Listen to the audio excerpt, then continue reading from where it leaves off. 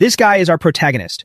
He is a dried-up skeleton whose only wishes are to take a dump and bust a nut. So he made a deal with the gods. He would crush the rebelling demons, and in exchange the gods would grant him a body of flesh and blood so he could crap and bust a nut every day. But who would have thought the gods would break their promise? They wanted him to become a lifelong slave, working for them forever. He told them to go fuck themselves and refused immediately. Left with no choice, the gods used all their might to turn him into a cockroach. But somehow they mixed up his name with someone else's, so he reincarnated as a baby in the most overpowered family on the continent, possessing unimaginably overpowered holy power. But as a demon king, what use is holy power? He just spams his dark mana instead, becoming an unrivaled genius of the universe. And without further ado, let's get started. The story begins with Isaac's inner thoughts. I want to live. I don't fucking want to die. In his hand is a doctor's diagnosis. This is a disease that has never been discovered before. The doctor added, therefore this disease will be named after you. He couldn't help but crumple the paper tightly. I'm very sorry, but you only have. Isaac walked down the street in total despair. A maximum of 6 months to live. Suddenly, he bumped into a passerby. His face darkened. This can't be. Bystanders started whispering. What's wrong with him? Who knows? The traffic light happened to turn red. I've worked like a dog and I just barely got my life together. Am I really going to die now? Isaac absent-mindedly stumbled across the street. Suddenly, a hand pushed him aside. Hey, move it. Don't you know how dangerous that is? The unlucky guy fell face first onto the ground. He trembled with inner dread. I've been handed a death sentence. Why is life so unfair to me? A lottery ticket fell out, making Isaac even more bitter. And it had to be on the exact day I won the jackpot, too. I still want to live. I don't want to die yet. I'll be satisfied with whatever I have, so please, please, please. The ill-fated young man cried his eyes out. Please, don't let me die. Even though I said that, it doesn't mean I wanted to live. In this kind of state. Did I really have to reincarnate as a bald skeleton? I can't even take a shit in this body. A horde of monsters immediately swarmed toward him. Isaac turned his handsome bald head to look at them. A sword was practically fused into his bony arm. Isaac fiercely swung his blade to take out his revenge on the world. I'll kill them all. His brutal makeshift blade was completely drenched in blood. Isaac suddenly turned his head to look back. A massive, grotesque monster lunged at him. Its massive foot stomped the ground with a deafening thud. Completely unfazed, Isaac drove his sword straight into its nose. A voice echoed from the dried-up skeleton as he muttered to himself. Finally. Isaac enacted his epic revenge on the world. This absolute bullshit is finally over. Immediately after, he roared at the monster, Die. A flash of light zipped by, sending it straight to its maker. Isaac, with his shiny bald head, brought his blade down ruthlessly. A devious glint flashed in his empty eye sockets. That was the last one. And just like that, our guy went to meet the king of hell. The colossal monster collapsed lifelessly to the ground. The suppression of the rebel army is complete. Isaac strode forward. After reincarnating, I became the lowest-ranking demon, a skeleton, and then gradually evolved into the Lich King. The demonic minions all cheered for me. Demon King. The immortal Demon King. I revived all the demons, those who had nearly been driven to extinction over the centuries. This pathetic bag of bones actually feels shy. Well, I might be bald, but I'm the Demon King now. Suddenly, a dramatic scream echoed out. Isaac, our king. Your name reflects your cunning and wicked nature, Isaac. He angrily complained to them for a while. I told you my name is Isaac. How many times do I have to repeat myself, huh? It's Kim Isaac, you bastards. These idiots can't even pronounce my name right. Anyway, take care of yourselves. A subordinate asked him, Demon King, where are you going? Isaac answered bluntly, to get my reward. My ultimate goal is to be able to eat and shit. It's to become human. At this moment, a monster lackey was getting brutally beaten down. The others were completely stunned seeing this. Isaac chuckled softly with his bony joints. Right then, he majestically appeared in the heavenly realm. Isaac immediately declared, I have eliminated those who opposed you. Our agreement is still valid, right? According to the contract, turn me into a human. A majestic voice echoed out, Have you annihilated all of them already? I thought it would take you at least 500 years. How impressive. He even overheard someone say, I heard rumors from the medicines that the high-ranking demons formed a union just to force him to work for free until he dropped. Isaac, naturally, fiercely objected, I can hear you. Why are you talking so much? Didn't you say that if I got rid of them all, you turn me into a human? I sold my soul to capitalism and did exactly as you said, you bastards. The god then shamelessly suggested, could you sell your soul to capitalism for just one more task? Isaac was incredibly furious. Even if I'm a skeleton, you guys should know your limits. Burning with the flames of vengeance, he screamed, Damn it! What gives you the right to make me your slave? Even if you are gods, I don't give a fuck about any of you. Isaac erupted with power as a warning. You sons of bitches. You forced me into slave labor without even knowing how to turn me into a human, didn't you?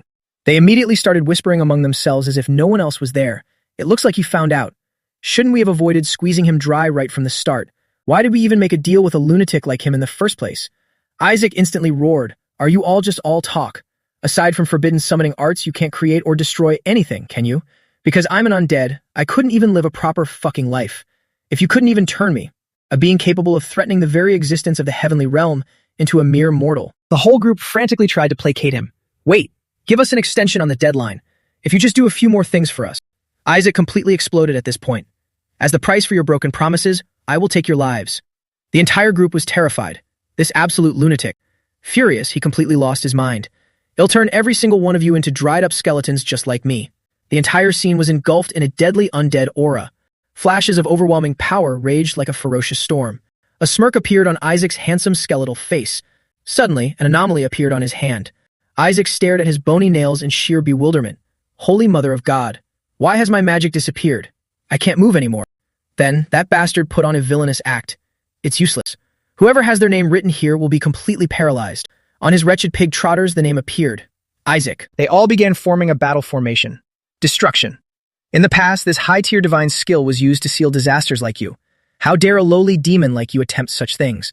You should have been grateful for the chance to do hard labor for us. Now live the rest of your life as a bug. Isaac was incredibly disgruntled. Why the hell couldn't you at least choose a bug with a lot of hair? The god replied in a condescendingly arrogant tone.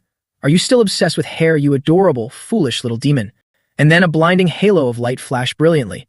They were instantly hit by a backlash, screaming in agony. He mocked them, "You fucking idiots." His body glowed like a portable projector. "If you wanted to do this, you should have acted faster before I noticed. I'd rather self-destruct than turn into a bug." Seeing that he was about to blow himself up, they all screamed, "Wait, hold on." Isaac vehemently cursed at them, telling them to go eat shit in the toilet. And then a massive explosion of light erupted. The space descended into chaos from the sheer berserk energy. Everyone dropped their jaws in absolute shock. That lunatic. Did he really just self-destruct? He's completely insane. However, the crowd was still worried. Did the ritual go through normally? Oblivious to his true aura, the other side assumed. The ritual was enacted, so the Demon King's soul has been sealed. Thank goodness. They started discussing among themselves, since the Demon King has vanished, we should get our powers back, right? Exactly. Whenever the Demon King disappears, we receive our powers back. It's still too early to relax. Who knows when the next disaster will appear? We must create the perfect vessel for a saint in the human world and eradicate the demons once and for all. Someone voiced their concern. "Are you all right? It looks like you've expended quite a bit of power." The other replied, "Don't worry. What we need to do now is find a soul to place into this saint's body. As for that arrogant skeleton Demon King, he will be imprisoned in this bug forever. I will make him see reason. Calm down, I need to calm down. To think I was tricked by those damn gods. Have I really turned into a stupid, brainless skeleton? Whatever, forget it. Why is it so bright? Who would have thought it'd turn into a bug now, without even hands to cover myself? What is this soft, warm thing? Wait a minute, do I have hands? This is a human body. Have I turned into a human?" Isaac thought to himself, why would they, the ones who hate me more than anything, do this? Don't tell me their seal failed. Right at that moment, a voice rang out, "Oh my goodness, Holy Sun." The maid excitedly called out, "The Holy Sun is awake." He couldn't help but be startled. "Holy Sun." She affectionately asked, "You were sleeping so soundly. Why did you wake up?" It would be better if he slept a little longer, right? Isaac knew he was totally screwed. Who are these people? Nannies? Have I really become a human? Someone else chimed in, "I just don't understand it." Those people immediately dropped their act. "Even though we don't want to, we have to finish our job. Holy Sun, sorry that you just woke up, but we have to put you back to sleep. May you rest in eternal peace." Isaac completely froze. "I just barely escaped death, and I'm logging out again already." The butler smirked sarcastically. "My apologies, Holy Sun, but now you must rest in eternal peace." Then he shoved the milk bottle close to his mouth. Isaac immediately turned away to dodge, his face turning pale as he covered his mouth. Isaac fiercely rejected the milk bottle being forced on him. The young man was stunned. Goodness, why won't he drink it? Isaac turned around, thinking to himself, "Are you kidding me? I finally managed to return as a human. There's no way I'd drink something so suspicious. But why did I even become a human in the first place?" The other person complained, "Why don't you act like a normal baby and drink? Then you can die, you can sleep soundly, right, Sir Isaac?" Isaac immediately turned around on high alert. Did that guy just call me Isaac? He began to recall. Sir Isaac. So instead of using my real name, Isaac, they mistakenly wrote it as Isaac. Isaac. He then realized, I get it. So that's why I wasn't sealed. On top of that, I was reincarnated into a body that shares my name. Those fools act as if they're so mighty, yet they were so careless and failed to seal me. While Isaac was smiling triumphantly, the milk bottle was shoved into his mouth right at that moment. Isaac desperately wanted to resist. No! Those people were using all their limbs to hold him down. Help me. How is he so strong when he's this tiny? Isaac's face instantly turned pale. Is this vegetable juice? It tastes awful. Are they trying to assassinate me with this disgusting concoction? I finally managed to become a human. Moreover, there's something slightly unusual inside my body. Hell and Holy Empire, Middle East Temple. Masa was walking with his attendants trailing behind him. He smirked triumphantly. By now, that child must be dead. Right at that moment, a voice echoed out, "You look quite happy, Bishop." The Emperor of the Hell and Holy Empire, Alexander Heathcliff, stood there looking dead serious. Everyone present respectfully bowed. "Greetings to the son of the Empire." He began to provoke him. "What is a bishop doing here?" Masa immediately gave a fake reply. "The Joshua family has come to send their greetings to the saint candidate. After all, your majesty knows the Holy See cannot simply ignore the Holy Son." The Emperor coldly shot back, "I see. Since this concerns the Holy Son, you should go meet him in person too, shouldn't you? If another incident happens after handing the Holy Son over to the Holy See, it would be truly unfortunate." He laughed and replied, "What do you mean by that, your majesty?" Then an earth-shattering scream rang out. The panic voice from inside made Masa gloat. "Young master. The young master has." Everyone immediately ran as fast as their legs could carry them. The Emperor quickly threw the door open. "Young master, what happened?" The terrified maid reported, "Young master." His face instantly scrunched up. "He's so cute." Isaac, possessed by his inner best actor, put on a show while they gushed. "Just look at that chubby tummy. He's so adorable. He eats so well. As expected of an angel, look at this. He drank all 15 bottles of this awful vegetable juice by himself." Masa looked like he had just eaten crap, fuming with frustration. Impossible. How is he still alive? And he even drank all of that. That wasn't just ordinary vegetable juice. A few minutes ago, Isaac vaguely sensed it. There's something slightly unusual inside my body. Not again? Isaac suddenly realized, wait a minute, this is... A green slimy liquid is dripping down drop by drop. That is the Holy Calamity, a lethal poison that destroys the holy power of clerics. It might not take effect immediately, but since it's a poison, drinking enough of it will kill you. But I will turn this poison into demonic mana. Therefore, it's an absolute godsend for a former demon king like me. To think they give me, a demon, something I can convert into mana. This is just too perfect. I'm going to suck down every last drop of this magical baby food. He started going crazy, basically saying, give me all of it. They were bewildered. Is he asking for more? Why do I suddenly feel like I understand what he's saying? The butler just kept pouring it into his mouth. Of course, the more you drink, the happier we are. After all, this poison, this vegetable juice, won't take effect immediately anyway. Isaac gave him a thumbs up. Excellent. For the sake of victory, I will absorb all this mana. Though I wonder who exactly slipped this in here. His eyes widened as he came to a realization. The thing I need to do right now is leave the conscious realm and enter the subconscious world, and then go to the deepest place within.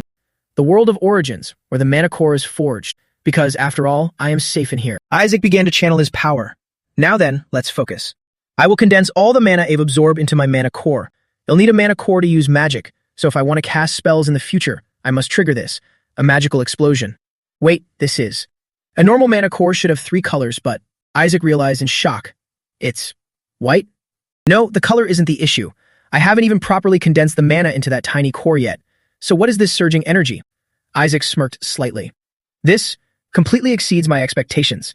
Stomping his foot down hard, Isaac tried to get closer to the energy core. Just how many blessings were crammed into this baby's body? If I put in the effort with this, I could become a monster even more powerful than I ever imagined. The name Isaac emitted a blinding light. He directly pressed the button. Survive. Memories of his cursed fate flooded back. The most desperate desire etched into my very soul. Survival. That was the origin of becoming the Skeleton Demon King, and with that, I was able to create completely original buffs and special skills. Furthermore, as Isaac, I've successfully inherited the magic within this body. Dreaming of a glorious future, he couldn't hold back a triumphant, smug laugh. Seeing him pass out, everyone grew curious. Is he dead yet? Go check. Isaac suddenly raised his hand. He's still alive. Just babbling a few words was enough to make those guys wet their pants. High on mana, Isaac demanded, another bottle. Hit me with a stronger dose. Back in reality, the Emperor breathed a sigh of relief. Thank goodness nothing happened. Meanwhile, Isaac thought, well, I was just almost assassinated. No big deal. Masa suddenly noticed something. What the? Why is he looking at me like that? Still engrossed in his milk bottle, Isaac wondered to himself. Did I accidentally chug too much? No, I can't do anything that would make people suspicious. I have to play dumb. Smile. Just smile. Inside the crib, Isaac maintained a goofy smile, as if deliberately mocking him. The bishop turned pale with rage. What the hell is wrong with him? Drinking that much, he should be dead, vomiting blood everywhere. And yet, he's still. Masa froze for a few seconds, sweating profusely. How can he just smile in my face? A few days ago at the Citadel, rumors circulated among the masses. Will the one who becomes the saint rule the Holy Empire? Hyrie placed his hand on the holy chalice. Ridiculous. After all, every fool insists that their own child is the saint, even those from the lowest of families. Hearing this, his subordinate replied carefully, "Please do not worry, my lord. All the other saint candidates have already been dealt with." He retorted, "That goes without saying, but I've heard a few rather unpleasant rumors." He coldly interrogated Masa. "Rumor has it there is a saint candidate from the Joshua family, isn't there?" The Joshua family, the right arm of the emperor. The old man trembled to his bones upon hearing it, but we couldn't possibly lay a hand on them. The wine glass was immediately hurled to the ground. As the wine spilled out, he declared, "That brat will die the moment you arrive. You just need to confirm his death. I've already assigned you to handle this." The head of the Barrett family, Cardinal Hyrie Barrett, furiously gnashed his teeth. The saint must come from the Barrett family. Looking at the baby in the crib, he thought to himself, he said he'd surely be dead by now. But how is he still alive and kicking? How could something so absurd happen? Masa looked at Isaac with interest. This is getting interesting. This sparkling blonde hair, it's the exact color of the founder of the Holy Empire, isn't it, Bishop? Hearing this gave him goosebumps. "Your Majesty, how could you say such a thing?" Isaac thought to himself, "Is this person the emperor?" He exclaimed, "I even feel this child is closer to the gods than the current pope." As expected of the ultimate saint candidate, this single sentence from the emperor scared him so much his jaw dropped. "What? I'm a saint candidate? So this is why those guys kept calling me a saint this and that." Masa grew even more bitter. Damn it, the emperor is already favoring him. I can't let this continue. He hurriedly fawned over him like a lapdog. "Your Majesty, please let me take care of this child." Hearing this, the emperor became suspicious. What's the reason? The two began bickering. Something's not right. A newborn baby couldn't possibly drink that much vegetable juice. The emperor countered, "What's so unusual about a saint candidate drinking the church's offerings?" Isaac tried to convince himself, "Me, the demon king, a saint candidate. How could this happen?" The other side kept nagging, "But we aren't certain yet. Please let me take care of him. Someone from the Joshua family will arrive, so you can proceed after that, Your Majesty." Isaac then let out a burp. He covered his mouth, scared out of his wits. Crap, that was the dark manna I haven't fully digested yet. Did anyone see that? At this moment, Masa brought his pig trotter near him. "Your Majesty, I think I just felt a trace of dark manna emitting from this child. It seems quite suspicious." Isaac cursed inwardly. This bastard. Has he noticed it already? Masa simultaneously added fuel to the fire. This child might just be a failed candidate, so I must report this to the Inquisitor immediately. He grew bitter, this son of a bitch. The two sides despised each other's hypocritical faces. "What the hell? How dare you speak like that about a precious saint candidate?" Masa persuaded, "Calm down, Your Majesty. There's no need to worry. The Pope has already set his sights on the candidate from the Barrett family as the next saint. The Emperor knew their intentions all too well. He wants a child from his own family to be the saint. Where is his shame? Where are his morals?" Isaac also realized, so that's why he wants to eliminate me. He was suddenly lifted up. "Now then, bring the Inquisitor here." Isaac immediately cursed in his head, "This bastard." Suddenly, the Emperor reached out his hand to stop him. "Wait, the Joshua family is a close ally of the royal court. As the Emperor, I believe this child should still be considered." Masa, slightly annoyed, hurriedly and hesitantly replied, "I understand, Your Majesty." But he also said that the Crown Prince's blessing will be bestowed after the saint is decided. Hearing this, the Emperor was startled and pondered. If I don't support the child chosen by the Pope, will he refuse to bestow the blessing upon the Crown Prince? He wanted to confirm, is this the Pope's will? Isaac, on the other hand, was incredibly annoyed. These cheap bastards. This isn't good for me. If they find out who I really am. Masa replied hypocritically, "If not, we can test him right now.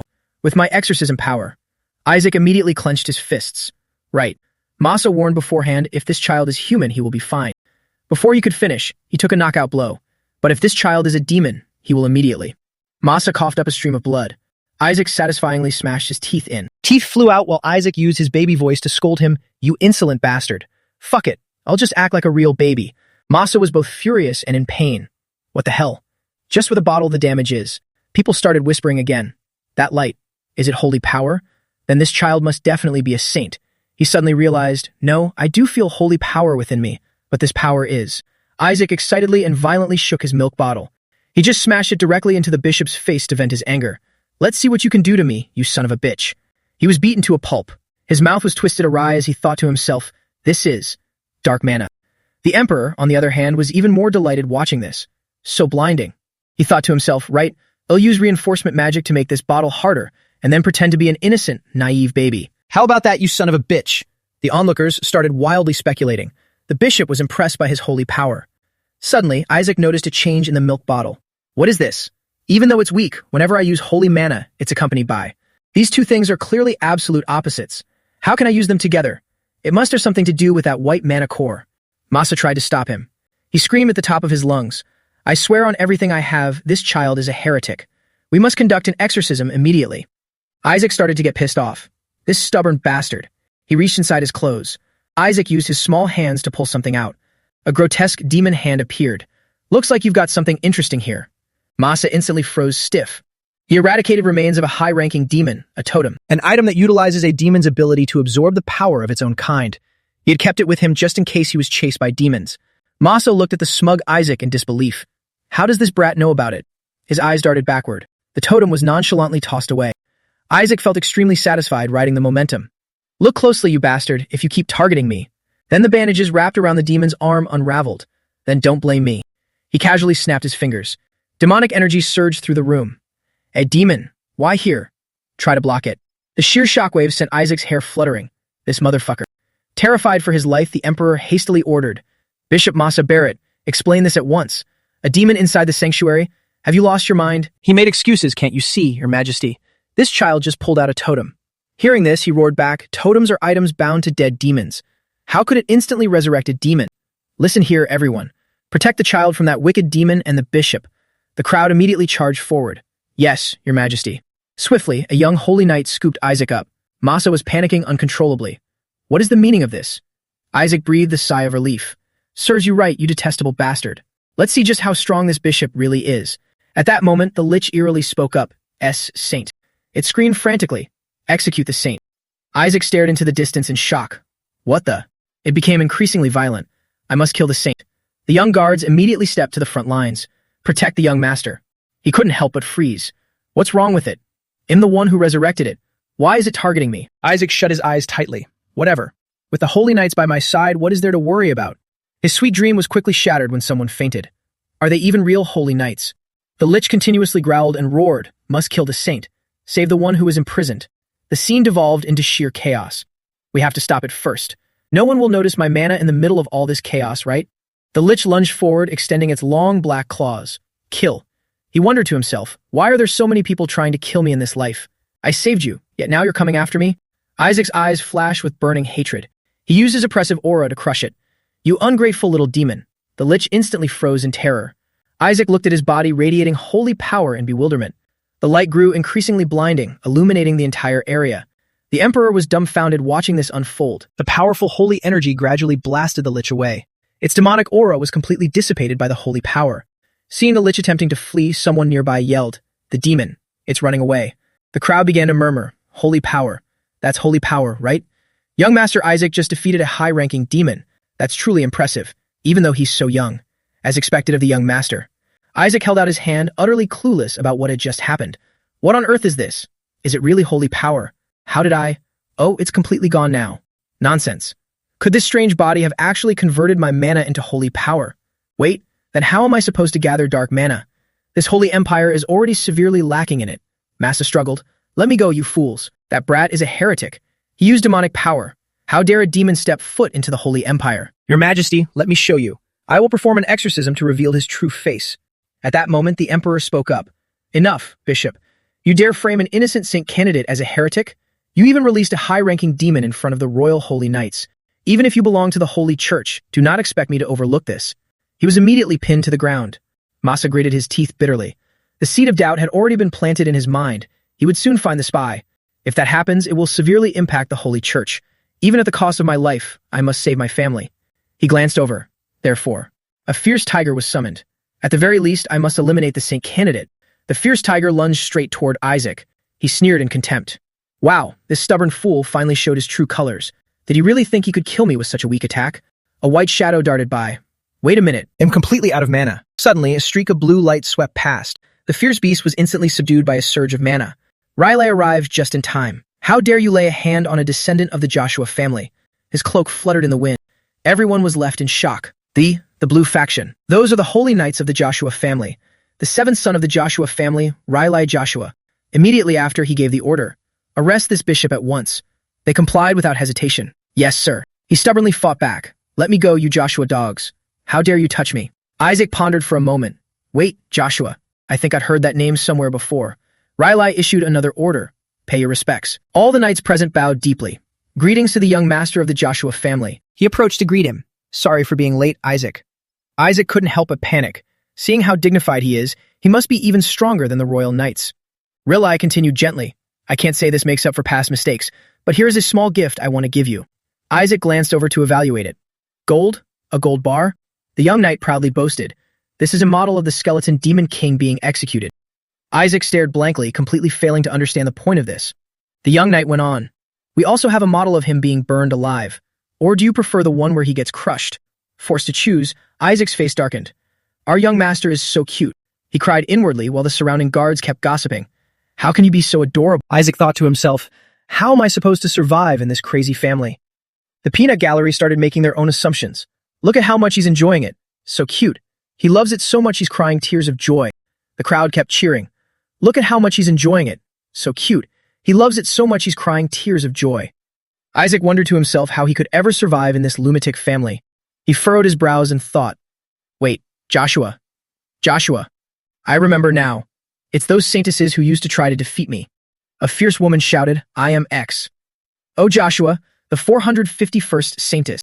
Another fierce woman roared, I am OX Joshua, the 61st saintess. You have no right to know my name.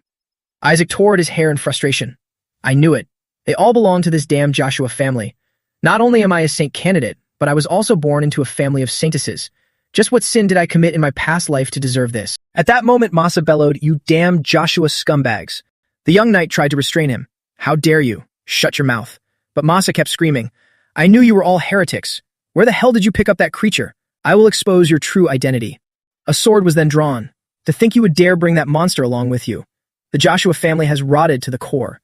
He continuously screamed, I will definitely exterminate your Joshua family. And just like that, Masa was dragged away. Rilai warned him without an ounce of mercy.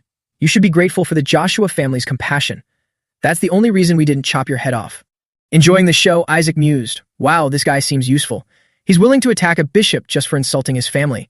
With a good enough excuse, he might even dare attack the Holy Church itself. The onlookers started coddling him. Young master, you don't need to listen to those words. You only need to see and hear good things. Isaac basked in the euphoria. These idiots. Screw this, none of them are useful at all. I think I remember them now. The Blue Joshua. They used to be incredibly powerful enemies. Just the thought of the Blue Joshua sent shivers down my former subordinates' spines. Those guys were all about chop off the skeleton demon king's head. Off with it. Off with it. I really wanted to scream, stop it already. No wonder my subordinates were terrified. At that moment, a voice rang out from behind. I won't forget this debt of gratitude. The emperor then poured his heart out, suggesting, speaking of which, could you perhaps discuss with your family head about the royal family's desire to raise this child? Rilai switched to his cold persona and replied, Your Majesty, please do not joke like that. Isaac marveled, is the royal family keeping an eye on me? Factions both inside and outside the Holy Empire will target this young master. The emperor stopped beating around the bush and got straight to the point. Factions both inside and outside the Holy Empire will target this young master. You must have realized this too, right? Of course, the Joshua family is by no means weak, but are you certain your blue faction is currently capable of protecting this child? Rilai was rendered speechless for a moment. Isaac eavesdropped intently. What the hell are they talking about? Especially when the Pope won't accept this child either. He has the same hair color as the founding emperor. Furthermore, the skeleton demon king might be hunting him down too. Hearing this, he vehemently protested, unfair. Wait a minute, I am a skeleton demon king. Why would I hunt myself down? The other side quickly retorted, please forgive us, your majesty. Since this child belongs to the Joshua bloodline, we will raise him as a member of our family. Rilai hugged Isaac tightly and asserted, whether it's the Pope or the skeleton demon king, the Joshua family is fully capable of handling them all. In fact, I believe the former saintess Melissa would be absolutely thrilled to meet the skeleton demon king again. The emperor expressed his high regard. I believe so too. Rilai firmly declared before the court, therefore, how could we possibly agree to send the direct descendant of Saintess Melissa to be raised by the royal family? Isaac finally caught the main point. Wait, Melissa? My final enemy before invading the heavenly realm? That Melissa? The most frustrating and craziest saintess I ever faced. Not only was I born as a saint candidate in a family of saintesses, but am also a direct descendant of Melissa. What the hell is wrong with this life? What is a saintess? After being defeated by the skeleton demon king countless times, everyone armed her, saying, Saintess, be strong. The skeleton demon king must be killed. They decided to create an ultimate weapon, the saintess, a staff forged by the gods to punish evil, a divine warrior of light, the beacon of the Holy Empire, and the highest rank among knights. With the overwhelming combat prowess of the Saintesses, people thought the skeleton demon king would soon be defeated. Their attack and defense rivaled the gods, possessing a strong survival instinct, reckless attacks, and beautiful individuals who only grew stronger with time and lived incredibly long. However, the skeleton demon king was exceptionally ruthless. Isaac recalled his own battle records. He thought to himself, I never actually killed a Saintess. Killing them would only put me at a disadvantage. When a Saintess is killed, all her holy power returns to the gods, and they would just use that very power to nurture future Saintesses. However, the last Saintess, Melissa, was ridiculously strong. I almost kicked the bucket at her hands. To think Melissa is actually my ancestor. Riley smiled and said, a Saintess is an existence that desires nothing but the death of the skeleton demon king. The Emperor silently listened. The Joshua family is the only family that produces Saintesses, and our sole mission is to defeat anything that stands against the gods. I am certain the Joshua family is fully capable of protecting this child. Another young knight also chimed in, that's right. Do you know how many Saintesses have perished at the hands of the skeleton demon king? Isaac was exasperated by the false accusations. I didn't do anything. I didn't even touch them. The group then brought up accusations. The skeleton demon king once imprisoned this Saintess in a labyrinth, deeming her unworthy of his presence. He thought to himself, I let her go. How was I supposed to know she was that terrible with directions? Another person said, 5 Saintesses have died of despair. Isaac got furious. Damn it, they should have gone to a hospital instead. Seeing him constantly thumping his chest, Riley tried to comfort him. It's okay, there's nothing to worry about. Even if you're cursed, we will do everything to protect you. Isaac really wanted to spit in disdain. In the one who can't accept this, just curse me already. Riley lovingly cradled him. We are so grateful for your birth. Your parents only have one wish for you. That is, they hope you won't grow up to be like that wicked skeleton demon king. This single sentence left Isaac completely unsure of how to react. He closed his eyes and brainwashed himself. Oh, my nameless parents. I'm sorry for shattering your hopes and dreams. The Emperor still clung to his intention. Please reconsider, Riley. The skeleton demon king was sealed 150 years ago. Isaac thought, has it been that long? Doesn't that mean Melissa has already passed away? She was already 50 during our last battle. The Emperor spoke frankly. During that time, the demons have started expanding their army. Having a saint by our side would be the perfect opportunity to increase the Holy Empire's influence. Therefore, this young master is extremely important to the royal family. However, there is currently no Saintess in the Joshua family. It's been over a year since the Saintess who gave birth to this child disappeared with her husband. Isaac gasped in sheer astonishment. My mother is a Saintess. Riley retorted to the Emperor.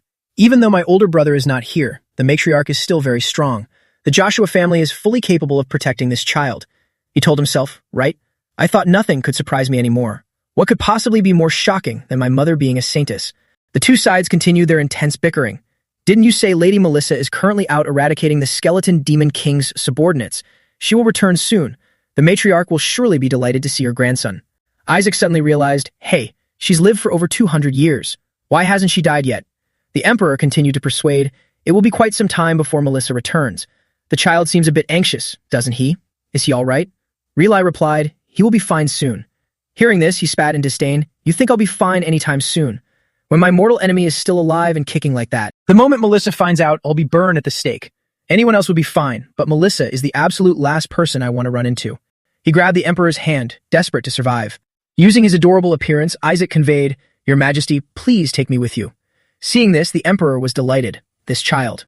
The Emperor enthusiastically boasted, Look, even the boy wants to come with the royal family. Riley made excuses. He is just being a bit too friendly, Your Majesty. He confidently declared once again, the royal family can provide so much for him. Even if the Joshua family specializes in producing saintesses, they don't have much experience in raising a saint. The two sides resumed their tug of war. This child is destined to be an exorcist knight, and no family is better at training exorcist knights than the Joshua family, Your Majesty. Besides, he is the first saint ever born in history, so doesn't the royal family also lack experience in raising a saint? The two men started using Isaac as a prize in their tug of war. The royal family is better. No, the Joshua family is better. He desperately wanted to cry out, Oh my gosh, stop it. Others also rushed to stop them. Please calm down. You two are going to tear the young master in half. Isaac's face darkened. It'll go with the royal family, so just stop. I don't want to die. Looking at the Emperor in front of him, he made his decision. Besides, the light illuminating life. That light keeps radiating from the Emperor. That means I'll have a much better chance of surviving if I follow him. I can't let this opportunity slip away. The glowing Emperor clicked his tongue in praise. A wise choice, little one. Isaac's jaw dropped in shock. This is. On a cool, quiet, and moonlit night, Masa bowed and reported, Impossible. I'm certain he used mana. I swear that child is the spawn of a demon. The mysterious figure questioned him. Holy power is bestowed by the gods. Are you telling me a noble possesses it? He drew his sword, terrifying Masa. But I'm sure it was mana. How could I possibly mistake mana for holy power? The other man replied coldly. The Holy See has already passed its final judgment regarding your claims. Masa desperately tried to appeal to his mercy. Cardinal. Hyray mercilessly delivered a chilling verdict. You are guilty of blaspheming the gods. A subordinate bowed respectfully. I will assemble an assault team. Hyray stopped him. No need. The Emperor will take the child with him anyway. Since there will be plenty of opportunities in the royal territory, we will plan for it later. This time, that brat will definitely die. Hyray Barrett stood motionless with his hands behind his back, lost in thought under the silent night. He smiled wickedly. The Emperor will take the child with him anyway. Since there will be plenty of opportunities in the royal territory, we will plan for it later. This time, that brat will definitely die. Meanwhile, Isaac was leisurely enjoying the comfort of his soft crib, completely unaware of the schemes being plotted against him. The bright sunlight shone down on where he lay. Back in the present, Isaac opened his eyes wide and looked around. He was currently heading to the Joshua estate. The carriage and its entourage were slowly making their way into the forest. Hyray Barrett and his subordinates who were tailing them were confused. Wait, what's going on? I thought he went with the Emperor. A few days earlier, a golden light appeared inside the small room, leaving Isaac bewildered. What is this light? Held in the Emperor's arms, Isaac panicked and covered his eyes. Why is it so bright? My eyes. Real Joshua bowed respectfully and said, Yes, Your Majesty. The Joshua family is indeed not a suitable place to raise a child. He continued in a gentle tone. You can imagine it as a place littered with the corpses of nobles and mana cores. Hearing this, Isaac marveled inwardly. Is this man's desire to live really shining that brightly?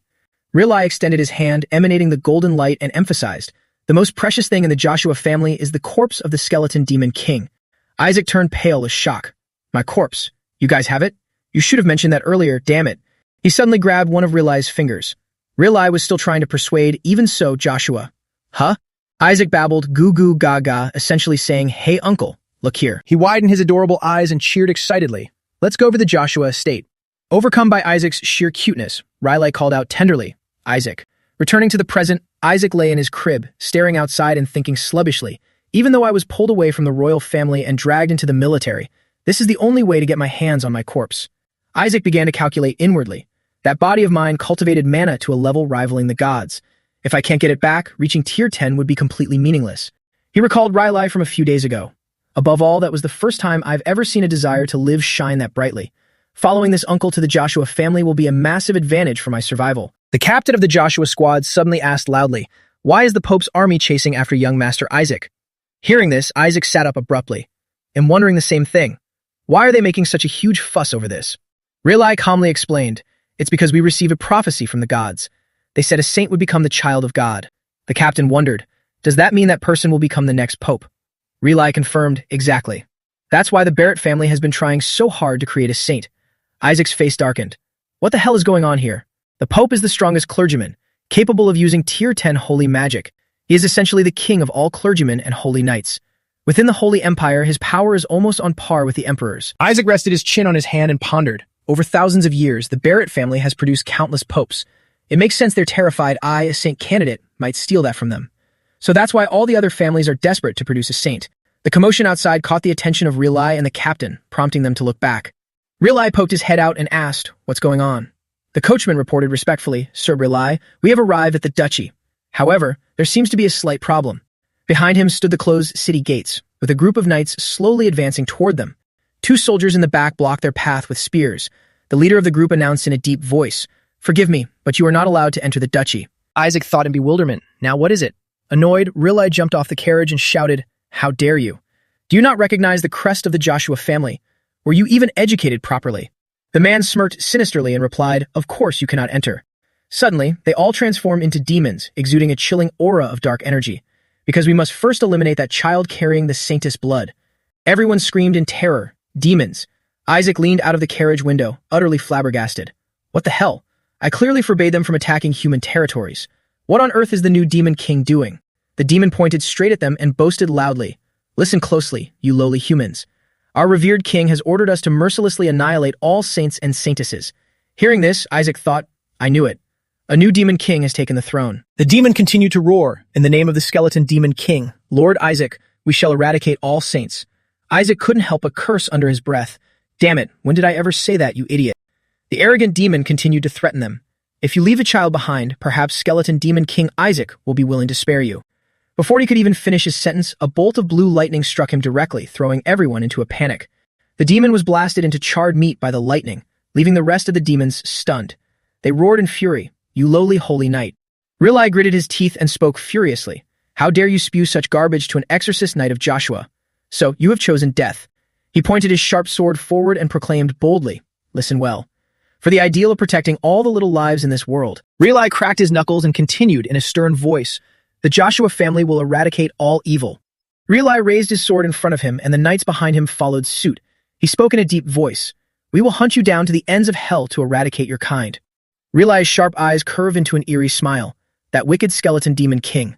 I can't believe he would use his subordinates to steal his body back like this. As if he had hit a nerve, the demons roared in fury. "How dare a lowly human like you?" They went into a frenzy and charged at Real-Eye, screaming, "I won't allow you to insult the skeleton demon king Isaac like that. Everything is to resurrect our king, Lord Isaac." The knights readied their stances, preparing for battle. The captain hastily scooped Isaac up and dashed forward to escape, whispering softly, "I apologize, young master." Isaac was still thoroughly confused, wondering to himself, "What's going on? Is someone impersonating me?" Upon reaching the middle of the forest, the captain suddenly stopped and observed his surroundings. He gently placed the boy on the grass and instructed, "Please wait for me here." The captain of the Joshua squad chanted a spell and said, "I'll be right back." Seeing this, Isaac thought to himself, a protective barrier. Isaac pressed his tiny hand against the barrier and mused, "Not even high-ranking demons can pierce through this. It's quite potent." He suddenly realized that since nothing could penetrate it from the outside, it also meant nothing from the inside could break it. Isaac closed his eyes and decided, in that case, well, to survive, activate. Magic release. Isaac focused and mumbled the incantation. "Heed my call. You who are born of magic yet possess a mind of your own." He silently called out, "Whisper, who is watching me?" Instantly, a pitch-black entity with sharp teeth and glowing red eyes materialized. Upon seeing Isaac, Whisper cheered excitedly, "My revered king. My master." Hearing its shout, he quickly covered its mouth. Yeah, long time no see. Now shut your trap, or we're all dead." Whisper looked Isaac up and down, speaking gleefully. "I thought I'd never lay eyes on your majestic visage ever again." Isaac let out a sigh. "I thought I was a goner too." Isaac looked at Whisper and thought, "It's been a while, Whisper. Even though it's just a scouting spell, it possesses its own consciousness. I created it because manually casting scouting magic and analyzing the results was simply too exhausting. Over time, it formed its own personality, though it's still quite." Whisper showed its sarcastic side. "Your cruelty remains as magnificent as ever. Congratulations on seizing a child's body without feeling an ounce of guilt." Whisper flew circles around Isaac, rambling on. "But how dare those filthy gods do this to my master? Even though my master can be a bit despicable, I still can't believe they dared to stuff you into the dirty body of an infant." Isaac interjected, "Enough. Go find the enemy instead." Whisper's eyes suddenly flared up brightly as it replied, "It'll begin at once." With that, it spun around, generating a purple aura of dark energy. Whisper announced, "I will now search within a 100-meter radius." It quickly reported, "There are 88 enemies. All of them are monsters. Trash like them could never compare to you, my revered master." Hearing this, Isaac was utterly shocked. Have they lost their minds? Wait, 88? Are they trying to start a war? He silently evaluated the forces on both sides. If the security in this territory is heightened, summoning my subordinates will become far too difficult. At this rate, I'll have to end this myself before the Joshua family catches me. Isaac steeled his resolve. Even if I have to exhaust all my stored mana, I have to do this myself. Suddenly, Whisper let out a cry. Whisper reported back. There are currently only 51 enemies left. It hurriedly continued. The number of enemies is dropping drastically. Now it's down to 31. He flinched, thinking, "What? Why the sudden drop?" Whisper exclaimed, "Now there are 13. Meanwhile, the blue faction. Joshua's squad captain was fighting while warning Rylai. "Sir, something is coming." Rylai immediately shouted, "Everyone, heed my command. Form a defensive perimeter." Whisper continued its report. Only 4 left. The demons looked overhead and spoke in excitement. "It's finally here, brother." A purple-faced demon stuck out its long tongue and said gleefully, "Let's attack together." It spoke in a ghastly voice. "Today, we will kill that saint." Whisper muttered along, "Saint." The demon shouted, "It can only be the skeleton demon king." Instantly, a surge of power blasted through and struck it with devastating force. Witnessing this scene, the knights turned pale with dread. At the same time, Whisper announced, "There are no more enemies left." A colossal demon with slit-like glowing red eyes, radiating pure rage, suddenly appeared before the knights and spoke in a deep rumble. "I have uncovered the trail of darkness. How dare you lay your filthy hands on my king?" The furious demon roared, "Pay for it with your lives." Seeing this from afar, Isaac's jaw dropped in disbelief, wondering to himself, what the hell is wrong with him this time? The demon narrowed its fiery eyes and growled, "My king, my one and only master." It rapidly morphed into an enormous monstrosity and bellowed in rage. "And yet you dare. You dare imprison him in such a lowly, infantile body." Since Isaac was the one who freed him, all the twisted affection the Shadow Lich harbored for Isaac exploded forth. The Shadow Lich glared at the group and snarled with fury. "Don't you dare look at that child with your disgusting eyes," it threatened. "I will gouge all of them out." The Joshua Squad captain edged closer to Riley and asked, "Sir, what is it saying?" However, the humans couldn't understand it, for it was speaking in a different language. Whisper let out a gasp of awe. "Wow, it's a real mess out there." Isaac thought, exasperated. "It seems that bastard has realized I'm the skeleton demon king. I must commend his devoted submission." But a loud shout rang out, "All knights, prepare for battle." Everyone answered in unison, "Understood." Seeing this, the Shadow Lich roared, "What are you insects trying to show off?" Inside the barrier, Isaac flailed his arms frantically, screaming in despair, "Stop ruining this life of mine, you gigantic manicore." His antics caught the attention of the squad captain. He hurriedly reassured him, "Young Master Isaac, please wait for us just a moment. He'll take care of this quickly." Immediately after, a burst of exhilarated laughter echoed out. The Shadow Lich cheered in sheer delight. "My master has recognized me. My guiding light has recognized me." Seeing this, the captain's face paled as he shouted, "Sir Riley, that demon is displaying hostility." The Shadow Lich bolted forward, leaving everyone completely astounded. It reached out its grotesque hand and shot forward like an arrow, howling, "Incoming right now, my master." Riley noticed it and loudly warned, "That lowly creature is charging toward Isaac." The Shadow Lich rushed like a gale toward Isaac and angrily rebuked, "You filthy knights, how dare you lock him in that disgusting thing?" Isaac achieved his goal and thought, "Good, he's noticed me." Isaac, with sparkling eyes, told himself, "I can't let my mana core be destroyed like this." Excitedly tapping the barrier, he ordered, "Quick, break this protective barrier." The Shadow Lich hesitantly replied, "Aye." It charged straight in, shattering the barrier, and declared resolutely, "Understood, master." The Blue Joshua Squad captain, witnessing the scene, stammered in fear, "Young master, the barrier has." Riley called out in a panic, "Isaac." Isaac flashed a smug smile. A crimson demonic aura erupted around him. Isaac grabbed the Shadow Lich's hand and praised, "Well done." He commanded sternly, "Now stop causing a ruckus and go get some rest."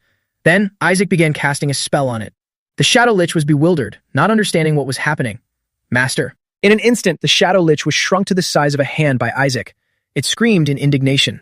"Why?" Riley, witnessing this, gasped in sheer astonishment. Could it be?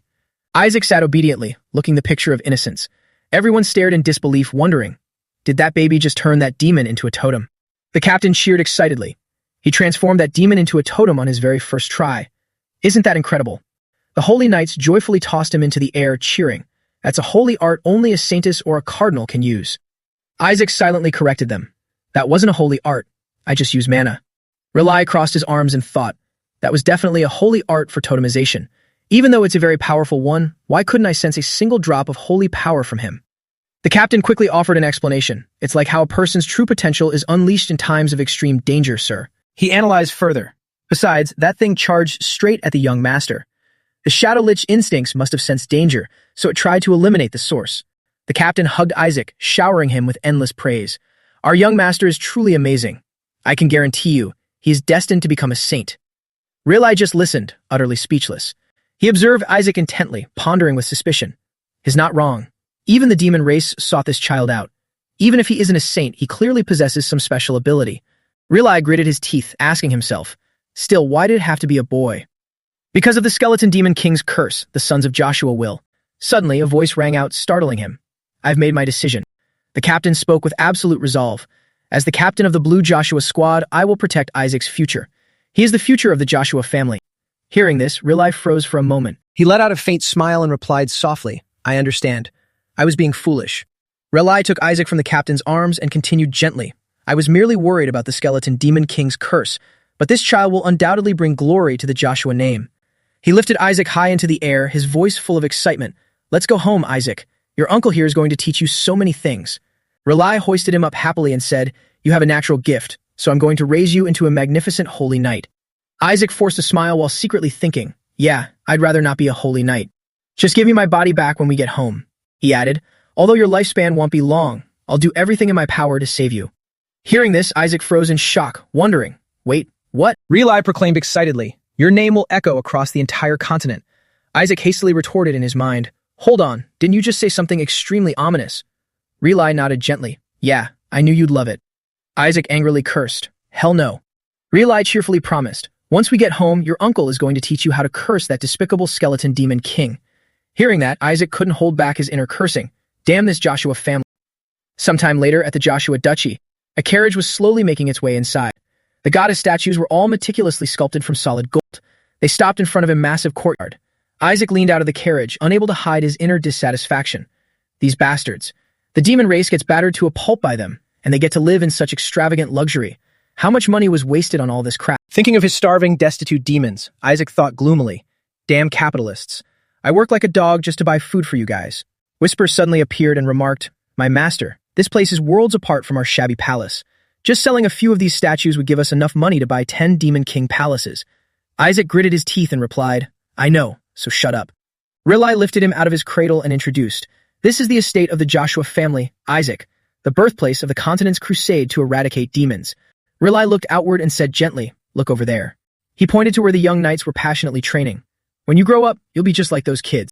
Spears ruthlessly pierced the straw dummies, accompanied by furious roars, die, skeleton demon king. The young knights relentlessly battered the straw dummies, shouting with pure resentment, I'll annihilate you, demon king. You lowly scum, just die already. Tearing you into 100 pieces wouldn't be enough, demon king. Take this.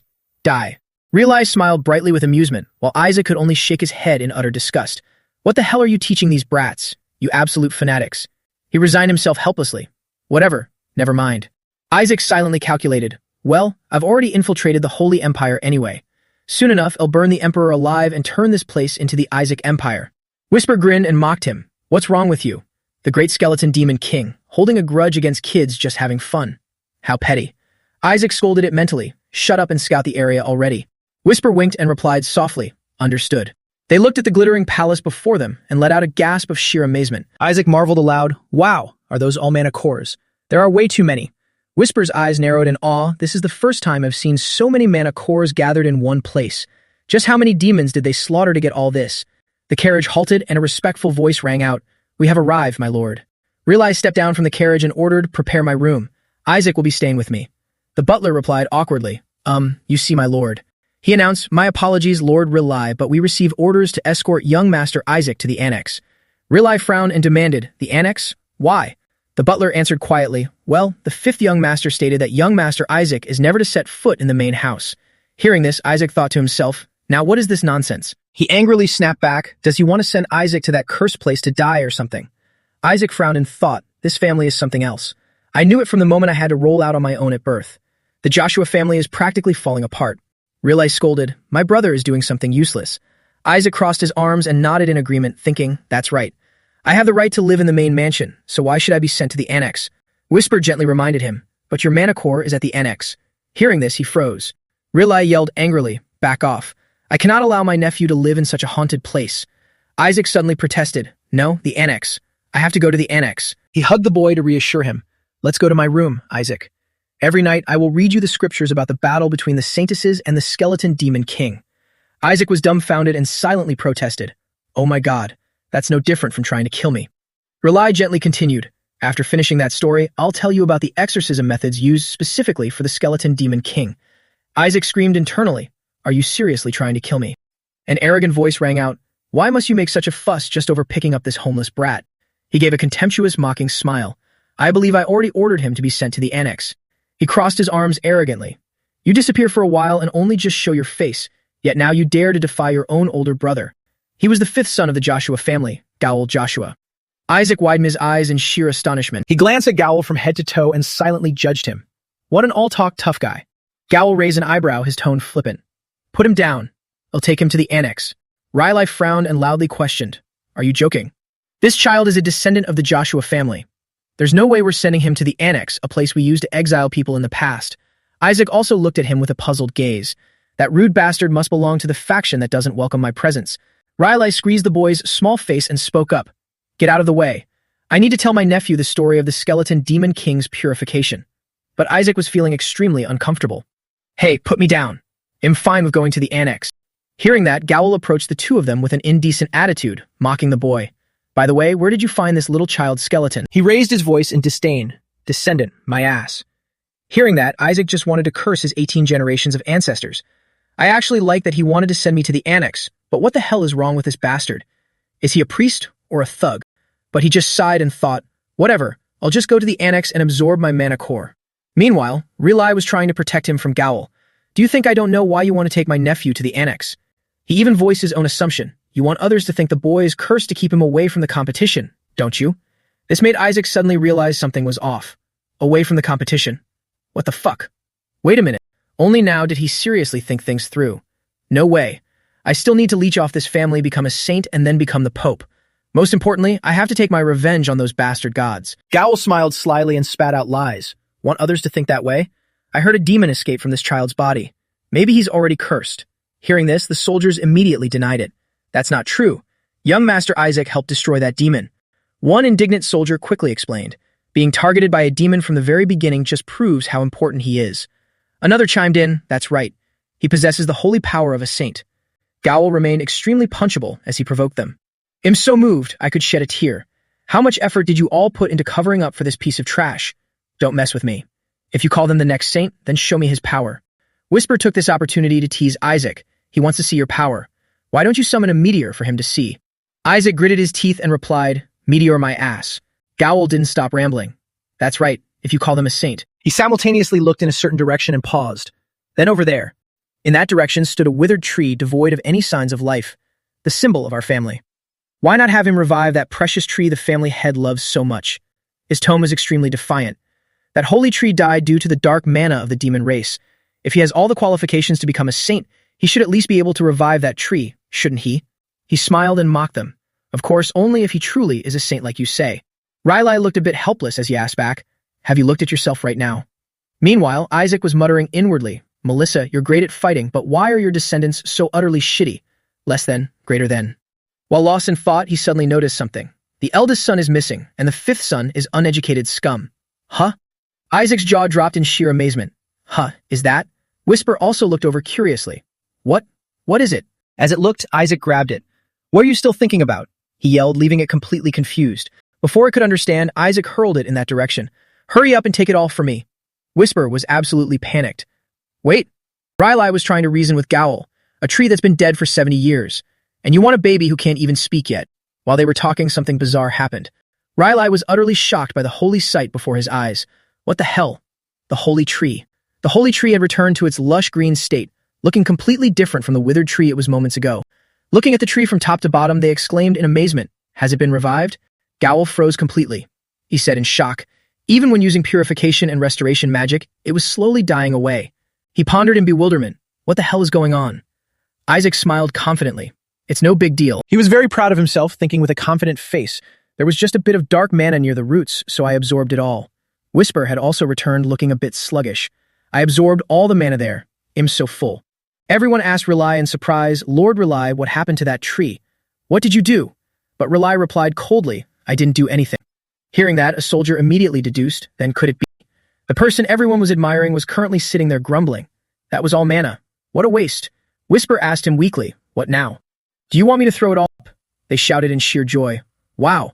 Then it was young Master Isaac who did it. But Gowl was still extremely stubborn. He forced a denial. This is madness. No one in this family has ever been able to save that tree, so how could this brat do anything? He stood still, speculating to himself while no one paid attention. Someone definitely helped him. Right? It must have been Relai. But everyone around was focusing their attention on Isaac, as expected of young Master Isaac. First an exorcism and now purification. Gowl clenched his fists tight. He couldn't accept this reality. You did it, didn't you? But Relai didn't understand what he was saying. What do you mean?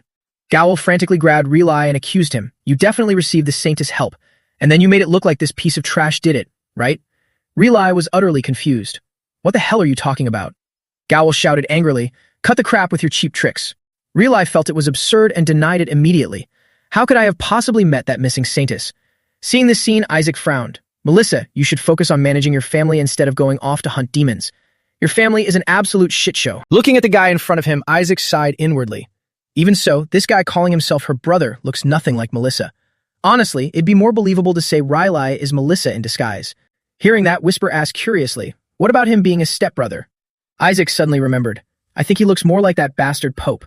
Gowl screamed like a madman, refusing to accept the truth. Don't play dumb. You think I don't know you brought this brat back to make him the next saint candidate? I can't believe you'd stoop to such dirty tricks when our family already has one. Isaac eagerly absorbed the information. There's another candidate in the family, and this rude bastard wants them to win. Whisper gloated at the incoming trouble and teased, "Looks like you have some competition now. But you don't seem to care at all, do you?" Isaac was actually thrilled. "Don't you think that guy must be just as wicked if this scumbag is his sponsor? Crushing him is going to be so much fun." Whisper reluctantly agreed. That makes sense. Real-Life frowned and confronted him. "So, are we supposed to just ignore the boy? He's our nephew, the son of our eldest brother. He has every right to lead this family." Gowl found his words incredibly grating. "Bullshit. Eldest brother? He ran away when the family was in danger." He grabbed Riley by the collar as he spoke. "You still want to bring up that eldest brother who only just now told us about this brat's existence." Isaac felt this gossip was worth tuning into. "So this is why I'm being discriminated against. Looks like this life is going to be amazing." Whisper couldn't understand his logic. "You can't just talk about your own life with such indifference." Gowl suddenly remembered something and sneered. "Ah, but this brat is still the Saintess' son, right? He might just be some half-blood she had out of wedlock that we brought in. She is the Saintess, after all." Every word he said made Riley's face contort in anger. "But we can't even be certain he's our eldest brother's son, can we? I guess his face looks decent enough since he takes after that woman." He continued his relentless slander against Isaac. "If it benefits the family, I think we could just sell him off to maintain the bloodline." Before he could finish, Real-Life furiously punched him right in the face. Staggering from the punch, he still couldn't comprehend why he was hit. "Are you crazy? Did you just hit me?" Real-Life finally spoke up. "Did you think you could get away with spewing that garbage?" Everyone was shocked by Relay's outburst, but Isaac found it highly amusing. "That's right. Brothers should occasionally exchange blows like this. Thanks to that, I've gathered some more useful info." The two launched into a full-blown brawl, ignoring the people around them trying to intervene. "Sir, you can't do this. Stop them quickly." Isaac stood by, enjoying the show. "The more chaotic this family is, the better. It'll make it that much easier for me to take over." Isaac smiled wickedly. "This damn family is already tearing itself apart." Whisper chimed in to bring him back to reality. "Come to think of it, if this family falls, won't you be doomed too? Did your brain shrink along with your baby body?" This prompted an angry mental shout from Isaac. "Shut up." Eventually, the atmosphere returned to a peaceful state. Isaac sat in a corner, lost in bored thoughts. Suddenly, he felt an itch all over, dying to start some trouble. "This is so annoying." People around him were discussing. "Another kid? What are we supposed to do with this one?" Isaac was incredibly annoyed. Not a single person in this freaking family is in their right mind. What a great way to treat an heir. They ignored him and continued their discussion. "We took in that country bumpkin and raised her to be the Saintess. The least she could do is not give birth to such a useless son. She isn't fit to be the Saintess." Hearing this was infuriating. "Hey, are you out of your minds? Don't cross the line." Suddenly, a woman's voice rang out and everyone fell silent.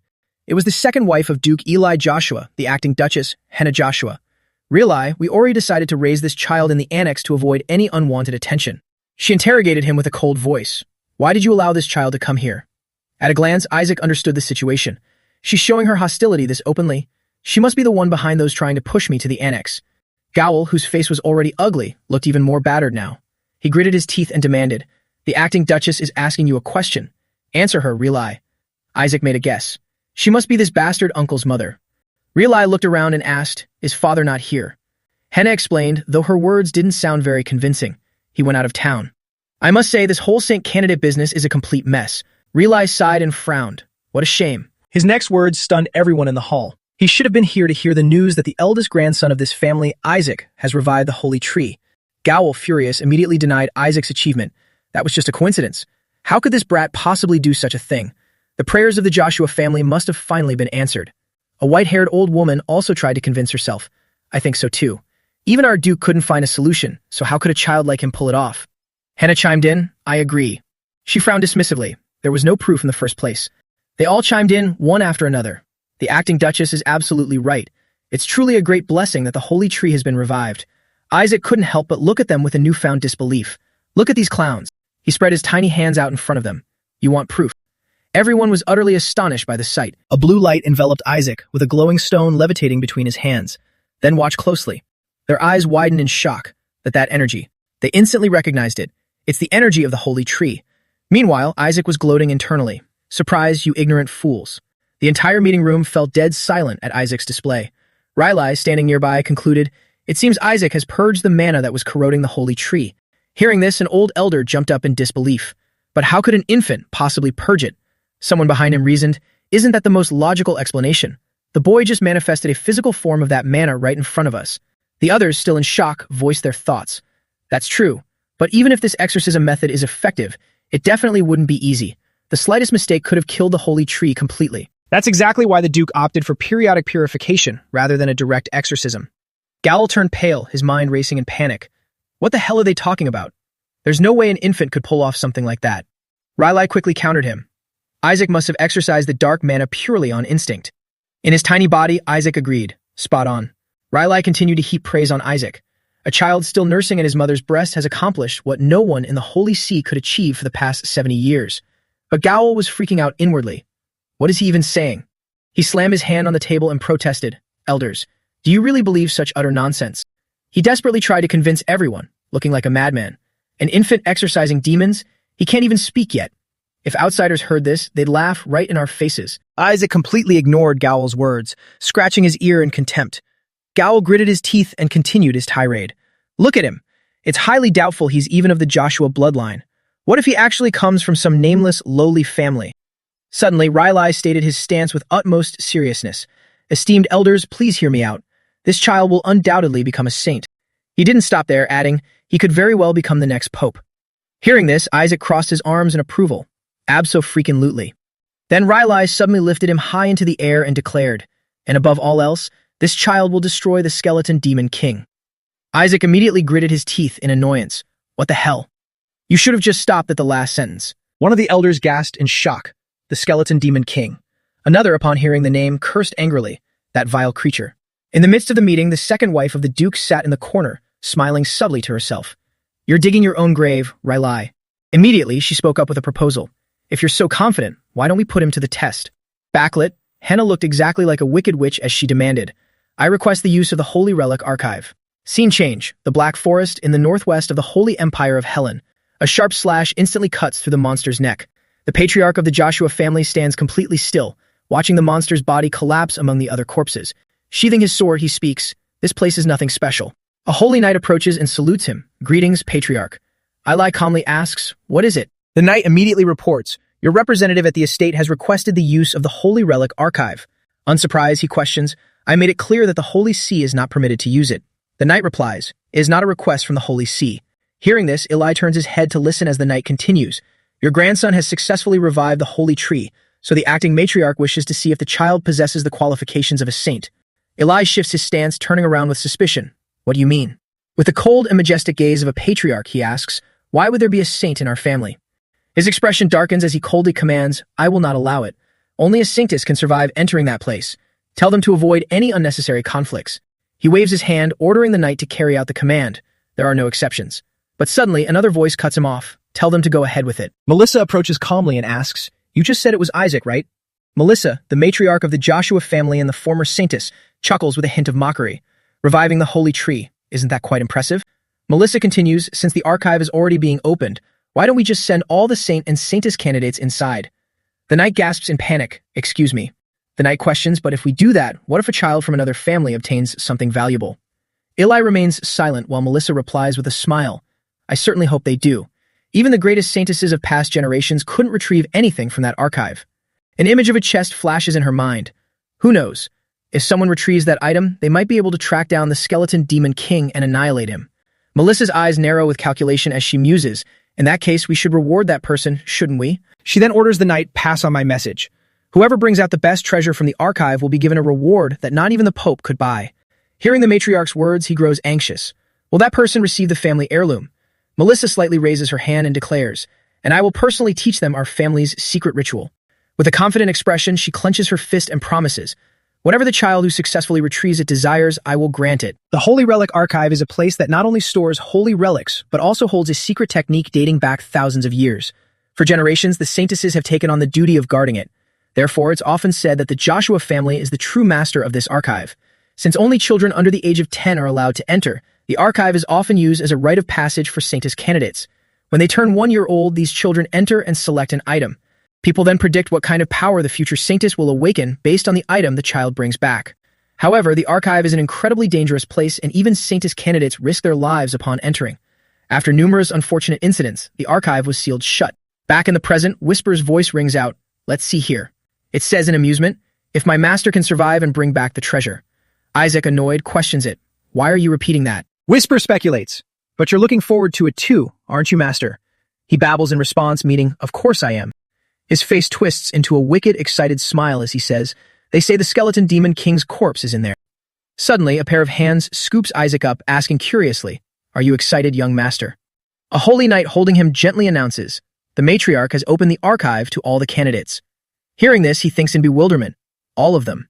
The knight joyfully tosses Isaac into the air to cheer him on. All the descendants of the 5 great families will be here. Even the cursed Pope's family is coming, but I'm sure you'll win no matter what happens, young master. Whisper flying nearby comments, looks like they're making a big deal out of this. Being cheered on, Isaac gains some confidence upon hearing this. That's good. The more people there are, the easier it is to distract them. Then I can retrieve my body much more easily. Just then, another pair of hands embraces him, reminding him, you have to be careful, Isaac. Realize smiles at his nephew and reveals, the demons captured from the battlefield will be standing guard in there. Isaac listens and wonders in confusion. It'll be dangerous because there are demons guarding the place. Although it sounds scary, Isaac smirks with absolute confidence, thinking to himself, if they were weak enough to be captured, they're probably just level 6 at best. I just need to overwhelm them with. While he is deep in thought, Realize sets him down on the bed and warns, level 8 demons are not easy to deal with. Instantly, Isaac shifts to silent fury. What the hell? Why are there level 8 demons in there? The Meg from earlier chimes in, even so, that level 9 dragon is probably the worst part. Realize answers casually, if we're only talking about levels, then yes. Whisper groans from the sidelines, this entire Joshua family must be insane. A dragon in a place meant for a bunch of kids. Then it asks, but at least you know a lot about dragons, right, master? Seeing its master's expression, it yells, what is it now? Isaac is currently biting his finger, trembling in panic as he thinks, oh shit. The danger level of dragons is on a completely different scale. Well, I did scan them a few times. Whisper asks helplessly, how many exactly?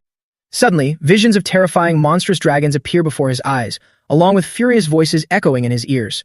That bastard even scammed the hatchlings. What the hell did he sell to those kids? They aren't even 300 years old yet. Even ancient dragons got scammed, let alone hatchlings. Motherfucker, that damn skeleton. Thinking of this, he answers quietly, about 70 or so. Isaac becomes even more flustered, thinking, this is bad. Dragons have excellent memories. They'll recognize my soul. Meanwhile, Whisper happily calculates, maybe it's time I find a new master. Seeing this, Isaac grits his teeth and scolds, I can hear you, you know. After a brief internal struggle, Isaac slams his hands on the mattress and concludes, looks like I'm out of options. Thinking of the treasure chest, he gains a burst of resolve and calculates, so there are level 8 demons and a level 9 dragon in the Holy Relic Archive, but my current self can barely deal with level 6 demons. As he schemes, Isaac's face turns even more sinister. To fight them, I'll just have to steal all the mana cores in the Joshua family. Let's head to the annex. The atmosphere returns to its peaceful state. The door remains tightly shut. Isaac and Whisper are sitting outside the door. Seeing him so serious, Whisper asks quietly, master, are you okay? Looking at Isaac's haggard face and lips drier than the Sahara Desert, Whisper sighs, you look like you're about to be exorcised.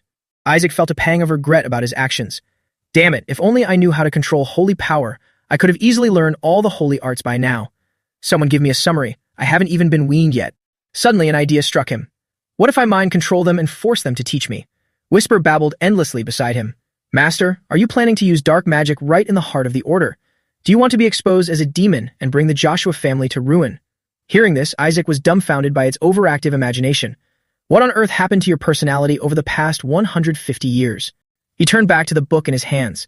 With just theory like this, I don't understand a single thing. Seeing his tired demeanor, Riley picked him up. Are you tired, little one? Riley smiled and said, it's probably because so much happened today, huh? Isaac tilted his chin in agreement. Of course. A baby my age needs 16 hours of sleep a day. Riley carried him away while the servants cleaned up nearby. Riley gently brushed his hand over Isaac's forehead. Instantly, all of Isaac's energy was restored. He thought happily, ooh, a holy art. His gaze gradually turned mischievous. Awesome. Now hit me with an attack spell, uncle. Whisper said helplessly, please just lie still. It reminded him. By the way, you need to get to the annex. You have to find a way to chase these people out. Isaac suddenly realized, oh right, the annex. Acting on his thought, Isaac flopped down. I need to get rid of these people quickly. Whisper rated his performance a 1 out of 10. Who would fall for such terrible acting? Yet 2 absolute fools were actually led by the nose. Young Master Isaac fell asleep so quickly. What a wonderful child. He's fast at everything he does. This left Whisper utterly bewildered. Are you guys crazy? You actually fell for that. Then, exactly as he wanted, they prepared to leave. It's getting late. We should go. Yes, I need to train anyway. Whisper gave up. What an interesting bunch of people. Just as he was feeling pleased, Isaac suddenly had to prick up his ears. Totems are dangerous anyway. Put it away immediately. This made him eavesdrop again. Wait, what? Riley instructed carefully. It's very precious. It's Isaac's first totem, so keep it safe. Yes, sir. Isaac was screaming internally. I still have to revive that totem. You can't take it. But his resistance was futile. I will display it in the most conspicuous place, sir. Isaac could only cry silently. My totem. I need to absorb its mana. Isaac came up with an idea. If that's how it is, I'll go drain all the mana cores in the annex right now. He immediately climbed out. Let's go. Whisper questioned him. Are you seriously planning to crawl all the way to the annex? I doubt you'll even make it there by the end of the day. But Isaac calmly replied, I have a plan. Just open the door for me. Whisper was very obedient. Yes, of course. It went ahead to lead the way, because I am definitely not carrying you the whole way. It mournfully delivered the news. Your uncle locked the door. What's more, he locked it from the outside, and there's even a holy art placed on it. It sounded like a thunderbolt to his ears. That damn uncle. He made a decision. Just break it. Whisper tried to stop him. Then they'll think you're being attacked and come rushing over here. This left Isaac completely stumped. Damn it. He banged helplessly on the door, filled with rage. This is driving me crazy. I can't cling to Whisper all the way there, but if I use magic, things will get even more complicated. While Isaac was fuming, Whisper seemed completely at ease. Just as he was at a loss for what to do, the door suddenly slammed into his face. How am I supposed to get out? A young boy slowly walked in. What the? He stared blankly at Isaac on the ground. This kid was Gowel Joshua's son, the saint candidate of the Joshua family, Shuri Joshua, 5 years old. The boy thought in confusion. Obviously, this baby doesn't even know how to walk yet. Isaac also stared at him blankly. This brat is my rival? Seeing the blood on his face, Whisper asked in panic, did he dare to harm my master? Shuri glared at him with murderous intent. He gritted his teeth and thought, a totem that even a genius like me couldn't create. Gripping the object in his hand with a jealous attitude towards Isaac, there's no way that little brat could have done it. But Isaac didn't care much. He was feeling quite excited. Shuri swung his hand, preparing to do something malicious. I am the one who will become the saint. He used magic to pull out the totem. Seeing this, Isaac secretly gave him a thumbs up. You dare compete with me for that? But his joy was short-lived as Isaac manipulated the totem to smash Shuri in the head. That was my plan to escape this cursed Joshua family. At the same time, Isaac suddenly realized, I found my ride. Shuri clutched his face and glared angrily down at Isaac. Do you even know who I am? Isaac thought to himself, you look exactly like that thug uncle of mine. You must be his son. Isaac observed his every move and prepared a counterstance. Besides, I can see you gathering holy mana to attack me, you little bastard. He relentlessly beat Shuri, who couldn't fight back and could only take the hits. That's why you deserve a beating. Whisper approved of his actions. Great hits, master. Meanwhile, Isaac mocked Shuri like a little demon. You insolent brat, just accept the fact that you're going to be my ride. Shuri had been lying still, taking the beating the whole time, looking incredibly disheveled. Finally, he snapped and fought back. Shuri screamed, do you think you're so special? Isaac gave him an appraising look as Shuri spoke up. Are you surprised? No one at my age can use a tier 3 defensive holy art. Shuri was desperately trying to do something to show off, but it's too early to be surprised. Shuri swung his arm and a burst of light enveloped the surroundings. Tier 3 offensive holy art, holy light. He shouted loudly and launched the orb of light at Isaac. Isaac just watched calmly. Impressive. You can use 2 holy lights at once. But his little parlor trick only made Isaac more amused. Thanks for the meal. Shuri's holy light was effortlessly completely absorbed by Isaac. Shuri stared blankly at the scene before him. His eyes widened in utter astonishment. How can a defensive spell be that massive? Isaac cheerfully smiled as he manipulated the holy light. He was actually quite grateful to the brat. Because my uncle didn't teach me, I didn't know how to use it. Shuri was shocked at the sight while Isaac smirked, but thanks for showing me how. Looking at the powerful holy light before him, Shuri could hardly believe his eyes. No way. Before he could even process it, Isaac continued to manipulate the holy light. The intense beams surged towards Shuri, leaving him panicked and clueless. Wait. Shuri's agonized screams echoed through the air. Seeing this, Whisper asked curiously, Master, while I thoroughly enjoy watching this, is it really okay to kill a member of the Joshua family? Isaac sighed inwardly. Who said I killed him? Looking at Shuri, who was completely unharmed, Isaac calmly explained, the attack didn't even hit him. At that moment, Shuri suddenly realized it. Ashamed and furious, he yelled, You little bastard, you couldn't even hit me. Why did you scare me like that? Shuri gritted his teeth and roared, No matter how much holy magic you throw at me, you can never defeat a saint candidate like me. As he spoke, a voice suddenly rang out. How dare you? He looked back in sheer bewilderment, trying to see who the voice belonged to. Whisper had instantly transformed. It asked in an icy tone, Attack my master. It continued, every word making Shuri tremble from head to toe. Are you tired of living? Shuri was so terrified he forgot how to speak. He genuinely wanted to cry out for his mommy and daddy. Isaac was highly satisfied seeing this scene. He smirked. Isaac mounted Whisper and spoke up. What are you waiting for? He raised an eyebrow and ordered Shuri, "Give me a piggyback ride, you piece of trash." The sky outside was pitch black and everything was dead silent. "I am Shuri, Joshua, and in the future I will become a saint." He furrowed his brows and glared ahead, his eyes brimming with deep resentment. Footsteps echoed one after another, but Shuri panted heavily as he carried Isaac on his back, cursing inwardly. This damn kid. Meanwhile, the one being carried, Isaac, was incredibly excited. "Let's head to the annex." Shuri glared at him through gritted teeth. "Why are you doing this?" He was just about to arrogantly threaten him. "Do you know who I am?" when Whisper appeared right beside him to teach him a lesson. "You better move before I rip you into 100 pieces, you lowly insect." And so Shuri was once again forced into cowardly submission. "Right, let's just focus on getting out of here alive first." Shuri trembled all over, tears welling up in his eyes as he muttered quietly, "Somebody, please save me." The moon was exceptionally bright tonight, lighting the way for Isaac's wicked deeds.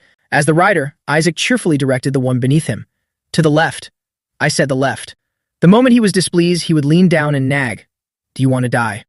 "Focus." Shuri felt utterly baffled. Panting, he asked, "Where exactly are you trying to go in the dead of night?" Then, suddenly, he stopped in his tracks. Seeing the scene before him, Shuri's face darkened and he stammered. "This is..." They had finally arrived at the Joshua family estate's second annex. Shuri's mind was flooded with terror. The haunted annex. He looked up at Isaac, his mind racing. Why did this crazy brat drag me here? Several people have died here, so the patriarch explicitly forbade anyone from entering. Whisper and Isaac, however, were thoroughly delighted. "It seems there's quite a lot here, master." Looking at the house, Whisper marveled. Someone must have trained to the bone for decades to gather this massive amount of mana. Isaac grabbed Shuri, demanding he step inside. "Let's go, kid."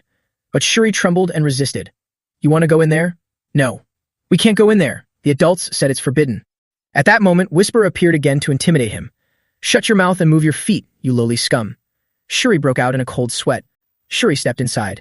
Because there was no furniture, all of their sounds were heavily amplified. Shuri was completely out of breath, while Isaac was busy evaluating their surroundings. It looks even worse inside than it did outside. Suddenly, he noticed something peculiar. Seeing a thin mist lingering in the air, Isaac thought in surprise. "Huh? Wait, is that..." Whisper, floating beside him, quickly explained, "This entire place has been sealed off, master. All the doors have some sort of protective barrier on them." Hearing this, Isaac grumbled. How annoying. His head covered in sweat, Shuri tried to suggest, "Hey, how about we head back? Everything here is locked anyway." But things didn't go his way. Isaac grabbed him by the hair, making Shuri yelp in pain. "What's the matter?" He pleaded in agony, his hands desperately trying to stop Isaac. "Don't pull my hair." "Huh?" Seeing the portraits before him, Shuri was a little surprised. He stepped closer. The previous patriarchs. Staring at the paintings, he asked, "Are you trying to fight for the position of the next patriarch too?" At this point, he spoke with self-righteous arrogance. "It's useless, because that position will be mine anyway." He hadn't even finished flaunting his pride when the ancestral portrait he was so proud of was destroyed by a snap of Isaac's fingers. Shuri was so horrified his eyes nearly popped out of his skull. Isaac didn't stop his actions. Shuri screamed in panic. "Our ancestors." "Hey, are you crazy? Why would you do that to the patriarchs?" Only then did Isaac frown and explain. They shouldn't have placed barriers on these portraits in the first place. Whisper breathed a sigh of relief and smiled. "The barrier is broken, master." Isaac burst into loud laughter. "Excellent." He quickly jumped to the ground. "Let's go."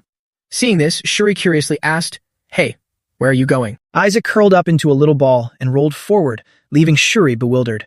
"Hey, are you crazy? You caused all this mess, and now where the hell do you think you're rolling off to?" The sealed door was thrown wide open by Isaac. Looking at the scene inside, he felt deeply satisfied. Top tier. Isaac immediately crawled inside and ordered, "Whisper, lock the door," leaving Shuri utterly panicked. He tried to chase after Isaac like you chase a crush. "Hey, stop. Please, just stop." "What on earth are you doing?" The door slowly closed. Isaac smiled at Shuri. "A brat like you doesn't need to know."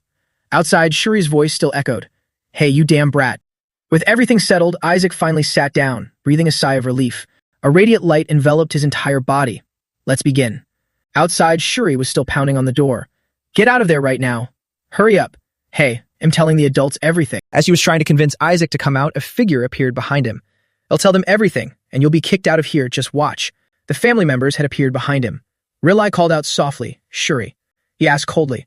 Only then did Shuri turn around. "What are you doing here?" He quickly tried to explain everything. "Uncle, you're just in time." "Isaac, that monster. He." The white-haired old woman furiously yelled in his face, "What do you think you're doing, Shuri? You know very well this annex is off limits. What were you thinking bringing Isaac to this cursed place?" He hesitated, asking back in a small voice, "What?" Then she shouted at him, "Do you have any idea how many people saw you running around with Isaac on your back? On top of that, there are traces of offensive holy magic in Isaac's room. She questioned him coldly. Are you going to take responsibility for all of this? Shuri was extremely panicked, not knowing how to explain. No, I didn't bring that brat here. And yes, some of those attack spells were mine, but... Rely bent down and softly reprimanded him. Shuri, you've gone too far this time. Regardless of your reasons, the fact remains that you caused trouble for a baby who hasn't even been weaned yet. He asked sternly, where did you lock Isaac up? This made Shuri so wrong he couldn't even speak properly. I didn't lock him up anywhere. He blurted out something no one could believe. Isaac went in there all by himself. Rely stood up, knocked on the door, and asked, Isaac, are you in there? Did Shuri lock you inside? Everyone felt helpless, sighing, good lord. Rely was feeling incredibly anxious about the situation. Upon opening the door, what struck his eyes was the sight of Isaac sobbing uncontrollably. Isaac. The white-haired old woman also felt deeply worried for him. Are you all right, Isaac? Oh my god, the poor boy looks terrible. Rely hurriedly picked him up, comforting him by rubbing his head. Thank God you're okay. Although the boy looked quite frightened, it seemed nothing bad had happened. Saying that, he glanced towards Shuri with an unfriendly glare. He told Shuri coldly, you should reflect on yourself, Shuri. Shuri was now completely helpless, not knowing how to explain it all. No, it's not like that. Really, As for Isaac, he was feeling quite gleeful, even making a subtle gesture. Thanks. Isaac smiled provocatively at him, a triumphant grin. Thanks to you, kid, I just had a feast. This directly drove Shuri insane with anger. That damn brat. Seeing this, the white-haired old woman also worried for Shuri. Why does it look like his blood pressure just spiked? It must be because it's too cold in here. For such a young child to experience this. A blue light glowed in Isaac's tiny hand. He smiled inwardly. This truly exceeded my expectations. I absorbed an amount of mana equivalent to 100 years of grueling training all at once. He clenched it tighter in his hand. Yes, with this mana. He chuckled inwardly with sheer delight, his entire body trembling with excitement. I can finally proceed with that plan. However, this made Rylai misunderstand that he was scared. Isaac must have been so terrified. At the Joshua family mansion, Rylai Joshua's voice rang out, Isaac, I want to introduce someone to you. Isaac looked up full of curiosity, babbling da. He turned to the person beside him. This is Asili. From now on, she will take on the role of your caretaker. Asili seriously gave his simple introduction. My name is Asili Larcher, a holy knight of the Joshua family. He glanced at Asili, who was respectfully kneeling on one knee in salute. I pledge to serve you until my final breath. His face darkened as he thought, humph, are they assigning someone to monitor me because of what happened last time? Then he sat up, putting his hands on his hips imposingly, and babbled. Da. Rough translation. Hey, you there. Da. You're fired. Get out of my sight. While speaking, he even tried to pull off a dangerous, intimidating face. Asali and Rylai looked in surprise at the baby on the table. She stepped closer to him and softly called out, Young Master Rylai. May I pinch his cheeks just once? Her face looked like an overzealous fangirl meeting her idol. Isaac was completely speechless at this situation, thinking to himself, why is this family filled with so many crazy people? Rylai took something out of his pocket. Right, Isaac. Here I have a gift I want to give you. It turned out to be an old ring placed inside a plain box. Isaac was absolutely stunned, silently judging harder than a September Virgo. Did the old man fish this out of a dumpster? Whisper beside him also clearly showed disdain, chiming in, I thought I just misheard, but who knew the Joshua family facing a crisis was actually true? How can this jump be worthy as a gift for Master's first birthday? Seeing it, Asili immediately gasped in astonishment. Oh my god. Isn't that the Saintess heirloom? He picked up the ring to observe it. The Saintess heirloom. Rylai smiled and rubbed the boy's head. Your uncle received this from the council. It's just for you. He widened his eyes in surprise. It's real. This is the ring the Saintesses used in their battle against me. The ancestral ring, an artifact containing a fraction of a god's miracle. The holy power hidden within this thing is truly incredible. Isaac's expression grew increasingly wicked, grinning dangerously as he calculated. Even so, it seems it can only be used once or twice before it shatters, but I already have a solution for that.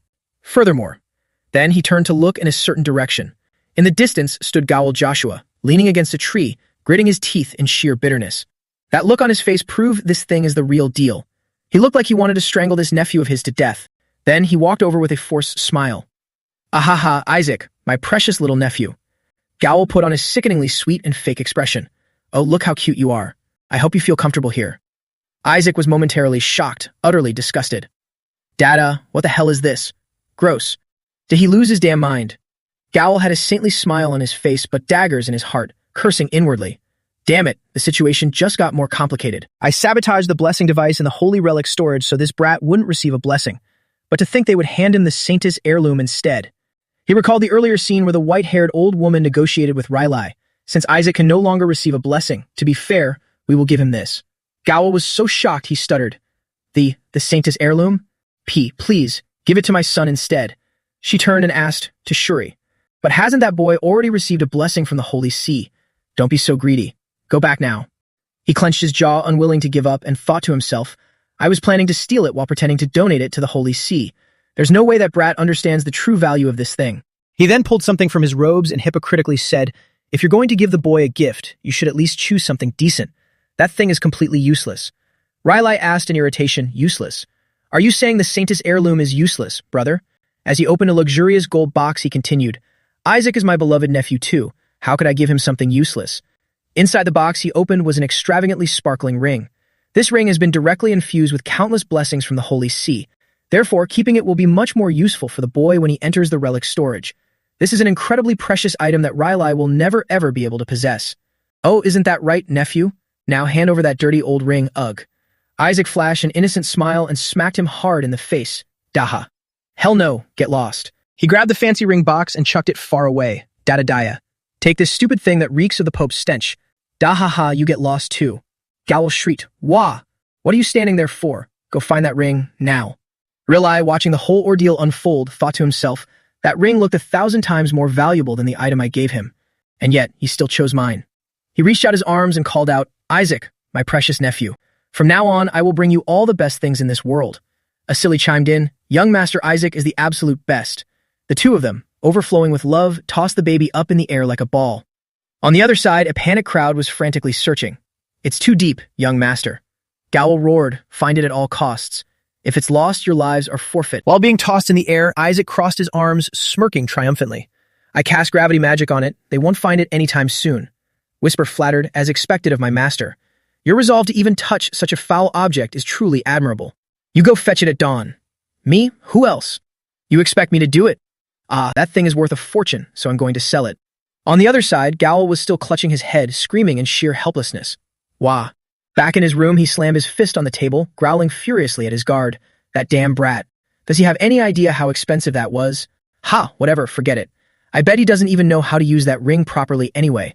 It really is a fitting item for someone who can't even use holy magic, huh? It needs to absorb the holy power of at least 20 people just to be activated, and of course, that's impossible for him. I wonder if he'll even have 10 people show up to his first birthday banquet. The next day, at the Joshua estate, families from all over had brought their children, bustling and chatting excitedly. Asili, holding Isaac in her arms, marveled. Wow, this is impressive. Over 148 Saint candidates are in attendance, including the nobles and their retainers. There are about 4,000 people gathered here today. It seems all the ducal families and dozens of marquis families are here. Even the emperor has arrived, and other nations have sent their Saint candidates too. Isn't this amazing? Meanwhile, he was sleeping soundly in her arms, sleep-talking groggily. Dua. He then woke up and thought to himself, why are there so many Saint candidates? Were those gods too lazy and just scattered them everywhere? Whisper replied beside him, they're exactly the type to pull a stunt like that. Riley rubbed his chin thoughtfully and said, this is quite a surprise. I thought no one would show up thinking it was a trap. A voice from the door interrupted their conversation. How could they ever think that, my friend? Long time no see, Riley. The newcomer was the chairman of one of the 3 major merchant guilds in the empire, Riley's close friend, Count Simon Age. Riley was surprised. Simon, you came too. He chuckled and continued. Rumors have already spread across the entire empire, so of course I had to come. Everyone knows it isn't a trap and decided to participate. Besides, aren't the weaklings of the Joshua family also taking part? Ahaha. Not to mention the bountiful rewards set by the head of the Joshua family. How could I possibly miss out on this? Even the Pope's family will be making an appearance. Hearing this, Isaac grew curious too. I wonder what kind of reward she put up. Riley asked in disbelief, stop joking around. How could the Pope's family participate? Simon shrugged innocently and replied, just a guess. There's no way those obnoxious, high and mighty snobs would step foot in the Joshua family's territory. To them, anyone outside their precious Barit family is just filthy commoners. Simon, keep your voice down. Why not? My son Armin is a Saint candidate too. Besides, this event is being hosted by the Joshua family. The Pope's family has no reason to be here. You better watch what you say. A shadowy figure opens the door and steps inside. Anyway, ignore those people who always look like they just stepped in shit. The newcomer interrupts him. As the old saying goes, there is nothing more dangerous than a vulgar friend. Oh my, the wisdom of the ancients is truly never wrong. Simon is terrified while Riley nervously calls out the man's name. Cardinal Burritt. Harry Burritt smiles dangerously and speaks with arrogance. I didn't expect the weaklings of the Joshua family to host an event like this. Let's hope this naive child brings something back from the reliquary to save your family's face. I've been quite curious to see the face of the child who dares to call himself the saint candidate of the Joshua family. And yet, I don't see the brat anywhere. Oh well, this is an opportunity for you all anyway. I send you my most sincere prayers, hoping this saint candidate can elevate your family's reputation. Real-Eye thinks to himself in a daze, could this be a trick orchestrated by the Holy See? The fact that the number of saint candidates suddenly jumped from 25 to 148 in just a week is already bizarre. The only explanation is that the Holy See turned a blind eye to these candidates appearing out of thin air. Everyone will try to make their child a saint candidate, but once those kids enter the reliquary, it's inevitable that they'll try to eliminate the weaker competitors. It might very well harm the boy in the chaos. Thinking of this, his fists clench involuntarily. He turns back to look at Isaac. If that happens, then Isaac will be in terrible danger. Meanwhile, our protagonist, tightly embraced by Sally, innocently picks his nose with a puzzled look on his face. The son of the Joshua family, aside from his outstanding appearance and his family's reputation, is completely useless. However, to those thirsting for the superior genes of the Joshua family, or those trying to curry favor with the Pope's family, those who despise this same as bloodline, the child of the Joshua family is the perfect prey. Give this to the Joshua brat as a little practical joke. It won't kill him, but he won't be able to do anything anymore either. Mix this potion into his water along with the holy poison. Teach that brat a lesson about the cruelty of this world. Humiliate him in front of everyone. And announce to the entire world that the child of the Joshua family will never be able to become a saint. Right now, Isaac is sitting there chugging down all the bottles the other kids gave him. After drinking, he cheerfully wipes his mouth in excitement. That hits the spot. The kids watching this scene whisper to each other in terrified shock. Gee guys, I'm scared. Just how many bottles did he drink all by himself? Isaac throws a bottle at a brown-haired boy's head and orders him. Bring me more. This poison isn't enough to kill me. The boy takes the hit and cries out in fear. Ouch. He shakes another bottle and waves it around. I said, give me more. The kids start panicking and backing away. Some even burst into tears. I want to go home. He's too scary. They murmur among themselves. What's wrong with that kid? I thought you put laxatives in there. Did he drink the wrong bottle? Ew, what a freak. I don't think so. Let's just get out of here. Shuri Joshua buries his face in his hands, pale and helpless. Why does he keep drinking? This is so humiliating. Stop dragging the Joshua name through the mud. As a saint candidate, you should at least realize when something is wrong. He snatches the bottle Isaac is chugging and yells. Stop drinking. Are you that thirsty? Isaac shoots him a puzzled look. Shuri shoves another bottle in front of him. Here, if you want to drink, drink this. Before he can even finish his sentence, he takes a bottle straight to the face. Isaac snaps back in annoyance. But this doesn't have any fucking poison in it. Give it to me. Give me the most toxic one. The kid holding the poison bottle rubs his forehead and mutters. Why is he so hyper? But this bottle has holy poison. Another kid steps in to stop him. Are you crazy? He'll die instantly if he drinks that. Isaac's jaw drops. Holy poison. Then fucking hand it over. He lunges forward with eyes shining brighter than headlights, his excitement making the other kids scream in terror. The kids scramble over each other in absolute chaos. The bystanders huddle together and whisper. It seems he has intense poison resistance. I heard that with enough holy power training, someone can reach a level where they break down toxins themselves. What?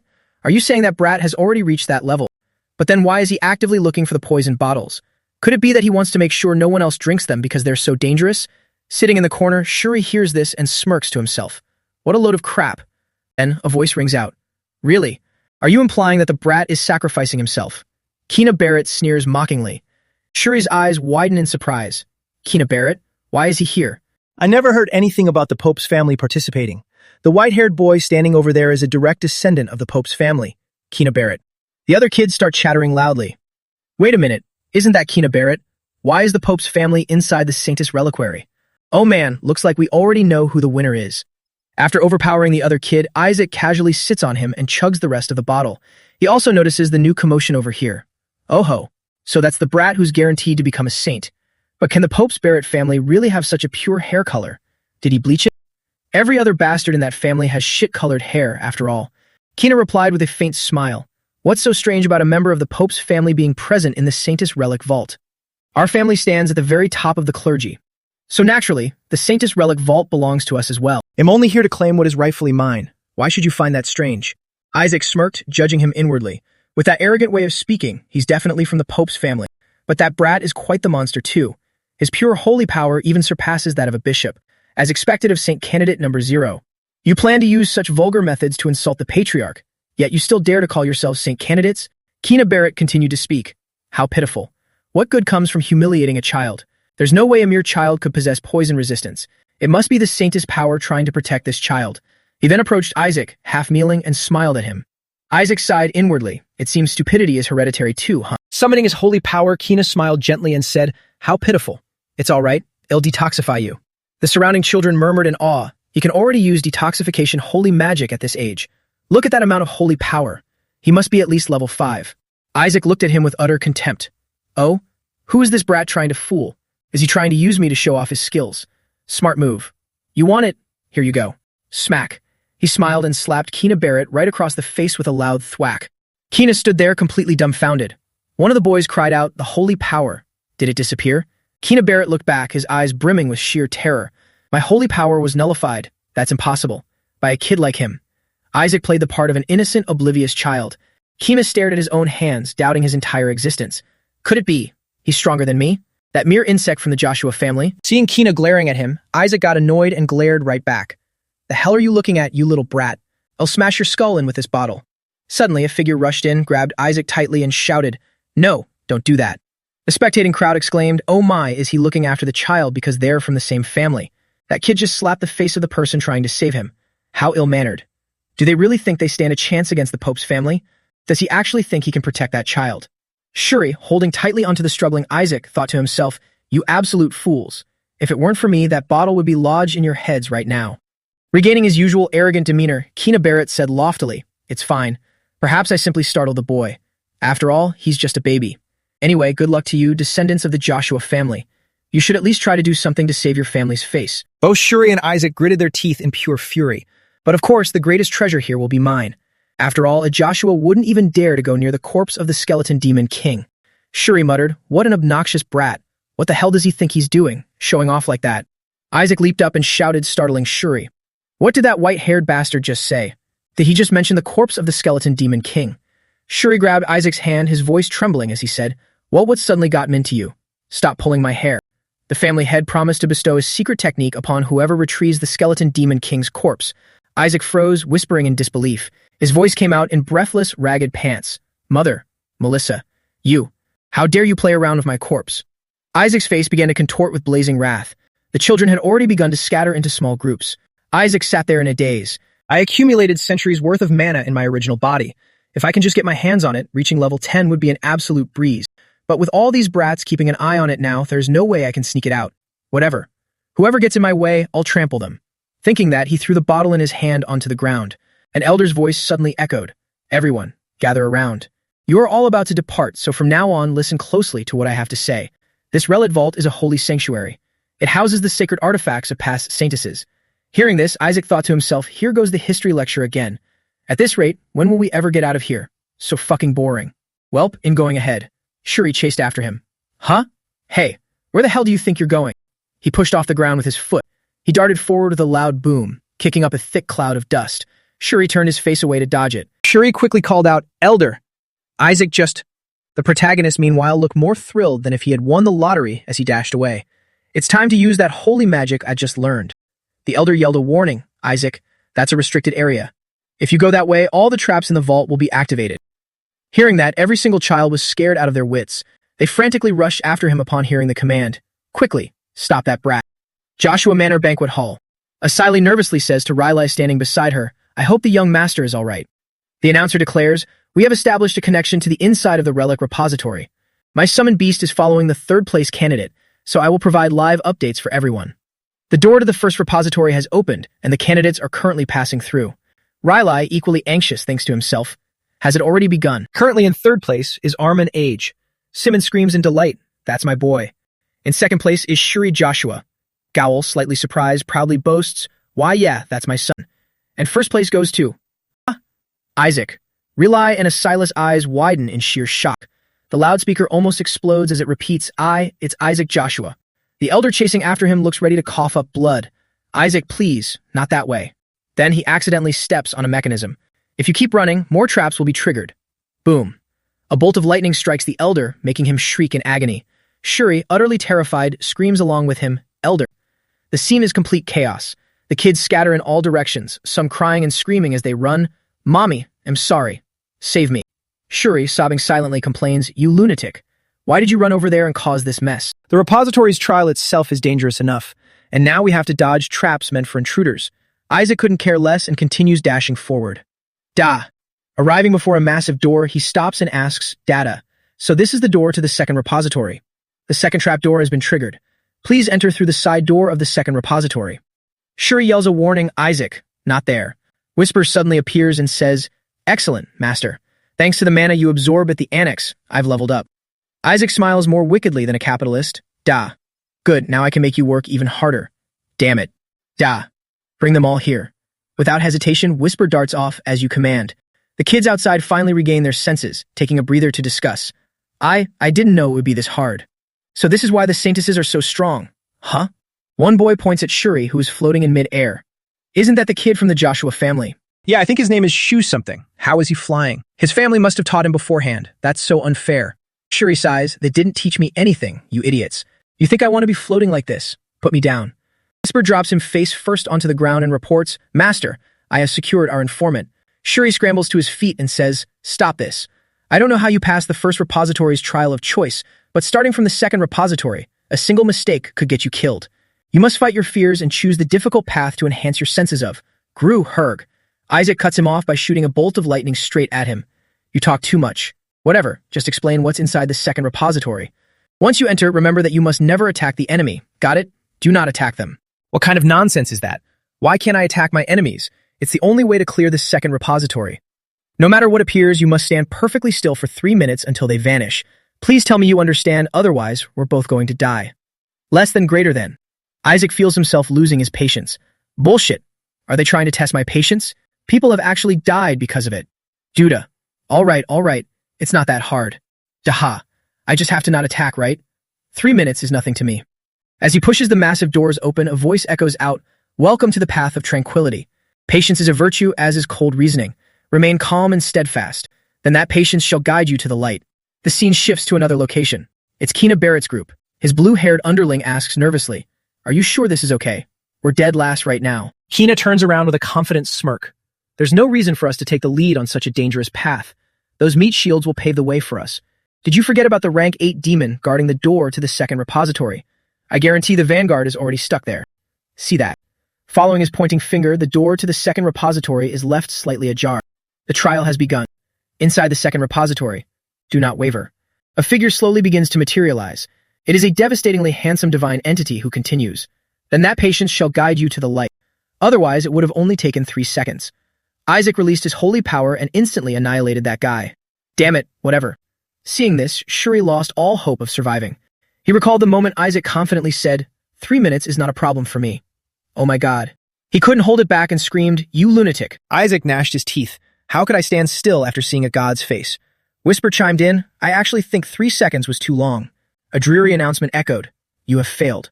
Those who lack patience will be punished by the gods. Out of nowhere, a monster stepped forward. His soul practically left his body as he muttered, It's over. I'm definitely dead now. Isaac smiled wickedly, taking a stance to summon a formidable surge of red holy power. Then, he unleashed a single strike that blasted the monster into oblivion right out of the gate. Shuri's jaw dropped in shock as he stammered, What? The monster was blown apart, exploding like fireworks. Whisper watched in utter disbelief, thinking, What the hell just happened? Its corpse turned into a jagged pile of rubble. He thought to himself, This is supposed to be level 8? Are you kidding me?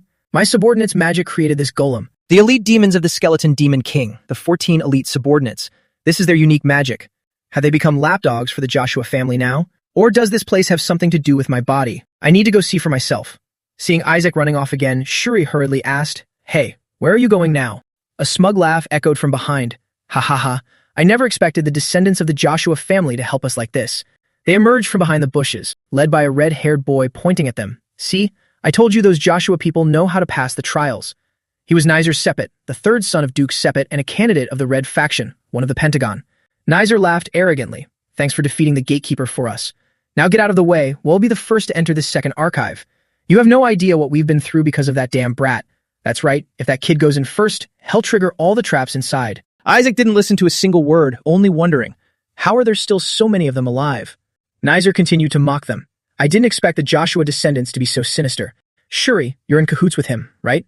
Shuri looked bewildered, his face full of question marks. Me? With him? No way. Hey, I said no. Are you even listening? Nizer walked up to Isaac and said, Everyone saw this kid dodging all the traps, right? Do you think he could do that on his own? Look, it's an artifact. This ring must be infused with some kind of magic. He snatched the ring from Isaac's neck and held it up to show off. Look, everyone, with this, we can dodge all the traps ahead. Sitting on the side, Shuri scoffed at the kids. You've got it all wrong, buddy. But seeing him so calm is terrifying. He's not the type to just let people take his things and get away with it. Nizer and his cronies took the ring and walked ahead. Stay right there, Joshua. The one to bring back the corpse of the skeleton demon king, a feat no one has ever achieved, will definitely be none other than me, the third son of Duke Sepet, Nizer Sepet. The boy cheered as if he had already won. In the midst of his joy, a mysterious surge of power radiated outwards, freezing the boy and wiping the smile off his face. Boom! A terrifying explosion occurred in the blink of an eye, blending with agonizing screams. Shuri gritted his teeth, dodging the blast's aftermath. It was a trap? What the hell is this, Isaac? He used them as bait. In the smoke-filled room, the second archive, Shuri carried Isaac on his shoulders, stepping over the littered corpses. Isaac glanced at them and smirked. All the mines here have detonated. Thanks, kids. But his eyes grew dull as he began to ponder. Why did those kids follow me? The remaining kids watched in admiration. That baby must have some divine senses.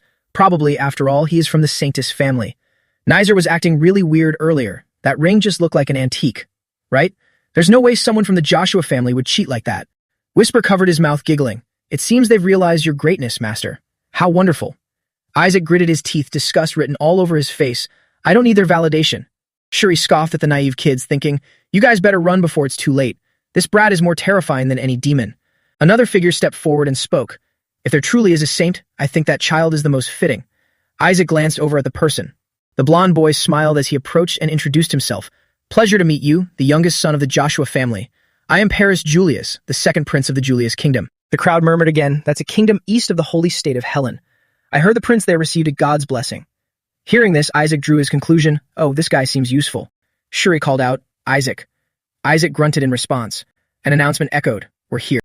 This was the door to the third archive.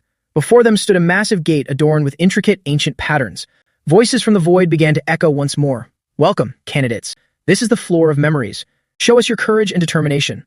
The kids trailing behind excitedly murmured, Great, we made it to the next archive. Good thing we followed this kid instead of Nizer. We're going to secure the skeleton demon king's corpse. The trial is simple. Defeat us and claim your glory. The kids kept chattering eagerly. They said to show our courage, so we have to fight them, right? Let's do it. Meanwhile, Isaac was deep in thought. The gatekeeper. Could it be? Isaac's gaze turned dangerously sharp. It must be them. This is going to be so entertaining, he thought with immense delight. He motioned for the brats to stop. Shuri broke a sweat, calculating the situation. Isaac always makes the right choice, so that gatekeeper must be lying. The first archive was about choices, and Isaac just charged right through. The second archive was about composure, and Isaac wasn't calm at all. And this third one is about memories. That word is the hint. We have to remember what happened in the first and second trials. He waved his hands frantically. Wait, everyone, fall back.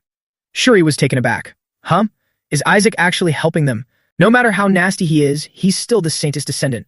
Did her benevolent nature finally awaken within him? Could I have misunderstood Isaac this whole time? Is this kid going to sacrifice himself to guide everyone on the right path?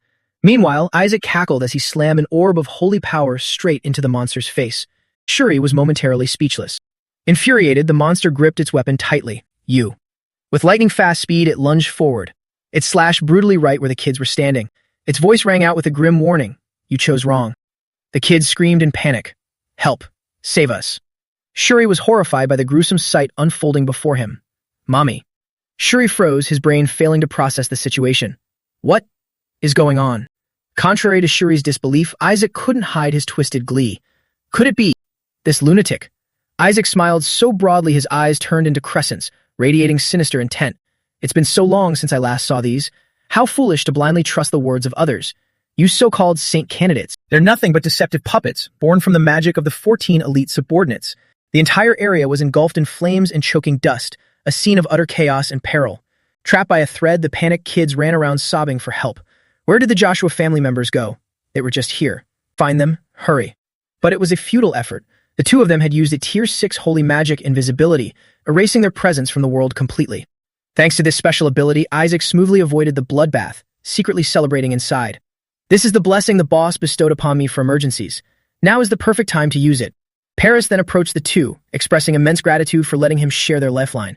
Thanks for casting that holy magic on me too. But in the very next second, Isaac tossed a cute, tiny object at Paris, gesturing for him to catch it. What is this? Holding it and getting a closer look, Paris realized what it was. A ring? Not only was he protected, but Isaac was even gifting him an item. The boy was deeply moved. Are you giving me this because I'm not used to fighting demons? Receiving such a precious treasure, he promised to cherish it. Thank you so much. I'll never forget your kindness. Surprise, old man. The moment those words left his mouth, the ring Paris held completely drained his vitality, turning him into a withered husk. Witnessing this incredibly wicked prank, Whisper burst into a gleeful grin. As expected of my master. While those two were having the time of their lives, Shuri was probably praying to all the gods for his own soul. Uncle, what kind of monster did you bring into our family? The scene shifted to Shuri and the black-haired boy fiercely battling the white-hooded boss. Group up. Can anyone here use defensive holy magic? While the black-haired boy conjured a shield, Shuri seized the chance to form an orb of light. I'll go first. Get behind me. However, the white-hooded boss had no patience and charged right at them, weapon in hand. Accept your punishment. After carefully timing the perfect moment, it was finally time for their counterattack. Now, here it comes. Take this. Shuri didn't hesitate anymore, rushing towards the boss with the orb of light, ready to send him straight to the grave.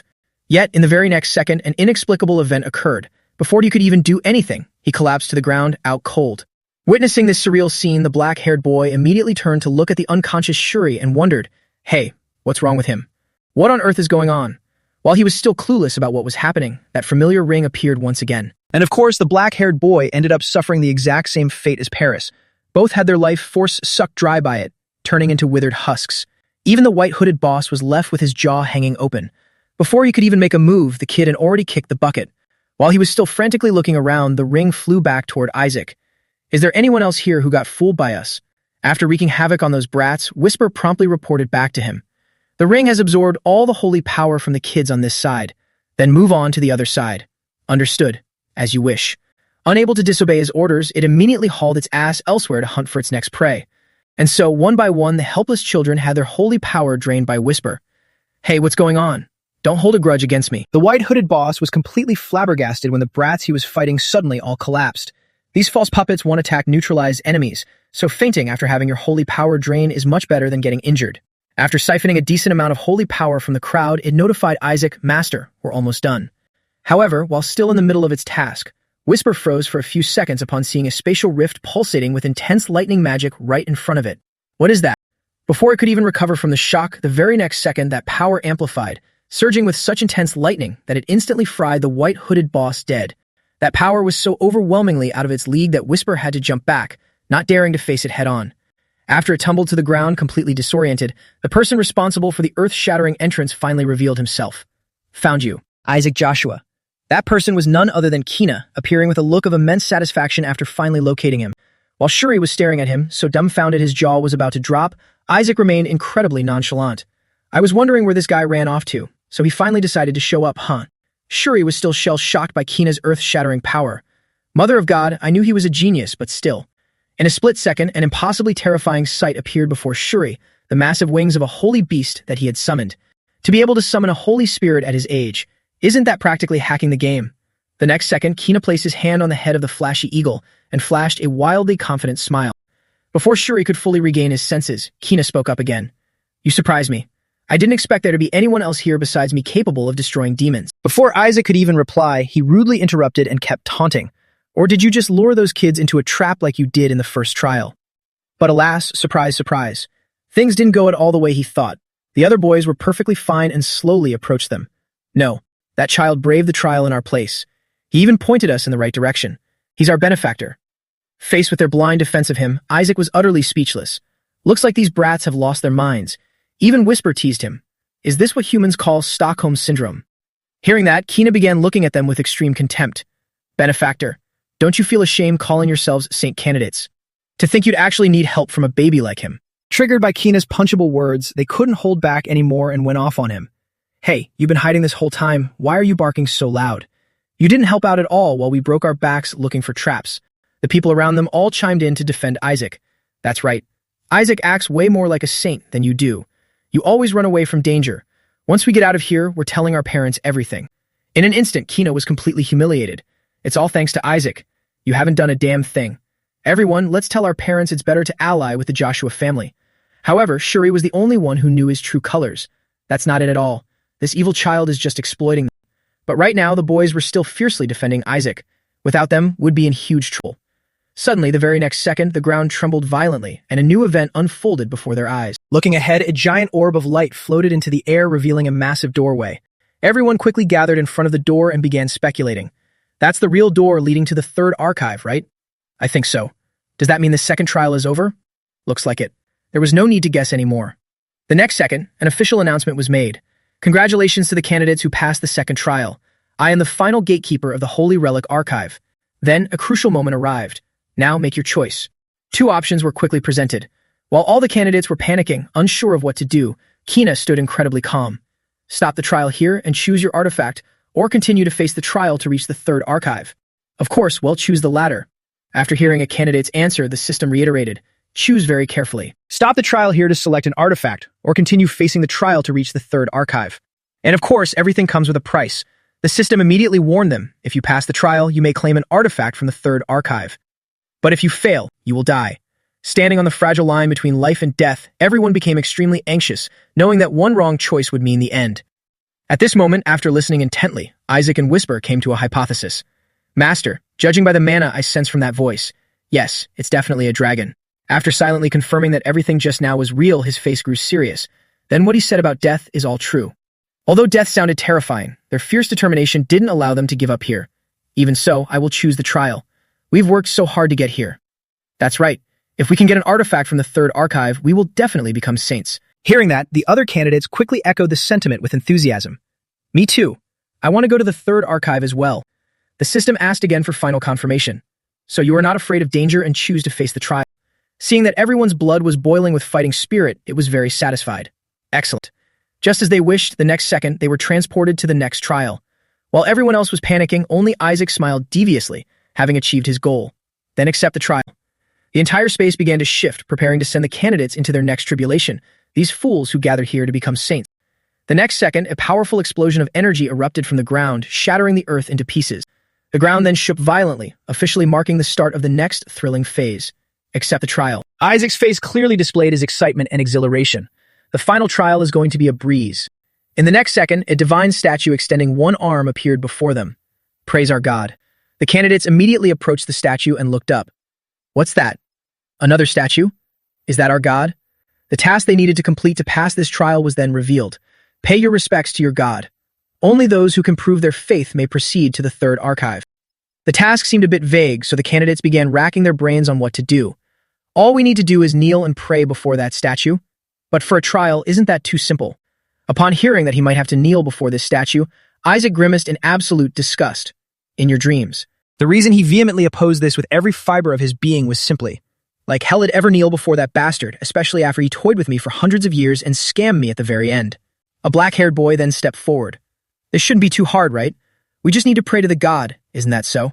Without hesitation, he immediately knelt on one knee beneath the statue to express his devotion. The black-haired boy then raised both hands high and began to pray. O Almighty, the Supreme Being worthy of endless glory and honor, this humble servant bows to worship you. Who would have thought that the black-haired boy's prayer would actually touch the statue's heart? You've been taught well. Excellent. You pass. Yes. Seeing how easily everything went, the other candidates got riled up. We just need to pray? Seriously? Suddenly, Isaac jumped down from Shura's head, which startled the boy a bit. Because of his deep-seated grudge against this statue, Isaac stubbornly shoved the entire responsibility of praying onto Shuri. You pray. Why should I have to do it? While Shuri was writhing in pain, holding his leg after Isaac viciously kicked him, Kina stepped forward. With his extensive experience, Kina seemed incredibly confident that he would ace this. We were taught how to pray at the Holy See. Watch this. In the next second, he placed his hands on the ground and showed off his top-tier praying skills for everyone to witness. Look here. Although it was unknown how many points his devotion scored, his showboating immediately earned him negative points. This is the perfect posture for worshipping our God. Even though Kina was being extra and flashy, the others enthusiastically followed suit. I want to do it too. Me too. While everyone was busy praying, only Shuri stood frozen stiff in place. O Almighty, the Supreme Being worthy of endless glory, I bow to worship you. Shortly after, he was immediately scolded. What are you standing there for? Do you want to give up and accept death? No, I want to do it. Me too. Hearing that, Shuri immediately clasped his hands together and prayed along with everyone else. However, what caught the statue's attention the most right now was Isaac's absolute insolence. Going against the rest of the world, he remained incredibly stubborn and refused to kneel. You there, baby? Why aren't you kneeling? It'd have to be crazy to do that. His blunt, fearless attitude left the other candidates utterly shocked. What's wrong with this kid? Does he have an issue with his faith? So the rumors about the Joshua family losing their faith are actually true. Hearing the others gossiping about their family, Shuri became incredibly furious. You little demon, stop staining our family's reputation and just pray already. Kina was also deeply puzzled by Isaac's bold decision. Everything here is being recorded. Does that brat want to lose his chance of becoming a saint? No matter how talented he is, if he lacks faith, he's useless. I shouldn't have paid him any mind from the start. Naturally, his fearless arrogance, not giving a damn about anyone, enraged the statue. What a disrespectful act, you child of the saintess family. Even though the situation was to his disadvantage, he absolutely refused to bow before that statue. I wouldn't kneel before you even if it killed me. Kill me if you can. But before Isaac could even finish his sentence, he was silenced as an invisible force pressed down on him. Jokes aside, the statue was pissed. In an instant, it released a dark energy, forcing him to kneel at all costs. And ultimately, no matter how stubborn Isaac was, he had to submit to it. Insolent fool, receive your punishment.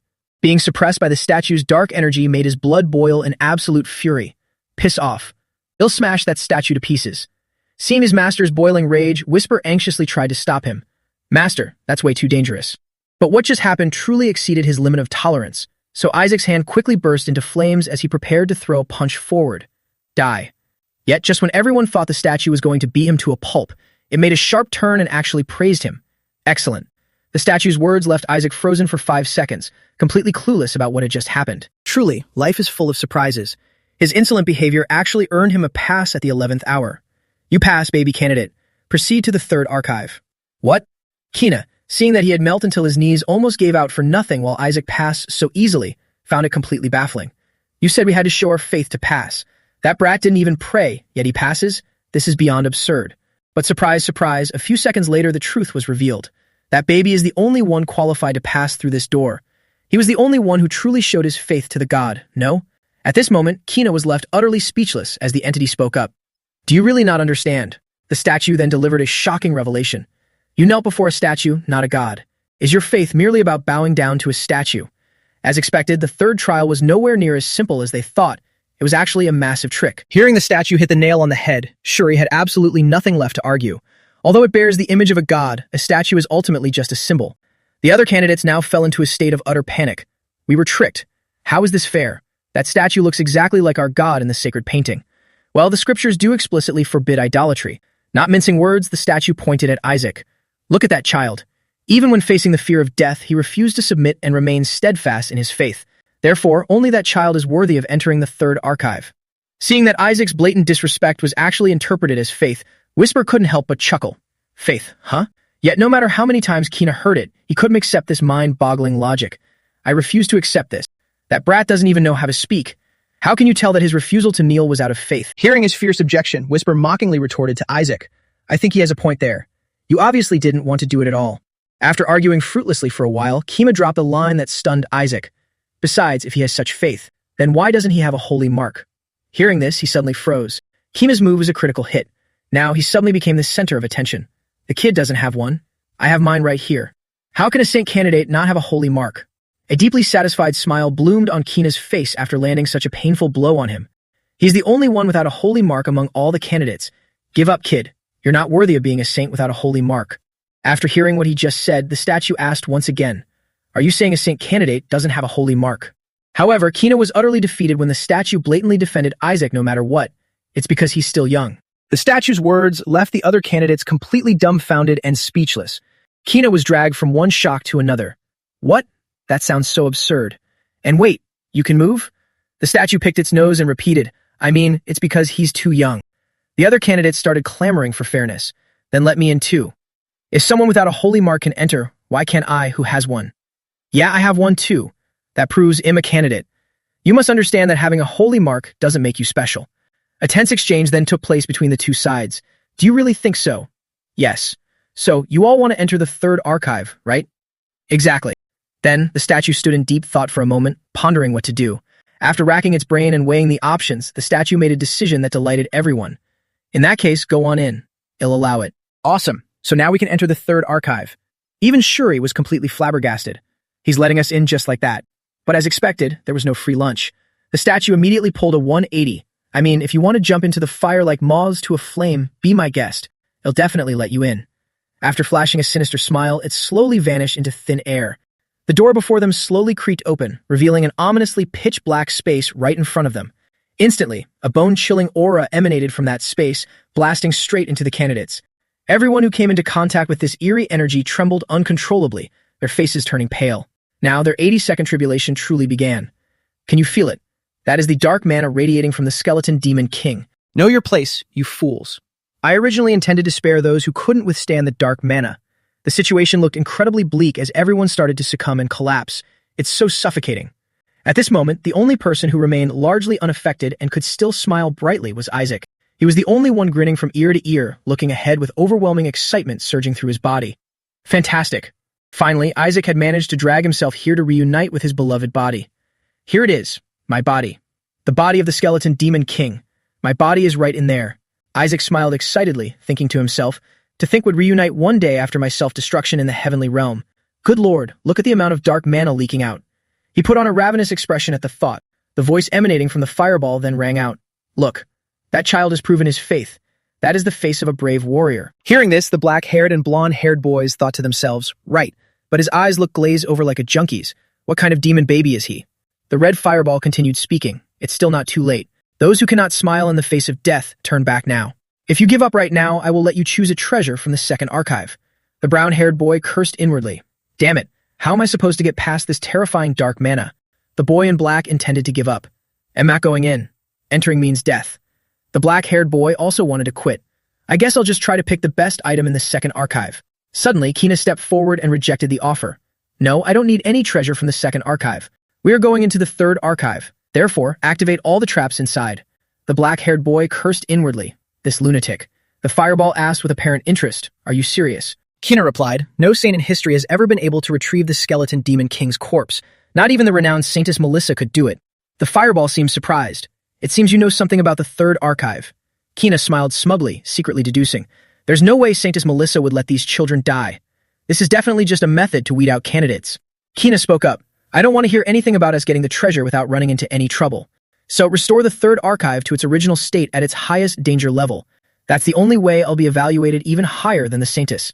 Isaac glanced at Kina, thinking, this kid has completely lost his mind too. The fireball agreed at this point. If you say so, very well. This will make it even easier for me to determine who the saint is. With that, it shot streams of purple gas toward the children. The brown-haired boy shoved Kina and shouted, If you want to go in, go by yourself. Why are you dragging us into this? By now, everyone was suspended in the air by the purple gas emitted from the fireball. The brown-haired boy was also enveloped in the purple gas and floated into the air. The growling sounds from the skeleton in the lake, mixed with the screaming children, created an incredibly chaotic scene. Isaac thought excitedly, how truly chaotic. Suddenly, Whisper called out, Master, over there. It pointed to the skeletal hand wriggling in the middle of the lake, and shouted, Look, it's your body. Isaac gleefully praised, Good job, my baby. My body. It's absorbing the energy in the third storage. The brown-haired boy saw the skeletal hand and wondered, Is that the corpse of the skeleton demon king? The black-haired boy asked in surprise, Just a hand alone emits such a massive amount of dark mana. Isaac smugly replied inwardly, It's not the whole hand, just the thumb. Is that all that's left of me? The rest are all replicas. He stared at the thumb, slowly absorbing the mana's energy. Suddenly, a powerful surge of mana enveloped the skeletal hand. Then, a demon emerged from it and took flight, startling all the children present. The black-haired boy screamed, A demon. While the brown-haired boy panicked. I thought they wouldn't appear anymore after the second trial ended. The fireball questioned, Didn't you tell them to turn off all the safety devices? Suddenly, Isaac noticed something. Wait a minute, is that? The demon stomped its foot hard on the ground and roared, You filthy bugs. How dare you covet the body of our king? The blue-haired boy pointed at Kina and blamed him. This is all your fault. How are you going to take responsibility for this? He turned away and replied, Trust me. I guarantee that you'll all leave here safely with the treasure. Kina smiled, thinking to himself, the 14 elite subordinates, the elite vassals trained by the skeleton demon king himself, who are also the fools captured by the papal family. I prepared a holy spell capable of countering that guy. The treasure will definitely be mine. At that moment, golden rays of light emanated from Kina's eyes. The light flared up, creating a pair of furious eyes that glared at the demon and commanded, Kneel, making it appear terrified. The black-haired boy watched in awe, while the brown-haired boy realized, That's the light of the papal family. Kima thought joyfully, Excellent, it's working. Now I will take. His joyous thoughts were cut short by the demon's voice. It was you, wasn't it? It slowly advanced toward him, causing Kina to panic. The demon snarled angrily, You insignificant bug who dares to covet my king's body. The scene shifted to the outside of the holy relic storage gates. People were murmuring and gossiping. What happened in there? The transmission was suddenly cut off, so. Suddenly, a young man approached holding a stack of papers with a panicked expression. We have a massive problem. The demon seal in the third storage has been broken. Riley and Simon were stunned by this news. Simon asked, Riley, the sealed demon is one of the 14 elite subordinates, isn't it? Riley thought anxiously, how could this happen? If it's really one of the 14 elite subordinates, then everyone inside is in grave danger. The man in brown wondered, what about the elders assigned as supervisors? The man in black immediately answered, they went missing while trying to disable the traps in the storage. An elder also spoke up, does that mean the children inside are in an extremely dangerous situation? They began to worry, how can the children handle those monsters? We have to stop the trial and get them out. Suddenly, a loud noise echoed from the doors, startling everyone.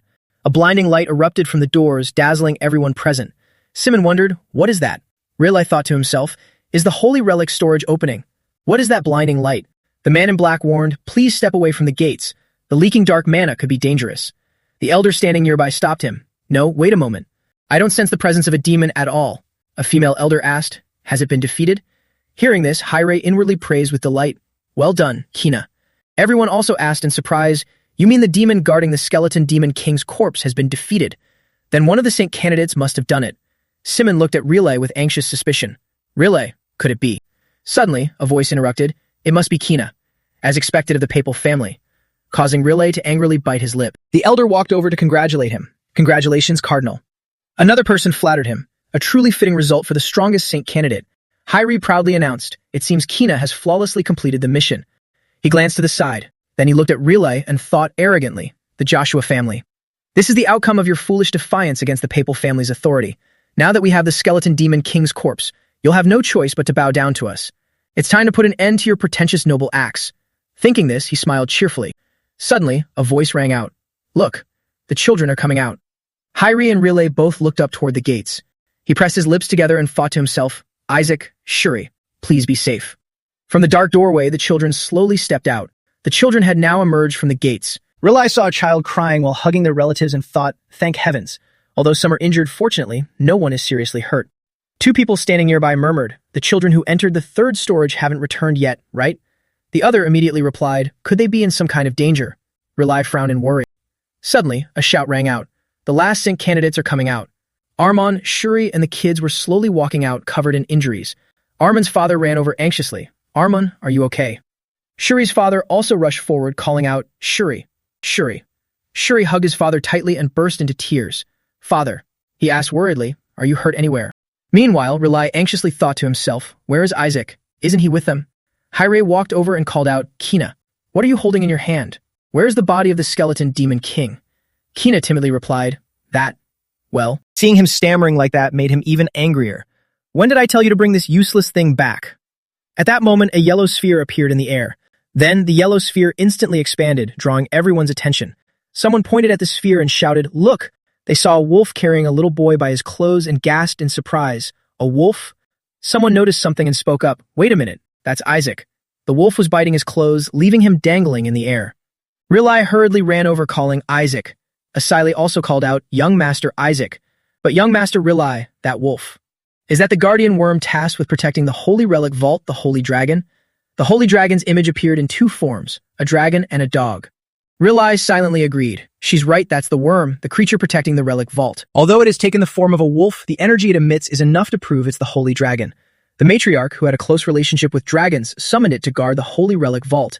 Its sheer existence alone is incredibly noble. What's that sound? Riley looked up at Isaac and heard a noise coming from him. He was happily chewing on something in his mouth. The elder looked panicked, while the knight pointed forward, stammering in surprise. Elder, the thing Isaac is chewing. Could it be? Is that really the body of the skeleton demon king? He was even more shocked when he clearly saw that the object in Isaac's mouth was a bone fragment. The elder scratched his head with a worried look. Why is he chewing on that? On the contrary, the senior elder cheered joyfully. Isaac did it. That child brought back the body of the skeleton demon king. Meanwhile, Kina pursed his lips in fear. Hire demanded through gritted teeth, Kina, did you give it to that brat? He asked, making the boy tremble, too afraid to answer. I don't think that was a wise move. But it was the benevolence of a saint, saving face for the patriarch. Suddenly, the holy dragon holding Isaac's clothes spoke up to deny it, while Isaac smugly smiled and held up 2 fingers. What nonsense are you sprouting? No one but this child managed to retrieve the body of the skeleton demon king. You ignorant fools. Hearing this, Hire frowned, thinking, what? Kima trembled as he recalled it. Why? Why didn't my holy magic work? At that moment, the demon seemed to go even more berserk. Its eyes turned bloodshot as it roared, "You little bugs." It advanced step by step toward Kina's group. Then it raised its hand to attack the children. Die. Everyone around them fled in terror. Only Kina stood frozen, watching the demon attack him. Suddenly, an explosion rang out, throwing everything around into chaos, accompanied by a loud scream. Kina covered his face and waved away the thick dust. He stared ahead in astonishment. Everyone was shocked to find themselves inside a barrier. The black-haired boy noticed and shouted, "A defensive barrier. It's blue. It's from." At that moment, Isaac was holding his hand up. He continuously moved both arms, creating a sturdy shield. The black-haired boy realized in shock, the baby of the Joshua family. The demon kept roaring, "You filthy priests. How dare you covet the body of the great skeleton demon king? Die." Saying that, it clenched its fist and punched at Isaac. He didn't back down either. Gritting his teeth, he clenched his fist, emitting a blue aura from his hand, and cursed, "You stupid idiot. Don't you even recognize your own master?" Then he threw a punch that sent the demon flying back 1,000 meters. Everyone began murmuring in disbelief. That dragon wouldn't lie, right? Does that mean the child of the Joshua family really brought it back? Then what did Kina do? Rilai suddenly approached the dragon and asked, "But Mr. Dragon, isn't that far too dangerous? The 14 elite subordinates aren't demons that children can handle. Why did you unseal it?" The holy dragon laughed cheerfully and replied, "The 14 elite subordinates, you ask? That white-haired brat over there is the one who asked me to unseal it." The boy in black agreed, pointing at Kina. "That's right. Kina asked the dragon to activate all the traps in the third archive."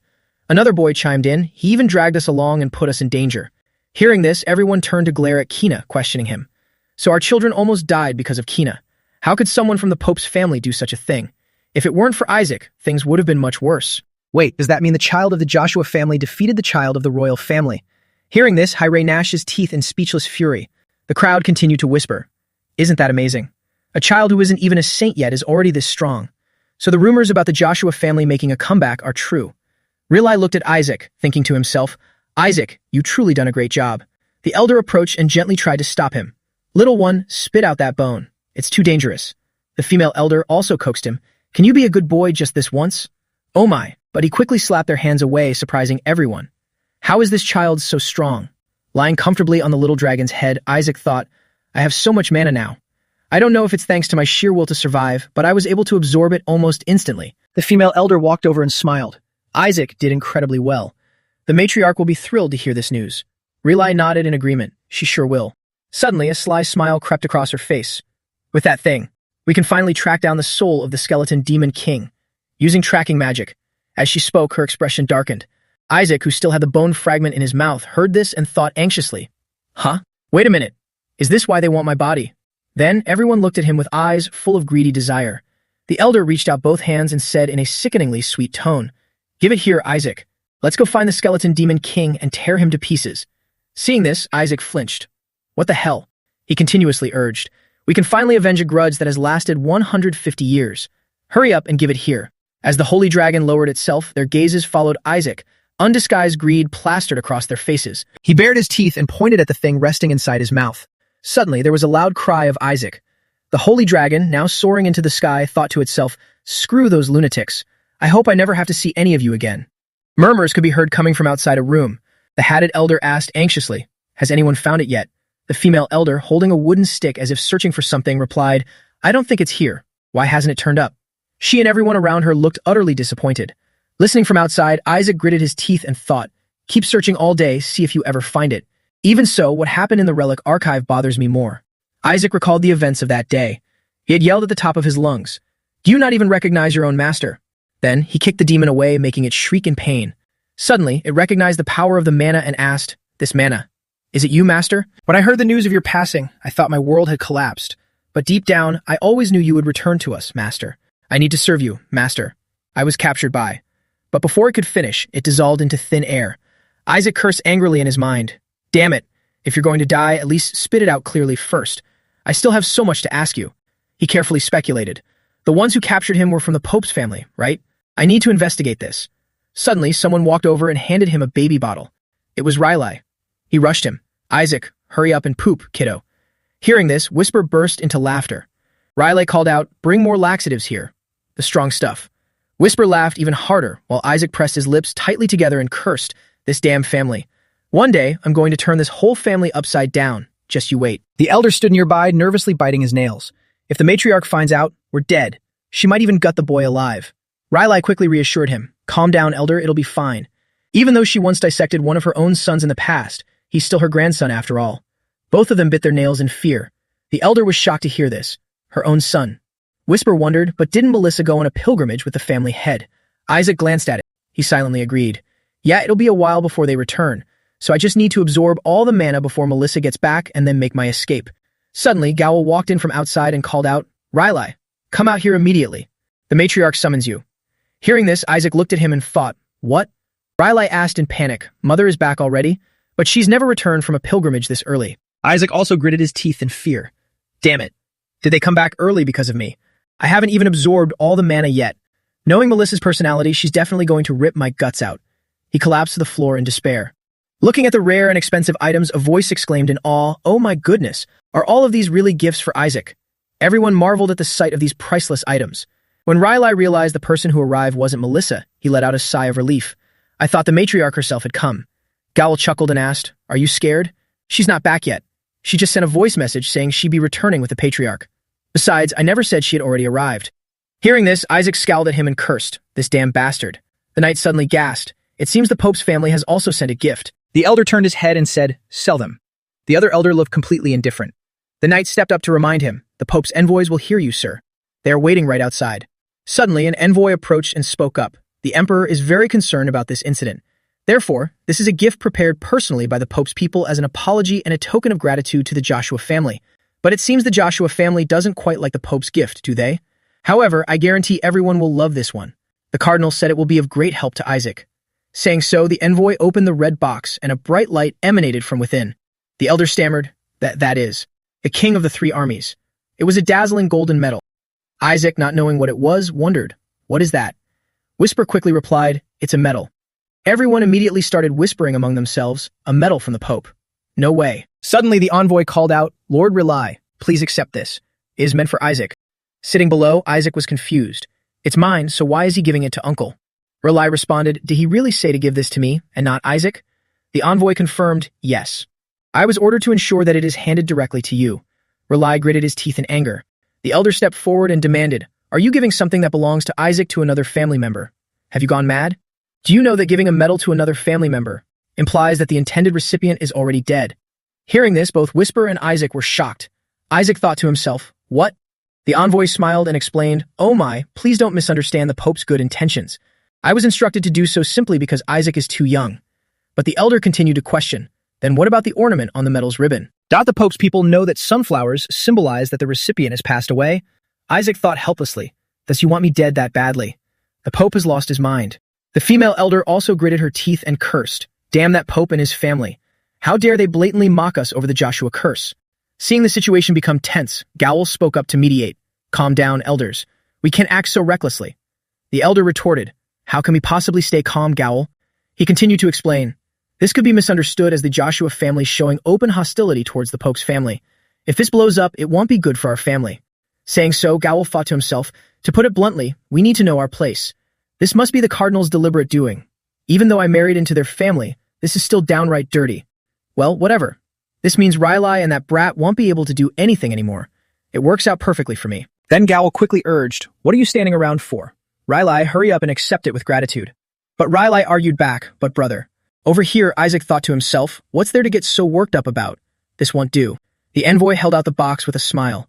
Suddenly, blue flames erupted from inside the box. Then it exploded, causing the envoy to instinctively throw the box away and scream in pain.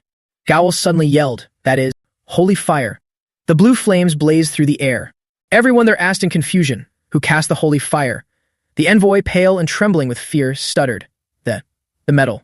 Isaac let out a cry and raised his tiny hand, which still flickered with strands of blue fire. Everyone was stunned to realize that the one who caused this was none other than Isaac. They exclaimed in shock, Isaac. Despite his fear, the envoy still spoke toughly. What is the meaning of this? This is a medal personally awarded to you by the Pope. Are you planning to rebel against his holiness? Hearing this, the female elder angrily scolded, are you saying we did this on purpose? Meanwhile, the elder covered for Isaac. He's just a child. He doesn't know any better.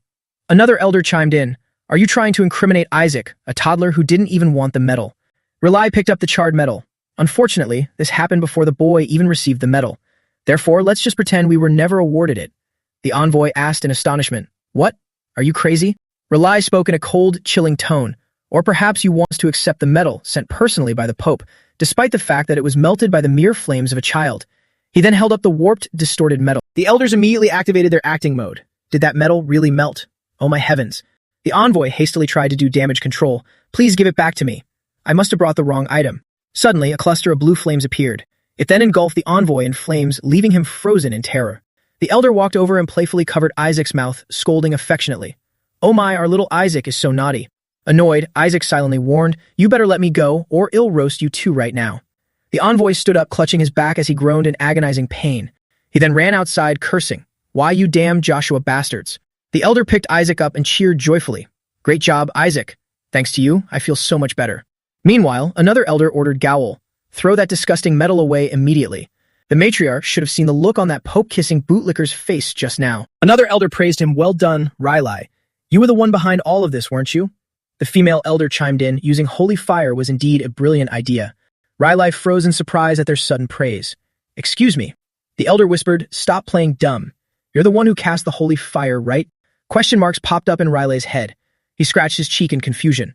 Wait, wasn't it you elders who did that? The elders also froze, staring blankly at him.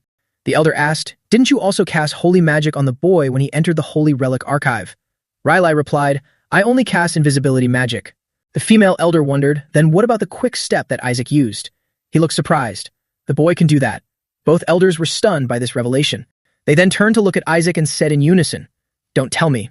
This child casts all of those holy spells. An ancient tome materialized, a legendary artifact that allows its user to instantly learn and cast the magic contained within. Isaac remembered how he had eyed the book with greed. It was definitely the right choice to snatch this from the archive. Even though it's weaker than the artifacts I used when I was the skeleton demon king, it's still quite useful. The elder continued to speculate. Could the boy's mother have used holy magic? The female elder dismissed the idea. Isaac's mother isn't a fire mage. In fact, she's the exact opposite. The elder marveled, then this goes beyond mere talent. It's like someone writing a letter without ever learning how to write. The female elder added, even the genius saintess, Melissa, had to study before casting her first holy spell. Sitting at a distance, Isaac wondered, what are they making such a fuss about? This is starting to get really annoying. Suddenly, Asali rushed over in a panic. Excuse me, elders, but isn't the fact that he erased the Pope's blessing even more surprising?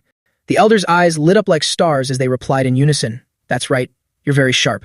The elder demanded loudly, hand over the medal at once. I must inspect it myself. Relai immediately complied. Yes, elder. Wait, it's not. Here. He looked at the red box where the medal had been placed, but it was nowhere to be found. The elder's face darkened. What? It was clearly just there. Gowl scratched his head and explained, I threw it away. You were the one who told me to do that, elder. He recalled the elder's previous order. Throw that disgusting medal away right now. Another elder criticized him. You shouldn't have said that. The first elder then ordered, Hey, gather everyone and go find it immediately. Gowl thought anxiously. To think that Brack could melt the Pope's medal, something made from an unmeltable metal. I can't let the family head find out about this. He hid the medal in his pocket. He sneered in malicious excitement. Let's see how they prove anything without evidence. A few days later in the western region of the Joshua Duchy, someone's cape was fluttering in the wind. It turned out to be none other than Ile. He commanded the knights, even though the estate is not far now, do not let your guard down. Understood? The knights replied in unison, yes, sir. Suddenly, Ile noticed something. He wondered, is that? Back at the Joshua estate, the elder asked in disbelief, why? Why hasn't the body of the skeleton demon king come out yet?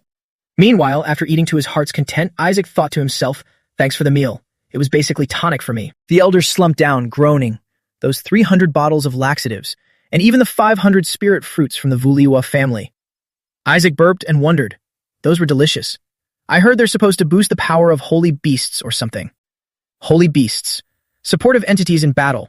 There's no reason not to get close to them. I'll need their support to defeat the Pope and the 6 gods in the future. The Joshua family must surely have one, right? Suddenly, Isaac looked ahead in sheer panic. Whales were swimming across the surface of the water. They were the holy beasts of the Joshua family, the Terranbloom. Suddenly, a voice rang out. Please wait a moment. Or perhaps you like to dine first.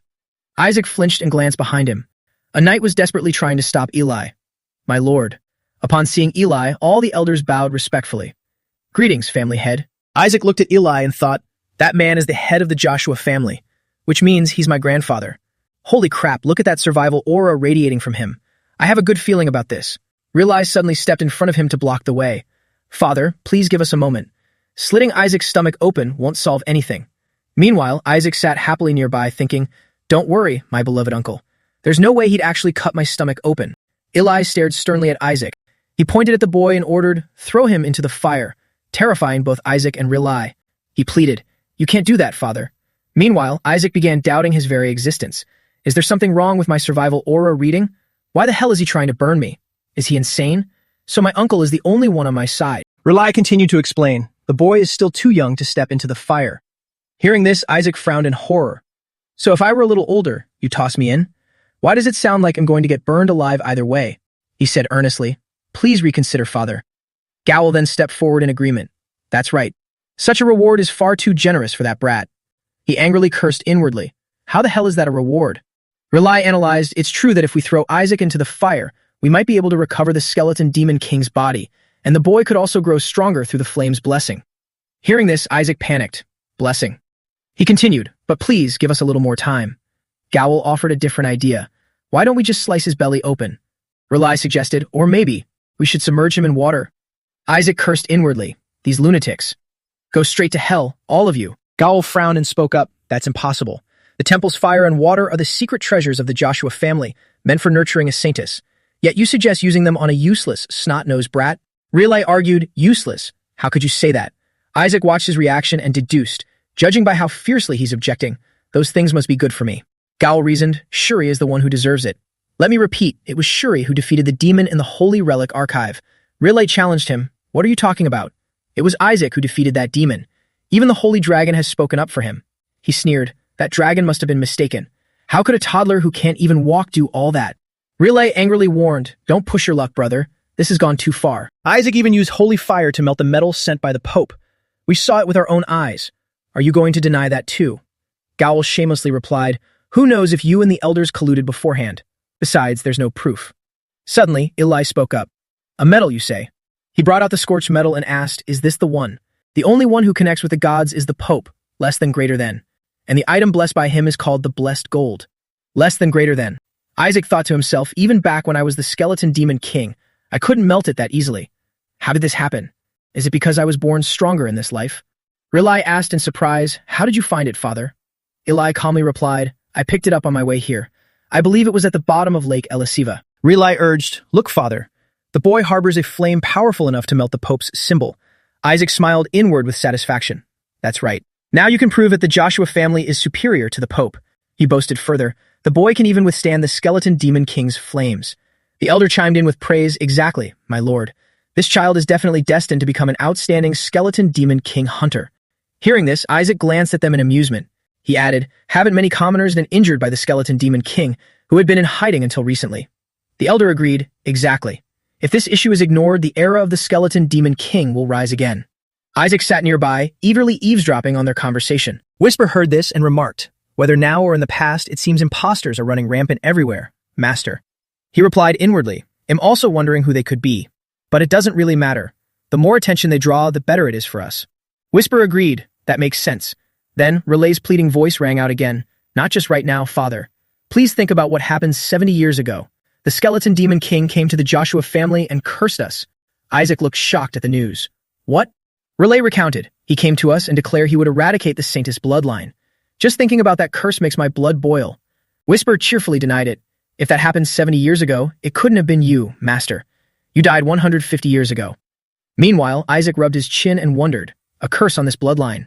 So this is why they keep babbling about how I won't live long. Whatever, a curse from some lowly demon is nothing but child's play to me. I just need to suppress it with superior mana and it won't affect me." Suddenly, the female elder spoke up. "Although that curse can't kill us, it suppresses our vitality, causes erectile dysfunction, or stunts our growth."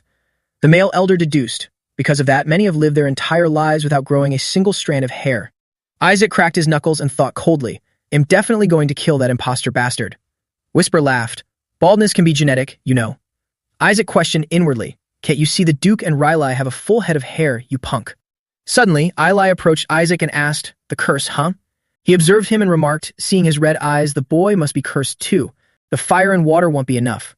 Isaac thought anxiously, "What the hell, guys? You're starting to make me worried." Eli made his decision. "I will bestow a holy spirit upon the boy." The elder exclaimed in surprise, "What?" Isaac widened his eyes and thought, "A holy spirit?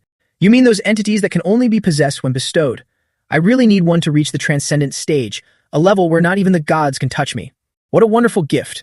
With the Holy Spirit, it'll transcend and punch those arrogant gods right in the face. Gowel was taken aback by this decision. A Holy Spirit? That's too much favoritism, Father. Isn't that a reward reserved for those who have brought immense glory to our family's name? What has this child ever done for us? Even if he really did melt the metal, it's just a blatant provocation toward the Pope. Do you think they'll just let this slide? Hearing Gowel desperately trying to stop him from receiving the Holy Spirit, Isaac glared at him. This guy again. Suddenly, Eli questioned, then tell me, Gowel, when they sent that so-called gift, what did you do? Those heretics dared to humiliate us right in our own estate. Yet, not only did you escort them back safely, but now you're stepping up to defend them? What have you actually accomplished besides bullying your tiny nephew? And now you intend to stand in his way. Even wild beasts know how to protect their own kind. Have you forgotten that the Joshua family was built on the principle of protecting the weak? This small child who should have been under our care instead managed to help us restore our pride. Is that not a prime example of bringing honor to the Joshua family's name? Hearing this, Isaac smiled smugly. Eli commanded, summon everyone to the main estate. I shall bestow my blessing upon Isaac. A few days later, Rilai asked in confusion, you're not just simply blessing the boy, Father? What do you mean? Eli immediately replied, don't you understand? If we push the boy into fire or water to exorcise the skeleton demon king from his body, he'll get hurt. The temple's fire and water possess extremely strong anti-demon properties. If so, the boy won't be able to learn any exorcism rituals at all. He asked worriedly, so the boy won't be able to reach a rank higher than a 5-star priest? He replied, right, he'll forever be stuck at rank 4. It'll let Isaac choose among fire, water, or a Holy Spirit. That's enough for a test. Then Eli raised his hand, holding 3 small spheres of different colors. Gowel thought gleefully, that's more like it. I knew he wouldn't easily grant that brat a Holy Spirit. Eli dropped the 3 spheres on the ground and said, choose, Isaac. Seeing Isaac picking among the spheres, Rilai thought to himself, the energy of fire, water, and Holy Spirit. Isaac, please pick the white marble. Please choose it, Isaac. But in the end, Isaac chose the sphere carrying the energy of fire. He raised the sphere high in his hand. Gowel smiled smugly and feigned consolation. Don't be so disappointed. Even a rank 4 Joshua will eventually bring glory. Suddenly, a light burst forth from nowhere, startling Rilai. It turned out the light was coming from the sphere in Isaac's hand, which now seemed to be cracking into pieces. Blazing streams of fire erupted into the air, making all the elders exclaim in surprise. What? Isn't that the fire of the temple? Suddenly, from within those flames, a Holy Spirit emerged. Isaac exclaimed in surprise, a Holy Spirit. The Holy Spirit slowly stepped out from the embers. She raised her hands, shooting fire everywhere, making the elder woman scream in terror. Gowel asked in panic, what is the meaning of this, Father? Why is there a Holy Spirit inside that marble? Eli calmly replied, don't panic so much, Gowel. I never said there was only one Holy Spirit. The roots of the Joshua family lie in water, but for a child who can create a fire hot enough to melt the Pope's gold. I set a trap right within this test, but it seems the boy made the right choice. Even so, this is beyond my expectations, he realized upon seeing the furious face of the fire spirit. She screamed, Eli Joshua, have you lost your mind? How dare you summon a royal tier being to the human realm? Her eyes were bloodshot, and her entire body was enveloped in blazing golden flames. She then shot sparks of fire all around. The elders began fleeing from the fire spirit's wrath as an elder loudly announced, quickly use defensive holy magic. Gowel panicked, Father, did you summon a royal tier?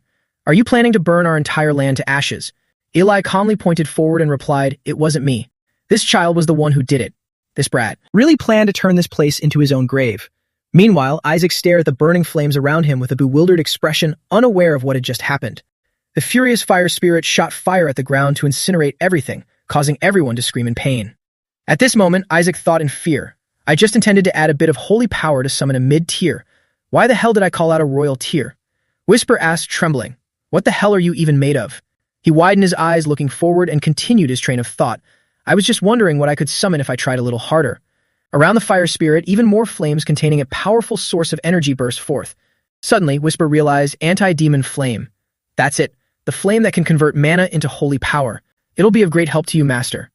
Isaac, after staring blankly at the fire spirit for a while, replied, you're right, but how can I make her submit to me? As the fire spirit continued attacking everyone in the mansion with fire, making them scream in agony, Whisper asked fearfully, the traditional way. Isaac frowned, trying to find a solution. Moreover, all royal tier holy spirits have connections to the heavenly realm, but I can't get too close to those damn gods yet. Whisper agreed, that's true. After all, every holy spirit is closely related to the gods. Suddenly, a lamenting voice echoed. Oh heavens, my lord, chase her away quickly. This Holy Spirit is so insane that even the gods had to forsake her. Saying that, the elder pointed at the fire spirit. Eli rubbed his chin and replied, well, if I were despised just because of my hair color, it'd probably sever ties with the gods too.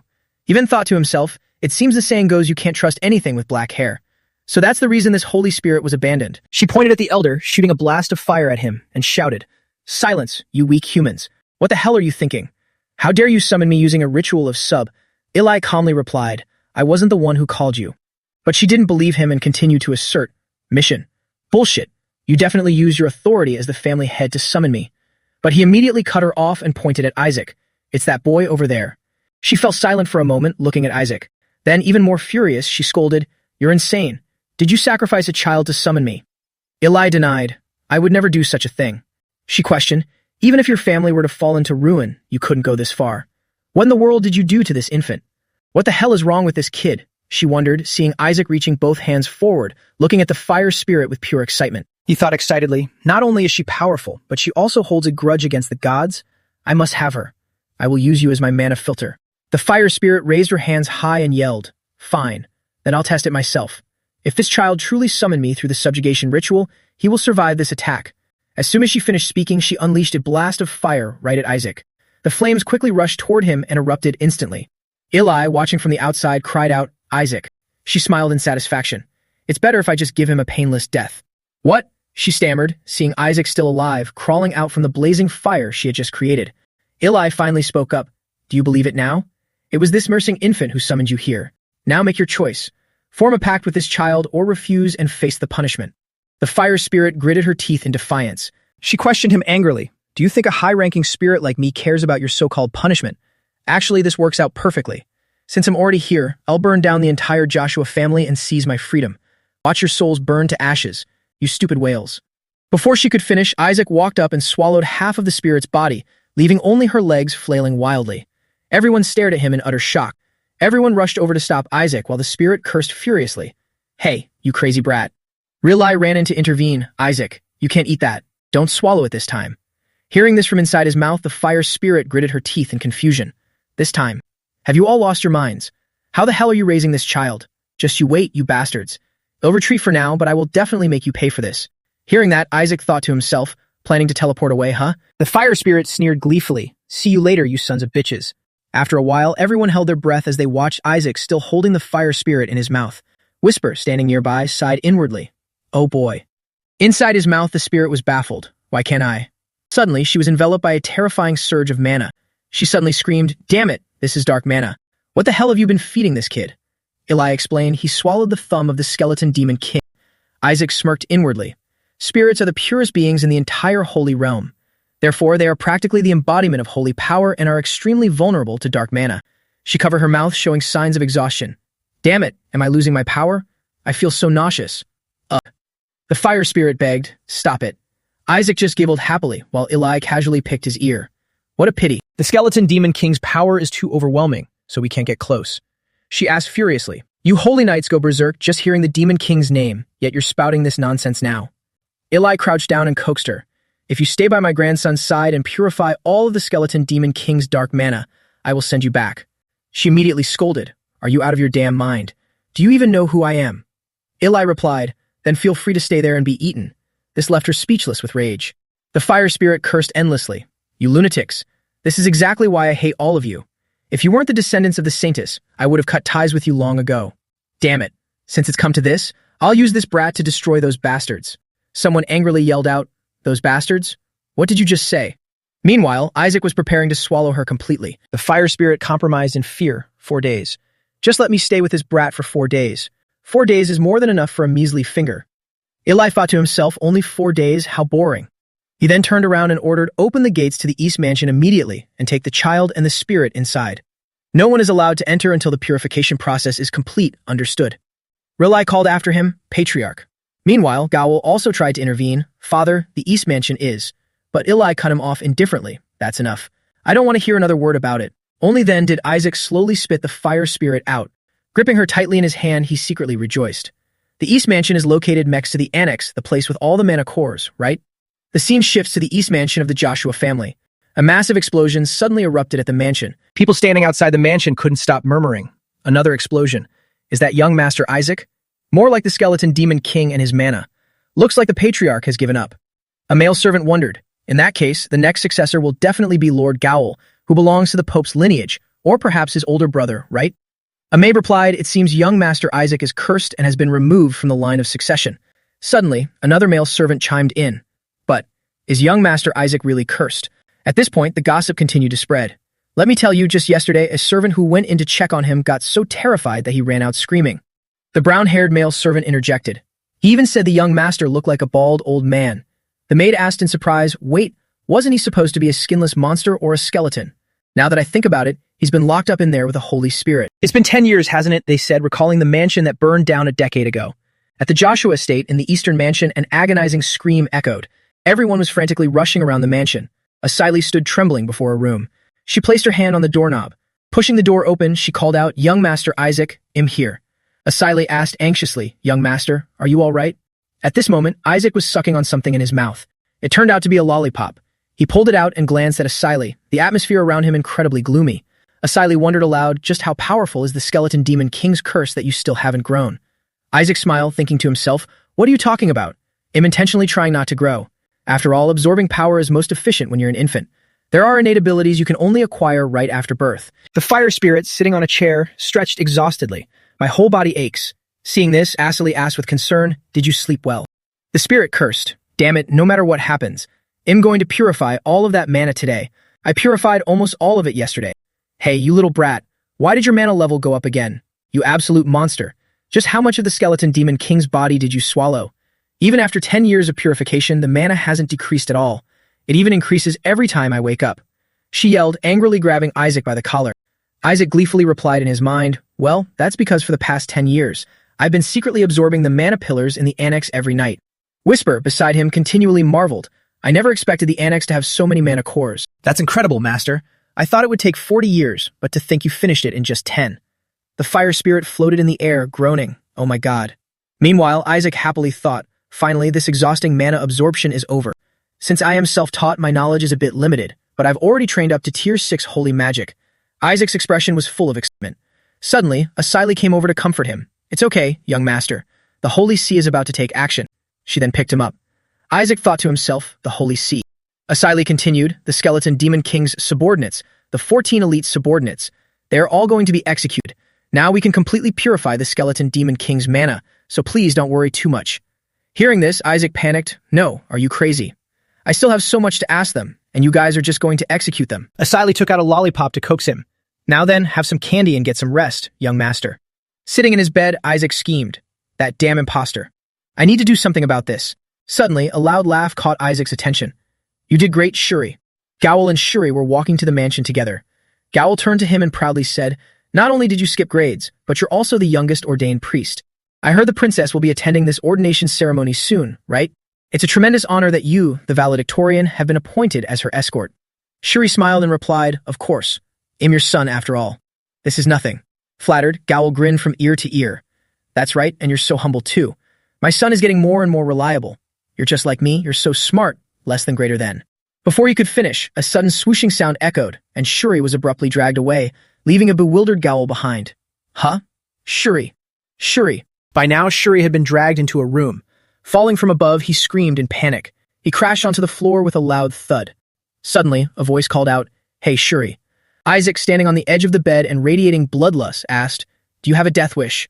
Every time you open your mouth, you spew nonsense. Do you think your life ends after graduating from the academy? Seeing him, Shuri panicked and thought, Not this lunatic again. Isaac continued to interrogate him. You better remember that it was my training that allowed you to skip grades and ace the exams.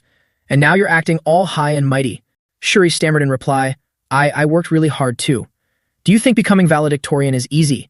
Isaac glared at him with contempt. With your skill level, it's completely impossible, you idiot. Shuri immediately conceded, Well, that's true. Isaac stroked his chin and thought, Maybe I should start preparing for the priest ordination ceremony too. After all, most holy magic requires ordination before it can be used. He jumped down and proposed, Hey Shuri, I need your help. Shuri couldn't believe his ears and stammered, Me? What is it this time? What kind of help do you need? He did a complete 180 upon seeing Isaac's murderous glare. Isaac coldly threatened, Hand over everything you have. The prize money from the quiz competition and the allowance you get from Gowl too. Shuri wept silently, tears streaming down his face as he cursed inwardly. He really is a demon. But he obediently sat down to massage Isaac's shoulders. Isaac spoke up, I thought so. Oh, by the way, what's this about the skeleton demon king's subordinates being executed? Shuri replied, oh, that? After the incident at the Holy Relic Archive, they stopped following orders. Since they looked like they were just waiting to die, they decided to dispose of them. Isaac asked suspiciously, really? There's no other way. I have to get it this year. Shuri asked in confusion, get what? The priest's ordination, Isaac answered, making Shuri burst into laughter. Shuri mocked him. You haven't even attended the academy yet, and you're demanding ordination. A punch was thrown. Isaac turned around and challenged, try laughing again. After taking the punch, Shuri was significantly more obedient. He sat up straight and answered, I wouldn't dare. Actually, there is a recommendation system, and as it happens, the academy professors are here right now. As long as you get a recommendation letter and pass the exam, you can be ordained as a priest. However, Isaac marveled, what a perfect system for backdoor deals. Shuri continued meekly, you have to achieve a great merit to prove your character. But your personality is terrible. Hearing this, Isaac was furious, while Whisper stood beside him secretly praising. This bastard at least knows how to judge people. Shuri explained, you must save a life to get a recommendation. The higher their status, the better your chances. But honestly, what are the odds of an important person conveniently being in danger for you to save? Isaac crossed his arms, pondering. So there's only 1 month left. The princess will also attend this ordination ceremony, right? He stammered in reply, why yes, but... Isaac put on a dangerous expression. Isn't the princess an extremely important figure? The scene shifted to the Joshua Manor's training grounds. Eli stood outside the gate, urging, hurry up and go. Isaac will not be going to the capital. The brown-haired man spoke up, Duke, this year is completely different. The woman beside him chimed in, this time he absolutely must attend the Foundation Festival. This is the year the Saint candidates will be ordained as priests. Hearing this, Eli frowned deep in thought. The woman explained, for the past 10 years, while other candidates have achieved great merits, young Master Isaac hasn't even made a public appearance. The man agreed, that's right. He displayed extraordinary skills at the Holy Relic Archives 10 years ago. I heard Isaac is living in the Eastern Mansion, just like the Saintesses, right? I'm truly dying to see how much he has grown. Hearing this, Eli merely sighed. She continued to persuade him, as an academy instructor, teaching young Master Isaac is my lifelong dream. Besides, this ordination coincides with the princess's birthday, so the Pope himself will officiate. These words seemed to sway Eli as he thought to himself, the Pope? The woman added, he will bestow the title of hero upon those who are ordained. Eli considered this. Receiving the title of hero will significantly expand one's domain of power. That is a massive benefit, but finally, he made his decision. Isaac is not yet old enough to be ordained. The woman protested indignantly. If he is that talented, why does age matter? They both stared at him with teary, pleading eyes, leaving him no choice but to cover his face and sigh. Unable to hold out any longer, he agreed, fine, all right. Seeing this, the two cheered in delight. However, Eli set one condition for Isaac to attend, but you two must take full responsibility for him. Meanwhile, Shuri continued massaging Isaac's shoulders while Isaac happily sucked on a lollipop, pondering his next schemes. A massive explosion erupted at the mansion. Outside, a priest stood observing the situation inside the manor. He looked inside and thought to himself, so, it's in there. Even the Pope can only summon a spirit king once, yet that brat managed to summon one through a subjugation ritual, and an exorcism holy spirit at that. A fire spirit with black hair. It's highly likely the guardian of the heavenly realm. A holy spirit that failed to become a spirit king due to its evil nature. He smiled craftily. The Pope and his family love collecting spirits. Once they see this one, they'll go absolutely crazy for it. If I succeed in stealing this holy spirit and presenting it to them, I'll definitely be rewarded handsomely. I've already prepared something that can neutralize holy mana. If I can suppress that brat's holy mana, the skeleton demon king's dark mana will definitely run wild. Then, I just need to sneak the holy spirit away in the ensuing chaos. The scene shifted to a room where a voice rang out, this room, Professor. The woman spoke up, we finally get to meet the young master. The man agreed, that's right. Upon seeing Isaac, she called out affectionately, oh, young Master Isaac. The man also marveled. Just as they said, he looks no different than he did 10 years ago. Isaac turned around to look at them. He widened his sparkling eyes and babbled, come in, my letters of recommendation. Seeing his adorable face, the two of them couldn't hold back and gasped, oh my heart. We must take him to the academy right this instant. Meanwhile, the priest cursed inwardly. This little fox, daring to bewitch people? I will use all my power to make the skeleton demon king's mana go berserk. Thinking this, he opened his arms wide toward Isaac, who stared back with a feigned, clueless expression. He quickly pulled the boy into an embrace, thinking to himself, now, go mad. The atmosphere in the room fell completely silent. At this moment, not only did Isaac not go mad, but he also amusingly rubbed against the man. Isaac touched the chest area where the priest had released holy mana to suppress the skeleton demon king's dark mana. The man grew suspicious. What? Why is nothing happening? I released enough holy mana to make his dark mana spiral out of control. Suddenly, the fire spirit appeared and urged him. Hey, you damn brat. What are you waiting for? Just kill that wretched priest already. What's the point of releasing so much holy mana? Seeing her, he secretly rejoiced. There it is, a royal tier holy spirit. This is my chance. He then pulled out a handkerchief soaked in dark mana. The priest pretended to wipe Isaac's face and said, It seems the weather is getting too hot, isn't it? Catching the scent emanating from the handkerchief, Isaac narrowed his eyes and thought, Huh?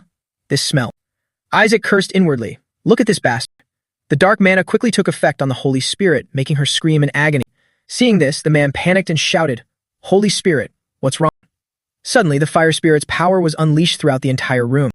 At this point, she seemed to have gone completely insane, shrieking wildly. The priest feigned ignorance and spoke up. Is the skeleton demon king's dark mana running wild? The woman behind him chimed in. This is too dangerous, Professor. He suddenly pulled out a gemstone, calculating inwardly. Good, now all I need to do is let this berserk spirit slip out. At that very moment, he suddenly crushed the gemstone in his hand. Then, raising his hand, he unleashed a blast of crimson energy. He roared, soul-severing strike. The surge of power quickly struck the fire spirit, sending her flying backward. Suddenly, the spirit raised her hand and deflected the torrent of flames back at him. It instantly rebounded toward the priest, and engulfed his entire body, making him scream in agony. Sitting on his bed, Isaac smirked and thought, Is that what you think? Suddenly, Riley rushed over, calling out, Isaac! Asili ran in right behind him, crying, Young master. Touching the mana radiating from his chest, Isaac thought with sinister glee, This should be enough, right? Excellent, I have plenty of witnesses now. He closed his eyes, reached out his hands, and began to absorb the mana. Isaac relentlessly drained all the mana filling the room. The man quickly realized, Is the young master absorbing the mana? The woman agreed, That's right. He's suppressing the rampage.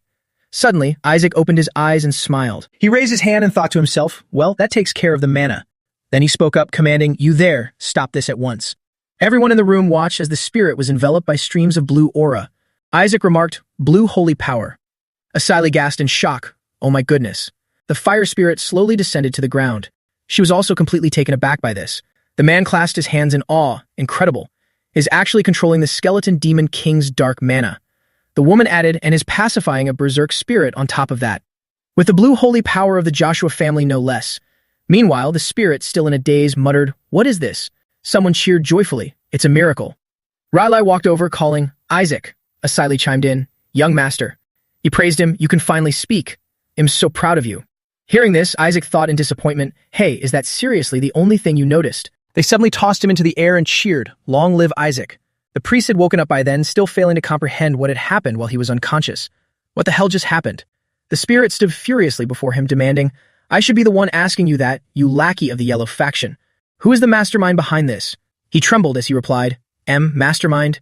You misunderstand. I just came here to see young Master Isaac. She scoffed. Misunderstand? You're wearing fire-resistant gear from head to toe, and you call that a misunderstanding. From now on, all fire spirits will sever their ties with any priest affiliated with the Pope's family. I'm only doing this because I'm pissed off, so don't get the wrong idea. After making her declaration, she turned away, leaving him sitting there in shock. What? Please, wait a moment. How can a spirit cut ties with priests, the very people linked to the gods, especially those from the Pope's family? A spirit doesn't have that kind of authority. But instead of answering, the spirit simply chased him off. Get lost. I severed my ties with the gods a long time ago. I am no longer bound by their rules. Isaac smiled smugly at the sight. Seeing him still sitting there, the spirit threatened. Are you going to get out of my sight or what? Suddenly, she turned to look at Isaac and said, As for you, Isaac, you saved me using holy mana, and you even managed to control the skeleton demon king's dark mana. Now that the skeleton demon king's dark mana has been purified, our contract is effectively over. However, I will stay by your side to repay this debt. Hearing this, he chuckled inwardly. That's right. As expected of a divine entity, idiots who absolutely refuse to owe anyone a favor. The woman spoke up joyfully. We will now return to the Holy See to report everything. A child of this caliber must definitely be ordained. Having achieved his goal, Isaac couldn't stop bursting into delighted laughter. Riley handed a stack of paperwork to Eli so they could review it together. He was overjoyed upon receiving the news. The Holy See has approved Isaac's ordination. They want him to attend the ceremony. Riley didn't expect things to progress so swiftly, that fast. Was he recommended because he saved the people of the Joshua family and the academy? Eli immediately denied it. No, he was recommended for saving a royal tier spirit. Riley recalled the incident. Right. After something like that, who could possibly object? He pointed at the words on the paper. More importantly, being ordained is just like graduating from the academy, So I tested Isaac to see if he possessed the necessary knowledge. I never expected him to get a perfect score on all 1,600 questions. Rilai was genuinely astonished. A perfect score? It couldn't be better. On top of that, the boy can walk and talk now. But deep down, Eli Joshua still felt a pang of worry. It's just a shame his attitude is a bit rotten. Now we just need to test Isaac's personality and we'll be done. Almost anyone can pass, unless they're a psychopath or a criminal. Rilai perked up as he recalled it. Ah, I remember now. It's a test that uses holy magic to force the subject to tell the truth, right? Eli still needed to observe further. Let's see how the boy handles it. The two began reading his test results. What do you think of the family that birthed and raised you? I will conquer it. It's all mine. Rilai was intrigued. What a fierce will. Eli also praised him. I was a bit shocked at first, but having such ambition makes him worthy of our family. The next question appeared. What will you do after being ordained? Chew off the heads of those bastard gods. What else? What are your goals and aspirations upon becoming a priest of the holy kingdom of Helen? I will destroy this nation. The two men were utterly speechless. Eli bitterly turned his face away. He's just a child. I knew it would turn out like this. If Isaac takes another test like this, he'll definitely be executed for heresy. Unable to bear it any longer, he slammed his hand on the table. You will go get ordained in his place. Do not let Isaac leave the house during that time, understood? This brat needs to be properly disciplined first. Meanwhile, in the room where Isaac was staying, Whisper flew inside through the window. Boss, have you made your decision? Of course. He gripped the bundle tightly in his hand and swiftly snuck out. Morning at the Capital Academy, Roman. An argument had broken out in the Holy Magic Department. I heard a 10-year-old brat is getting ordained this time. Really?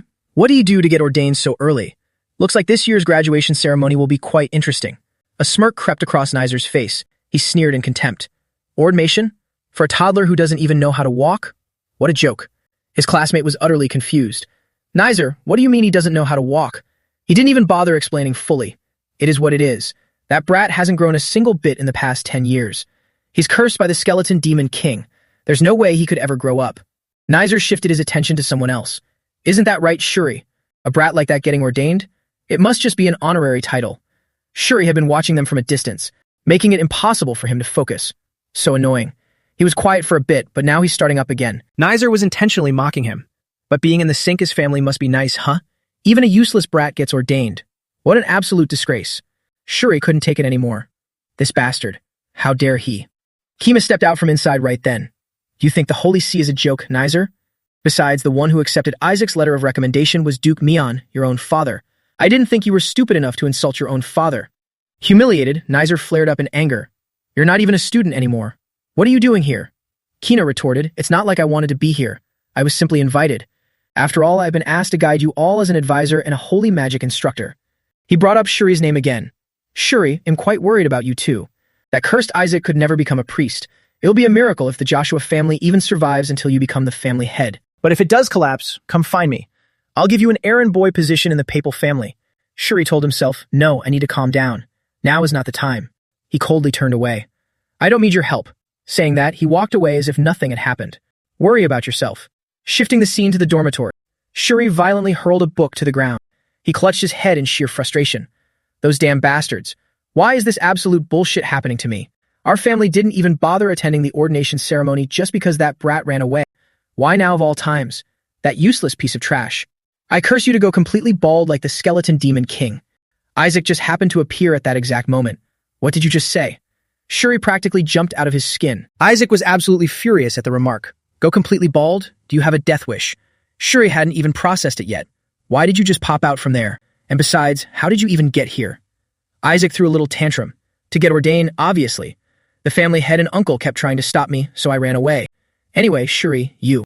He pulled out a massive club, making Shuri panic even more. What is that now? You spineless coward. How dare you go begging for an errand boy position from those papal family? Shuri tried to explain but was stopped. Isaac ruthlessly pummeled him. How dare those bastards drag the Joshua name through the mud? Joshua is mine. I'm the only one allowed to insult it. Shuri still couldn't process it. What the hell are you talking about? Isaac continued to teach him a lesson. Listen closely, Shuri. I will be the one to burn this Joshua family to the ground. Meanwhile, Shuri prayed inwardly. Heavens above, please take this bastard away. Isaac finally stopped. Stop being so pathetic. Get up and lead the way. Where are you going? Isaac already had a plan in mind. To crush those deadbeat dogs who dared lay a finger on you. Where else? Everyone was still gossiping around the area. All the students present were completely baffled. What the? Who brought this little kid here? Look at his pretty hair. Isaac immediately gripped his staff, ready to deal with the crowd. Which one of you is it? Who dared to mess with a member of the Joshua family? He had to stand still and assess the situation first. Isaac evaluated them with sharp eyes. That red-haired brat. I think I saw her at the Holy Relic Archives 10 years ago. It must be her. Meanwhile, Shuri could barely keep up. Wait, I have to stop him. If he causes a scene here, we'll be in deep trouble. Besides, that girl. She's Nezer's younger sister, Naki. Isaac quickly darted forward, sprinting straight ahead. It made it incredibly hard for Shuri to catch up. He climbed right onto the girl's table. You there, redhead. You're the one who picked a fight with Shuri, right? The girl answered honestly. I never laid a hand on Shuri. Nezer did that. Isaac was highly satisfied with this answer. Good, so you admit it. I just told you it wasn't me, it was Nezer. Are you even listening to me? Whisper appeared from behind with a warning. Boss, I sense a familiar energy from this girl. Yeah, very familiar indeed. That's the energy of one of the 5 major gods. Naki guessed Isaac's true identity. You must be the rumored Isaac. One is a cursed child, and the other is a descendant of the Pope's family. It seems the blue faction won't amount to much this year either. The Joshua family will be erased from the 5 factions sooner or later. Isaac glared back at her. Look at how rude she is. As expected of the servants of the 5 major gods. Shuri felt he had done enough. Isaac, you can't cause trouble with the rival factions. Please, let's just go home. But Isaac wasn't leaving so easily. Why should I go back? I came here to receive my ordination. Naki wouldn't let that happen easily. You will never be ordained. Nezer said he'd send a petition to the Pope to cancel it. There's no way an unrecognized child like you could be ordained. Shuri felt they were completely doomed. Nezer, that bastard. She still refused to let him off. And with your attitude, I highly doubt we even need Nezer's petition. You'll end up destroying yourself sooner or later. Someone then spoke up to warn her. My lady, should we call the Inquisitors? Hearing this, Shuri panicked even more. No. 70% of the Inquisitors belong to the rival factions. Isaac, we have to go now. Otherwise, it'll be too late. But there seemed to be some sort of commotion outside. The heavy footsteps of a beast entered the room. It possessed an absolutely massive figure. It's a monster. Isaac and Shuri hadn't even reacted yet. There it is, my insurance. Naki desperately looked for a way to escape.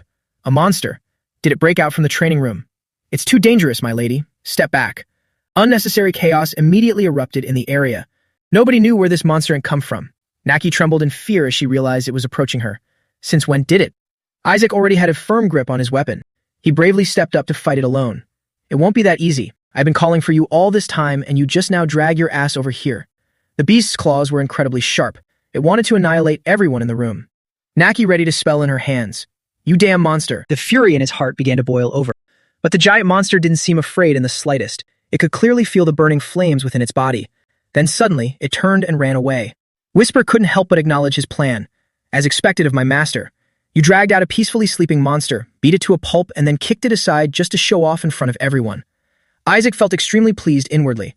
I merely did what had to be done. The soldiers inside the building were dispatched. Where is that monster? Get away from that monster quickly. It seems to have run in that direction. Contact the monster disposal unit immediately. They were even worried about Naka's condition. Are you all right, my lady? They are the investigators. Shuri hoped to escape from there safely.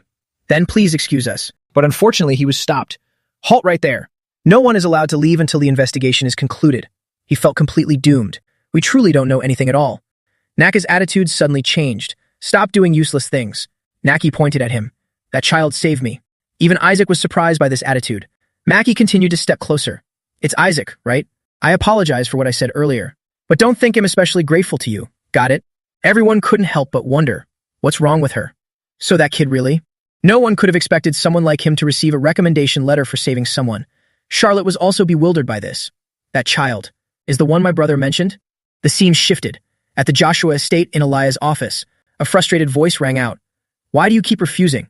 As the cardinal of the blue faction, isn't it a good thing that your grandson is being ordained? Please let the boy attend the ordination ceremony. But Eli refused to agree to this. But the Pope will be furious. He didn't care who he angered. That's none of my business. My grandson will be educated at the Joshua estate until he comes of age. The other person continued to argue. If you keep a child locked up like that, it will affect his personality. Eli grew even angrier. His personality is already terrible as it is. The person still tried to persuade him. I don't know if you've heard this yet, but it seems there's a blonde child walking around the academy. Suspecting the person mentioned was Isaac, Eli immediately summoned Reli. Prepare to depart for the capital immediately. We must get there before tomorrow. Reli felt this was a terrible idea. Even taking the fastest route, it would still take at least a week. He had to execute everything right away. We have 23 hours and 48 minutes. Eli needed to quickly investigate. We have to run. The next day, back where Isaac was staying, Shuri was outside knocking on his door. Hey, Isaac, what are you doing? Are you trying to stuff that tiny body of yours into a priest's robe? Come out right now. Everyone's already here. They're just going to laugh in your face anyway, so hurry up and let's go. I'm done. We just need to give up and go back home. Please. Shuri didn't know what to do. I'm begging you. But his attitude suddenly turned frantic. It seemed Isaac had entered. Let's go, Shuri. At the final night of the Foundation Day festival, the banquet hall for the ordination ceremony, everyone was fully seated at their tables. Suddenly, someone shouted loudly, "Everyone, please rise." Someone's foot stepped forward. All the powerful figures appeared one after another. Eli was present at this banquet. Everyone clapped to welcome him. Gowl had long harbored wicked intentions. Those are the heads of the 5 great families. The position of the future head of the Joshua family, and the title of Cardinal of the Blue faction.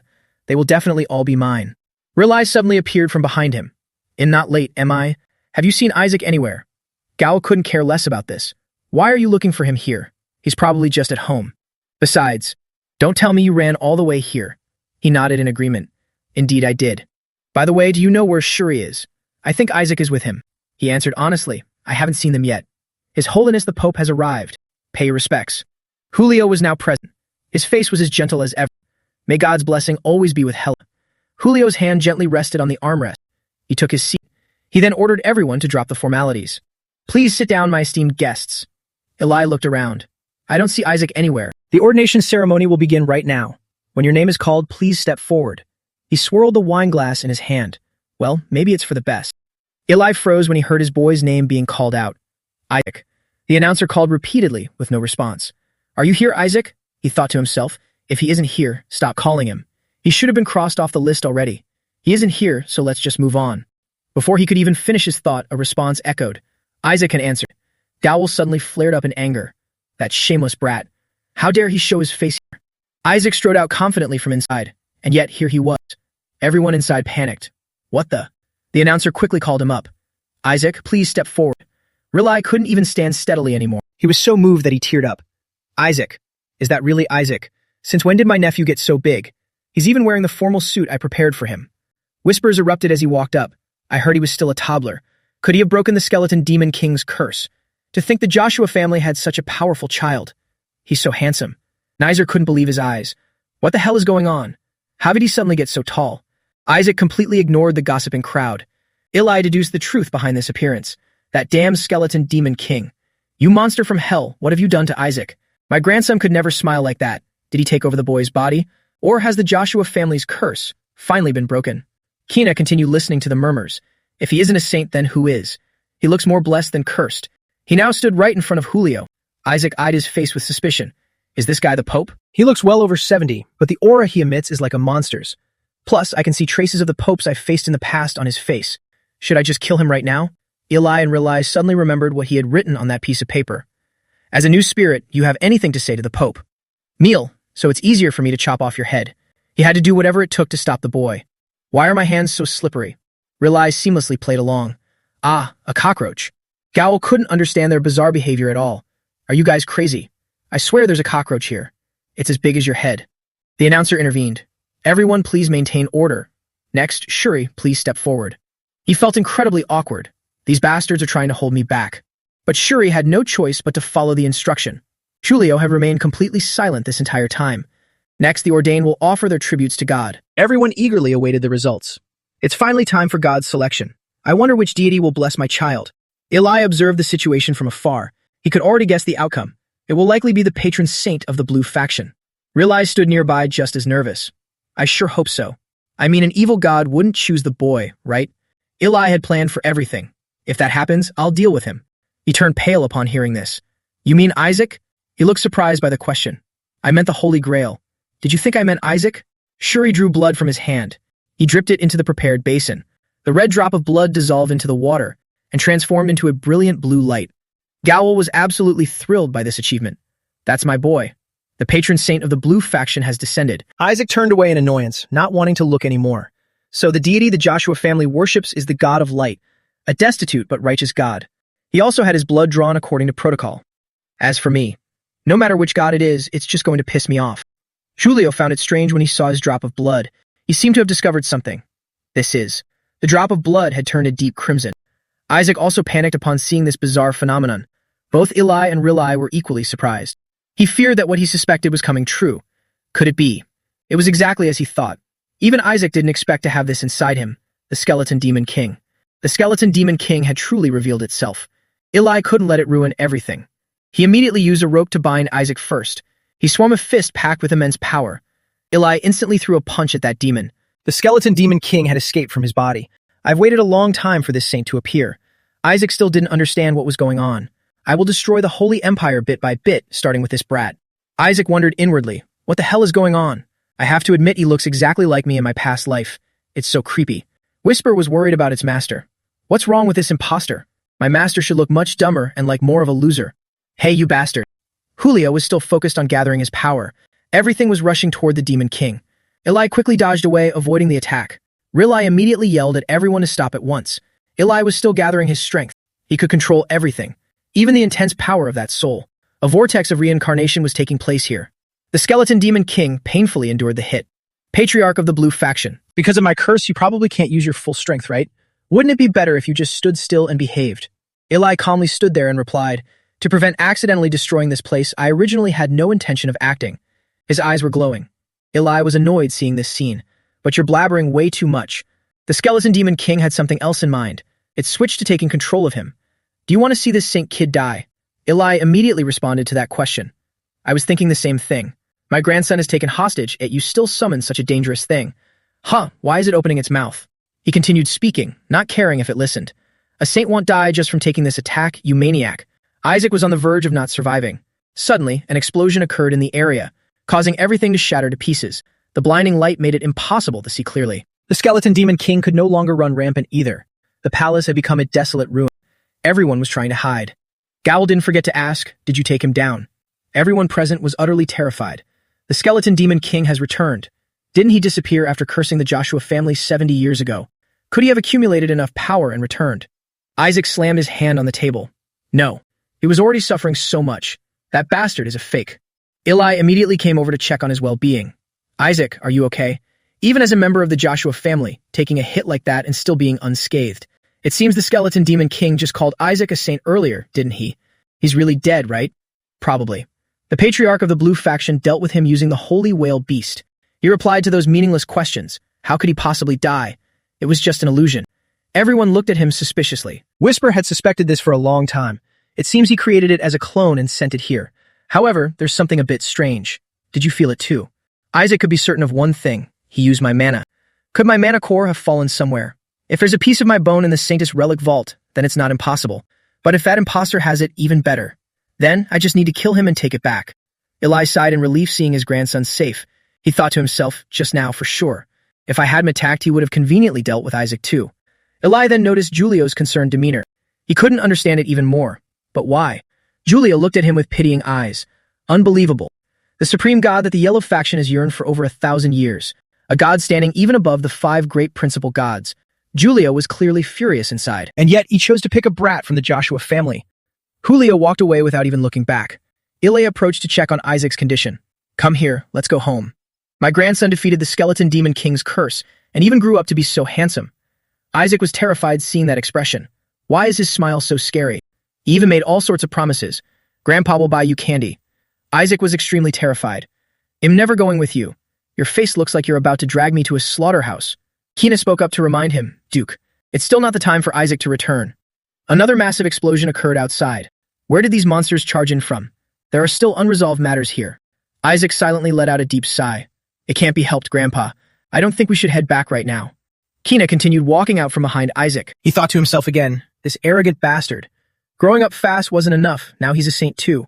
He had already guessed his thoughts. I don't know what you're scheming, but I will make full use of you. I'll show you who the real saint is. Isaac began gathering power in his hands. He focused on executing his intent, purification. Instantly, the monsters felt fear. This made others gasp in relentless praise. What a magnificent purification spell. It's been 100 years since I last witnessed such pure light. But why didn't the boy use an offensive holy spell and instead only use a purification spell? Someone offered their opinion. Since it has the effect of purifying mana, maybe the boy is trying to stop them from being summoned. He already had a plan in mind. Other than Shabnak, I have nowhere else to learn holy magic. But if the purification spell reaches tier G, it can deal area of effect damage over time. Those monsters couldn't do anything to him. The reason Isaac did this wasn't that simple. Above all, the reason he needed to use the purification spell right now was... Kina ignored him completely. Move aside. You can't handle them with your holy magic. Trying to show off when you can only use a tier 5 holy spell. True, you're considered a once-in-a-century talent, but with just that level of talent, you're no match for me. Watch closely. You have to use a powerful holy spell and attack from multiple sides to take them down. He realized there was no sound coming from behind him. Isaac seemed to be covering his mouth, laughing. This made Kina extremely confused by his attitude. Weren't you taught about those monsters? They have incredibly potent regenerative abilities, so you have to destroy them in a single strike. By now, he couldn't hold back his laughter any longer. Isaac looked at him with utter disdain. Looks like you really don't know anything, you idiot. Kina felt exhausted looking at the guy. I should have just let the blue faction head take him back. Just looking at this bastard's face pisses me off. He shared a crucial piece of information. Those guys are just bait. Kina, however, had no idea what was going on. Bait? Isaac went looking for proof to back his words. Their main bodies are right here, aren't they? He immediately used the power of his hand. Right after its true form was revealed. Found you. Kina couldn't understand the purpose behind Isaac's actions. What the hell are you doing to that bug? He didn't bother replying, just grabbed his weapon and stabbed it straight through. A terrifying explosion suddenly erupted in the area. Isaac proved his theory. It was silently poisoning everyone nearby. That's why I said it was dangerous. If you're poisoned slowly, you won't even realize you're dying. Didn't that skeleton demon king say it earlier? That he would annihilate all of us. If his target is this holy empire, he'd have to eliminate us novice priests first. Everyone scrambled to escape. Quickly, find the hiding bugs. Anyone poisoned, use holy magic to detoxify immediately. But Isaac noticed something strange. The bugs were being destroyed one after another. They were hunting all of them down. He suddenly began to panic. Wait, if they dispose of them all at once like this? Isaac feared that the resulting explosion would be even more massive. Whisper quickly appeared and reminded him, Master, this is your chance. If you purify those who are poisoned, wouldn't you be acknowledged? Isaac just realized this. You really are a genius. His opportunity had finally arrived, filling his heart with immense joy. Julio suddenly appeared at the scene of the chaos. Everything shifted according to his actions. Isaac had never anticipated his sudden appearance. Julio flawlessly resolved everything. Now no one else will be poisoned. This completely ruined Isaac's chance. This bastard Pope. The heavy footstep of a beast landed right there. You bastard who dares to disobey our great king. I will never forgive you. I will drag you down to hell with me. Isaac sensed something strange behind him. His eyes instantly filled with high alert. Isaac saw the beast appear right in front of him. But before it could even do anything, it felt his overwhelming power. Isaac shook his head in absolute boredom. A nameless nobody actually thought about harming me. We've taken care of the rest. Quickly, get the injured to the medical room. Kima couldn't believe his own eyes. He drove away that monster with just a glare. He tightly clenched his trembling fists. Kina still couldn't accept this reality. Impossible. How could he? That's something only someone at the Pope's level could do. The appearance of the skeleton demon king at the investiture ceremony threw the entire Holy Empire into a panic. The skeleton demon king has returned. He fled after being defeated. Who is the saint that the skeleton demon king mentioned? Julio sat discussing the matter with everyone. It seems there was an issue with the Holy Grail. An illusion summoning magic was engraved on it. We are currently investigating the origins of the Grail, so please wait for the results. Some still couldn't grasp the situation. So you're saying the appearance of an outsider is the issue? Hyray agreed with this sentiment. That is one of the causes, but the main issue is the Holy Empire's barrier protected by the Holy Dragon. In a flash, the next day had arrived. Isaac sat alone in his chair, analyzing the situation. The weakening of the barrier is the reason the demon race could invade.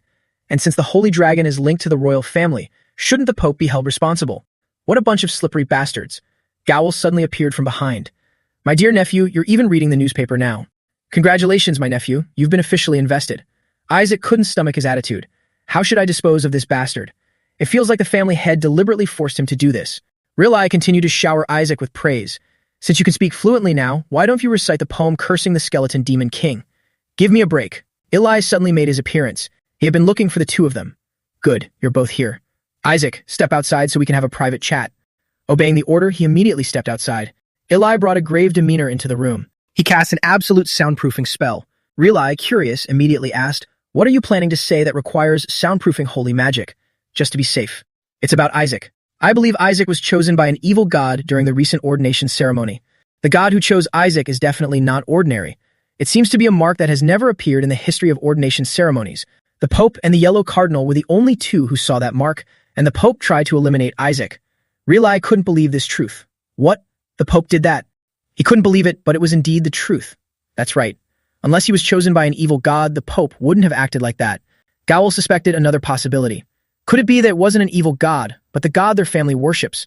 The two immediately turned their heads when he mentioned it. The Yellow Faction's faith. Gowell quickly explained his thought. They hate impure things. I mean, when outsiders get involved with what belongs to them. So if a Joshua was chosen by a god the Yellow family worships, they definitely wouldn't sit still. If the Pope reacted that way, then the god Isaac received must be related to the Yellow family. Or it might even be a god they haven't been able to summon yet. He considered this possibility. If it's Isaac, he's totally capable of it. Eli didn't quite believe it. Do you really think that brat could summon a proper god? Gowell sighed disdainfully. Definitely not. He immediately ordered him. Gowell, contact the Pope's family and investigate which god chose Isaac. He didn't want the task. Huh? Me? Why? If you succeed, I'll give Shuri a holy relic. And from now on until Isaac begins his internship, he will be under special surveillance. If Isaac continues to get faith test results like last time, in the future, he might become a terrifying dark priest. None of the three wanted this to happen. Gowell thought about what he said. If he really becomes a dark priest, our whole family will be labeled as traitors. Being state criminals will get us all arrested, and Shuri will be in trouble too. Rely couldn't let his nephew be in danger. Eli was serious about this. We must prevent that at all costs. Riley began laying out the rules for his two nephews. Soon you kids will start your internships. Those bastard seniors used to beat me to a pulp, but that's in the past now. Isaac felt annoyed. Stop talking. It feels like him re-enlisting in the military. He had to finish this briefing. During the internship, you'll work with your seniors. You'll discover your abilities and learn the real work of a priest that the academy doesn't teach. Based on your evaluation, your status and treatment could change, so do your best. Once completed, you will form a pact with a god. Isaac had a question. All right. Uncle, do you know when we can participate in the divine offering ceremony? Riley was delighted he brought it up. You're interested in the divine offering ceremony. Isaac needed to know this more than ever. Very interested. Especially in the execution of the skeleton demon king's subordinate. He nodded in understanding. I'm so glad to see your faith growing. Let me explain the divine offering ceremony to you then. He immediately perked up his ears to listen. Riley enthusiastically explained its origins. The divine offering ceremony is when we offer tributes to the gods, and many gather to celebrate it like a festival. Everyone attends, but the most important thing is their heart and faith in the divine. So fundamentally, it's a very personal ritual. This brings us back to the basic question. Do we really need to gather in large crowds for this? But think about it carefully. The ceremony is a ritual we hold to offer to the gods, and historically, rituals are communal acts. The core of this is us serving the divine together, and the clearest proof is each person's individual faith. Isaac didn't expect it to be this long-winded. Uncle is getting way too serious. And where did those glasses come from? Rely continued explaining. An interesting fact. Is kneeling alone a prayer, while kneeling in a group a ritual? You can't really say that either. What matters most is the purpose of gathering and the attitude of participation. Anyway, maybe I went a bit too far, but I think you get the point, right? This offering ceremony is much like a festival. What's the first thing that comes to mind when you think of a festival? Right? Having fun and enjoying things together. And isn't joy a part of faith? So the gods will bless this ceremony with immense joy, and that is the right of the gods in the offering ceremony, isn't it? This explanation made him understand. So that means lower-tier gods or angels will participate, right? If I catch you, I'll tear you apart. He felt relaxed about his explanation. Our Isaac must want to personally execute the skeleton demon king's subordinate, huh? That spirit of justice is truly essential. Gowell immediately informed them of the rules. The group with the highest score will get the honor of executing the skeleton demon king's subordinate. So make sure you do well, Shuri. Yes, father. He didn't like this at all. Group work crap again? He looked at him with affectionate eyes. I hope you boys achieve great results, so you can do what you wish. He had to accept these terms. Yes, uncle. There was no other way. Guess I'll have to wipe out a few groups and pretend to save the rest. I'll do my best. Rely believed what he had thought. That's right, this adorable child definitely couldn't become a dark priest. What a relief. Gowell timidly asked him about the matter he was curious about. But Isaac, which god chose you during the last ordination ceremony? He knew he was going to ask about this. Isaac had no choice but to answer. I don't remember clearly, but it was a pretty bizarre and unpleasant mark. Look at this. This is the very mark of destruction. Both of them panicked completely. That's definitely an evil god. Rely stood up trembling all over. It's fine, sometimes there are gods with creepy-looking marks. Gowell quickly deflected. Right? Faith is what matters in the end. Don't worry too much. Oh right, the Yellow Cardinal is coming to see you. He absolutely didn't want to meet him. That bastard. I mean him. Why? That another voice called Isaac's name. It took both of them by surprise as well. Kina suddenly barged in. I need to see you. Both Rely and Gowell couldn't understand this at all. Why did he come to see Isaac? Who knows? How could I understand what he's thinking? Could he be here to harm Isaac? Did the Pope send him? If it's about the evil god, it's very likely. Kima gently grasped his hand. He spat out some bizarre words. I used to think you were a worthless nobody. Honestly, Isaac. This startled him. This bastard is crazy. Does he want to pick a fight? Kina then shifted to a more important point. But now I've realized that the reason you haven't shown yourself to the world for the past 10 years was for your training. You didn't want your skills to be tainted by the fools at the academy. I've known since you were ordained. You're outstanding and incomparable to those fools. It's such a waste of time for someone like you to be stuck doing these practical exercises. Isaac found him genuinely creepy, and Whisper agreed. I think this guy has lost his mind. Kina came here to make an offer. Train with me under his guidance, and then well advance to the professional world. Take my hand, Isaac. Together, we'll execute the skeleton demon king and lead the Holy Empire. Shuri couldn't help but interject in surprise. Is this a new kind of bullying from the Pokes family? But he actually seems serious. The terms are terrifyingly good. If it were him, he definitely would have accepted, but Isaac quickly rejected the offer. Get lost. Get lost. I'll go through the practical training like everyone else. Shuri thought to himself. Right? He's crazy. Kina continued to prove his worth and his qualifications as a priest. Don't worry, I'm not just talking about training. I'll grant you the status of a priest with 10 years of experience. But Isaac still didn't care. If you want someone to go with you, take that guy. Shuri panicked when Isaac pointed at him. Me? That guy and you aren't on the same level. Well, that was true, but Shuri felt thoroughly humiliated. These bastards. Kina was trying to connect with his talent. You have the talent to drive away monsters with just a glare. Whisper guessed his intentions. He definitely saw you drive away monsters by intimidating them, master. Isaac realized the issue. This bastard probably wants to learn that trick from me. The more you want it, the more I despise the idea. Let me say it again, get lost. Just the thought of learning from the Pope makes me want to throw up. Kina grew furious upon hearing those words. Did you just say my grandfather makes you want to throw up? Isaac had his mouth covered but still mumbled, of course. I even want to slit his throat. No one understood what was going on. Eli showed up in the nick of time. Our grandson is busy. Don't ever come near this kid again. Kina still couldn't forget what had just happened. Even if you're the head of the blue faction, if you keep hanging around this brat, he'll turn you into absolute trash. Kina was surprised by the advice the old man had given. He tried to break free but couldn't. These Joshua bastards. I will definitely destroy you all. The Pentagon, a trial that every apprentice priest must pass. White, yellow, blue, black, and red. This is the order in which they will be tested. It is presided over by the cardinals of each faction. Therefore, to become an official priest, one absolutely must pass this trial. Isaac arrived at the place he was looking for. The guys in my group are going to be here. Gathering 30 kids with the same diet or beliefs into one group. Do they want us to start a faction war or something? Shuri had once told him, our group is entirely made up of my friends, so it'll be fine. Looks like sending you to school early paid off, Shuri. I'll use these guys to pass the Pentagon trial and save my subordinate. Then, first of all, I need to make a good impression. As soon as Isaac walked in, someone shouted, he's here. Tie that bastard up quick. Before he even knew what was happening, he was interrogated. You're the one who's been bullying Shuri for years, right? Let us teach you some manners. Just think of it as playing nicely with your older brothers. If you dare tell Shuri, you're dead. Isaac looked at their expressions and realized this wasn't going to work. These guys are no good. They continued to openly show their disdain for him. That's right, just consider this a friendly gathering. Is that a hand rattle? Looks like the rumors about him being a baby just recently are true.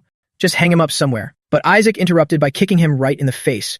That guy couldn't withstand his beating. What the hell is this? Is that bastard crazy? Isaac wouldn't spare anyone here. We have to be close to get high scores, right? Then let's do some group exercises. Let's get to know each other, my friends. And just like that, he taught them a brutal lesson. The place was filled with their agonizing screams. Shuri was dumbfounded as soon as he walked in. Isaac, I really don't understand this. You call this a group exercise? They were in immense pain but didn't dare fight back. Save us, Shuri. Isn't this guy your relative? But Shuri couldn't care less and deliberately avoided the issue. Thanks for playing with my cousin. Hurry and save us. Shuri remembered something and asked for Isaac's opinion. By the way, the first trial will be evaluated based on the group's harmony. What are you going to do? Isaac found the statement ridiculous. Harmony? Are you blind? Can't you see this human pyramid? This is as harmonious as it gets. Shuri looked at him helplessly. That's because you forced them with violence, you lunatic. Isaac handed Shuri a piece of paper. Whatever, just take a look at this. Shuri was surprised when he saw it. What is this? Here's the list of parasites who want to leech off you. These bastards have been making excuses to siphon off us for the past 7 years. Sure, the Joshua family doesn't expect anything in return, but there's a limit to everything. One guy even tried to justify it, saying the Joshua family didn't need anything from them, so whatever they offered wouldn't be much help anyway. He immediately shut him up. You have nothing? Your limbs are perfectly intact and your organs are still fresh, aren't they? I don't ask for much, my good friends. I just want a healthy relationship where you give exactly as much as you receive. Therefore, in this group activity, work hard, be dedicated, and have a pure heart. Otherwise, I might just do whatever I please. Got it? Not going to answer. They immediately replied, yes, sir. He immediately stepped down upon hearing their answer. Good. Then today's group exercise ends here. Shuri asked anxiously, what if we fail the test? Isaac didn't answer and just told him, follow me. I have something to show you. Shuri was still incredibly worried. Just one failing grade and we're instantly eliminated. The first criterion is harmony. Don't worry, I've got it all figured out. First, just take a look at this. The sight that greeted him was a person tied up. Shuri panicked at the sight. He angrily grabbed his collar. You lunatic, what are you doing? That's a member of our group. And on top of that, he's the son of my uncle's friend. Don't you remember him from the relic archive? Isaac calmly replied, completely unfazed, I know. It's exactly because he's in our group that we have a problem. He had a letter saying he'd stop being a spy. Shuri couldn't stay calm after hearing that. He stared straight at the guy and realized the truth. He still couldn't believe it was real. Nizer put you up to this, didn't he? The tied-up boy trembled in fear. I'm sorry. I had no choice. I have my own reasons. Isaac continued his interrogation. So, what did Nizer tell you to do? He told me to completely ruin the Joshua group. He said Shuri would compromise for the sake of the test, so he told me to make unreasonable demands to tear the group apart. Even the hostility towards Isaac at the welcome banquet was ordered by him. He wants to personally execute the skeleton Demon King's subordinates. Isaac hadn't expected the guy to be this audacious. Nizer, not only do you dare touch me, but now you want to execute my subordinates. I need to teach him a lesson. A few days later, Nizer looked panicked. You can't do it again. How hard is it to be a spy? Exactly how many of you have quit already? I'm sorry. We have group exercises coming up, so I need to back out. Nizer didn't want to waste any more time. Fine. Get out of my sight. Whatever. There are still 3 of my loyalists in the Joshua group. As long as they're in there, they're guaranteed to fail. He harbored deep resentment in his heart. That bastard is such an eyesore. I need to get rid of him soon. Even my father is paying attention to him. Does he seriously want to invite him to our family? Whatever. Everything will be over after today. Those Joshuas are going to be eliminated today anyway. It was time for today's lesson to begin. Welcome to the Pentagon of Harmony. The white faith works miracles through spoken words, but the most important thing among comrades is harmony and faith. Therefore, the first trial of the Pentagon Harmony will be evaluated through a vote. Nizer observed the situation from the outside. If even one person objects to keeping the current formation, the entire team will be eliminated, and the objector will be transferred to another group, which means even if they betray the blue faction, they can still continue the test. And I've already planted my spies, so you're guaranteed to fail. Nizer had set a trap for Isaac long ago.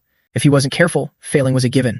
It was time for the host to announce the results. As for the blue faction's group, the entire group has unanimously agreed to keep their members. Therefore, the entire group has passed the Pentagon of Harmony. Isaac turned his head to look at him and smirked. As soon as the announcement ended, Shuri chased after him. Isaac, wait for me. How did you do it? How did you get them all to agree? I had to spill everything. Do you remember how the Cardinal of the Yellow faction kept looking for me a few days ago? Shuri remembered it clearly. Of course I do. You even dared to ignore the Cardinal's summons. Do you have a death wish? Sorry. Isaac continued his story. I told him that if he wanted to meet, he had to hand over the yellow elixir. Shuri was shocked to hear those words. Wasn't that the secret medicine exclusively owned by the Yellow faction's lineage? There was no way he would give it to him.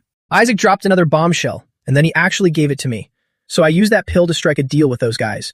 Shuri's assumption was completely shattered, leaving him in a panic. What? He actually gave it to him. So you're going to give them the yellow elixir after they vote? Isaac denied it. I already made them swallow it before the voting even started.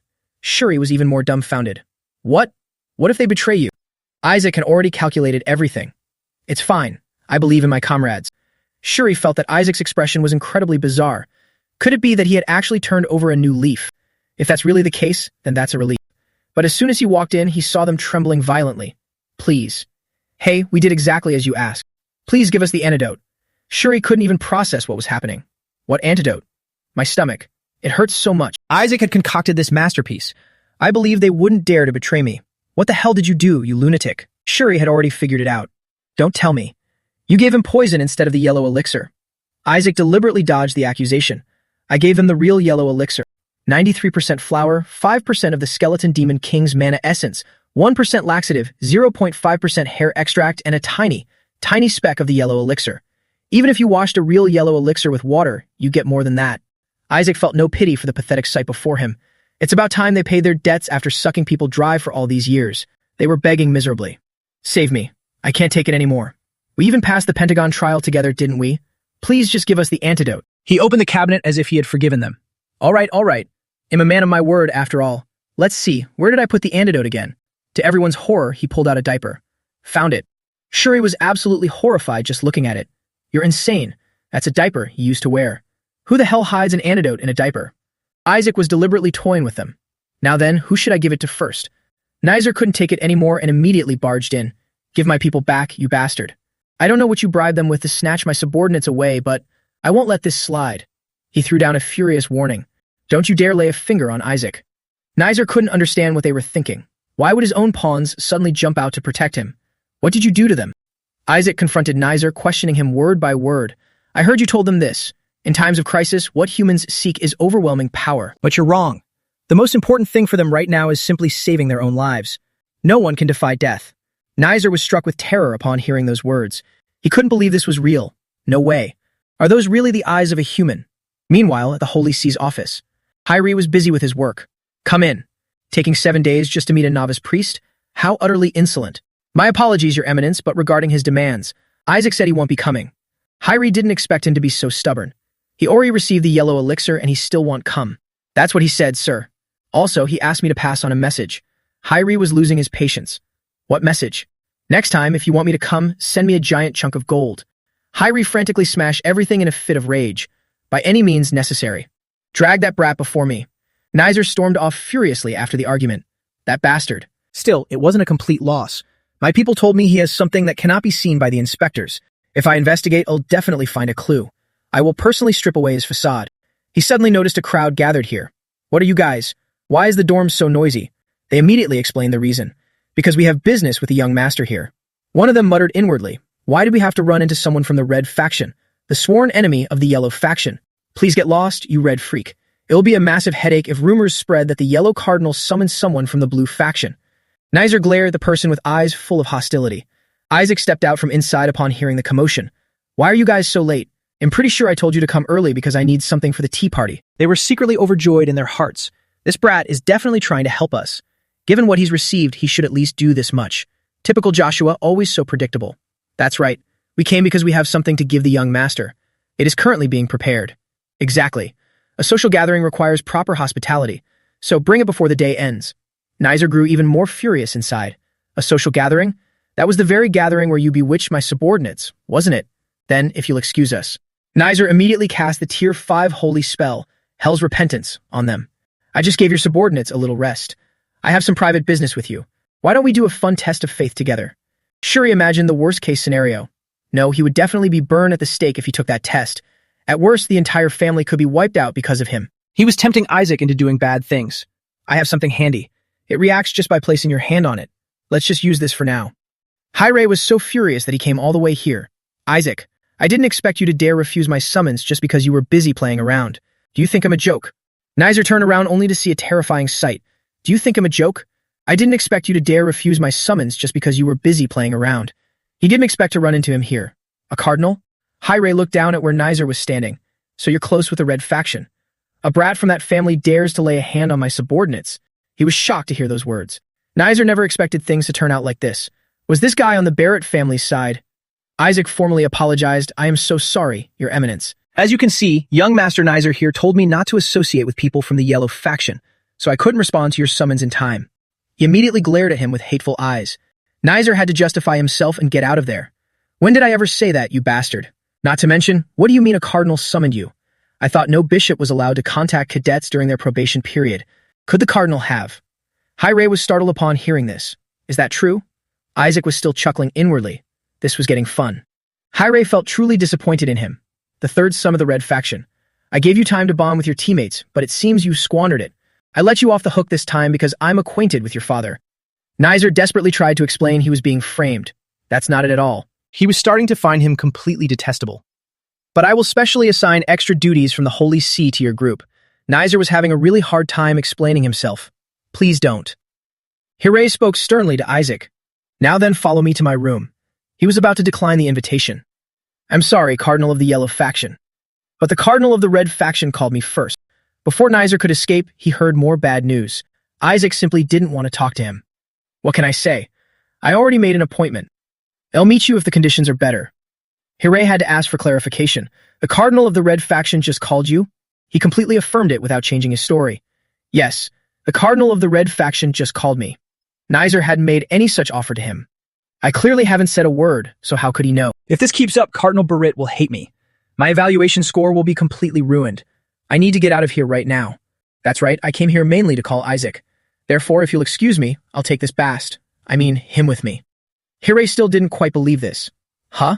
Nizer tried his absolute best. Was it not working? He continued trying to find the right words to explain again. Cardinal.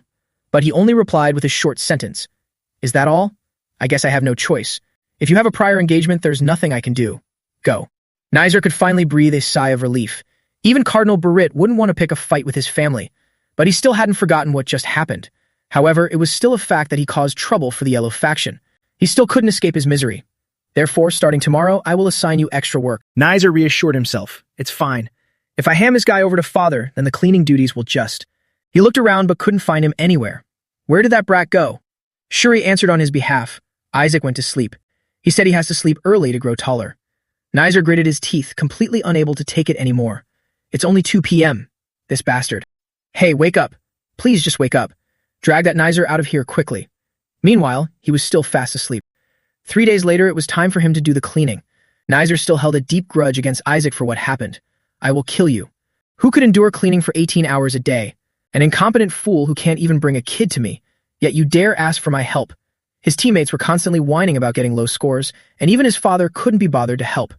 If I want to get father's help, I have to bring that brat back. If so, I need to meet him first. He'll have to come and pray anyway. I guess I'll just wait for him in the prayer room. 6 hours later, Nizer was still waiting in despair. Isaac's group found him really annoying. What the hell are you doing? This guy. We still have work to do. If our points drop any further, I'll kill you right now. He still stubbornly stayed there at all costs. No, I have to meet Isaac first. Nizer suddenly saw his silhouette appear. Isaac waved hello with an extremely friendly expression. Nizer was constantly terrified by this. Let me go. Even as he was being dragged away, he still wanted to stay. Shuri stood behind him, feeling completely bored. You really are a devil. Did you come at this exact moment just to piss him off? But wouldn't meeting the Red Cardinal be beneficial for us? He still didn't quite understand the situation. Why is that? He explained based on his own thoughts, because Cardinal Barrett will never help us become king. Isaac continued to ask about it. King? What do you mean? Shuri got annoyed seeing him like this. I'm begging you, at least know the grading criteria.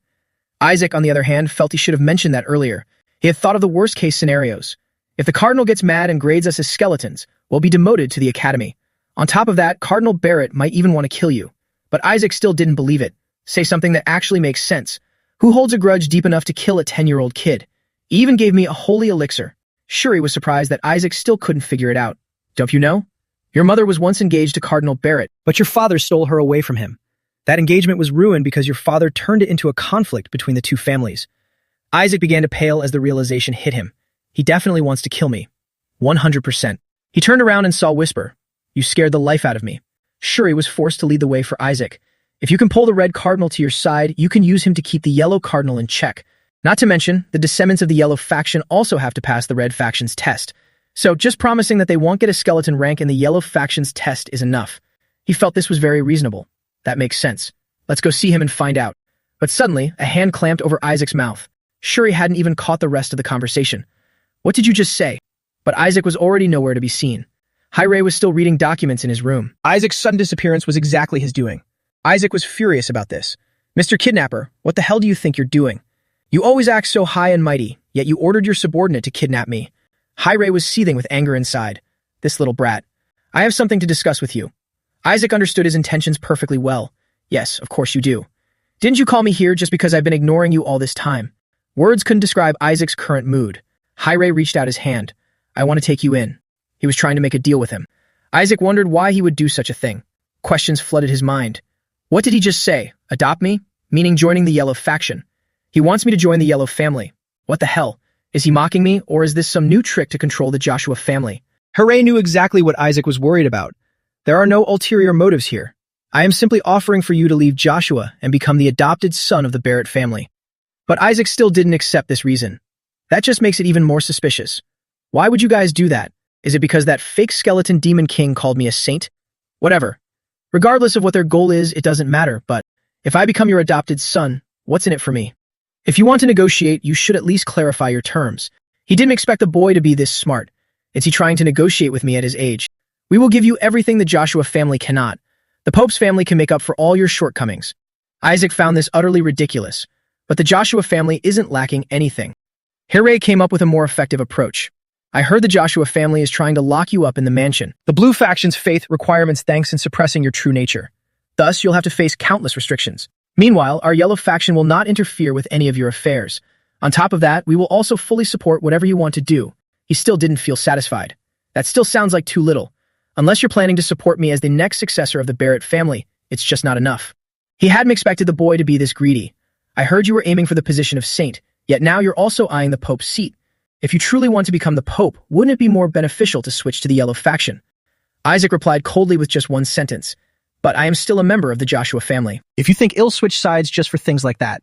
Hyrie continued to offer extravagant conditions. A piece of land in your name, your own territory, a vault full of gold, a private army under your command, tax exemption privileges, and a mansion even larger than Joshua's. I will even give you the rights of a direct descendant. Isaac nodded in appreciation. He'll consider it. He felt like he was on the verge of winning him over. Excellent. Then I will begin the admission process right away. But hold off on telling the Joshua family. Isaac agreed to this condition. Ah, yes, of course. You made a promise. I will keep it a secret. Hyrie suddenly rushed outside. Shuri, who was standing outside the door, couldn't help but panic. He was terrified upon seeing his figure. Shuri immediately ran as fast as he could. I didn't hear anything. Hyrie sighed, finally managing to get rid of this guy. He walked inside and softened his voice. Well, what matters is your opinion. Even if that brat tells the Joshuas, it won't change a thing. Isaac remained standing there, arms crossed proudly. I only said I'd consider it. I never said I was actually joining. Even if I die, I will never join the Pope's family. He had to ask again to be sure. Even if you die, you're still asserting this. Hyrie angrily gripped the tablecloth. You really are just like your mother, from your looks to the way you speak. With just one word from me, you'll be excommunicated and never be a priest again. Don't even dream of becoming the Pope. You won't even be acknowledged as a saint. With the Pope's authority, I can banish you from the Holy Empire. You know that full well, yet you still dare to say such things? Isaac maintained his stubborn attitude. Then I'll just build my own country, where neither priests nor popes are needed. Why does a country need two leaders in the first place? Besides, it will eventually become my country anyway. Hyrie was still stunned by the situation. Are you? He rubbed his head, acting like it was no big deal. You'll need at least that much firepower if I want to defeat the skeleton demon king, right? Let's just pretend I never heard that adoption offer. It's better for you that way. Anyway, thanks to you, my curiosity is piqued. I wonder just what happened during the ordination ceremony. What could make the Yellow faction want to adopt a direct descendant of their rival family? I'm sure the citizens of the Holy Empire are dying to know as well. At the Joshua estate, Eli was astonished by the breaking news. Isaac passed the Pentagon harmonization trial. How did he even do that? He was supposed to fail. It seems my faith just wasn't strong enough. He immediately dropped to his knees on the floor. I beg of you, oh my God. Divine power that rules heaven and earth, please let my grandson fail. Benjamin sensed something was off and asked Riley, what happened to the family while I was away? Since when did the Blue faction's faith involve cursing others? Is Isaac really such a troublemaker? Riley completely denied it. Troublemaker. His gentle, pure, polite, and so smart, Hyung. Benjamin looked back at his father's actions. Then why is father acting like that? Riley quickly explained, I think he's just overly worried about his grandson. After all, the upcoming trials of the Yellow and Red factions are extremely dangerous. Benjamin didn't quite understand the behavior. I can't inherit the family because I'm a younger son, so the appearance of a child with the potential to be the successor should be a good thing. But why do I feel so uneasy? Eli scratched his head, feeling weird. Anyone hit by this blessing should have been so fired up. They'd collapse and stay unconscious for 3 days. Why didn't it work on that brat? Doesn't that sound more like a curse? I think it's for the best that it didn't work. A voice rang out from behind. Even so, I guess that child means a great deal to you right now, doesn't he? Greetings to the family head and uncle. Leah's return brought joy to everyone. It had been a long time since anyone had seen her. I'm home. She was asking about everyone's well-being. Is everyone doing well? Eli ignored her and continued the conversation.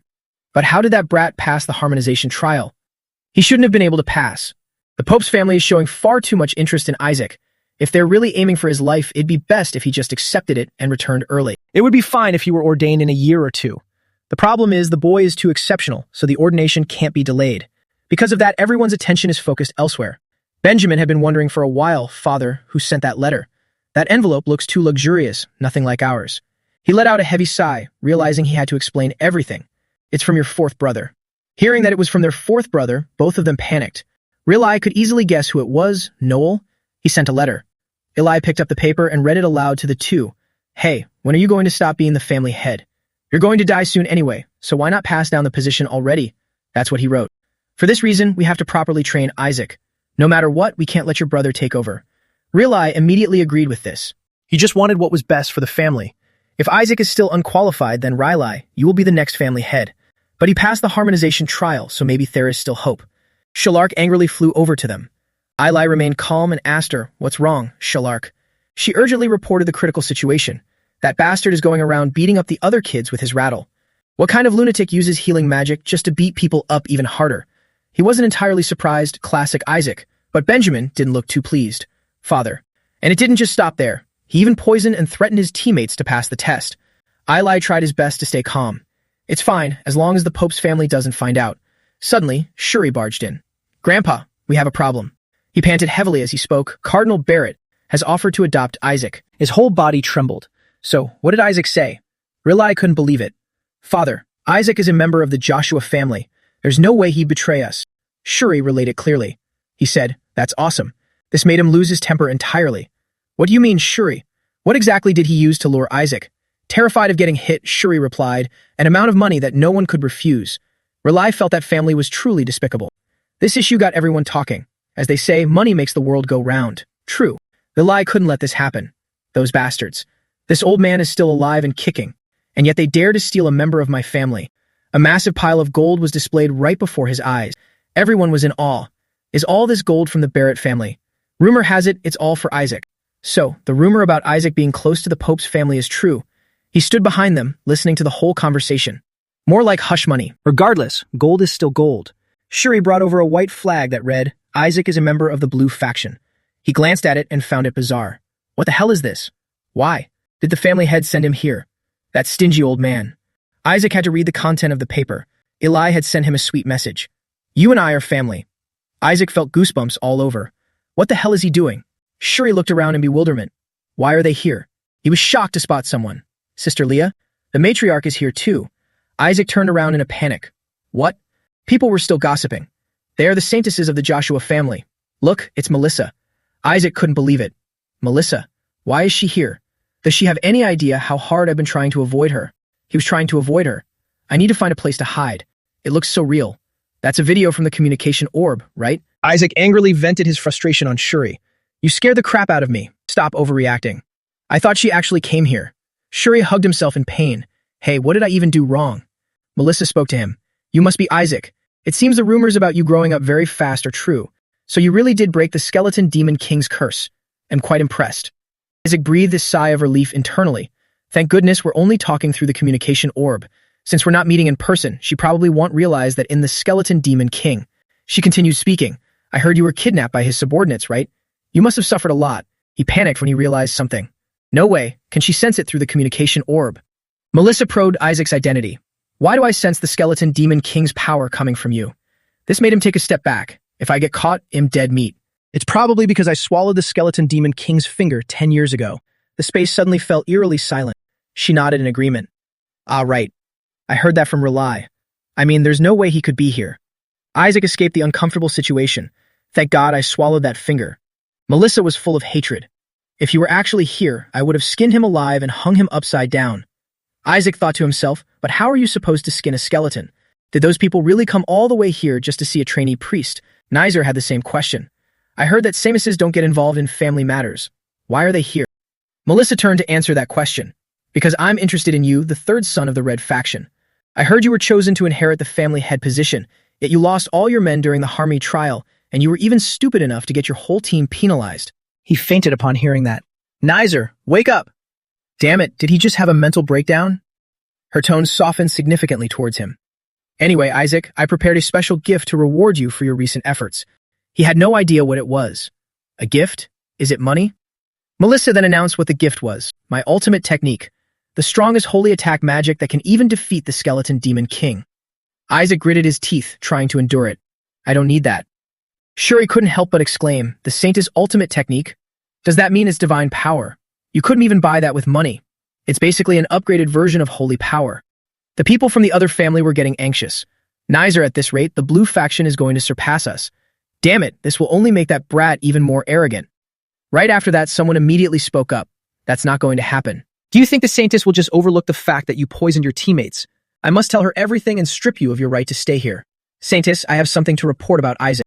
Isaac forced us to drink poison to pass the Harmony trial. Melissa froze upon hearing this information. Isaac fed us poison just to pass the trial.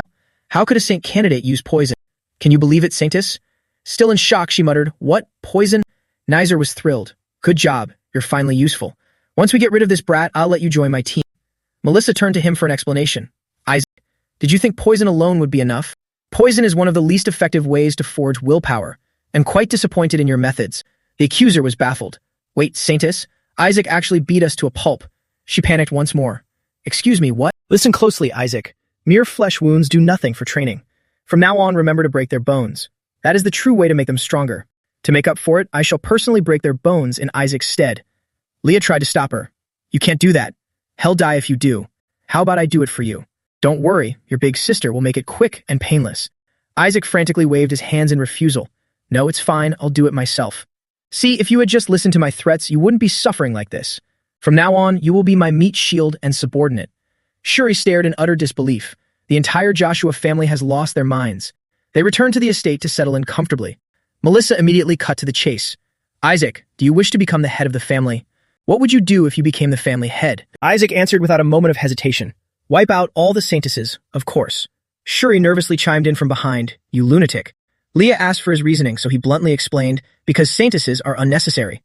Shuri pleaded under his breath, please, I'm begging you, stop. Isaac smoothly changed his tune. I will personally eliminate the skeleton demon king. Why don't you just quit being a Saintess altogether? Leah silently observed Melissa's reaction. Melissa replied without hesitation, I cannot do that. I committed a sin that I should have never committed. Leah, there was once a moment in my life when I had the chance to destroy the skeleton demon king, a perfect opportunity to obliterate him forever, but I couldn't bring myself to do it. I am still uncertain, but perhaps the gods will never forgive me for it. I am the very reason the Joshua family is cursed. To break this curse, we must defeat the skeleton demon king. That is the burden I alone must bear. Isaac resolved to investigate this thoroughly.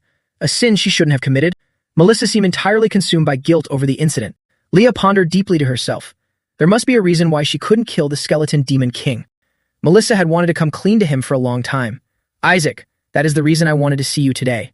Shuri was astounded by the sight before him. Is that the Saintess emblem? A radiant pendant was revealed. Isaac fell deep into thought. The emblem of the Saintess. There is only one in the entire world. Its value is immeasurable. He couldn't comprehend her intentions at all.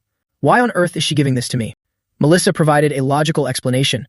I heard your offensive holy arts are still quite weak, so I imbued it with my power. With this, you can channel divine energy at any time. The remaining Pentagon trials cannot be passed with mere purification holy arts alone, so feel free to use this. I will be dropping by the Holy Empire soon. When I do, I will teach you how to deal with the skeleton demon king. See you later. Isaac had been fuming this whole time. Just leave and do me a favor. Never come back. Shortly after, Leah also took her leave. Well, I should be going too. She gave him a very peculiar, piercing look. It was a look full of suspicion. Isaac, tell me the truth. You possess a mana core, don't you? He hadn't expected things to escalate so quickly. Did this girl figure out that I formed a mana core? Not even Melissa noticed, so how the hell does she know? Should I kill him right here? Leah seems so innocent. Or am I mistaken? That thing inside is the mana core from the annex, isn't it? It gave Isaac a complete heart attack. Ah, yes, the mana core. That's right. He touched his chest. I forgot that I haven't absorbed it yet. I thought I could break the seal using holy magic, but it's still impossible. What the hell is this thing? Nothing works. Leah enthusiastically offered again. You can break that seal with this necklace. Isaac was taken by surprise time and time again. This girl not only knows about the mana core, but she's also giving me the solution to it. Jackpot. She spoke softly. Even so, I'm not sure if you can actually use it. But it seems you're trying to restore the family's secret, aren't you? What will you do after eliminating the Saintesses? Isaac bluntly answered the question. Become a rich deadbeat. Leah couldn't stay here any longer either. Well, I'll be going now. We absolutely must meet again after your probation is over, okay? He found her attitude completely insane. This chick isn't normal at all. Someone was already waiting for her outside. Let's go back, my lady. You've been here for quite a while. That necklace could reveal the family's secret arts. Leah quietly got into the carriage. I know. It's a family heirloom passed down directly by the head of the family, so the other direct descendants have their eyes on it. If it gets taken away, it just proves that he was only worth that much. But if he manages to protect the necklace, he'll become the successor. It's still better than him wiping out the Holy See. She recalled the exact words he had said. I will wipe out all the Saintesses. I will personally dispose of the skeleton demon king. You better keep that promise, Isaac. You just need to fulfill your end of the bargain. By this time, evening had fallen and the rain was pouring heavily. A close confidant greeted Gowl. Lord Gowl, it's been a long time. He walked in and casually asked, have you been well? I have, my lord. And how are things with the Joshua family? Gowl, clearly displeased with them, replied, what do you think? They're the same bunch of trash as always. As expected of the Joshuas, a bunch of hypocrites. Yet, to be honest, I was afraid I might go soft on them. Something definitely happened during the consecration ceremony. The priest in charge of Isaac's consecration ceremony was found dead in the monster forest. Was it so serious that they had to silence him? On top of that, the Yellow faction wants to adopt Isaac now. There's no way they do that unless they've gone completely mad. There are too many strange things going on. Even though my mother is from this family, if I dig too deep, I could easily lose my life. I want to rest for a bit. Do not come in until I call for you. Yes, my lord. Go soft. Me, the one who handed the Joshuas over to Cardinal Barrett. Sometimes I thought maybe I had gotten too close to the Joshua family. But I never felt any of that in this damn family. Gowl entered the Barrett office. In the highly classified archives, he was searching for something. Consecration, Isaac. This is it. This is the mark of the God who chose Isaac. He gasped in shock at what he saw. Everything is. Everything belongs to me. Is he the greatest God of all? So that's it. That's the reason the Pope's family orchestrated all of this. This wasn't for the Holy See, but for the very survival of the Barrett family. No, this is about the survival of the entire empire. In another scene, clothes were scattered everywhere. Whisper happily searched alongside its master. This should be enough to buy a weapon to break the binding sphere, right? Isaac was thrilled with their findings. I think it'll do for now. But the problem is the demon-resistant stone, Whisper pointed out. Not only does it erase mana, but it's also immune to magic and even holy power. What a headache. Isaac was furious. They dared to turn the sphere binding my subordinate into a demon-resistant stone. Those bastards. Whisper deduced that was probably the only way they could take down a 9th-tier demon king. Isaac had no choice but to let it go. Whatever. We'll try unsealing the mana core first, Whisper brightened up. Are you finally going to absorb it? He followed Leah's instructions. This thing will help me break the seal, huh? I've never seen anything like this before. Look, it's opening up. He focused intently on the miraculous sight. Isaac immediately ordered Whisper, eat it now. It obeyed the command and followed his instructions. His excitement only grew. There's more mana here than I expected. This is more than enough to increase my magic tier this week. Now I can cast high-tier spells to my heart's content. He exerted his power even more fiercely. Whisper was still focused on swallowing everything whole. Isaac wanted to finish this up quickly, but he suddenly sensed something strange. His hand had suddenly turned into nothing but bones. Isaac was so panicked he couldn't even speak. What the hell is this? There were still only the two of them in the room. Isaac was desperately trying to salvage the situation, but his hand wouldn't return to normal. These damn bones again. Damn it, it's definitely the curse. The curse that allowed the skeleton demon king to become the strongest demon king, the reversal of life and death. Whisper worried for its master. Will that curse take over your body? He immediately denied it. My body is blessed with too many holy powers. I won't be swallowed up that easily. The curse just suddenly grew stronger because the amount of mana I absorbed increased too rapidly. It understood his reasoning. So the balance was broken? Isaac had to explain to make Whisper understand. I could increase my holy power to suppress the curse, but then it'd have to live like a devout little lamb again. It's so annoying, who knows how long it'd have to wait. It voiced its inner thoughts. Your body can automatically convert mana into holy mana, though. Or maybe you should wait a little longer, or try absorbing some mana from that Saintess relic. At worst, you just get caught and burned alive. But he felt doing that would be a waste. There's no other way. I'll just have to use the Pentagon trials. If I cleverly exploit the Red Faction's heresy trial, I can increase my holy power significantly. I guess I'll just seal my right hand for now. He suddenly heard someone calling his name. Shuri abruptly appeared from behind. What are you doing here? Isaac immediately turned around to hide it. You're here too. He was suspicious seeing his attitude. Why are you smiling to yourself? You're creeping me out. Why are you hiding your hand? Are you hurt? He immediately shook his head in denial. Hurt? Me? No way, imperfectly fine. Shuri got worried and grabbed his hand. Fine. Let me see. What the hell? Are those? Bones. Whisper chimed in to remind Isaac. Master, quickly use memory erasure magic. But he didn't want to do that. No, if I use it on someone else, it'll be discovered. Shuri was trembling with fear. I didn't expect you to be so morally corrupt that even your body is decaying. Is your morality so rotten because your body is already rotting away? You should have said something when this happened. Everyone just thought you were evil for no reason. The curse of the Joshua bloodline is like that. Either you're born useless, or you're talented but come with a major defect. There was an ancestor who had something like this before. But why are you both disabled and morally corrupt? Isaac was fuming inside but did nothing. Should I just kill this guy right now? He was worried about his condition. First, we need to tell grandfather and get you treated. Even if you don't have long to live, there must be a way to prolong your life. There was no way Isaac could agree to that. If we do that, I'll be exposed as the skeleton demon king. Don't tell grandfather or my uncles. I don't want our family to worry. Besides, the Pentagon trials are much more important right now. I want to personally destroy the skeleton demon king's subordinates before I die. Don't worry, I won't die that easily. I already have a plan. Shuri didn't expect him to be so clever. A plan? Tell me. I'll help you. He felt lucky to have this opportunity. In that case, I need you to deliver something to the Red Cardinal. 20 days later, complaints echoed throughout the entire building. Isaac, that bastard. Who the hell plants a bomb in the bathroom? He pumped poison gas into my pillow too. And that's not all. Yesterday, he spiked the food with some weird stuff. Isaac was happily eating a piece of bread. Don't you guys like my personalized training plan? They were not amused at all. Training my ass. That was outright assassination. And what the hell is this now? He quickly explained the piece of paper. What else? Those are your targets. If you're done eating, put these on. They stared in confusion, clueless about what he was planning next. What's this? Sandbags. Are you going to make us do physical training? We're priests, not knights. Isaac didn't even care about their complaints. The next Pentagon trial is coming up, so we need to do physical training. What are you talking about? The next trial is the Yellow Factions. Doesn't their trial require us to use our intellect? He forgot to tell them about this. I changed the trial order. Next up is the Red Faction's physical trial. They had no idea about this. You changed the order. What the hell did you do? He was pleased with his decision. And I also changed the content of the trial. Enough chatting. Put on the sandbags and run 50 laps around the training grounds. They felt even more bullied. What are you saying? That's ridiculous. Since when can you just change the trial order however you like? And 50 laps? Are you crazy? Isaac waved his hand and changed his mind again. I misspoke. Make it 100 laps. He really was just bullying the weak. If we don't take first place this time, prepare to meet your maker. Now get running, you absolute bastards. Everyone had trained until they were completely exhausted. That's it, I give up. I'm resting. Why do we have to work so damn hard? Isn't it enough to achieve the king rank twice? We already did it once. We just have to wait for the Blue Faction's trial to get it again. Isaac suddenly appeared from behind. Are you fucking kidding me? We have to get it all 5 times. They have been training non-stop. The Red and Yellow Factions definitely won't let us get the king rank. Besides, the next one was supposed to be the Yellow Faction's trial, so why are we being dragged into physical training? The Pentagon trial order is a long-standing tradition of the Empire. Who do you think you are to change it? Someone rushed in to announce an emergency. Everyone, we have a problem. The next trial is the Red Factions. The Red Cardinal just had a private talk with the Yellow Cardinal and changed the order. They didn't expect this to happen so quickly. But the Red Faction's trial is a one-on-one duel. What's worse is that if we lose, we fail immediately. He didn't need to say much more.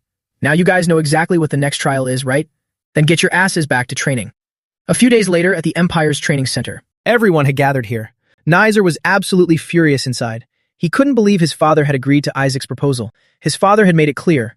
Isaac said he'd show me something interesting, attack him, and force him to go all out. On top of that, this was no longer a one-on-one duel, but a team battle. Nizer had already calculated the odds. Whatever. A blue team led by Shuri is nothing to worry about. Aside from Isaac, the rest are easy to deal with. There's no way the Red family, a lineage specialized in combat, could ever lose. He was ready for any battle. Let's go, brothers. Let's fight. Let's wipe them out in the blink of an eye. But his arrogance vanished instantly when he saw his father sitting up there. His father was looking right down at him. Isaac walked in alongside Kina, a formidable powerhouse. About this. The servant who usually fetches my food has had a stomachache since this morning. Luckily, I found a replacement. Since she's also a candidate, it should be fine, right? Nizer panicked even more. He couldn't believe his eyes. What? Kina is on the blue team. She's as strong as a high priest. Mion immediately spoke up to point it out. Yellow Cardinal, this is going a bit too far. Why did you let Kina join the blue team? Did you not know about this either? Kina had made a small deal with him beforehand. If I take care of those bugs, you'll happily study together with me and teach me some powerful moves, right? Of course. Then let's play. Nizer completely lost his composure. He really wanted to scream at the top of his lungs. This is a total scam. She's not even a candidate anymore. Why is someone of her level participating in a candidate match? Regarding this, Kina immediately provided an explanation. You're wrong. I refused the promotion to High Priest. I also gave up all the privileges granted to me. That way I can stay as a candidate longer, just like Isaac. Everyone present was entirely caught off guard. Both teams were intensely focused this time. He turned his attention to the referee. Has the referee made a decision yet? He had to play by the rules. Kina is still officially recognized as a low-ranking priest, and she hasn't participated in any of the Pentagon trials yet. So there's no rule forbidding her from participating. Nizer grew even more furious. Bullshit. Even if they all rushed her at once, they might not be able to beat Kina. With Isaac added to the mix, our side would be completely doomed. But if it's a fair one-on-one duel between the captains, we still have a chance. Isaac was observing the situation among the teams. What's wrong? Gotta go to the bathroom? See, I told you to go beforehand. He was worrying about his condition. After this is over, your hand will heal, right? Isaac affirmed this with absolute certainty. Yeah, once I gather more holy power, it'll be fine. Shuri felt that he was much more suited for leadership. You should have been the captain instead. Honestly speaking, we made it this far all thanks to you. From me becoming class president, skipping grades to topping the exams. Even passing the harmony trial, it was all because of you. Isaac fully agreed with this. Well, that's true since I'm brilliant, but hardly anyone can keep up. Yet you managed to pull it off anyway. He immediately warned him. However, Nizer wasn't someone to be underestimated. Isaac couldn't let them lose. If you do exactly as I say, even fighting that annoying red-haired guy won't be a problem. He even thought of another scenario. Besides, if you lose, I'll skewer you myself. Shuri wouldn't allow himself to lose. The referee announced the situation. The match will begin in 5 minutes. Both teams prepare for battle. It seems someone is very anxious, Lord Isaac. Even though Kina was on their team, however. Riley had also been observing the area for a while. This situation was disadvantageous for both Isaac and Shuri. Those red faction bastards, how dare they use destructive holy magic on the kids? It was something that drove them even more insane. Isaac was the one holding the initiative. Now, not yet. Don't be so hasty. She could easily guess it. That looks more like the blue faction's holy magic, doesn't it? Lord Isaac asked me to teach him that. It's spirit stimulation magic. Riley couldn't believe his eyes. That is spirit stimulation magic. From what I've seen so far, it's only supposed to boost morale so they don't fear the enemy. He looked at their expressions. Then why do they look like wild beasts? Isaac secretly went over the plan in his mind. This is a secret I've never revealed. Chanting it in combination with stimulants will trigger a phenomenon. Beastification, rendering them uncontrollable. I've already prepared their physical conditions for beastification. Now it's time to make full use of them. He noticed the shifting momentum of the match. Unexpectedly, everything happens so fast. Has it started already? The secret arts were about to be revealed. The trees began to tremble violently. Someone special was about to make an appearance here. Everyone was looking forward to this match. Is that the guardian deity of the red faction, the god of justice? Shuri signaled to everyone, quick, pray. Whoever has stronger faith will be blessed by the red faction's god and will gain the advantage. We absolutely must win no matter what. But Isaac deliberately threw a rock at that god. He was intentionally venting his anger, not doing it by accident. Isaac tried to dodge responsibility for what he did. I didn't mean to do that. That god had been brought down by his very hands. Shuri immediately grabbed Isaac by the collar. You still haven't kicked that habit, have you? He just replied with a wry smile. Don't make a big deal out of it. Everyone present was in complete panic.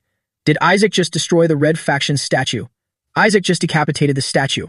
Shuri was so upset he was almost in tears, but there was nothing he could do. Kina couldn't believe it either. You just destroyed a god's statue.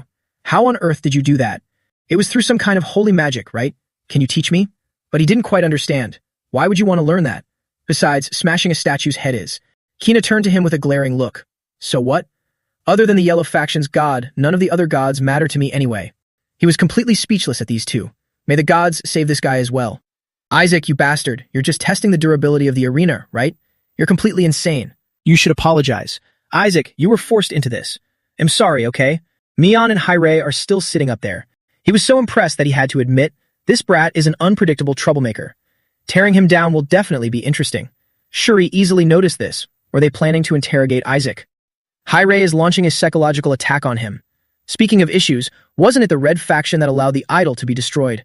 Furthermore, the family head here allowed an apprentice priest to use magic to destroy the idol.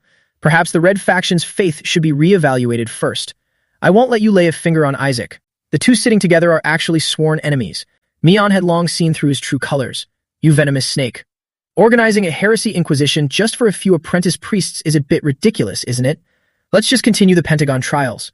Shuri was overjoyed when this announcement reached his ears. Nizer felt extremely disadvantaged. This is an order.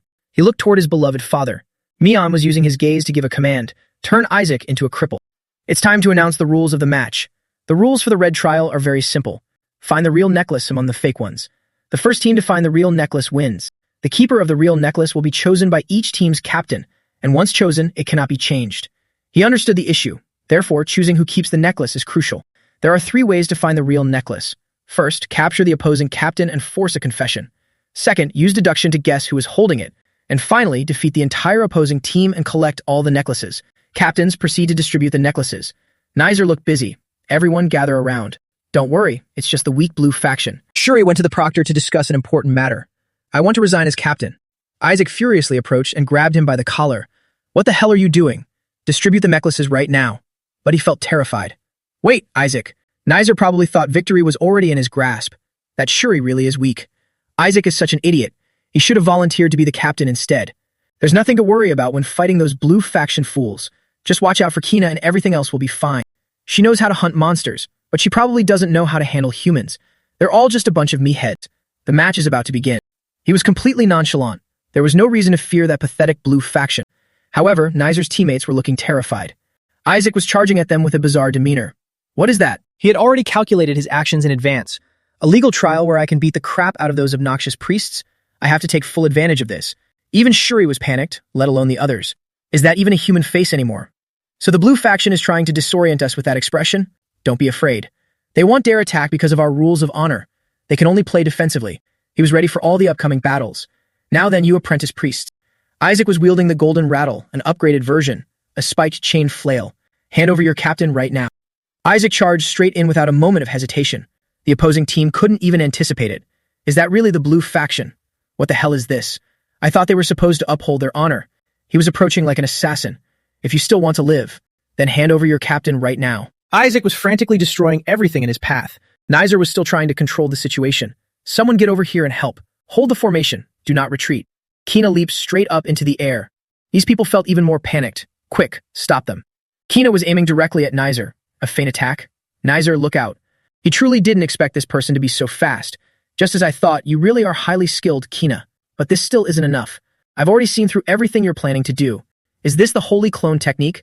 Nizer had to subdue her quickly. Grab her right now. Everyone here has been restrained. Kina is using the Tier 5 holy binding spell Repentance. He has to quickly come up with another plan. The commotion in here is growing more chaotic by the second. Nizer charged straight down to the ground. His eyes were filled with fierce intensity. Catch them. Nizer wouldn't let anyone escape. Grab them. This trick is no different from normal beast transformations. That won't work on me. At best, it just makes you a little stronger. Found you, Shuri. Let me take an arm or two as a souvenir. The people above were endlessly worried. Lord Rylai, isn't that holy spell? Nizer was about to strike him. Watch out. Shuri feared he wouldn't be able to withstand it. He recalled Isaac's instructions. It'll be fine, Shuri. Just do as I say and we will claim victory. Nizer will definitely do whatever it takes to fight you one-on-one. After all, he's always looked down on you. He braced himself for the incoming attack. Nizer was about to throw a punch straight at his face. It's over, you idiot. Shuri's eyes seemed to hold some kind of demonic power. A fierce battle erupted between the two. Rylai was extremely worried about his nephew. Isaac calmly stood on the sidelines observing everything. He was the one pulling the strings. That's right. Show them you're not weak. Shuri surged forward with all his might. You're the idiot here. He panicked upon seeing such a powerful opponent. To think Nizer would actually get beaten down by someone like Shuri.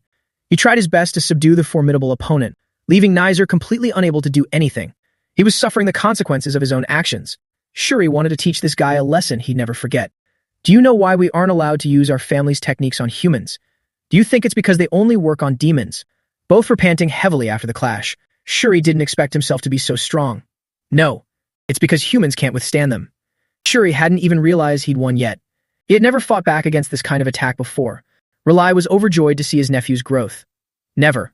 He had proven his strength to everyone. Look down on our blue faction. Shuri had utilized his own abilities. Everyone gasped in admiration. Kina realized something was off. Shuri doesn't possess that kind of power. Someone must have secretly used holy arts to enhance his strength. A strange aura radiated from his body. Kina could guess the mastermind behind it. Isaac did this. He chuckled inwardly. Finish him off. Shuri, following his orders. All right then, let me just take the necklace. Isaac, furious, reprimanded him. Do it properly. Finish him off. He nodded in agreement. I know. Nizer still couldn't stand up. Shuri didn't want to kill anyone. Quickly, tell me where the real necklace is. But Nizer didn't understand what was going on. What? You think I, the future heir, would confess under this kind of interrogation? Shuri was completely helpless. Spit it out, you bastard. I'm begging you. It's the only way you'll get out of here alive. But the other party had no idea what was happening. Is this guy out of his mind? Shut up, you crazy bastard. I've endured every kind of torture just to inherit my family. How dare you? Shuri seemed like a completely different person. Nizer couldn't even recognize him anymore. Wait a minute. Look at his eyes. They're not normal anymore. Everyone who witnessed the scene dropped their jaws. What is that horrifying sound? Did he just? How could someone from the blue faction do such a thing? It's absolutely terrifying. But it was Isaac who was pulling all the strings.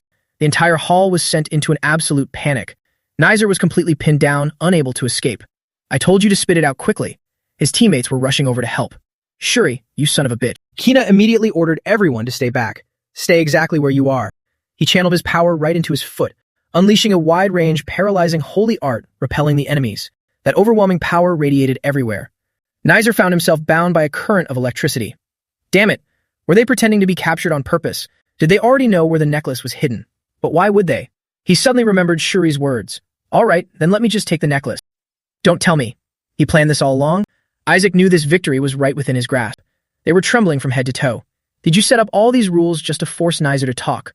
But no matter what, Nizer will never tell you. He immediately turned toward them. What are you talking about? Don't all of you also know where the necklace is hidden? Now the ancestral ring on his finger activated its unique effect, holy power absorption. They started shaking in terror. Wait, He'll talk. He'll tell you where it's hidden. But Isaac was still going to teach them a brutal lesson. Let's get started. After so much effort, he had finally found it. The proctor announced that the blue faction had won. The crowd erupted in joyous cheers. All hail the blue faction. So the rumors of the blue faction's resurgence were true. They even brought the Pope's grandson to their side. Rilai finally breathed a sigh of relief. Well done, Isaac Shuri. Shablis had quietly appeared behind him, as expected of the youngest priest in the Empire. Let us give the victors, who blessed this arena with such an incredible performance, a well-deserved reward. He was none other than the crown prince of the Holy Empire. Rilai bowed respectfully. I greet the second son of the Holy Empire. Shablis offered his praise. You truly have exceptional nephews. How would you feel if I gifted them priest uniforms? Rilai was more than willing. Of course, Your Highness. That will make the boys shine even brighter in the upcoming trials. Attire bestowed by the royal family is no different from a family heirloom. Shablis then made a small request. In that case, may I drop by when the tailor arrives? Rilai felt incredibly flustered by this. Yes. But aren't you too busy, Your Highness? You really don't need to. Shablis quickly explained, I simply wish to meet them in person. Rilai found this a bit puzzling. They are just apprentice priests. Why would he want to meet them?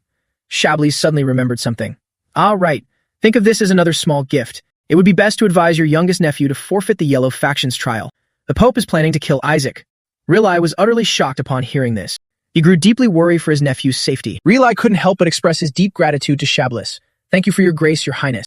But based on what he had observed so far, Isaac, judging by that expression, he seemed to be perfectly fine. Everyone had returned to the rest area. Did you hear? The Crown Prince is going to bestow a tire upon us. Really? Not only that, we even achieved the king rank this time. Looks like we've made quite a name for ourselves. Isaac kept staring fixedly at the person in front of him. Hey, he was addressing Kina.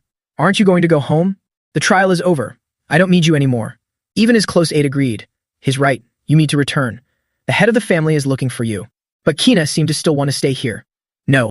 You told me to join the blue faction, didn't you? The three of them, they were all astonished by this reason. Isaac didn't remember mentioning this at all. When did I say that? Kina reminded him. Last night. He never intended to suggest this. Don't make things up. That was just for the red trial. Who gave you permission to officially become a priest of the blue faction? Kina still sat there motionlessly, refusing to leave. He didn't care at all, whatever you say. I already agreed to become a blue priest, so I'm staying here now. Tell my father I won't be coming home yet. Master, please just leave. Kina was harboring suspicions about Isaac. He definitely used holy magic on Shuri yesterday, but what kind of power was that? On top of that, the Crown Prince even plans to bestow garments upon them. Bestowing garments is basically claiming ownership. All 5 religious factions are under the Pope's control. Could the Crown Prince be rebelling against the Pope? Anyway, I also want my reward for helping you in the red trial. But it seems you're too busy, so I'll just stay here with you. This put his retainer in a difficult position. But if the Cardinal finds out, the whole family will be turned upside down. Kina continued making demands. If you want, I can help you win all the remaining trials. I'll even deal with the yellow priests for you, and help the blue priests execute the skeleton demon king's subordinates. How about it? Isaac didn't want to agree to this at all. No need, just leave me alone. Kina still refused to accept it. What? You said you would teach me. I'm not going anywhere until you teach me. Drag me out if you can. This made him extremely angry. Hey, are you stupid? I was just using you. Get lost. Kina ignored those words. Say whatever you want. I fulfilled my end of the bargain and I'll take what you promised. Isaac wanted this to be over with. I already said we'd do it later. I'm busy right now, so get lost before I change my mind. Kina didn't expect him to flip so quickly. Are you going back on your word? Fine, I'll wait. Once the apprenticeship ends, Isaac didn't want to drag this out any longer. I'm out of patience. The deal is off. Besides, I already have a disciple who's much more obedient than you. Kina was surprised to hear him mention this. A disciple more obedient than me. Who? Who else could it be? The person Isaac was referring to could only be Shuri. Kina felt a deep hatred for this person. Him? Are you saying that guy is better than me? If I prove that I'm better than him right now, will you teach me? Shuri, who was just standing there, got caught in the crossfire. Why are you dragging me into this? Isaac accepted this proposal. That depends on how well you perform. Shuri and Kina were now facing off against each other. Everyone gathered in the banquet hall of the Holy See. What is that? The blue team's seating? That's seriously fancy. It looks like their food is different from ours. I heard their rooms were upgraded too. So this is the special treatment you get for ranking first in the trial. Rilai was sipping a glass of wine in his hand. He had unanswered questions lingering in his mind. I didn't expect them to rank Isaac's team first. What grading standards did the Holy See even use? Neon's voice rang out from right behind him. You must be thrilled that the blue team won. Rilai turned around and saw the cardinal. He had come over to greet him. Long time no see, Rilai. I heard you're about to reach the 9th rank, is that right? Achieving that at your age is truly impressive. But I'm sure the head of the Joshua family has a massive headache right now, because the only one capable of succeeding him, you Rilai, doesn't have much time left. Forgive me. Even if lifespan weren't an issue, the role of family head would probably still be too much for you, wouldn't it? After all, you can't even have children. But regardless, your nephew is truly outstanding. The family head must be so proud. Rilai really wanted to punch this guy. What was that? Mian smiled happily as if nothing was wrong. Please forgive my little joke. Even though he's only the 3rd son, the heir of the family was utterly defeated in front of the royal family and other nobles. After all, he had already guessed his intentions. As expected of the family that sees through people's hearts, they probably already know about the Joshua family's curse. Whatever, he's not wrong. Besides, I have no intention of becoming the family head anyway. As long as he doesn't harm Isaac. Mian then walked over where Isaac was sitting. Shuri immediately spoke up to remind him. Hey Isaac, he's calling you. Isaac looked visibly annoyed. Why does he have to interrupt me while I'm eating? Isaac still had to turn around and answer, yes, my lord. He just kept looking at him with a sinister smile. Mian wanted to see it with his own eyes. What is this interesting thing you said you'd show me, Isaac? I haven't seen anything yet. He pretended to panic. You haven't seen it? It was the sight of me stomping on your son. So, was it entertaining for you? Shuri felt helpless hearing him say these words. Why would you say that to the Red faction? They're always hunting for the Skeleton Demon King's spies, so stop provoking them. Isaac refused to listen to him. So what? Mian maintained his usual calm demeanor. Anyway, I have high expectations for the Blue faction. By the way, it seems you've learned an interesting skill. I don't know why, but I can sense dark mana inside you. Of course, he had an answer ready. That eye of yours is a divine detection spell. Have you forgotten? I ate a piece of the Skeleton Demon King's body when I was a child. If the sight of me stomping on your son wasn't entertaining enough, would you like me to continue the fun in the Yellow trial? Everyone at the table panicked at this. Was he planning to beat up the Yellow Cardinal's child too? He cheerfully followed up, then what are you going to demand from me this time? Isaac replied obediently, nothing too difficult. I want to meet the demons who serve the Skeleton Demon King, so just hand over the keys to their prison. He proposed another condition. I can give you the keys if you return safely, but whether that's even possible, I do not know. You might not even make it back from the Yellow trial. Isaac couldn't understand this man. What nonsense is this bastard spouting now? Another announcement arrived. Everyone, we've received the mission for the Yellow trial. What? What is it? It's an expedition. Neon explained the rules for this round. In this trial, you must recover items that the Holy Empire lost in various regions. Aren't you curious about where your blue team will be sent? It's the Magic Empire. Shuri realized the gravity of this when he heard it. These two nations are sworn enemies. They want us to go to a country that constantly wants to kill priests. It's even right next to the demon territory. Are they out of their minds? Do they really want us to go there? Recently, many holy knights and their guards have been kidnapped near that area. Rumor has it that the culprit is a high-ranking demon who ate priests during the Yellow trial 14 years ago. That area is clearly still on lockdown for investigation. But he still didn't stop there. How pitiful. But you don't need to be so terrified. I can use my authority to change the location. Everyone started pleading with him. That's right, Isaac, please just beg him. Just this once. Isaac's eyes became sparkling and innocent again. Really? You'll change the location for us? Meanwhile, at the Blue faction's mansion in the capital, we have a huge problem. This is madness. They're planning to send the kids to the land of mages, and they even have to rescue the kidnapped holy knights? This is clearly an S-rank mission. That's no different from sending the kids to their deaths. If they don't cancel this right now, I'll tear that castle apart. Gowl was already having a headache over this. Calm down. Father was just as furious as you and even threw a fit, no? He already went there to make a huge scene. Those bastards clearly want to kill Isaac at all costs. Since our father has already gone there, they'll probably adjust the trial. Given the current situation, they can't possibly assign apprentice priests a mission that affects diplomacy. They probably just want to warn us not to be too arrogant. Anyway, I don't want Shuri dying there either. But don't worry too much, even if it's Isaac, as long as he's still in his right mind. Suddenly, someone rushed in looking completely panicked. My lord, there's a huge problem. Young Master Isaac. Miyam is forcing him into a dangerous corner. That's right, Isaac. All you have to do is tell me that you want to live. But Isaac would never say such a thing. I think that place sounds very interesting. Why would I want to change the location? Their subordinates deliver the report. He already accepted the mission. What? Shifting to the dark scenery of the Black Lands, the demon territory. The demon was furious about the current situation. So what you're saying is, you failed to kill the saint. The subordinate bowed, looking deeply apologetic. I am truly sorry. The demon didn't seem to care much about this. Whatever, it's fine. The main goal was just to cause chaos anyway. Just witnessing the power of our esteemed king with our own eyes is already a great achievement. We even managed to smuggle a magical device inside the Holy Empire's borders, a place once thought to be impenetrable. The subordinate didn't dare to argue. His Majesty is truly all-powerful. She seemed elated to be there. Just a fraction of his power was already so terrifying. From outside, another voice chimed in. My lord, I sensed his power during the ordination ceremony. She was stunned by this. The person reaffirmed it once more. Yes, it was none other than the great skeleton demon king. The demon found this hard to believe. You sense the great skeleton demon king's power coming from that brat who ate a piece of his majesty's body. That's right. I heard he was ordained and is currently undergoing training. The heavens are smiling upon us. That demon is dead set on opposing us, though we can't touch him since he's always inside his family's territory. But sooner or later, he'll have to participate in the yellow and blue faction trials. What a wonderful opportunity, having the young priests and the demons hunt each other down. Just a fraction of his power has made us this strong. I wonder how powerful we become if we directly devoured a piece of his body. I'm dying to know what that brat's flesh tastes like. I can't hold back anymore. At the building, people were gossiping endlessly. Have you heard about the mission assigned to the blue faction's team? The mission to the Mystic Empire? Not only that, but I heard they also have to rescue a holy knight held hostage. The yellow faction really wants to push them to their deaths. They'll definitely be slaughtered by those mages. Shuri felt terrible about this. Everyone thinks we're going to die. Doesn't anyone believe we can succeed? But the worst part is, the Holy Knights are completely ignoring our team, which means we'll be in danger the moment we leave the border, because both the demons and the bandits will definitely attack us the second we step foot outside the Empire. We are definitely going to. Isaac is furious about this too. Those bastards are going too far. Why won't anyone join our team? He was deeply frustrated with Isaac. It's all because of you. Not only is this mission difficult, but they want to push us to our deaths. Can't you see everyone is writing their wills? Do you know what happened 14 years ago? During the Yellow Faction's trial, Uncle Riley's Blue Faction team was entirely wiped out.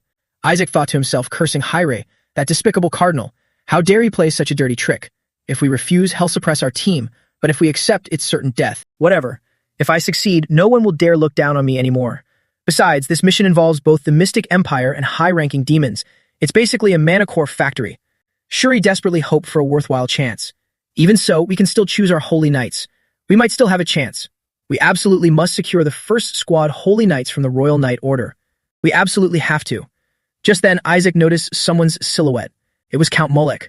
The first squad Holy Knights have already been chosen by the Yellow Faction. Not only that, but my son and his friend have also transferred over there. I really shouldn't have entrusted the kids to the Blue Faction just because of their past glory. Isaac immediately fired back without hesitation. You're so short-sighted, Count. You'll be boycotted the moment we succeed. Shuri placed a hand on his shoulder from behind. Isaac, if we can't get the first squad, the second or third squad is fine too. Just don't pick the fourth squad. Isaac pondered this. Holy Knights, huh? Where did those beauties come from? Shuri cheered him on. Great job, Isaac. Let's sign a contract with the second squad Holy Knights. The proctor holding the paper looked utterly shocked. What? Isaac turned his back. With a deeply satisfied expression at his success, Shuri felt he was truly lucky. The Blue Faction has chosen the fourth squad Holy Knights. This announcement made Shuri turn pale, but Isaac looked incredibly proud. Hey, I have good news. I just signed a contract with the strongest squad. Shuri couldn't believe it. Are you crazy? The fourth squad Holy Knights are known as the Errand Boys. They've never been accepted in the Holy Empire and are humiliatingly treated as mere mailmen. Even though their skills surpass the Royal Knight Order, they hold absolute contempt for the Church. Eli was absolutely furious. Explain yourself. What the hell were you thinking? Isaac observed his demeanor and understood right away. He looks genuinely pissed. Whisper had to agree. He wasn't even this mad when you destroyed the whole house. He already had an answer prepared in his mind. I should probably give him an answer he wants to hear. If I asked to change the mission, it would be no different from tarnishing the Joshua family's honor, and of course, I don't want that to happen. He felt annoyed hearing this. You actually care about honor. Isaac panicked internally. He's not buying it. Eli wanted to make things crystal clear. Someone who uses dark mana like you talking about honor? What's with that expression? Did you think I didn't know? I tolerated it because I considered you special, but now I can't trust you anymore. Isaac quickly came up with another excuse. I truly despise him. The skeleton demon king, to the point I want to kill him. Whisper was caught completely off guard. Wait, what kind of lie is that? Isaac didn't stop there. I lost my parents and was cursed all because of that damn skeleton demon king. Not to mention our family is being looked down upon because we can't defeat him. I'm so humiliated I can't even sleep. Eli could see the boy wasn't lying. Isaac's eyes were filled with determination. I will absolutely destroy that fake skeleton demon king. The only reason I use the real skeleton demon king's power is just to investigate him, that faker. I will kill him with my own hands and I'll do whatever it takes to achieve that. Whisper felt it clearly. He has lost his mind. He swore on every single word. I must protect the Joshua family. so that I can claim it all for myself later, obviously. If you abandon your honor and live a pathetic life, the Joshua family will live in disgrace and eventually become a thing of the past. He had thought about this for a long time. I've always said that you don't need to sacrifice yourself for this family, but it seems you truly are a part of our family. You are allowed to fail this mission, as long as you all come back alive. If you return safely, I will officially declare you as my heir. Isaac was very pleased with this answer. I understand. Thank you so much, grandfather. A few days later, on the outskirts of the capital, Isaac was the guide for this trip. We're almost there.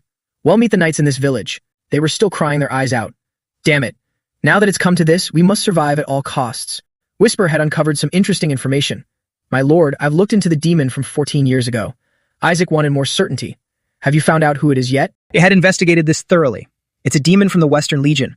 Although not one of the 14 elites, it might be someone you know. It seems to be an extremely brutal demon that specializes in tearing apart young priests and eating them alive. Isaac hadn't expected this. That bastard dared to break the rules I set. I'll show him just how ruthless I can be. Whisper was still very worried about his condition. But please be careful, my lord. You haven't fully recovered your strength yet. Everyone was moving very cautiously. The demon had been hiding in the shadows of the trees for a while. Found you. That Joshua brat. She was plotting to harm him. At the Imperial Palace, in the Crown Prince's palace, Chabla's voice rang out. Is that so?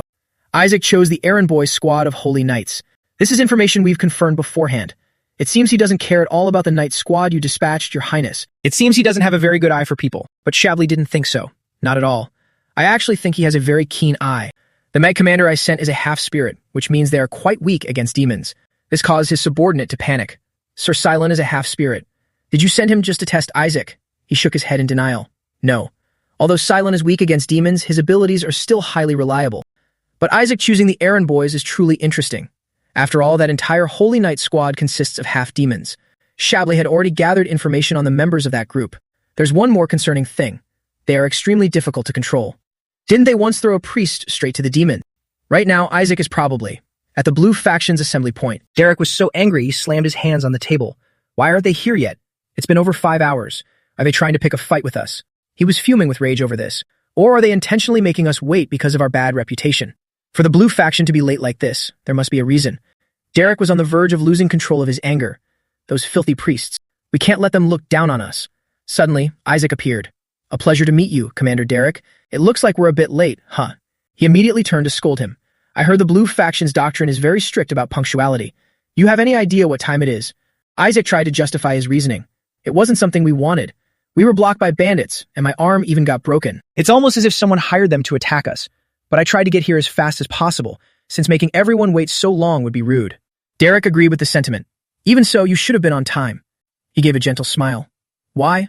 Or do you guys think you aren't good enough to tag along with us? Sure, he thought to himself. Are you crazy? Are you planning to go without our protection?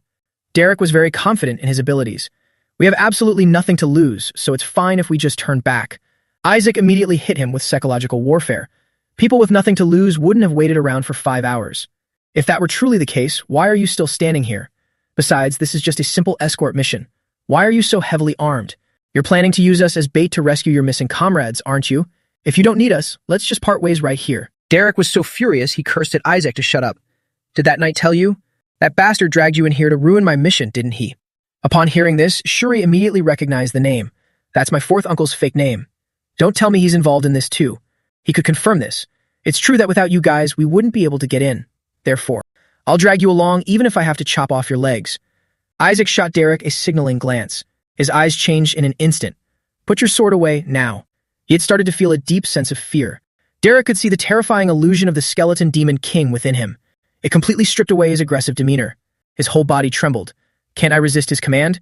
But he's clearly just a kid. Whisper rejoiced for its master. With his demon blood, he can never defy you. Isaac knew this better than anyone. Submitting to the strong is a demon's instinct. That's part of the reason I chose them. Derek couldn't do a single thing against him. Having finished his task here, Isaac turned around. All right, let's go. Shuri was still harboring deep anxieties. After all this, how can we possibly trust each other? He felt the answer was simple. Anyway, both sides need each other. Let's just move. This only made Shuri angrier. What do you mean? Isaac didn't hide anything and spoke bluntly. Hunting the demon from 14 years ago and rescuing all the kidnapped people. That's the mutual goal for both sides. Or is it? That it doesn't matter even if your own comrades are among them. Derek sensed something strange. Wait, did you choose us because you knew our comrades were captured? Isaac feigned total ignorance. What are you guys talking about? I don't know anything. They finally complied. Fine, we will follow you. Of course I knew, Isaac thought. So what's the plan? You must have one, right? Isaac actually hadn't thought that far ahead yet. How can we possibly trust demons? They're going to betray us. Do you know why they're only assigned delivery missions? Derek's hand had become entirely covered in thick fur. It had transformed into his beastly form. Naturally, this deeply terrified his team. I knew something like this would happen. We can't trust them. Restrain them quickly. Isaac frantically yelled to wake him up. Snap out of it. You've lost control already. Derek himself found it bizarre. I'm sorry, I normally don't transform this fast. It felt like something was pressing down on my head, and then It's probably because we're near the territory, so we're being affected. My body feels strange too, but I've never turned back into a human this quickly. I returned to normal with just one hit. You're truly amazing. Isaac was quite pleased with the praise. Of course, because I'm the one who caused it. If everyone is ready, let's go. Isaac was surprised to see what was inside the cloth. What is this? Is it playing dead again? Even Whisper had to commend it. This little guy is pretty good at acting, isn't it? A malicious thought crossed Isaac's mind. Should we grant its death wish? It suddenly squawked out, the Blood Lord is so cruel. Why did I have to come find this wretched priest? Hearing this, Isaac froze. The Blood Lord. Do you mean one of the high demons sent you? Whisper, and he went to a desolate forest. The barrier is set, master. Isaac thoroughly observed his surroundings. The Blood Lord is one of my subordinates. He should currently be imprisoned under the Holy See. It seems he heard about me and sent this thing to make contact. Looks like he kept my identity as the Skeleton Demon King a secret from this sparrow too. You have any information for me? The sparrow retorted. I don't have information for a mere priest, like I said. The demon you are about to face is the one who interfered with your ordination ceremony. He immediately understood the implication. You mean the one who sent the Skeleton Demon King's clone? It completely confirmed this. Exactly. She was the one who smuggled the magic device in and ordered her subordinates to kill the priests. That's right, the demon. It's her. After absorbing the Skeleton Demon King's power, she became strong enough to bypass the Holy Kingdom's barrier. The Blood Lord said he has accepted his execution, but he absolutely refuses to face the demon named Ash. Isaac cursed inwardly. This bastard Blood Lord. It wondered inwardly, why would he give such precious information to this damn priest? The Blood Lord believes that the current Skeleton Demon King is a fake. He was captured after telling everyone that the current Skeleton Demon King is an imposter. Just how stupid is he? Anyway, I heard you absorbed a piece of the great Skeleton Demon King's body, right? The demon is probably waiting for you to step into her territory. If you still value your life, turn back. Isaac had no intention of seeking her out in a hurry. Tell him that I have received his message. The sparrow even warned him to be careful. Don't die, or my master will be sad. Shuri had been looking for him this whole time to no avail. Hey, where have you been? We've been searching everywhere for you. But man, I'm truly proud of you. You ordered food from the local inn for us, right? Isaac was caught off guard by this. What food? A girl stepped out from inside. We prepared this to serve all of you. Isaac felt that this person seemed very familiar. Please, eat up. He understood the hidden implication. I thought she would wait. But who would have expected her to track us down here? Everyone was gathered in one spot to rest. Hey Shuri, what's wrong with Isaac? He's going overboard, but he doesn't care. Just let him be. Isaac looks visibly annoyed. Hey you, there's dust in my water. Hurry up and get me another glass. I don't like square plates. Change it. The food is completely cold. It's too salty. I hate the sound of your breathing. Stop breathing. Derek took the opportunity to act high and mighty. Our boss Isaac told you to get another one. How dare you make him repeat himself? She really couldn't understand these guys. Are these errand boys crazy? Why are they siding with him? I'm truly sorry. In that case, I'll take care of these nuisances first. Please enjoy your meal, holy knights. You must be very tired. Derek still hasn't stopped barking orders. We were hired by him, so we won't eat the same food as him. The demon really wanted to punch each of them. The town is only safe when you are healthy. I made this dish for you, so please eat up. Just eat it already. Isaac sits there enjoying his personal space. Hey, why don't you take a bite first? How are we supposed to know if you've poisoned it or not? The demon was determined to destroy him. Why, you little brat? Isaac's team, unable to bear it anymore, finally spoke up. Hey, that's enough. I'm completely fine, so why are you picking on her? You have no right to bully her. We will prove her innocence. As soon as they said that, the whole group collapsed and fell to the ground. Isaac was ready to start the battle right then and there. That makes things easier for me. I was planning to knock them out first anyway. Whisper offered to lend a hand. Should I summon a spirit to purify them, sir? Isaac felt it was unnecessary. Leave them be. They need to learn a lesson. It had to obey his every command. Master, this poison. It converts holy mana into dark mana. He looked even more delighted. Are you sure? It turns this disgusting holy mana into dark mana. Whisper firmly confirmed it. Absolutely. It's a parasitic poison. Isaac was already imagining the possibilities. This means I can build a dark mana farm right here in the Holy Empire. The demon transformed into an even more sinister figure. She was very confident in her skills. Now you're definitely going to lose, you little brat. You wouldn't let that happen. Me? Lose. Anyone with power is just going to become my meal. The demon used her words to threaten him. If you want them to live, follow me. I'll give you the antidote. Derek wanted to rush in and beat her up. You bitch. She wouldn't let him off easily. Don't bother resisting. But suddenly, the demon couldn't see anything anymore. Isaac dashed down from above. But luckily, she managed to dodge in time. The demon had to quickly retreat. That's right, follow me, kid. Derek wanted to ensure his safety. We will go with you, sir. But he refused. No, I'm going alone. I can't just leave them without protection. They'll only survive if you guys keep transferring mana to them. Derek felt even moved. Lord Isaac, rest assured. We will take care of these priests. He finally set off. Thanks. Thanks to you guys, I'll be able to harvest a lot more mana later. In the blink of an eye, the sky had turned dark. The demon had to acknowledge his bravery. What a brave fool. You dared to come here alone without any guards. She was deeply impressed by such courageous talent. Isaac wasn't going to let himself be defeated. How utterly stupid. You dare talk about eating these humans, yet you don't even realize who I am. His eyes turned a deep crimson. Kneel. The demon seemed to have realized something. She immediately obeyed without uttering a single word. His true identity had been revealed. She looked at him in sheer terror. This mana is. The demon recognized something extraordinary. Why does this brat possess the Demon King's mana? This damn brat. He must have eaten a piece of His Majesty's body, the body of our great Demon King. Please wait for me, Your Majesty. I will rip this brat's stomach open and definitely release it for you. The two powers blended together. The demon didn't even know what she was doing anymore. But strange things kept appearing before her eyes. The demon still tried her best to fight. The loud sounds of impacts on the ground echoed. Isaac felt she was utterly foolish. Let me show you who your true king is. The full moon is truly beautiful tonight. Whisper seemed incredibly amused. Master, you're amazing. It's only 5th tier magic, but the destructive power is on par with the 7th tier. Fusing dark mana and holy mana was indeed a stroke of genius. He hadn't expected himself to be this talented. I've reached a whole new realm. Perhaps this is exactly why those pathetic gods refused to become human. Isaac turned his head when he noticed something. The demon was so injured she couldn't even stand. Whisper didn't know what to do. How should we deal with her? Suddenly, he clapped his hands once. She instantly bowed her head in apology. Your Majesty, I have committed a crime worthy of death. Let me give you the antidote. He didn't actually need it anyway. We'll deal with that later. For now, hurry and bring back the holy knights you kidnapped. I'll give you 1 minute. And the most important thing is, I want to get a perfect score on the trial. So apart from saving the holy knights, I need proof. The demon didn't quite understand. What proof, my lord? Isaac's face grew even more sinister. Proof that I've slain a demon. 2 days later, there was still no movement. Shuri was so worried about him that it gave him a splitting headache. Damn it, what on earth happened to that guy Isaac? Derek thought it wouldn't be anything too serious. We already had someone tailing him, so don't worry too much. Sir Isaac isn't someone who gets bullied easily. He didn't think it was that simple. Something definitely happened. That's why the mages have been searching so many times, and they look dead serious every single time. You should know better than I do that they usually never act like this. He understood this better than anyone. There were some bloodstains where we believe he passed through, but that doesn't mean he's dead. Isaac quietly walked in. I'm back. Shuri wasn't paying attention and just casually welcomed him. He realized it and immediately snapped his head around. Hey, you bastard. Are you okay? Isaac had brought back a bundle. Here, the antidote. Shuri saw how bulky it was. What else is inside?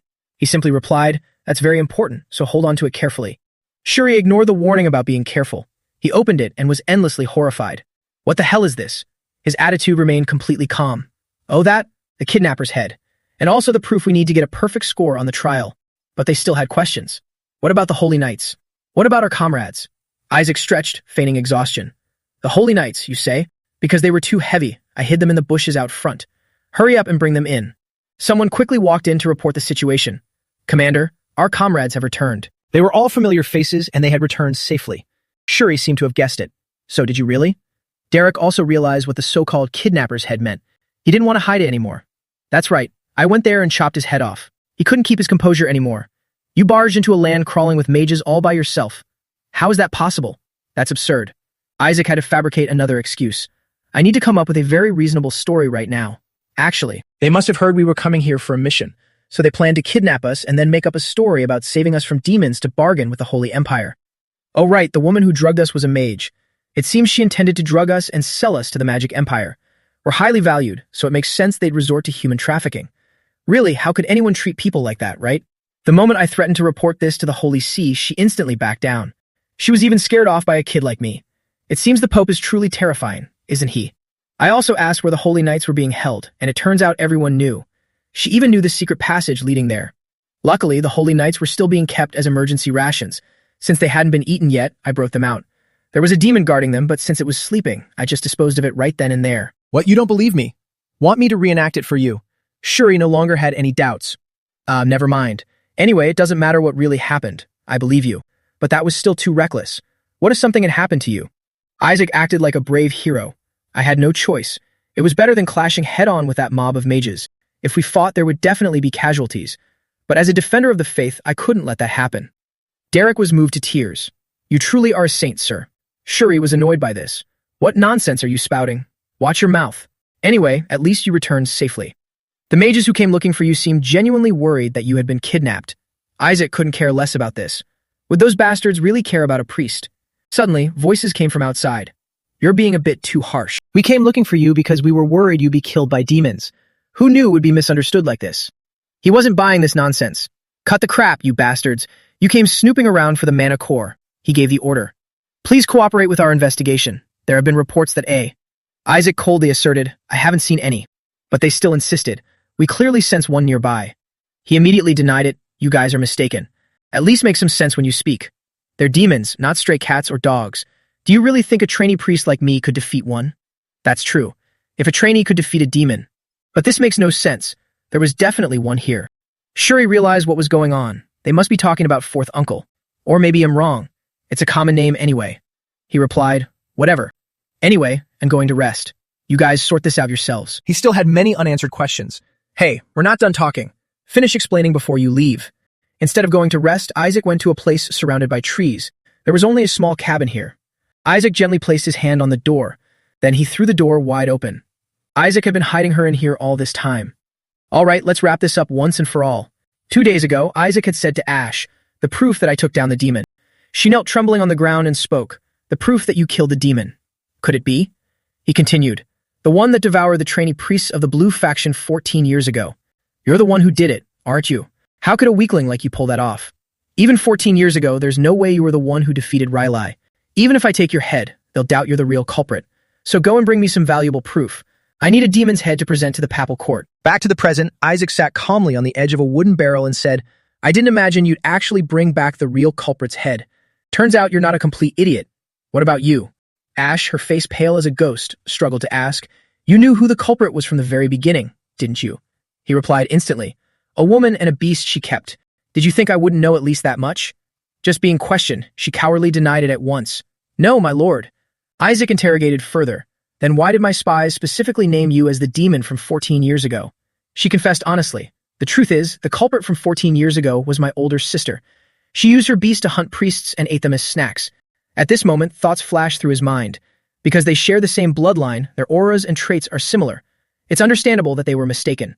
Anyway, you brought back the one who devoured Relay's comrades. Finishing his thought, Isaac continued asking, I need information. What is the current hierarchy of the demons? Startled, she replied, a fake skeleton king is commanding the level 9 demons, the true demons. Since your power declined after the battle with the gods, he ordered them to kill saints and gather the skeleton king's power. The more he listened, the colder his face became. Isaac questioned, then what are the gods doing? She replied, this subordinate doesn't know, but perhaps the divine realms suffered heavy losses, which is why there has been no movement for so long. Isaac sank back into his thoughts. Incredible. The aftermath of the self-destruct explosion was probably bigger than I thought. With their nature, there's no reason for them to stay silent for 150 years. They should have searched the entire world to find my soul. They couldn't possibly be unaware that my sealed vessel has been taken over by the dragon inside. Did the high-tier holy magic fail? Impossible. Even if they lost my soul, not realizing the seal was breached by the dragon inside is even more bizarre. Suddenly thinking of something amusing, he smirked in satisfaction. Isaac deduced, so there's someone else's soul taking my place inside the seal. Is it a higher entity inside? A great calamity with a name similar to the Skeleton King? Or maybe, a god? Just thinking about it is fascinating. I'll have to check it out myself later. Ending his train of thought, he spoke, You're Ash, right? She kowtowed hard and admitted, Yes, my lord. Isaac's face turned dangerous as he issued a task. Go to the demons and be my eyes and ears. The scene shifted outside, where the grateful voice of a warhorse knight rang out continuously. Thank you, my lord. Sir Isaac, I owe you my life. I won't be able to repay you even in a lifetime. To think you took down that monster with your own hands and even rescued every single one of us yourself. Isaac's voice sounded full of righteous valor. Don't mention it. That was also part of our mission. Hearing this, the group became even more moved. Truly worthy of the Blue faction. We don't know how to repay this favor. You even saved our comrades. Suddenly, the scarred man shouted, "War horses." The answer is already obvious. Sir Isaac. Without prior agreement, the entire group of soldiers knelt before him and spoke reverently. As a seventh-tier knight, I, Derek, along with all the war horses, will serve Sir Isaac and ride to wherever you command. Looking at the scene before him, even Isaac was extremely surprised. I didn't expect this to happen. I even got a skilled army for free, huh? They have a presence all over the continent, excel at gathering intel, and move swiftly. Getting this much benefit from saving 11 people. It's more than enough. Is that kid also in this group? Seeing him notice Hiberius, Derek's face lit up as he said, "Just as I thought. You don't know who that kid is, do you? You're going to be very, very surprised." The boy immediately greeted him politely. "Hello, I'm Hiberius, the youngest prince of the Magic Empire. Thank you so much for saving me." Hearing the boy's introduction, Isaac's eyes widened in sheer disbelief. What? So the prince was captured, and that's why the mages set up camp there. I hit the jackpot. Hiberius joyfully remarked. I thought everyone in the Holy Empire was useless, but to think someone like you existed. Boss, you saved my life. Listening to the boy, Isaac's face grew increasingly bewildered. The boy continued, the Holy Knights were captured, yet they only sent apprentice priests to save them. You're completely different from the trash in the Holy See, boss. Listening to him, Isaac silently assessed, this kid has got some guts. The more he spoke, the more Hiberius' face flushed with joy. You truly possess a purer faith than the rest of them. Please give me a chance to repay this debt, boss. Hearing this, a wicked smirk crept onto Isaac's face. Is that so? Then could you help me with a little something? Switching scenes to the Empire's palace, Asale was reporting, My lord, the blue team has entered Crashandia. The mages blocked the entrance to the Empire so we couldn't tail them closely. However, they have definitely entered the mission area. The Yellow Cardinal replied anxiously. I thought they wouldn't be able to get there with the cavalry blocking them, yet they still made it through. The guard continued, but rumor has it that Isaac of the Joshua family entered the mission area all by himself. The Yellow Cardinal asked in surprise, by himself, so he couldn't tame those cavalrymen either. Even we had to give up, so it's understandable that he failed. He will surely have a hard time completing the mission, let alone surviving to return. The guard agreed, that's right, we made sure he wouldn't have a way back to Hela right from the start. The Yellow Cardinal began calculating in his head. The fourth son of the Joshua family said he would give his lovely nephews a warm welcome if they dared to set foot in his mission area. If it's him, he'll definitely use the mages to deal with them. But can't the royal family support Isaac? They seem very interested in him. The Yellow Cardinal replied, No, the royal family doesn't have the capacity for that right now. Crashandia is a disputed area between the Holy Empire and the Magic Empire. If something happens there that the magic faction can exploit, it will become a political disaster. Even if he somehow succeeds, we must make absolutely sure he never returns. The guard acknowledged the order. Yes, my lord. The Yellow Cardinal's smile grew increasingly satisfied. I can already picture the blue faction being mocked by the entire world. Switching scenes to Isaac's dark, sinister expression, he excitedly declared, That must be exactly what they are thinking. In that case, we will crush them. Let me introduce the secret weapon well used to humiliate the papacy, the youngest prince of the Magic Empire. Seeing everyone's jaws drop, he couldn't help but ask in surprise, What? Why is everyone looking at me like that? Shuri screamed, You lunatic! What kind of insane stunt are you pulling? Who casually introduces an enemy prince like he's the neighbor's kid? Hearing this, the boy said sheepishly, So that's why I had to hide my identity. I've startled the esteemed clergyman. Please forgive me. Seeing the child's incredibly polite demeanor, Shuri questioned, Did you kidnap this kid? Hiberius immediately denied it. Kidnapped? What a weird thing to say. In his mind, Isaac thought, I was the one who got kidnapped, you idiot. He continued, With this, the papacy is totally screwed. Not only did we rescue the Holy Knights, but we achieve even more. We aren't the ones in trouble here, right? The fundamental rule of politics is to force your opponent into taking the blame. Just by saving the prince, we've already indebted the Magic Empire to us. Hiberius turned and praised him. Just as expected, boss, you are a tactical genius. Shuri felt utterly helpless, thinking to himself, How dare this guy say such things right in front of the prince? You lunatic! Is this kid crazy too? Finally, he could only bury his face in his hands in despair and ask, So, do you plan to announce that you've rescued the prince of the Magic Empire and return in glory? Isaac finally got serious. Hold on a second, don't tell anyone. That is exactly why I gathered all of you here. It's obvious that the Holy Knights of the Yellow faction set a trap to sabotage our mission, right? What if we lead the Prince of the Magic Empire straight into their lair? Hiberius was extremely excited. Just as I thought, boss. If you want me to, I'll dive right into danger myself. Seeing his plan approved, Isaac confidently declared, Let's give those Yellow faction Holy Knights a resounding slap in the face. Shuri asked worriedly, It's one thing if we fall into this trap ourselves, but are we letting the youngest prince of the Magic Empire get captured too? Isaac reassured him, of course. There will be a thorough investigation by both the Holy Empire and the Magic Empire to expose who is behind this. So just imagine how terrified the ones who set this trap, that Yellow faction, will be.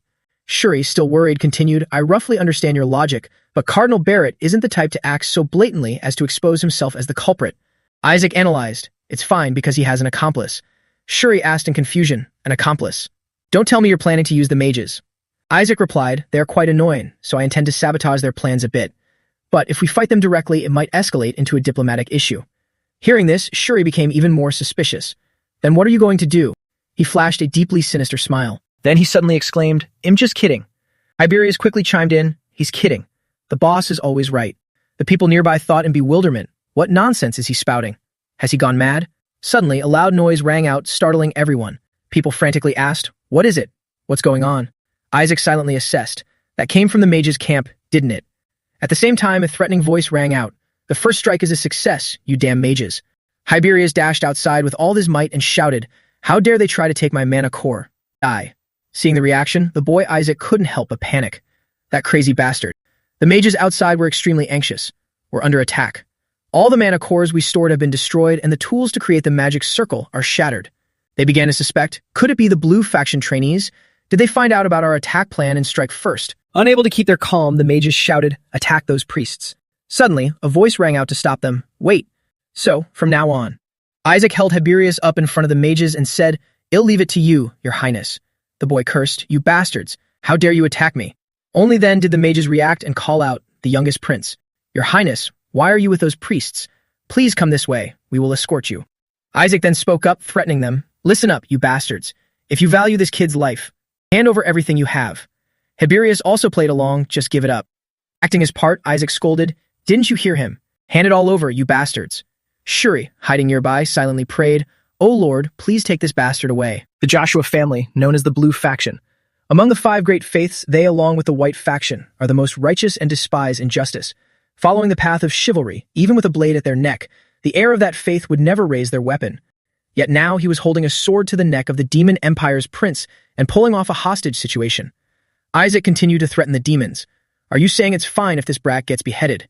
Tiberius also started provoking them. Is that what you mean? The lead mage anxiously thought to himself, why is his highness there? And why was he captured like that? He's someone who can single-handedly overpower countless adults. They must have grasped his weakness. We have to save him. Suddenly, one of the mages spoke up. You there, direct disciple of the Joshua family, calm down. Let's resolve this through a negotiation. Isaac smugly replied, negotiation my ass. Didn't you hear me say to hand everything over? From behind, a female mage tried to sneak play, whispering to Tiberius, your highness, over here. Grab my hand. I will save you. Tiberius' face darkened as he yelled, you idiots! Why haven't you saved me yet? And you still consider yourselves the great mages of the Empire. The female mage desperately signaled, I'm trying. Over here. Right here, your highness. Meanwhile, Tiberius played hide and seek with her, continuously cursing, arrogant fools, useless idiots. After a brief chase, Tiberius stopped and ordered, enough. In the name of the youngest prince of the Demon Empire, I command you, hand over everything you have and retreat. Isaac also added fuel to the fire. Did you hear him? Back off, you bastards. The mage was boiling with anger internally. He is the future of our empire. I don't know what's going on, but we have no choice but to obey his highness' orders. Having made up their minds, the mages all knelt down to receive the order. We obey. We will hand over everything, just let his highness go. Isaac couldn't contain his inner joy. Mana cores. Whisper appeared and reminded him, Master, please control your facial expression. Amused, Isaac replied to the mages, all right then. Out of respect for your kindness, I'll let this slide just this once, and I'll make sure to report to the Empire that you tried to attack us. The mage immediately made excuses. You must have misunderstood. We were only hunting demons. Isaac retorted, if you're hunting demons, then why did you bring weapons specifically designed to capture priests? If you don't like it, get ready to take your prince's corpse back. The mage cursed resentfully in his mind, damn it. Isaac continued to provoke them. What are you doing? Aren't you going to retreat? Tiberius immediately chimed in, get the hell out of here. Back at the Blue Faction, sounds of pure bliss echoed continuously. Isaac lay amidst a pile of gemstones, laughing hysterically. Mana cores. Tiberius stood beside him full of admiration. As expected, Boss knows everything. The Demon Empire's mana cores are on a completely different level from the Holy Empire's trash. Don't you see, Boss? Even the texture is on another level. Shuri then spoke up. I thought the Holy Empire was just full of parasites who couldn't stockpile mana cores, but to think someone like him existed in the Blue Faction. What a sincere and wonderful faith, unmatched in character. Lying on the bed, Isaac thought, we found another lunatic. Tiberius continued to boast, Boss, just say the word. When we return to the capital, I'll make sure the Blue Faction receives a massive reward. Isaac cheerfully replied to the boy, "Sounds good to me." Tiberius suddenly asked, "Boss, have you ever thought about joining the Demon Empire? We'd treat you well." Standing nearby, Shuri could only curse inwardly. "Enough already, you lunatics." Then he interrupted, "Isaac, I have something to tell you. Wipe your drool first. Are you really planning to tell the dupe that fourth uncle is using black magic?" Isaac replied, "Of course. I need to eliminate my rivals to secure the position of the family head." Shuri warned him, "If you mess this up, you'll be in massive trouble. You've never met fourth uncle, but his temper is no joke. If you accuse an innocent man without proof, you're actually going to die." Isaac sneered, "Innocent?" Recalling the mage's words, Isaac said, "Earlier, they called us the direct descendants of the Joshua family. That bastard mage clearly knew who we were and targeted us from the start." Shuri replied, "The members of the Joshua family stand out with their appearance. I suppose that's true." Immediately, Isaac splashed cold water right into his face. "What the hell are you talking about? You're ugly as sin and your hair color is trash. Who would ever look at your face and guess you're from the Joshua family? Let me tell you something, they know everything." Shuri still refused to accept the truth. "Stop it, you bastard." Isaac explained, "It's obvious that the fourth son of the Joshua family investigated this. There's no way they could have known that the direct line of Joshua was mixing in with the apprentice priests. Snap out of it, Kim Shuri. That man you call uncle just tried to kill me. If it were you, could you sit still if your father was on the verge of dying? It must have raised hell and turned the whole place upside down."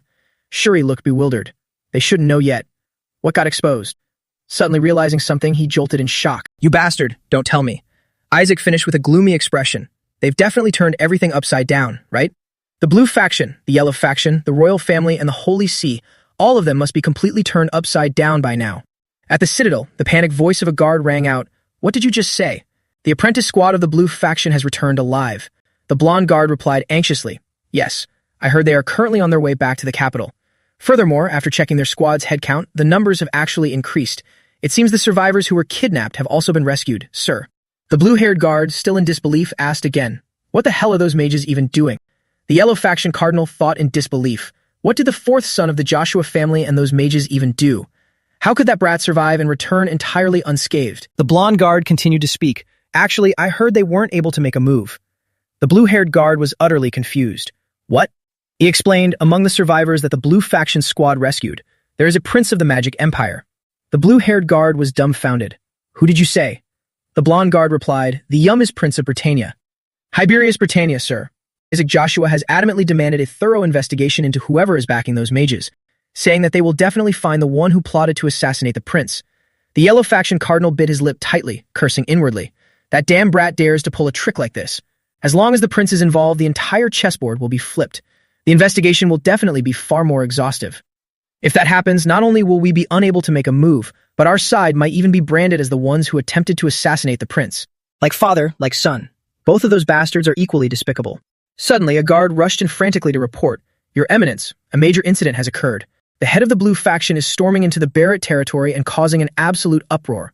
He's demanding that we hand over the fourth young master of their family immediately." The yellow faction cardinal's face turned completely pale. Even their grandfather is like this. All three generations of that family are totally insane.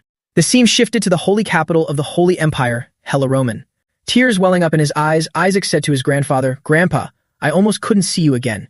It's all because fourth uncle wanted to use those mages to kill us." Hearing his grandson say this, Eli was utterly furious.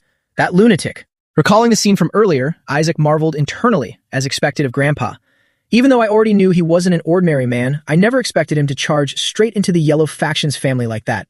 Beside him, Asili called out, "Young master." She knelt down on both knees in deep reverence. Then she said, "Thank you for avenging my older brother who was murdered 14 years ago." Hearing this, Isaac was slightly confused. "Huh, why don't I know anything about this?"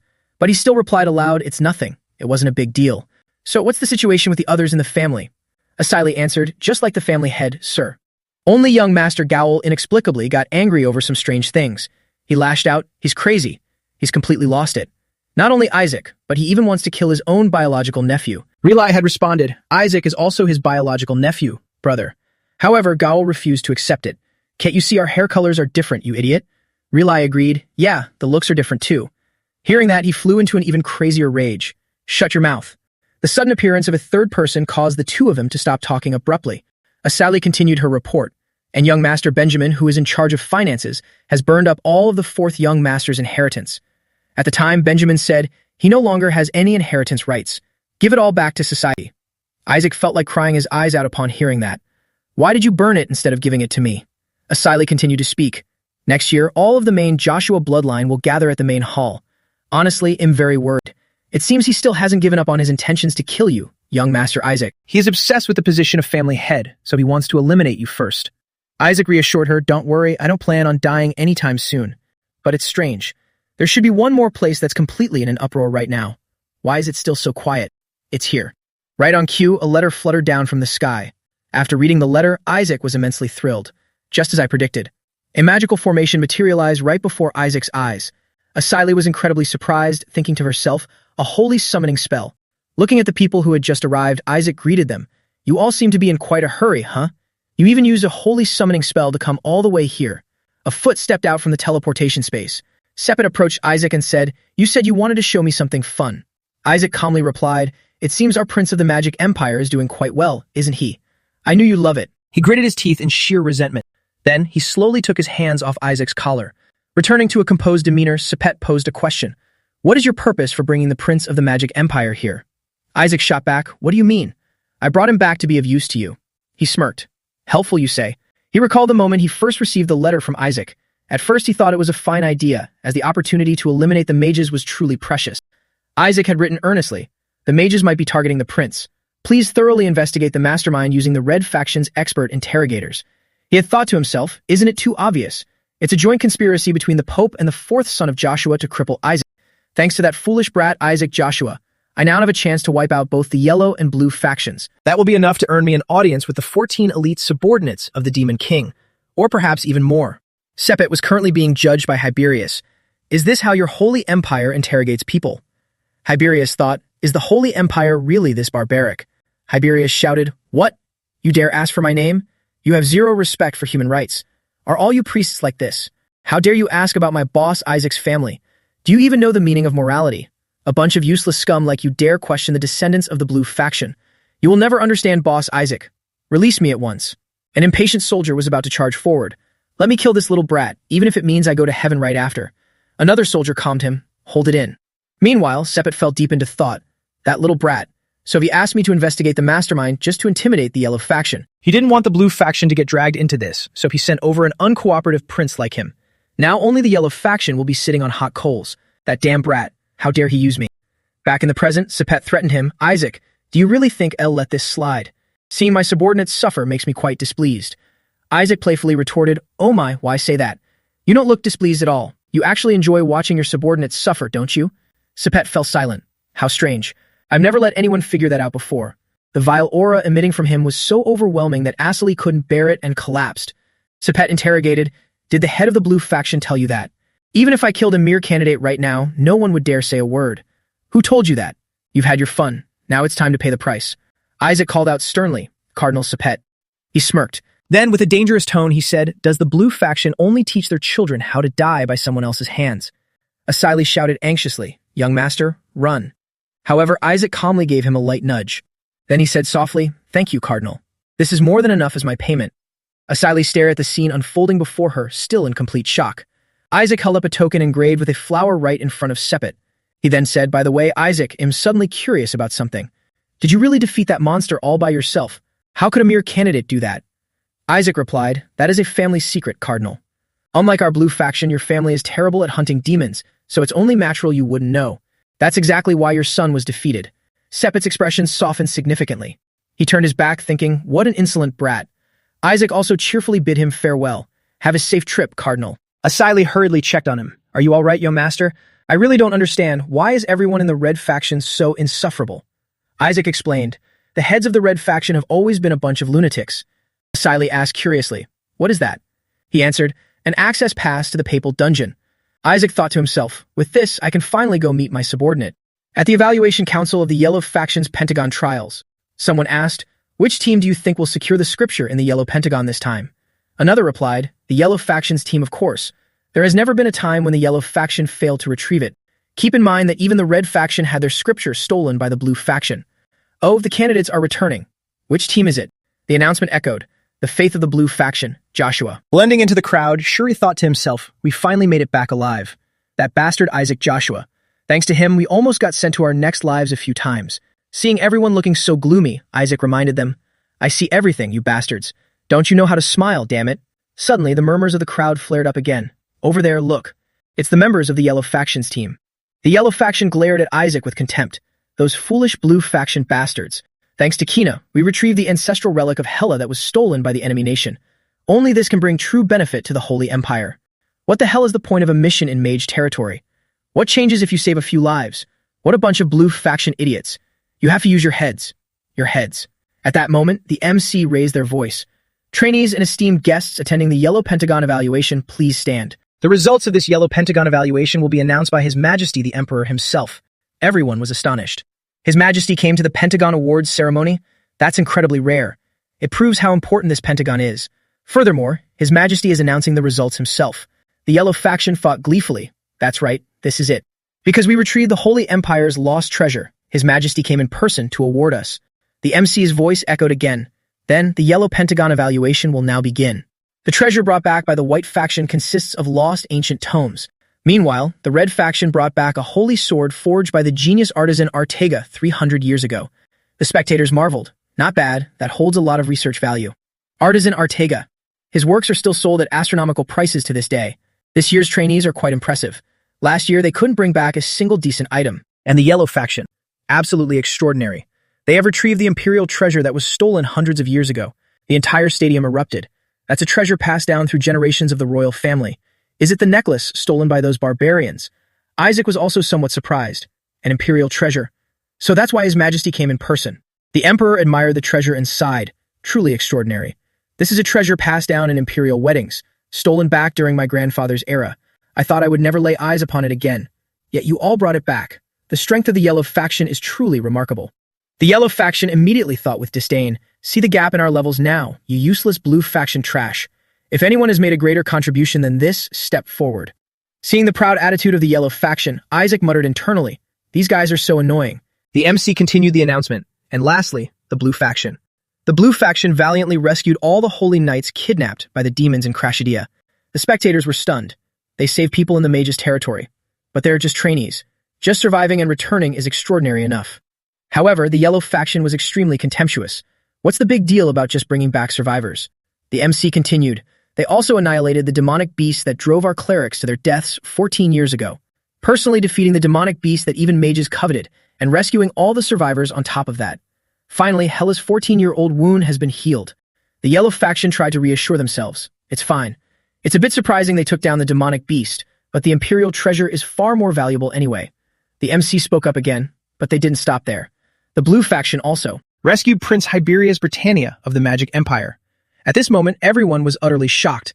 They rescued who? Our Holy Empire of Hela demanded that Prince Hyberius repay his life debt. The Magic Empire was required to return one of the treasures they stole from us and abolish the unreasonable toll fees imposed on the disputed Crashadia region. And the Magic Empire has accepted the terms. The Emperor stood up and declared an achievement so extraordinary that I do not even know how to properly praise it. What these trainees have accomplished today not only restores the once tarnished name of Hela, but also secures spoils that bring tangible benefits to our present state. A precious imperial treasure, legendary spoils of war. These are all things that elevate the honor of the Holy Empire. But to me, the lives of our people are far more precious. The Blue Faction not only saved the lives of the Holy Knights, but also countless citizens of the Holy Empire, and even the prince of an enemy nation. A single life is more precious than the universe itself. Saving those lives is the very reason the Holy Empire of Hela exists. Resolving the border toll issue that impacts their livelihoods is no different from saving countless lives as well. The thoughts of the Yellow Pentagon Evaluation Council facing this unprecedented achievement must not be very different from my own. The members of the Evaluation Council coughed lightly, filled with anxiety. The spectators watching the results also chimed in. Indeed, the Imperial treasure brought back by the Yellow Faction is formidable, but what the Blue Faction accomplished is simply overwhelmingly superior. That wasn't something trainees could normally do. Above all, the Blue Faction has reaffirmed the purpose of a cleric's existence. That's right, protecting the weak and serving humanity is the core of a cleric's being. The other teams merely brought back items to restore past glory. Whether it was intentional or not, the Blue Faction has made a tremendous contribution to Hela and its people. The blue-haired guy from the Yellow Faction thought indignantly, if it wasn't intentional, Isaac wouldn't have been able to negotiate with the Magic Empire like that. Since they saved the citizens, the Yellow Faction has no choice but to yield the glory to the Blue Faction this time. Everything went exactly according to Isaac's plan. The Emperor finally announced the results. Thus, I shall proclaim the final results. This year, the trainees have displayed exceptionally rare talent.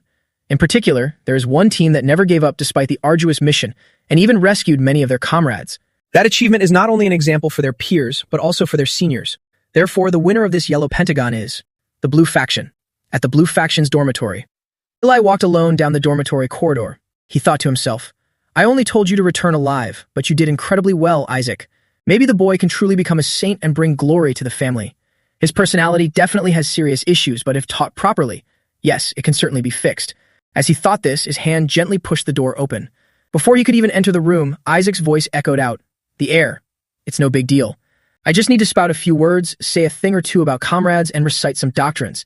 If I just say what the family head likes to hear, it'll be a piece of cake. No need to worry about getting the king rank in the holy trial. I can just sit still and Grandpa will hand it to me. So this is what it feels like to be invincible? It's awesome. What's wrong? Why is everyone suddenly so quiet? Behind him, Eli glared at Isaac with cold, sharp eyes and called out, Isaac, it seems the seat of the heir is still too early for you. Looks like no matter how much you're taught, you won't change much. Sweating profusely, he anxiously thought, oh crap, these bastards. If Grandpa was standing right there, they should have told me. After the conversation ended, Isaac angrily threw his things to the ground. He fumed. What the hell? This is ridiculous. Making me shoulder all those grueling training sessions, and using a holy relic to lure me into failing. Making me copy hundreds of pages of ancient texts so hard to read I couldn't understand a thing. You call that fair? What did I do wrong? Whisper appease. You spouted all sorts of awful things right to the family head's face. You don't have a choice. He said he'd give you the lowest score if you didn't do it all. Do you want to fail? You brought this upon yourself. Indignant, Isaac cursed. Damn it. A flash of inspiration struck his mind. I have a plan. Uncle. Hearing the call, Riley turned around. Isaac thought to himself, anyway, Uncle was with the family head too. Uncle. Seeing his reaction, Riley was puzzled. Isaac? With teary eyes, he whined pitifully. Riley turned pale and asked, Tell me who made you cry. I'll twist their head off and bring it to you. Isaac confided, I think Grandpa hates me. Maybe I should leave this house. Panicking, Riley asked, Father? Why? What happened? Isaac recounted, the thing is, he told me I should leave the dorms and go home with him. When I asked for a drink, he said I was too young and unqualified. Seeing his pitiful state, Riley believed him instantly. Why would Father do that? Could it be he wants to discipline Isaac? My eldest brother and sister-in-law were like parents to me. When I lost them both 10 years ago, my world almost collapsed. So when I found out my nephew was still alive, I choked up with joy. For this child, I'm willing to sacrifice my life. Whisper looked at Isaac's expression, confused. What are you doing? Isaac continued to play the victim. Isaac just wants to pass the holy trial and become an official priest, then destroy the skeleton demon king with you, uncle. So Isaac won't get to smash the skeleton demon king's skull anymore. Whisper couldn't hold back and exclaimed, Are you crazy? Why are you referring to yourself in the third person? Hearing his plea, Riley snapped out of his thoughts. Then he affirmed, Don't worry, Isaac. This uncle of yours will take care of everything. Isaac asked, Really? Riley stated firmly, Of course. They'll help my precious nephew pass that ridiculous trial easily. It's a piece of cake. Don't worry, Isaac. Whisper muttered, But the trial is tomorrow. Can Riley really pull it off? Isaac remarked, If it's him, it won't be a problem. Besides, there's a more pressing matter. I need to meet my subordinates before they're executed. The next day at the Holy See's prison, the guards outside confirmed, verified. This is indeed a pass issued by the Red Cardinal. You can go in to see them in 14 days. In his mind, Isaac was thrilled. It really is great having someone powerful. Then he spoke up. The execution is in less than a month. Are you expecting me to look at their decapitated heads? Drop it down to a week. The guards immediately refused. That's impossible. Security protocol requires at least 10 days. You're lucky you're even allowed to see them. Isaac interrupted. 5 days. I said no. If something happens, Isaac continued to bargain. 3 days. Never mind, how about I go in right now? The guard hurriedly stopped him. Tomorrow. Not any earlier than that. He accepted immediately. Fine then, that works. The guard thought to himself, why did the patriarch give his pass to this madman? Whisper whispered beside him. Weren't you here to see them right now? Isaac replied, No, I need to retrieve something after achieving king rank in today's trial first. Going tomorrow is better. The holy trial? Didn't realize Say had make sure his precious nephew passes easily. Whisper repeated the keyword, precious nephew. He immediately cut it off. Shut up. I wonder how easy the exam questions will be. Whisper was also delighted. If it's Riley, he'll probably turn it into child's play. At the hall the next day, the MC welcomed, welcome, trainee priests participating in the holy trial, and all the esteemed guests here to watch. The final task of the holy trial is to eliminate some monsters. Everyone cheered. It's as easy as pie. What? Why is the exam so easy? It's all thanks to Isaac. You talked to the family for us, right? If we still can't pass this, we might as well bite our tongues and die. Not to mention the monsters we have to defeat. Looking at the skeletons in front of them, they couldn't hide their excitement. It's just a bunch of skeletons. The skeletons, blushing furiously, exclaimed, "It's our king. It's our king. You came to see us, you really came. Where have you been all this time? He came to save us." Seeing the skeletons dancing around, Whisper commented, "Looks like it's going to be a bloodbath between brothers." His face turned pale. Remembering Relay's face, he cursed inwardly. That bastard Relay. Skeletons. Just hearing the name makes me want to cry. As weak as slugs, as dumb as rocks. Easy to ignore, but also easy to exploit. Basically, they are the untouchables of the demon world. In exams for priests, lessons for nobles, or even children's festivals, they are usually summoned just to be slaughtered. And if they are killed by bone exorcism, they are sent straight to hell.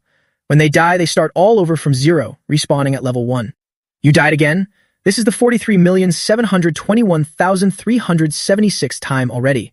Thinking of this, Isaac couldn't help but shiver in anger. Those damn priests. How dare you summon these poor souls right in front of me, the great skeleton demon king? The skeletons were still innocently unaware of what was happening. Where are we? I don't know, but His Majesty is here. Behind him, Shuri was extremely excited. Isaac, use bone exorcism. That way we can send them straight to hell. They are nothing against holy magic. It'll be a piece of cake. Whisper, understanding Isaac's inner thoughts, comforted him. Bone exorcism is the most basic spell. Just use it.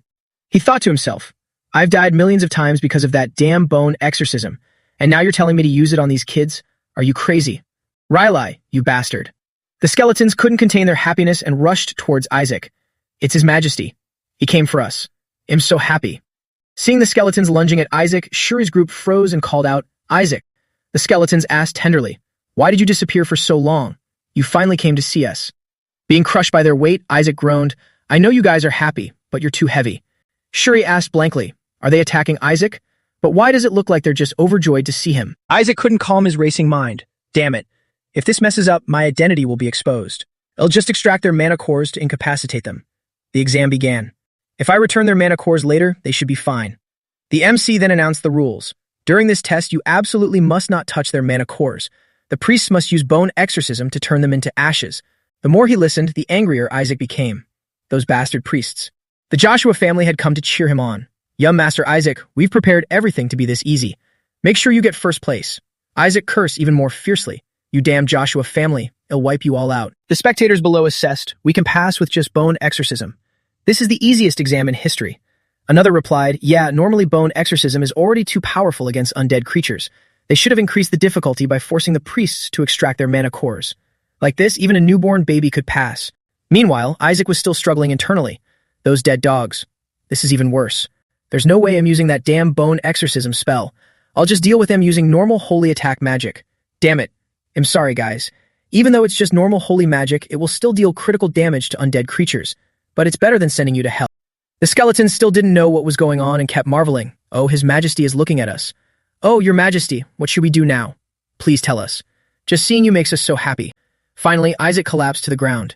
With a blank face, he said, I can't do it. Everyone panicked and cried out, what? Even a child could do it. Why can't you? Isaac remained resolute. No, I can't. Seeing Isaac helpless, the skeletons worriedly ran over. Your Majesty, what's wrong? Are you out of mana, Your Majesty? Should we take you to the dragon's fire to restore your mana? At this point, Isaac reminded them, I'm not a skeleton anymore. I'm a human. Being thrown into fire hurts a lot. Everyone was shocked upon hearing this. What did he just say? Not a skeleton, but a human. Could it be that he considers them humans? They started speculating. Well, skeletons used to be humans. Doesn't the boy want to attack creatures that were once human? Perhaps he wants to save the humans who have turned into monsters. As expected, the Blue Faction's faith is to protect all things from demons. He truly is the saint's son. What a noble heart. At this moment, Shuri felt extremely helpless. You guys are crazy. There's no way that guy is thinking of something so noble. He charged forward. Move aside. Isaac, if you want do it, I will. Bone. Before Shuri could launch his attack, Isaac struck him with a palm strike. Stop, he thought to himself. If someone else uses bone exorcism, they will definitely be sent to hell. I can't let that happen. A surge of power was unleashed. Isaac launched his attack. Bone exorcism. But deep down, he was extremely anxious. I have to aim so I don't hit them. The whole hall was amazed. Is that bone exorcism? I've never seen one this massive. The skeletons were dazzled by the sight. What is that sparkly thing? I don't know, but it looks so beautiful. Shadow Lich. Hide them all in the shadows. Yes, sir. Darkness enveloped the skeletons' entire bodies. The whole hall seemed to freeze, confused. Huh? What's going on? Those skeletons. Only then did Isaac breathe a sigh of relief. The entire hall erupted in an uproar. They've all vanished. Did Isaac wipe them out with just a single strike? Incredible. At this level, he must be at least on par with the bishops. He truly possesses the makings of a saint. However, Isaac still harbored deep resentment in his heart. Those rotten priests. I will definitely eradicate every last one of you. Switching scenes to another location, a voice reported.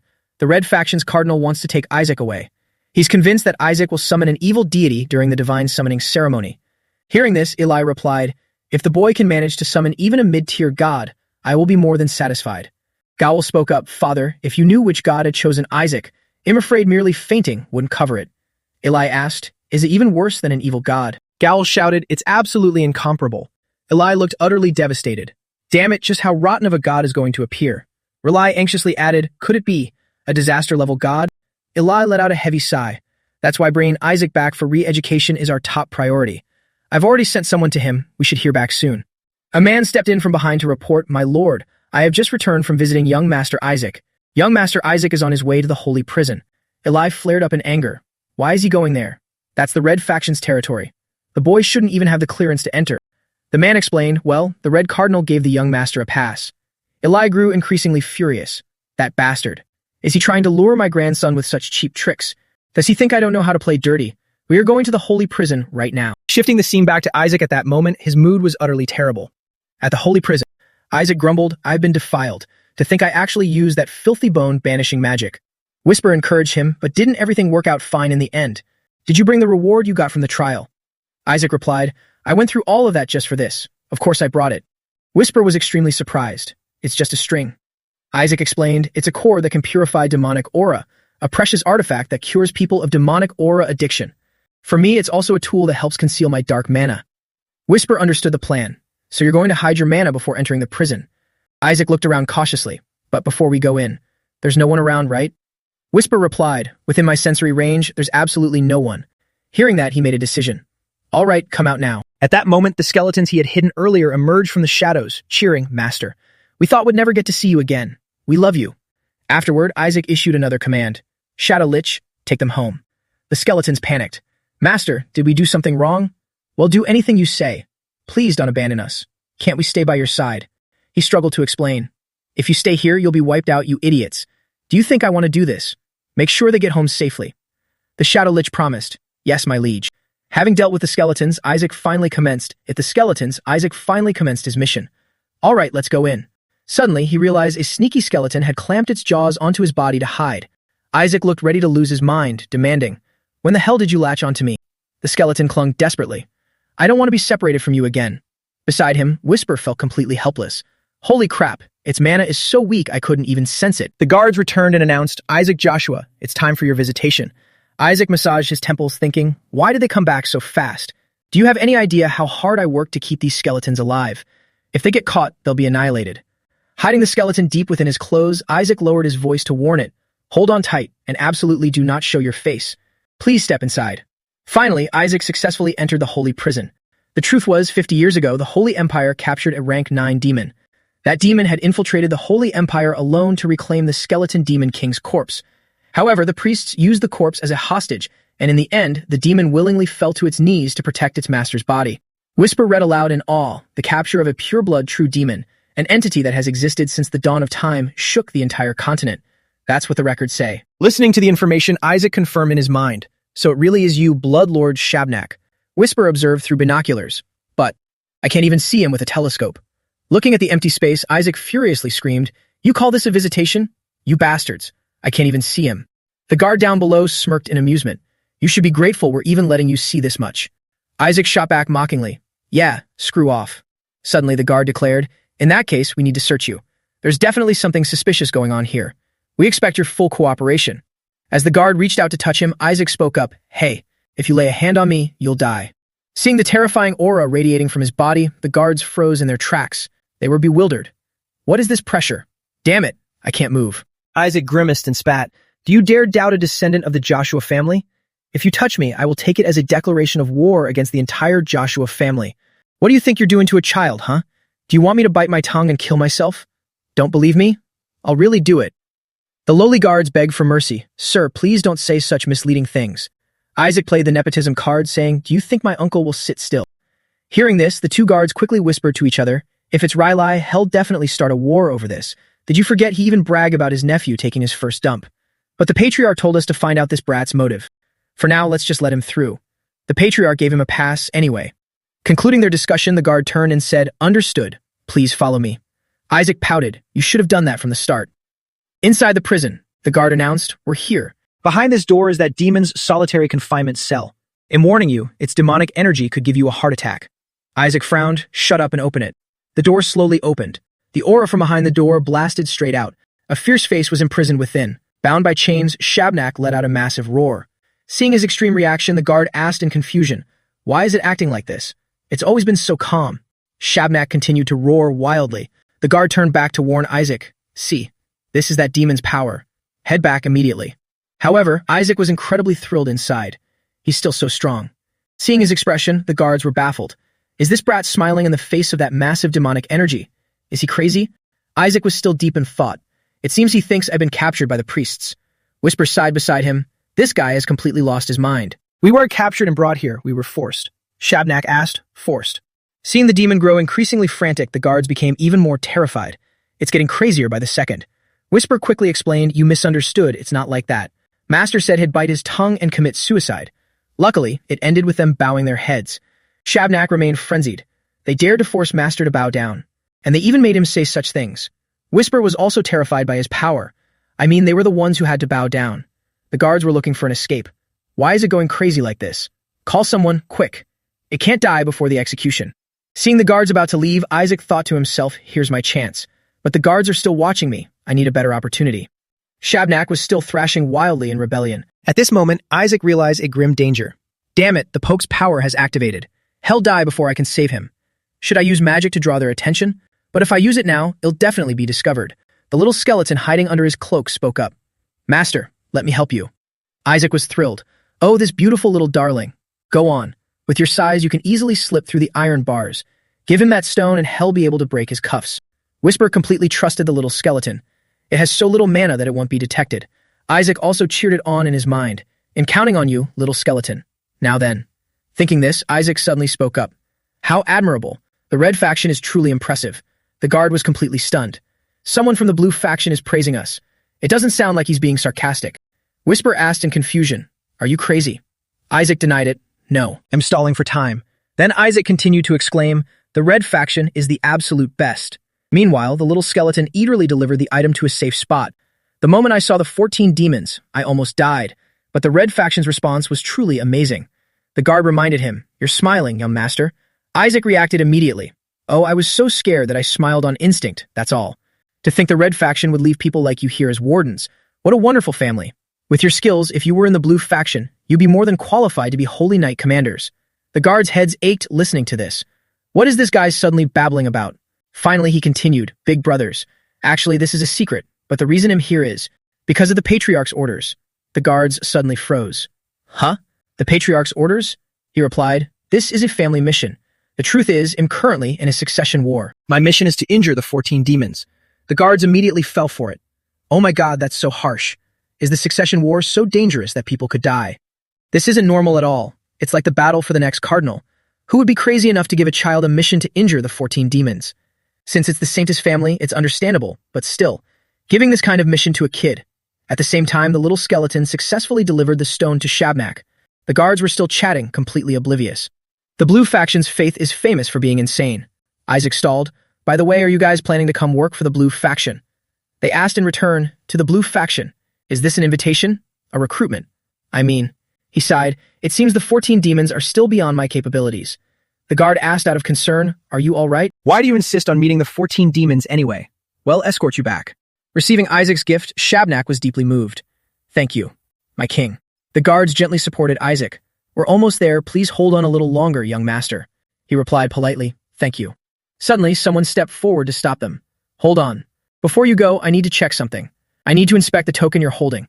Isaac asked, the token the Red Cardinal gave me.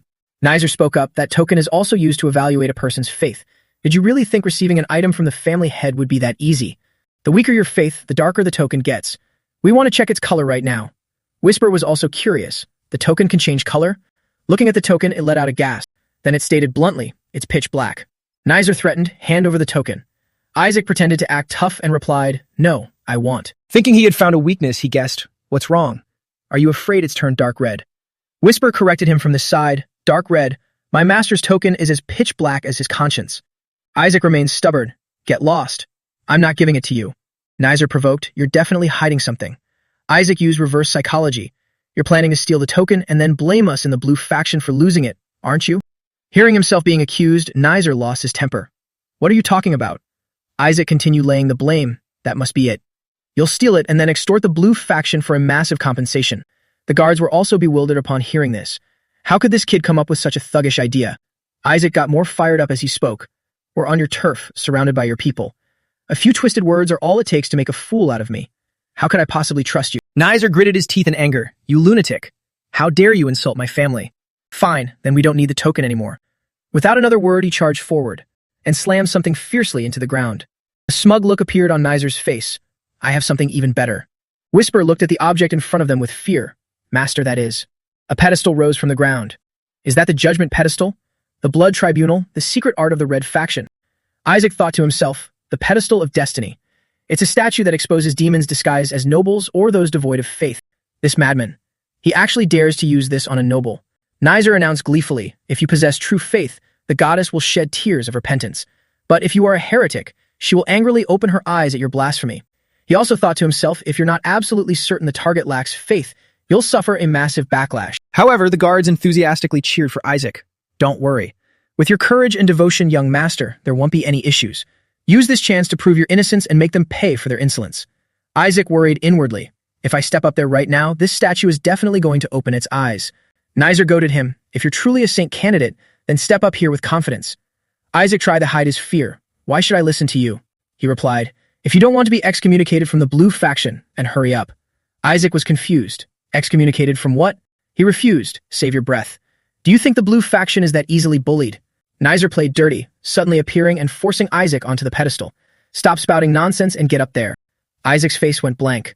Once his feet were planted on it, he panicked. Hey, what are you doing? In front of Isaac stood the towering statue of the goddess. Nizer said with amusement, don't worry, it'll only take a second. Watching the energy swirling around, Isaac grew even more anxious in his mind. I can't move my body. How am I supposed to escape now? Nizer waited eagerly. Come on, goddess, please open your eye. With this, I can eliminate Isaac and the blue. Before he could finish his thought, the goddess statue began shedding tears. The guards stared at the scene in sheer panic and asked, the goddess statue is shedding tears of blood. Isn't that something only a cardinal can achieve? Nizer couldn't believe it. Impossible. How could he possibly have faith? Even Isaac couldn't believe his own eyes. Holy crap, why is it crying? And what the hell are tears of blood? Whisper reminded him from the side, Master, please mind your facial expression. Then it suddenly reacted. It seems the statue even measured Little Bone's faith. That's right, the Demon King is also an object of worship. It measured Little Bone's devotion to its master, as expected of my subordinate. Murmurs began to spread around them. He used the judgment pedestal without even being sure of the outcome. It seems not even young Master Nizer could make the statue shed tears of blood. If the blue faction decides to make a big deal out of this, it's over for him. Taking advantage of the situation, Isaac boldly spoke up. On what grounds did you dare pull this stunt? How are you going to fix this? Just you wait. The Joshua family won't let this slide. Understood. Behind him, the statue transitioned from weeping tears of blood to glaring with terrifying wide-open eyes. Whisper warned him, turn around now. A loud crash echoed through the air. The goddess' eyes were tightly shut once more. Isaac gasped, his heart pounding. What's the meaning of it suddenly opening its eyes? Whisper explained, you shouldn't turn your back like that. You have to keep the little skeleton facing the statue no matter what. At that moment, Nizer pointed straight at Isaac and shouted, I knew it. You all saw that clearly, right? The statue opened its eyes. The guards, having missed the spectacle, said, What are you talking about? The statue's eyes are clearly closed. Are you all right, young master? Nizer continued to argue. It definitely opened its eyes. I saw it with my own 2 eyes. Still shaken, Isaac tried to calm his racing heart. Whisper guessed, it seems he was the only one who saw it. Arguments broke out. But didn't the statue shed tears of blood? Oh God, what'd we do now? Nizer refused to back down. I'm certain the statue opened its eyes. I saw it clearly. A guard replied, Do you think our family has fallen so low that our statue would arbitrarily change its judgment? Watching them bicker, Isaac calmly enjoyed the show. This is getting good. If the judgment really changed midway like that, we would never be able to hold another heresy trial again. I think you should be more careful with your words, young master. He yelled, I really saw it. Hey you, check it again right now. Isaac calmly replied, Why should I do that? So you can change the results? Or are you just jealous because you'll never reach my level in your entire life? You pathetic loser. Nizer trembled with rage the more he heard. You bastard. You better step up while I'm still asking nicely. Before he could attack, a hand stopped him. Eli arrived just in time. I figured something like this would happen, so I came. And it seems I was right. You're here, you little punk. Real-Eye hurriedly stopped him. If you hit him, father, it'll turn into a huge mess. Let's head back first and file a formal complaint. Isaac quickly ran to his side. Uncle, Nizer hit me. Seeing his nephew acting so pitifully, Real-Eye couldn't hold back his rage and yelled, that bastard has to die. Regaining his composure, Eli began to interrogate. It seems I need to have a word with the Red Cardinal. Real-Eye chimed in, and I'll draft the formal complaint. Only Shuri calmly tried to persuade them. Stop it, uncle. He looks like he's going to die. Real-Eye reassured him. He's just faking it. He's acting like this after just a few light taps. Kids these days are way too weak. Looking at the chaotic scene, Shuri thought frantically, you bastard. What are you even doing here? You clearly knew they were going to pull something like this. Hey, let's just go back. If we stay here any longer, it's going to be huge trouble. Isaac asked, why? Like a heresy trial? Shuri replied impatiently, yeah, exactly like that. Isaac immediately answered, but I already went through one. Nizer brought out that scary statue and forced me to step up to it. Eli and Real-Eye simultaneously shot a friendly glare at Nizer and asked, what did that little brat do? Shuri immediately asked, so are you going to be burned at the stake? Isaac retorted, do you want to die? Real-Eye issued another warning, I'm not going to let this slide.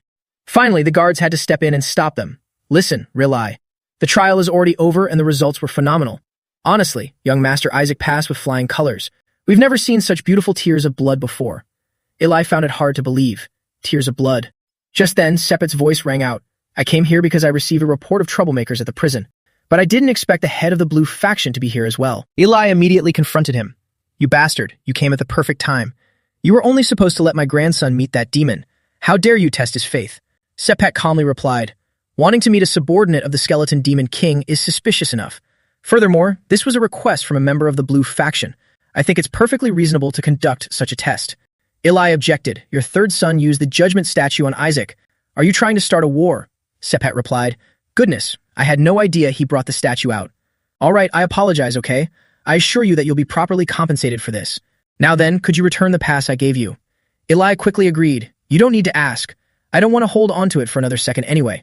It's ridiculous that you would give something like that to Isaac. Sepet corrected him. Your grandson was the one who asked for it. He grumbled internally, those absolute bastards. Even if the kid caused a scene, they shouldn't have brought out the judgment statue. However, to think he actually managed to make the statue shed tears of blood, that's something only a cardinal can achieve. I'm sorry for doubting your faith until now. He asked Isaac. Isaac, hand over the pass. Eli's mind was still racing. If there really were tears of blood, then this thing should be. Staring at the pitch-black pass before his eyes, he couldn't help but feel shocked. Pitch blacker than sewer water. Eli shot a deadly glare at Isaac. Sepet was still urging from behind. You found it, right? Then please return. Before he could finish, Eli hurled it at him with tremendous force. Sepet froze for a moment. Then he yelled furiously, what the hell did you just do? That card was bestowed by the first pope. Eli glared at him and spat. I have nothing to give you, you bastard. At the Sepet estate, headquarters of the Red Faction, Sepet rubbed his temples.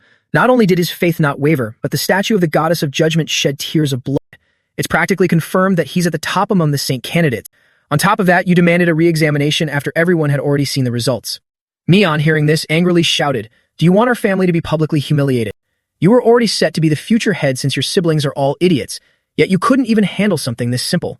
Don't you understand that becoming the Pope is the only way to keep your life? If we want our family to rule this world, you must become a saint and then the Pope. Do you understand? Sepet interrupted. That's enough. How troublesome. The faith examination card has been completely destroyed.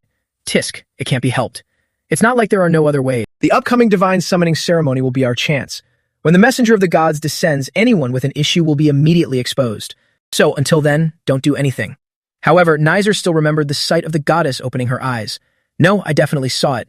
He suddenly stood up and asked, Father, has the participant list for the divine summoning ceremony been finalized? Sepet asked, why? It's mostly people from the blue faction, and Isaac Joshua is among them. Since you ranked first in the black faction test earlier, you can also participate. Nizer firmly proposed, no, please register me as Isaac's servant. I will go with Isaac as his servant. According to the rules, participants are allowed to bring a servant. Neon angrily scolded, are you crazy? Why would the heir of the red faction do something so humiliating? Don't you know that's a commoner's job? Nizer remained resolute. Even so, I have to do it. If there's no evidence, our only choice is to find it ourselves. Sepet objected. Absolutely not. Nizer reassured him. Father, even if it's humiliating, I can do it. Sepet finished his sentence. Someone has already taken that position. Kina will be Isaac's servant. Nizer groaned. Damn it, Kina Barrett is acting as Isaac's servant. What? Kina Barrett is going to be Isaac's servant. Meanwhile, back at the Blue Faction's estate, Ile looked grim. It was pitch black. Gowel asked, "Is that why you destroyed it, father?" But I heard that the statue cried tears of blood. Ile replied, "I made Isaac take another faith test, just in case there was a mistake. Isaac met Melissa not long ago. That's probably why the statue cried like that. We stole that faith testing device from the Red Faction, so it's definitely accurate." Rile then spoke up. Then it must be true. Benjamin, sitting nearby, mused. The head of the Joshua family is a thief. Gowel rubbed his temples and said, "At least we don't have to worry about an evil god choosing him anymore, because he himself is already an evil god." Benjamin commented, "Isn't that terrible then? The high scorers of the Pentagon trials will summon a god during the divine ceremony." Rile, sensing the danger, said, "The Red Cardinal is definitely looking forward to that moment too." Ili added, "Not only that, that bastard Black Cardinal has also played a part in trying to destroy us. Gowel, tell Shuri to be Isaac's servant. We cannot let Isaac summon a god." On the day of the divine summoning ceremony at the arena, an argument had broken out. "Hey, didn't you hear what I said? You mean that load of bullshit you just spouted?" Kina stated calmly, "I am his servant." Nizer fiercely contested, "I am his servant, you bastard. I already registered." Meanwhile, Shuri stood in the back, chanting prayers, "Oh gods, please save these bastards." Isaac stood by indifferently and spoke up, "I just need to bash their heads in and this will be over. Things are already annoying enough since those god bootlickers will be coming here." Whisper wondered, "God bootlickers. Are they coming?" He thought to himself. The sacrifices will be transported by the subordinates of the gods. But since the sacrifice this time is a high-ranking demon, it seems one of those bootlickers will be handling it. Opposite him, Kina and Nizer had already started brawling. In the servant. "No, it's me." Isaac watched in sheer disbelief. "Damn it, do you really want me to use force?" Shuri tried to calm him down. "Hey, today is a good day. Calm down." Isaac replied, "A good day. Perhaps." He mused to himself, "Because today is the day my subordinate will be freed. The adults made it clear to me. Our family will definitely be ruined the moment others see Isaac's true face. Maybe they were right.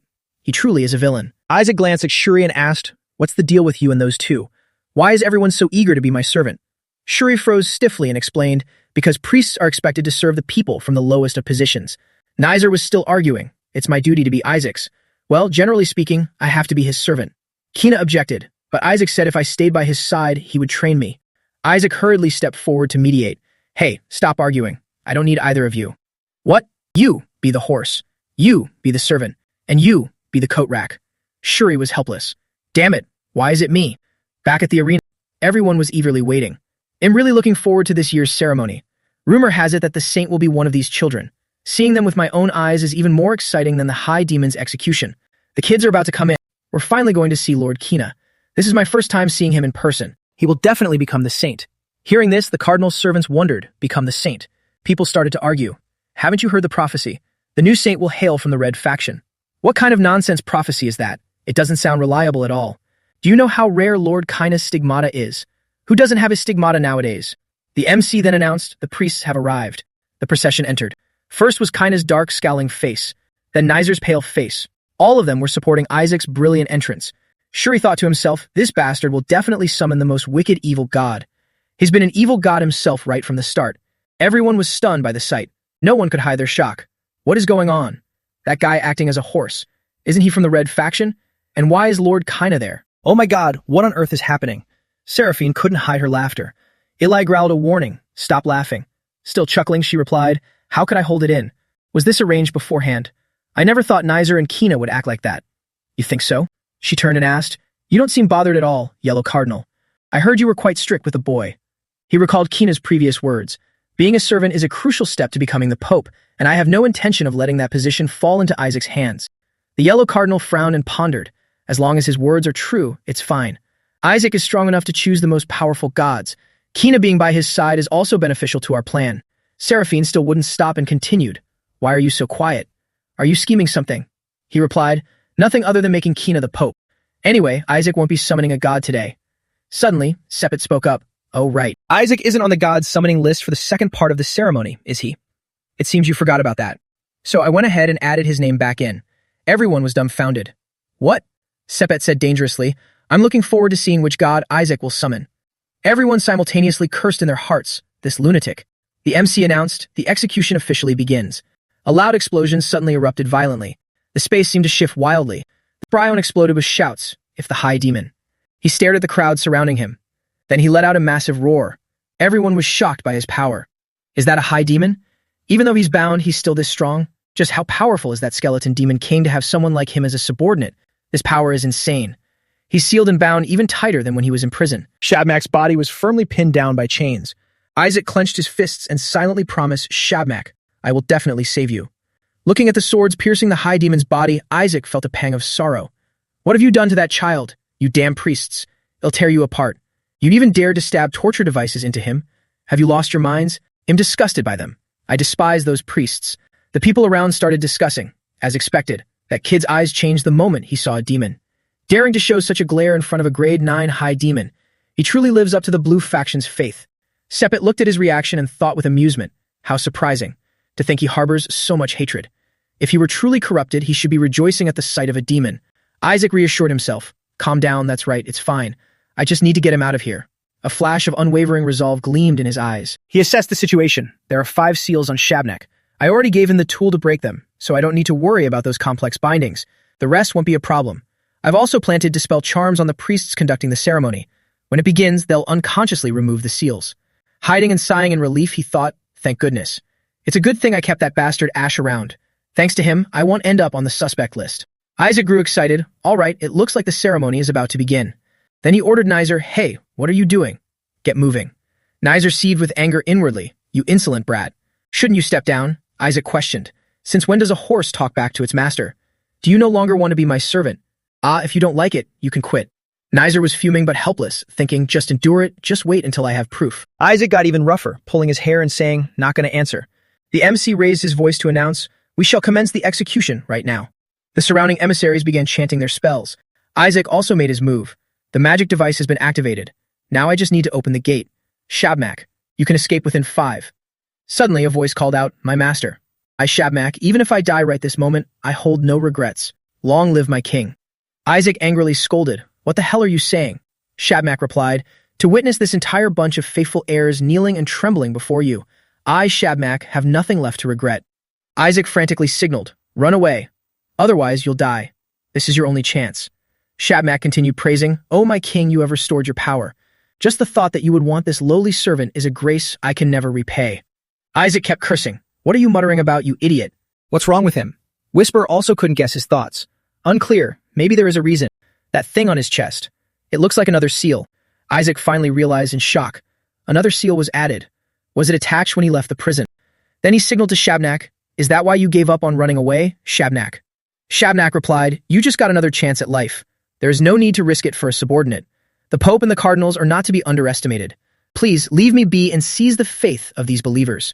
Isaac cut him off. Stop sprouting nonsense. Did you think I would lose you just because of a trivial seal? He fell into deep thought. This isn't a high-level seal. I can break it immediately, but I can't undo it without getting close. What should I do? Even if it's risky, I have to draw some attention. A red-haired priest suddenly stepped forward and announced, Isaac Joshua will switch places with the execution assistant. That is an order from Cardinal Barrett, who wishes to grant an opportunity to the top student of the Pentagon. Everyone was stunned upon hearing this. Sending a novice so close to a 4 to 6-star demon, something will definitely happen. They couldn't kill him in the Golden Pentagon, so now they want to. Shuri thought nervously, Isaac has devoured the Demon King's corpse. There's no way the Demon King's subordinate will just stand there and do nothing. However, contrary to their worries, Isaac was thrilled. Perfect. Cardinal of the Yellow Faction. What a cunning old fox. You just single-handedly pushed me right next to him. Seeing Isaac's stunned reaction, the red-haired guard couldn't help but feel pity. How pitiful. Has been driven mad by fear. He continued pondering. Now I can touch the seal directly. Game over. Smashing a low-level seal like this will be a piece of cake. A cheap thing like. The seal on Shabmak's body was glowing. That's a holy seal from the heavenly realm. Isaac felt like he was going crazy. Which idiot stuck this thing here? It would take an entire month to undo this. Whisper chimed in, it seems you'll need the blood of a high-ranking heavenly beast or the blood of the Pope to unlock it. Isaac began to panic. And where am I supposed to find that right now? Oh my god, damn it. What do I do now? If I can't dispel it in time, hell be executed on the spot. The Pope. Isn't that bastard here today? The MC rallied the crowd. Everyone, please stand. The messenger of God is descending. A blinding ray of light appeared in the sky. A rotting stench permeates the air. A filthy servant of the skeleton demon king. Everyone clamored excitedly. It's the messenger of the god of punishment. Isaac looked at the newcomer, filled with deep anxiety. The god spoke softly. I must personally handle this matter with utmost strictness. Whisper finally understood the issue. So this was why Shabnak gave up fleeing. If the executioner was an angel, survival was almost impossible. And yet Isaac was extremely amused. The key to unsealing it walked right up to me on its own. Shuri realized, this thing looks very familiar. A surge of power was slowly being formed by Isaac. Shuri was still trying to recall. I've definitely seen it somewhere before. Old memories rushed back, making him unable to contain his fear. Shuri shouted loudly, "Hey, Isaac, you lunatic." A massive explosion occurred at the same time. Everyone present in the execution hall was bewildered. What? What's going on? Are we under attack? Shuri, however, was losing his mind. Is that bastard possessed by a ghost that specializes in headshotting people, or what? Why is it like this every single time? You psycho, are you satisfied now? You must be thrilled. At this moment, the messenger's voice also rang out, "Well done, young priest." He smirked slightly. Then he continued, "To think you noticed the demons hiding in the shadows."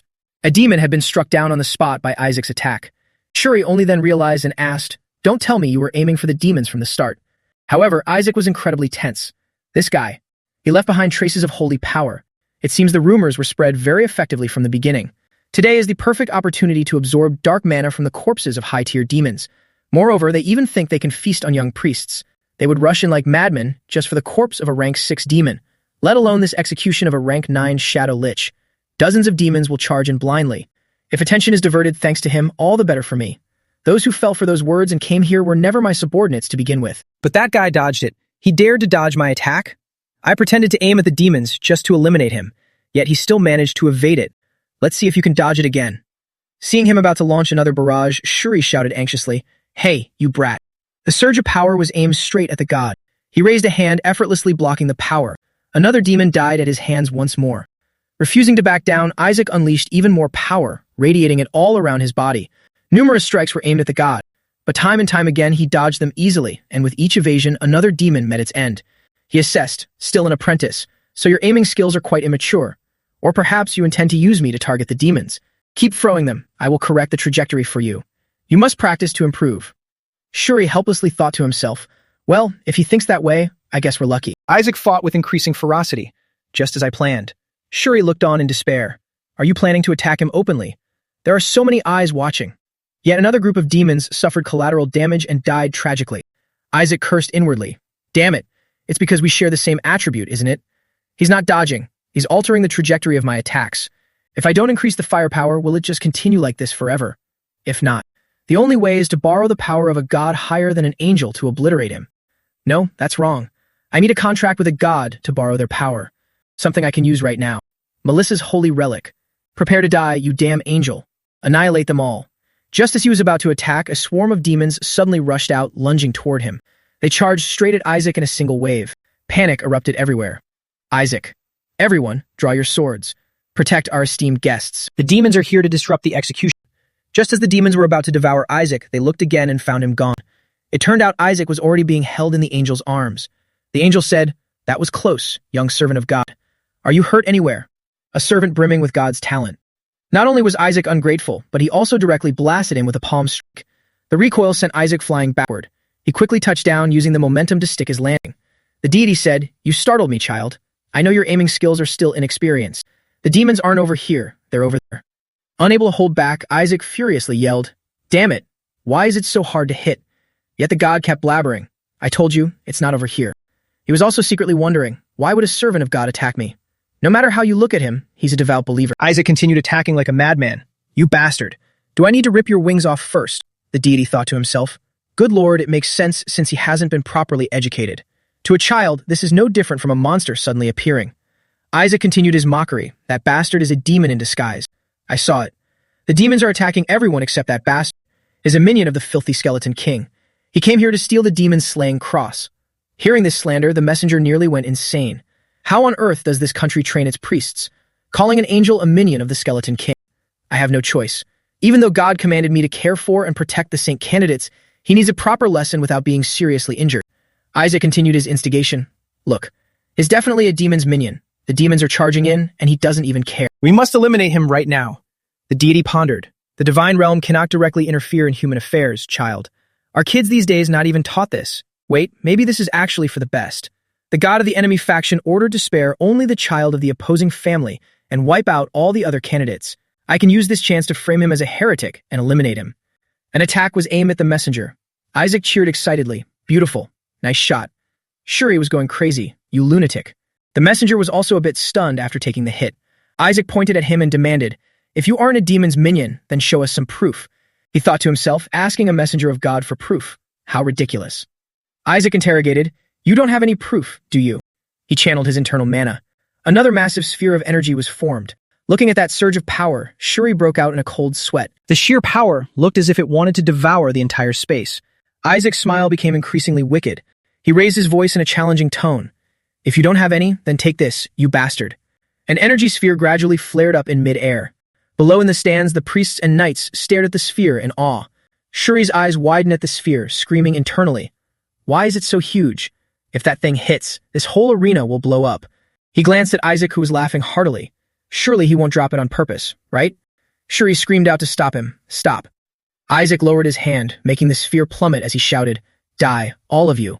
A magic circle lit up beneath his feet. The sphere slowly descended. The moment the energy touched the ground, it exploded instantly, creating a blinding flash of light. The surrounding priests immediately shielded their eyes. Someone yelled, I can't see anything. We're going to get blown away. Hold on tight. Isaac smirked viciously. Here we go. The angel hovering above realized inwardly the power of a saint.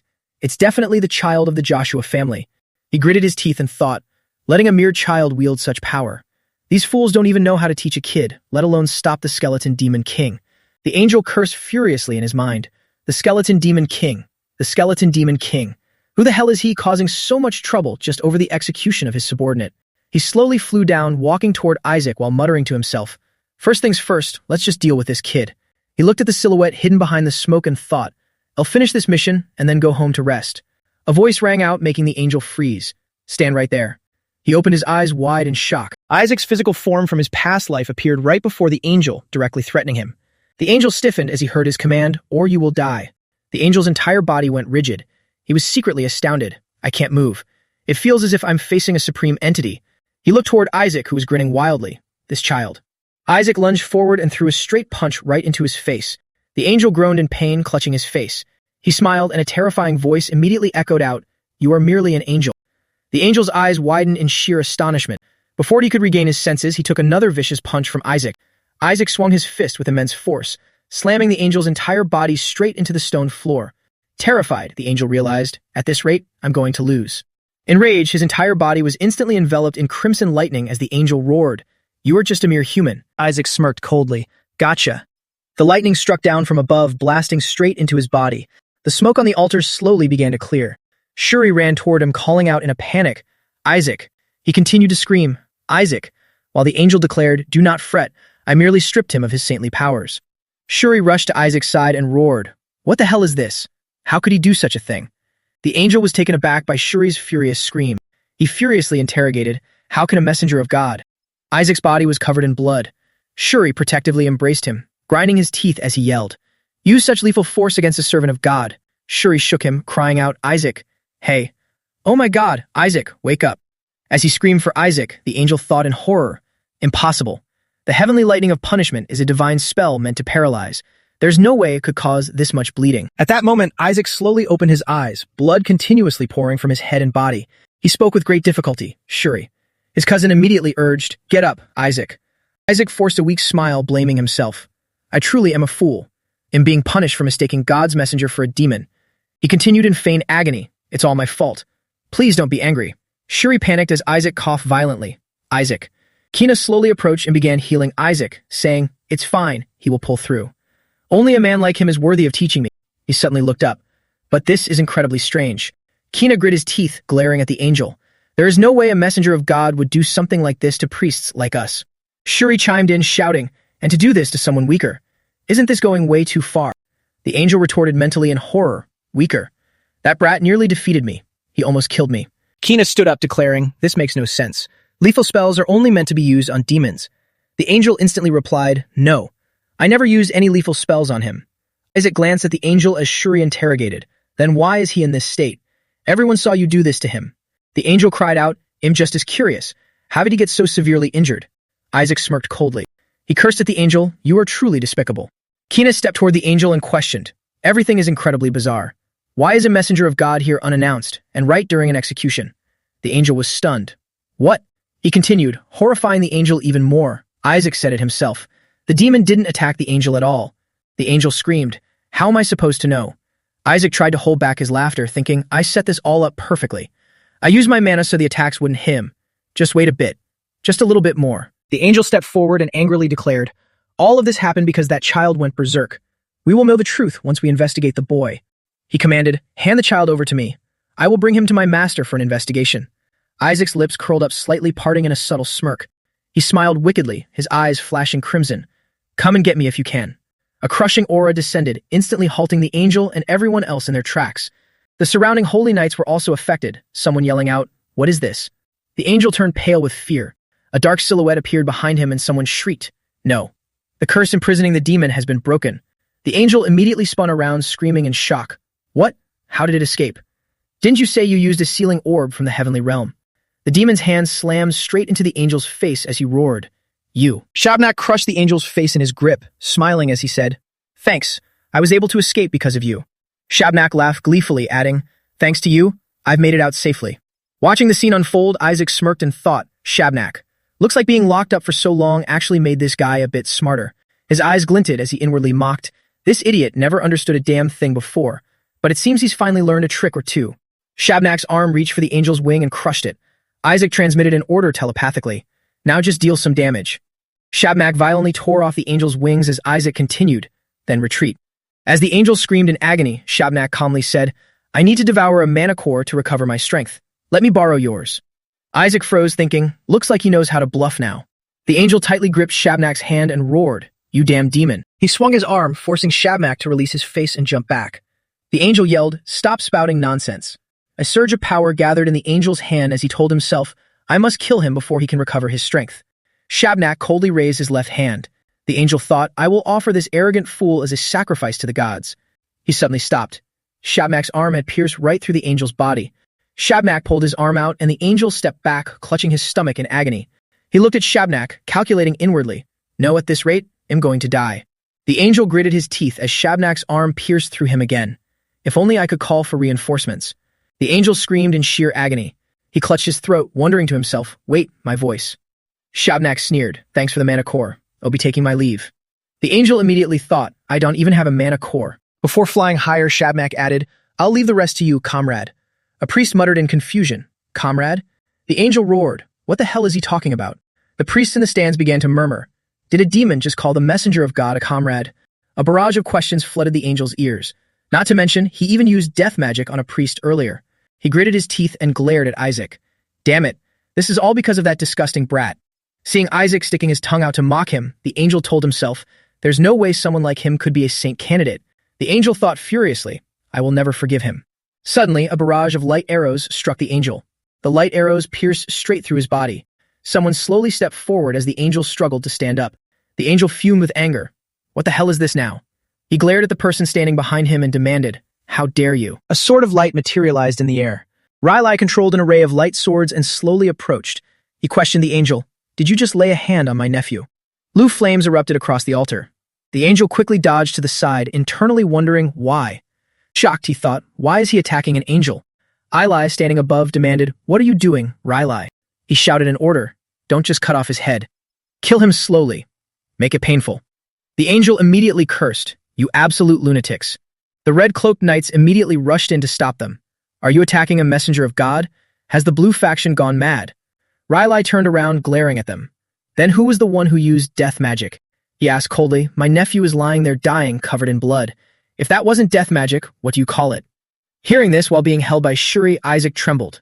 Actually, I injured myself on purpose. The knight yelled back, he's obviously faking it. Remember what he did during the Red Faction's trial? He's a demon wearing human skin. Rylai angrily rebuked, a demon. How dare you call my sweet angelic nephew a demon? The knight drew his sword. Step aside. He must be dragged to the interrogation room. Rylai grabbed his sword hilt and retorted, like hell, I'll let that happen. Piss off. Someone slammed a desk and ordered, stop. The Yellow Faction. Cardinal gritted his teeth and declared loudly, this is not the time for allies to be fighting amongst themselves. He ordered, all forces pursue the demon that just escaped. The knights immediately ran off. Understood. Seraphine also ordered the priests to follow them. The Yellow Faction Cardinal stood on the balcony pondering.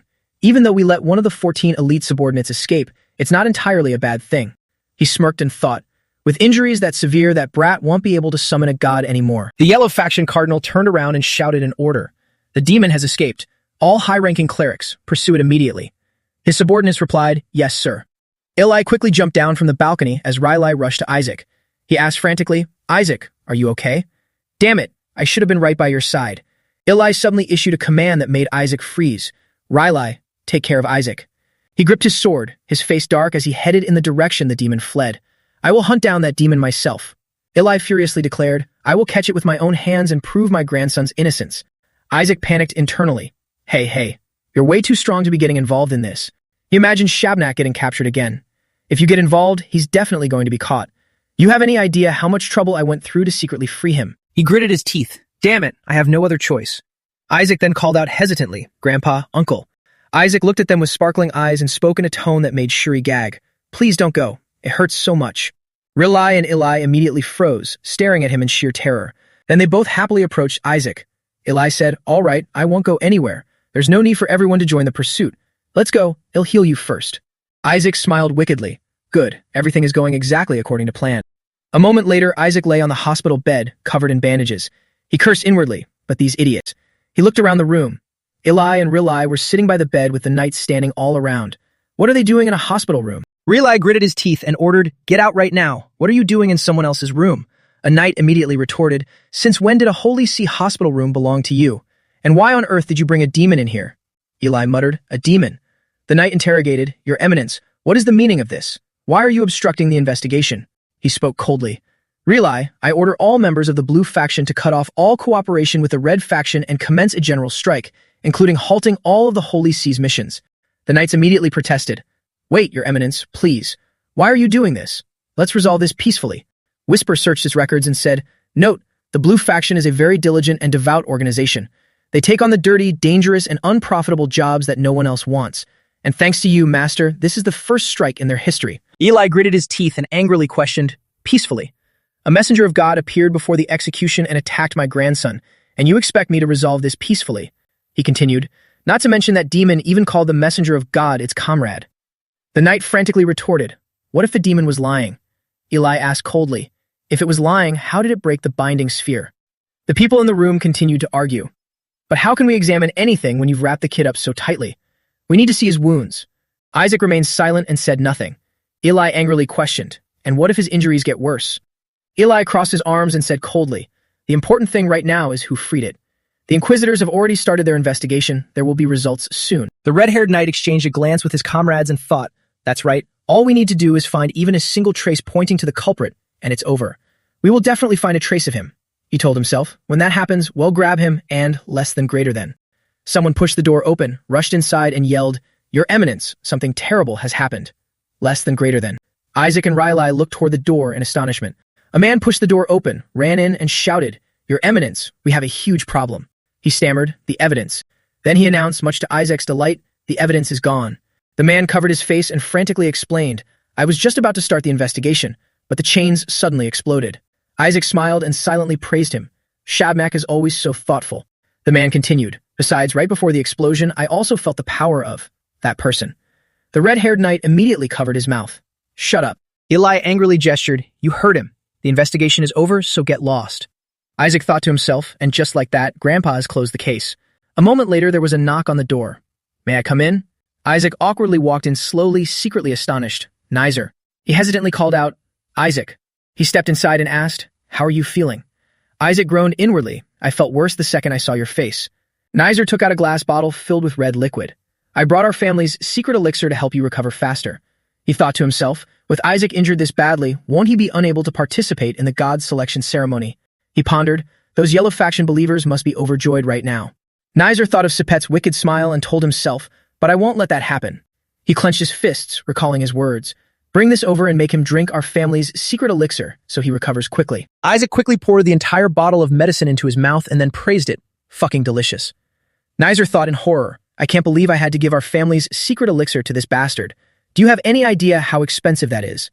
He grabbed his head when he saw Isaac continue to pour the medicine into his mouth.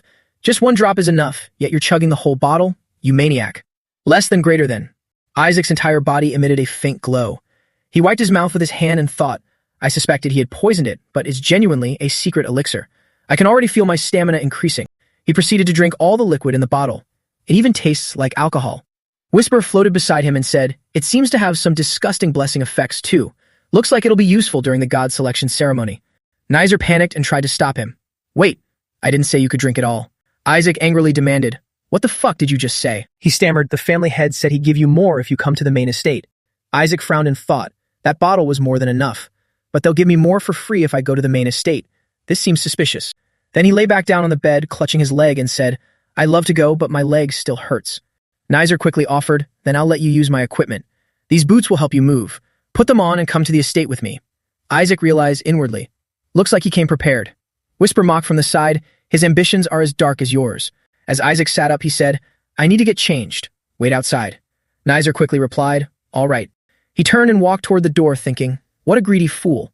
I can't believe he fell into the trap so easily. On the other side, Isaac pushed open the window. "You're dead meat the second you set foot back in that estate." He stepped onto the windowsill and smiled to himself. "I'm going to put this on the front page." Isaac happily muttered, "Thanks, you idiot." Somewhere else. The yellow cardinal slammed the table and shouted, "Those red faction bastards. How dare they bring a secret elixir into the infirmary?" He gritted his teeth and roared. "I put him in the VIP room so he couldn't run away, yet they dared to heal him and even bless him." Smashing things in a fit of rage, he yelled, "I must ruin the ceremony. Both the black and red factions have gone completely mad." The yellow cardinal crumpled the paper in his hand. "We have to stop Isaac at all costs," he angrily declared. "We can't let him summon a god." Elsewhere, Isaac looked toward Gowl and spoke up. "Oh, my beloved uncle." Rubbing his hands together with a smile, he said, "I have something to ask you." Gowl panicked inwardly. He's gone crazy. He made up an excuse to avoid him. "I'm very busy right now. Ask me later." A blue flame suddenly flared up, making him flinch in terror. Isaac stepped closer threateningly. "I think you know the answer." Gowl yelled in panic. "Know what?"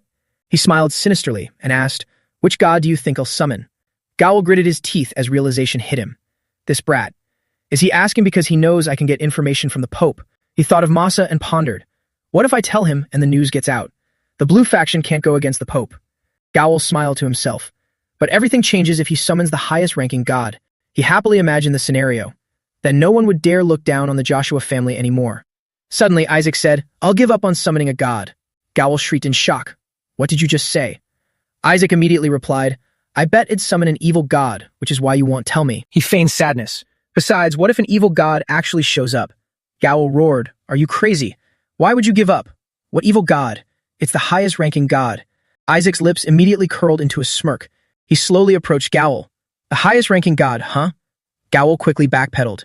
"You heard me wrong." Clinging to Gowl's leg, he laughed and asked, "Oh, my beloved uncle." "Say that again." "Which god will I summon?"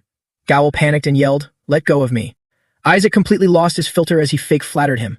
"I fucking love you, uncle. Don't mess with me. Do you want to die?" Gowl screamed internally. He's out of his mind. Gowl frantically shook his leg to kick Isaac off. "Let go. The patriarch just called me. I have to go." He yelled, taking Isaac by surprise. "That demon is hiding in the city." Isaac thought with concern, Shabnek is in the city. Out on the street, Eli crossed his arms and ordered, "One of the 14 elite subordinates is hiding around here. Stay alert." "Understood." The Holy Knights shouted back, "Understood." Gowl slowly walked over. "I'm here, father." Gowl spoke up. "Here is the complete map of the underground waterways." Eli looked at him and asked in confusion, "Why is Isaac clinging to your leg like that?" Gowl hesitated. "He wants to tag along." Eli ordered, "It's too dangerous. Go home." Isaac instantly protested, "No." He looked at him and said, "I have to get my revenge." He continued, leaving Eli deep in thought. He ruined the execution and put everyone in danger. Isaac yelled, "So, the moment I find him, I'll exact my revenge." Whisper sighed, "You're taking this acting way too far." Eli let out an exhausted sigh. He replied, "Suit yourself." Isaac clenched his fists and thought, "Perfect." Down the streets, knights and priests were relentlessly searching everywhere. A few people glanced at Isaac and exclaimed, "So that's Lord Isaac. I thought no one would show up because of the strike, but to think they'd send a direct descendant." A knight in a yellow cloak said, "Then it should be over soon. The Joshua family is the best at hunting demons." At that moment, Isaac stretched his arms. A priest cried out, "Is he starting?" Isaac turned around, flashing a toothy grin. The underlings of that skeleton demon king. They aren't easy to find. His declaration struck fear into the onlookers. This is going to take a while to finish. A while later, a man shouted, "Isaac, are you taking this seriously?" The red-cloaked knight glared furiously at Isaac, who calmly replied, "Relax. He's a high-ranking demon after all. It's only natural he's good at hiding. I feel like he's still somewhere around here." The knight roared, Are you messing with us? The Red Cloak Knights constantly complained to Eli, who was resting nearby. This is too much to bear, Your Eminence. This kid has done absolutely nothing all day. They kept running their mouths until Eli angrily crushed the glass in his hand. This only makes us suspect your grandson even more. Eli slowly stood up and questioned, Are you implying that I am in the wrong? The knight flusteredly replied, And no, that's not it. Eli called out, Isaac. He immediately answered, Yes, grandfather. His face darkening, Eli ordered, Make them pay. Pointing far off into the distance, Isaac shouted, I can sense the demon over there. The knights gave chase, cursing loudly. Damn it. A person suddenly walked over and asked, I thought you guys were on strike. What's going on here? Sepet smirked and asked Eli, Are you trying to cover up your grandson's crimes? He immediately frowned. What? Sepet stepped forward and said, Doing so will only make Isaac's crime worse. Eli coldly questioned, Do you have any proof that my grandson released that high-tier demon? He replied, Everything will come to light soon. Sepet thought to himself, If I just find the Pope's power inside the sealing orb, he's done for. He calculated, I can't accuse the Pope, so the ideal scenario is to find traces of Isaac's involvement. Sepet licked his lips and thought, If I can pull this off, I'll get to witness the downfall of this arrogant blue faction. He then turned away and suggested, I don't want to ruin the divine summoning ceremony either, so let's cooperate for now. Sepet smirked sarcastically. At the very least, I'll help hide the handcuffs when your grandson gets arrested.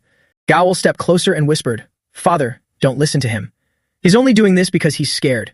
Hearing this, Eli replied, I don't mind. He gritted his teeth and declared, I'll just make Isaac work them 10 times harder. Gowl yelled, That's exactly what minding is. Gowl sighed and called out, Hey Isaac, you heard him. He continued, but looking closely, he couldn't find him anywhere.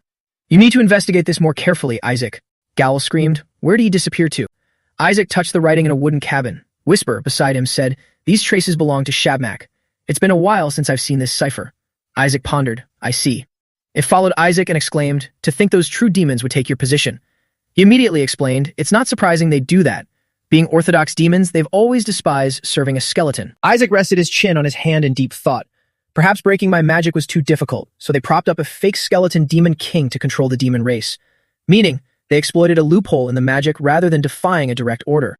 Whisper wondered. Even so, it's still very strange.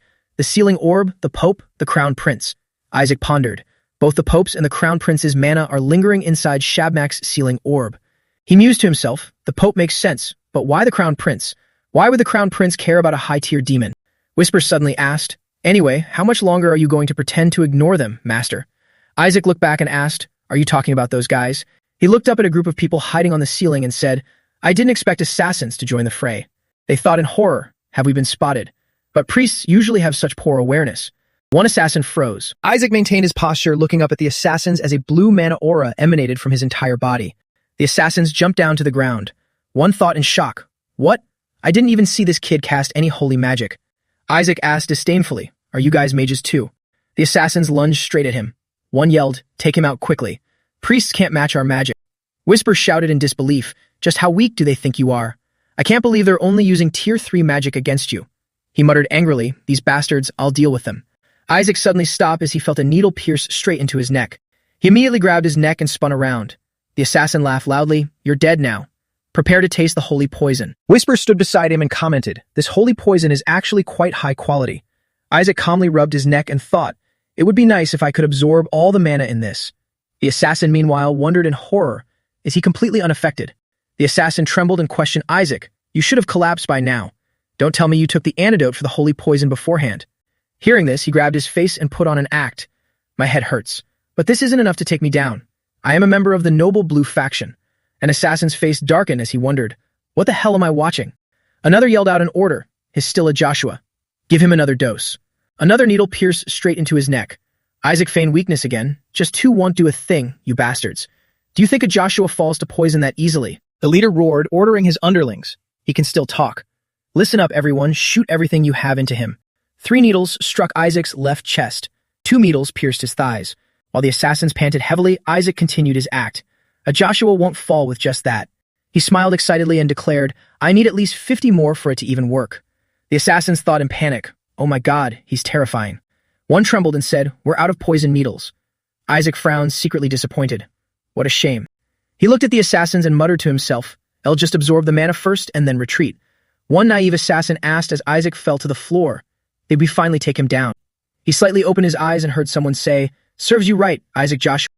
He immediately looked toward a figure in a black cloak who had just appeared. Isn't that? The person who just walked in took off his cloak. Isaac was inwardly surprised. Count Moloch? He smiled maliciously and thought, Die, Isaac Joshua. My family was ruined because of you. He walked toward Isaac, secretly rejoicing. Today, I finally get my revenge. Moloch looked down at Isaac lying on the floor. He and the assassins constantly exchanged words. Is he not dead yet? Didn't we shoot a ton of poison needles into him? How is this kid so tough? Let's just finish him off. Moloch clicked his tongue and instructed, Remember to wipe all traces. Make it look like he was killed by demons. Isaac worried inwardly. What do I do now? If I stand up, I'll be exposed right away. Whisper immediately reassured him. It's fine. You've already done enough shady things, so what's a little more? He squeezed its tail tightly as it retorted, As if you've ever looked like a priest. You want to die? He questioned. An assassin suddenly yelled, He's still moving. They screamed repeatedly, Hold him down, make it as bloody as possible to frame the demon. I'll slit his throat. Isaac gritted his teeth and thought, Damn it, I haven't finished absorbing all the mana yet. An assassin raised his knife high, preparing to strike him. At that moment, someone drew a sword and faint purple lightning appeared. That person swung the sword, slashing right at the assassins. They screamed in agony. Moloch yelled in shock. What? His eyes widened as he stared at the person who just attacked. Watching the cloaked swordsman slowly approach, Moloch shouted, Of a swordmaster. Moloch screamed in astonishment. A swordmaster. He turned and ran, yelling, Why is a swordmaster here? The swordsman pointed his blade at Moloch, and lightning immediately flared up. The lightning struck him, making Moloch scream in agony. Isaac smiled and thought, Magic?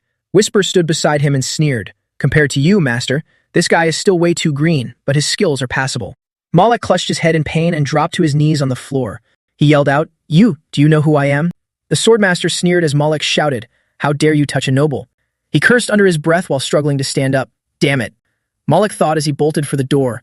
I wasn't told anything about this. What the hell? Someone stepped up and blocked his path. Moloch yelled in shock, Lord Kina. He groveled and pleaded, Lord Kina, please save me. He continued just before a burst of flames shot right at him. I will explain the details later. Kina coldly threatened, Count Moloch, take one more step and I will kill you. He gritted his teeth in anger. Isaac needs to train with me. Why do you guys keep getting in the way? Moloch trembled in fear. What are you doing? Please calm down, I came here to support you. He continued, If that brat summons a god, His Holiness the Pope will. Kina cut him off. I don't care. Enveloped in golden lightning, Kina questioned him, Who gave you the order? Was it the Black Faction? Moloch hesitated to answer. About that. Isaac grabbed his shoulder and asked excitedly, Sounds like you know which god I'll summon, huh? He ran over to Moloch with a sinister smile. If it's harmful to the Pope, then it must be one of the gods from the Yellow Faction. He asked with a greedy look, It's the god of wealth, isn't it? Moloch screamed, I don't know.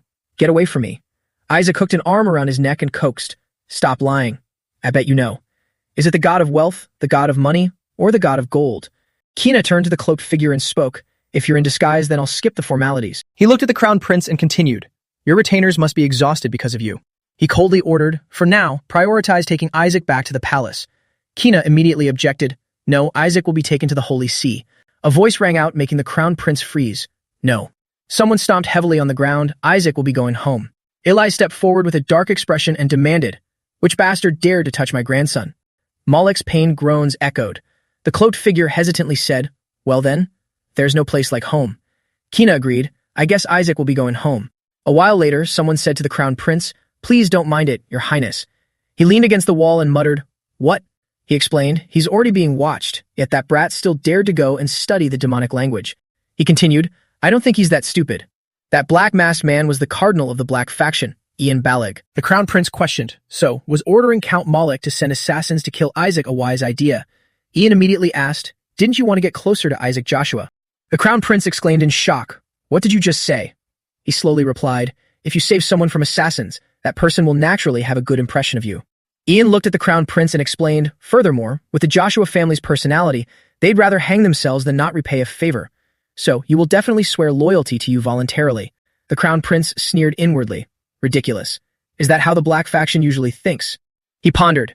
The Northern Crows never care about morals or methods. They're cold-blooded people who aren't afraid of anything, even using demons to destroy demons. The crown prince sat down on a chair and asked, So, you've lost interest in Isaac now? Earlier, as a scholar, you seemed very interested in his answers. He continued, About the essay, How to Destroy the Skeleton Demon King. Ian bowed his head and replied, If that kid wrote it himself, it's truly remarkable, but in any case, you should stop keeping an eye on him. His words made the crown prince fall into a thoughtful silence. The interrogation will begin right after the Black Faction's test. A stack of papers was placed on the table by Ian. Unless he has a way to prove his innocence, he coldly declared, otherwise the Blue Faction family will be annihilated. At the Joshua Mansion in the capital, someone yelled, "How does this make any sense?" Rilai angrily shouted, "Even if Isaac summoned an evil god, do those bastards have the right to kidnap him? I know the boy lacks faith, but this is going too far." He continued, "I didn't expect the Cardinal of the Black Faction to dare go this far." Rilai, sitting in the head seat, spoke up in annoyance. Regarding tomorrow's god summoning ceremony, He announced Isaac will not participate. Rilai and Gowl gasped in shock in unison. Why? He has to participate. Rilai explained, everything that has happened is because of that. Rilai hesitated. That's true. Gowl gritted his teeth and pulled his hair. Damn it. He slammed the table and shouted, no, he must participate. Rilai looked at him and demanded, are you crazy? Didn't you say Isaac needs to be protected? Do you want the whole world to see him summon an evil god? Gowl yelled back, not an evil god. He frowned and said, but the supreme god. Isaac will summon the supreme god. Amidst Rilai and Riley's astonishment, Gowl continued, I don't care about his faith as long as he participates. Gowl held his head and thought, damn it, I shouldn't have said this. But saying it out loud makes me feel less frustrated. Riley and Rilai constantly questioned him, then Gowl angrily replied, the supreme god. That's right. Who else? Isaac, of course. Thinking of Isaac's scene at the ceremony, he yelled, during the ordination ceremony, he was chosen by the supreme god, so he is absolutely required to attend the summoning ceremony. Rilai calmly picked up his teacup and said, if you're drunk, go to sleep. Gowl roared, I'm telling the truth. He continued, causing him to pause. I saw it with my own eyes at the Barrett mansion. Gowl shouted, why else do you think they wanted to adopt Isaac? When rejected, they tried to kill him. Now, when all else has failed, they're trying to block him from attending this ceremony. Do you still not understand why the Barrett family is acting like this? Rilai said worriedly, brother, even a novelist wouldn't dare write something like that. If you're not feeling well, go rest. Gowl cursed in a fury, holding his head. Fuck. He turned to walk away. If you don't want to believe it, fine.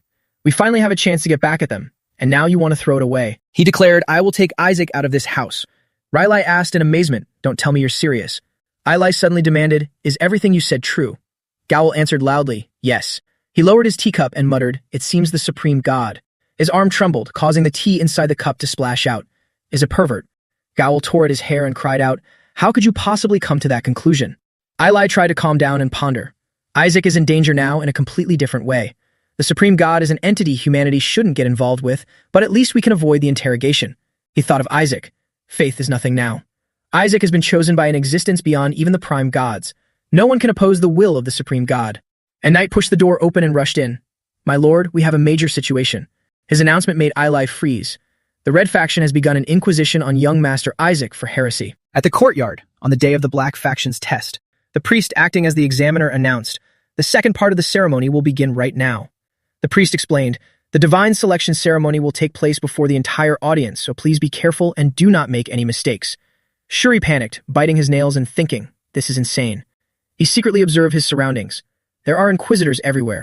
He thought fearfully, Isaac, what the hell did you do to make the Red Faction investigate you? A few days ago in the interrogation room, someone yelled, confess, you're serving the skeleton demon king, aren't you? The priest looked at Isaac and questioned, your name appeared in the cipher left behind by that high-level demon. He casually picked his ear and asked back, what are you guys talking about? The priest suddenly said, even though that skeleton demon king kneeled and repented before the gods, his legacy remains. Isaac immediately shot up and cried out, kneeled? Repented? He foot the table and screamed, you bastards. That wasn't written in the cipher at all. He was about to continue scolding but suddenly froze, you guys. The two priests interrogating him immediately said, so you really can read their cipher, huh? Got you now. One of them made a sign that he was dead meat and continued, I'll see you again at the Black Faction's test. Shuri thought of that scene, clutching his head and groaning inwardly. How could you fall for such a simple trap? He looked at Isaac, who was still smiling cheerfully, and wondered, why do you think they waited until now to interrogate you? They're going to let everyone witness you being chosen by an evil god. He imagined again, and Nizer will definitely be chosen by the Red God, the god who punishes evil deities. Hell deal with you right after the selection ends, and then hell frame our entire family as heretics. Shuri inwardly wondered, what on earth is Isaac thinking? Right now, only two things were in Isaac's head. Gold god, money god. He smiled greedily and muttered, unaware that Nizer was secretly watching him. Gold, silver, treasures. He looked at Isaac and secretly sneered. Keep smiling while you can. I don't know how you got through the interrogation, but I'll humiliate you right in front of everyone. Nizer thought arrogantly, after being chosen by the Red God, I will summon him. If you are chosen by an evil god, you will definitely face divine punishment. Murmurs echoed around. Has the blue faction truly fallen? They say they'll present the evidence right here. Nizer secretly rejoiced upon hearing it. This is it. This method is far more effective than any heresy inquisition. A priest announced, "We shall now begin the divine selection ceremony. Please infuse your holy power into the spheres provided." Shuri held the gray sphere and prayed silently. "Please, God of the blue faction." He gritted his teeth, thinking, if he gets chosen by an evil god, we'll all be annihilated. Isaac stood nearby, muttering endlessly, "God of wealth, God of money, God of fortune." Shuri immediately changed his prayer. "Please, let Isaac not summon an evil god." A golden light suddenly radiated from the sphere. Isaac rejoiced inwardly. Gold. It turns out to be the god of gold. He cheered silently. Gold is money. "Come to me, god of gold." The light grew blindingly bright. There it is. His coming. "Oh, god of gold." Isaac beamed with joy. That is. The sphere suddenly changed its color to a silver gray. Isaac's jaw dropped in shock, while Whisper flew beside him, laughing at the unfolding drama. He gripped the sphere tightly and screamed, "No, it can't be. This is impossible." Seeing his reaction, Nizer immediately assumed he must have been chosen by an evil god. He stared at the metallic silver light emitting from the sphere in Isaac's hand. "I will expose the truth to everyone." Isaac suddenly threw the sphere away, yelling, "No." Shuri and Nizer both gasped in terror at the same time. Isaac's sphere flew straight up into the sky. Shuri roared, "You lunatic." Nizer immediately chased after it. "You fool. Do you think throwing it away means we won't find it?" He glanced at the priests who were also giving chase and thought, "This makes things even better. He can't deny it this time. I will expose your true nature to everyone." Nizer shouted, "Bring it back here." Someone suddenly called out, "Isaac Joshua." The Inquisitor priest spoke up, "Halt. We will retrieve the sphere first. We must verify which god has chosen you." He continued, making Isaac grit his teeth in anger. "If it is an evil god," he declared, "you will be arrested." Before he could even finish, Isaac threw himself onto the floor, throwing a tantrum. "No. Let me do it again. That one doesn't count." He kept screaming, "I want a do-over." The priest announced, "We found the sphere." Nizer ordered, "Bring it here now." He laughed triumphantly. "Your life is over, Isaac," he shouted, "Behold the god who has chosen you." But the priests suddenly froze. "Wait, that is." The platinum-gray sphere rested in Nizer's hand. The priests gasped in shock. The mark of the supreme god. His jaw dropped as someone else recognized it. "It's the mark of the supreme god." The audience in the stands immediately erupted in murmurs. This has never happened before. Didn't they say the blue faction had fallen? But if this is true, there's no way they're corrupted. The cardinal of the yellow faction thought in astonishment. So it is true. Shuri walked over to Isaac and asked, "You threw the sphere away even though you knew the supreme god chose you." Isaac pouted. "What use is he to me?" Shuri was speechless. "Oh gods, please save this bastard," someone exclaimed, immediately catching Isaac's attention. "The god of fortune." The girl smiled happily, completely unaware of the impending disaster. She screamed in terror. "What's going on?" Isaac stood right behind her, threatening. "Hand it over, you bitch." He roared furiously. "Trade with me. Trade it with me before I kill you."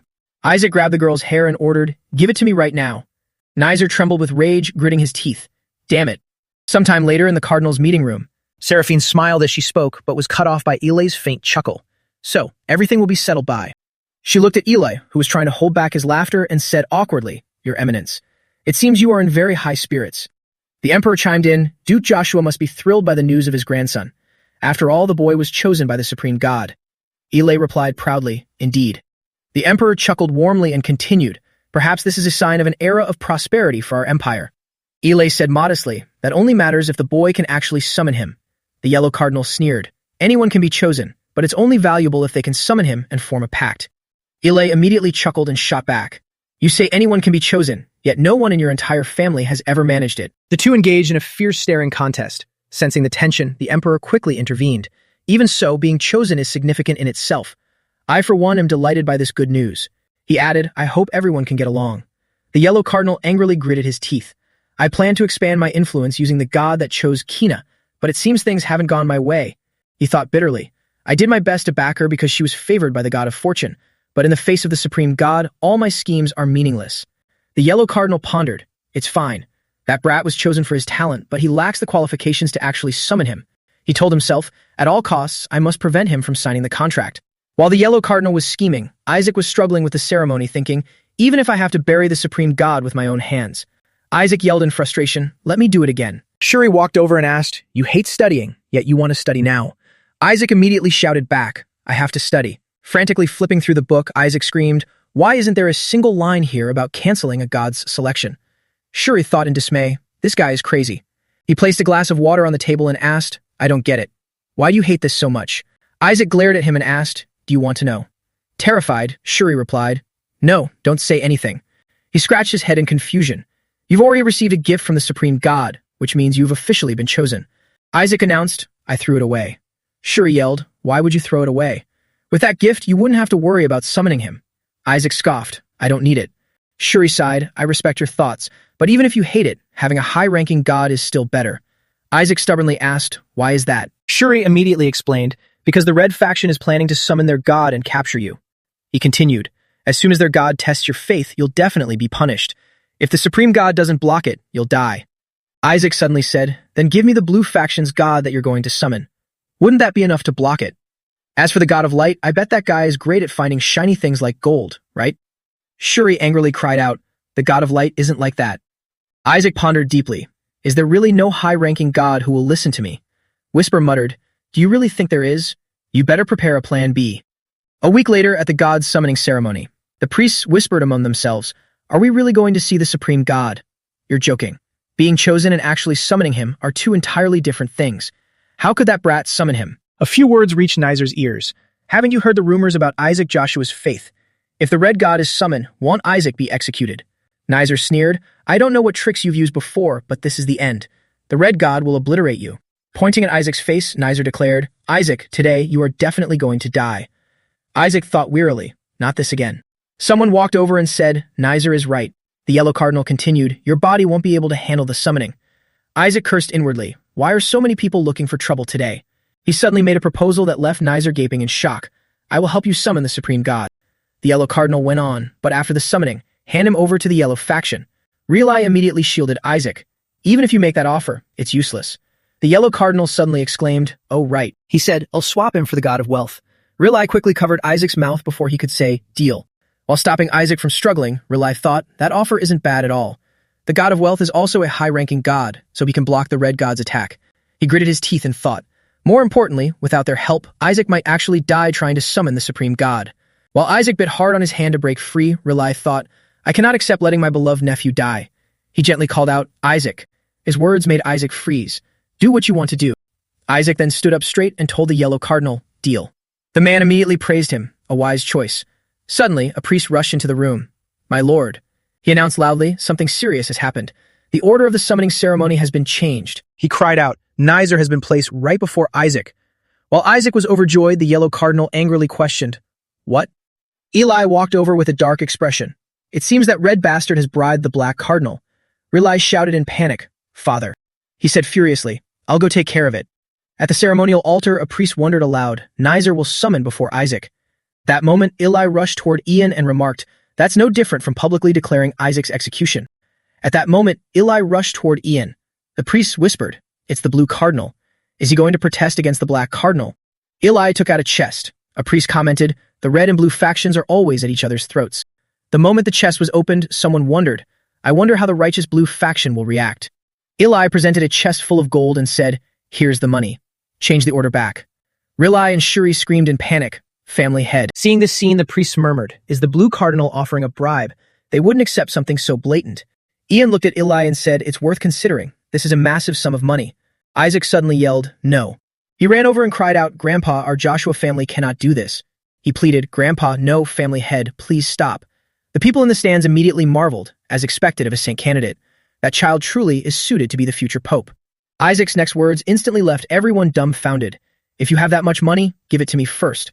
A priest stepped forward and mocked. I never expected the Blue faction to stoop to such dirty tricks. The priest scoffed and asked, is the head of the Blue faction really going to violate his own family's dogma?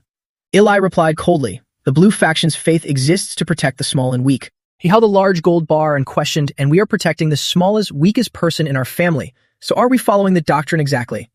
Isaac was secretly amazed. Can it really be interpreted like that? Ian suddenly spoke up, this aspect of you is truly admirable, but... He smiled and continued, we've already accepted items from the Red faction. Eli gritted his teeth in anger. You bastard, do you know what will happen if that Red faction brat summons a god?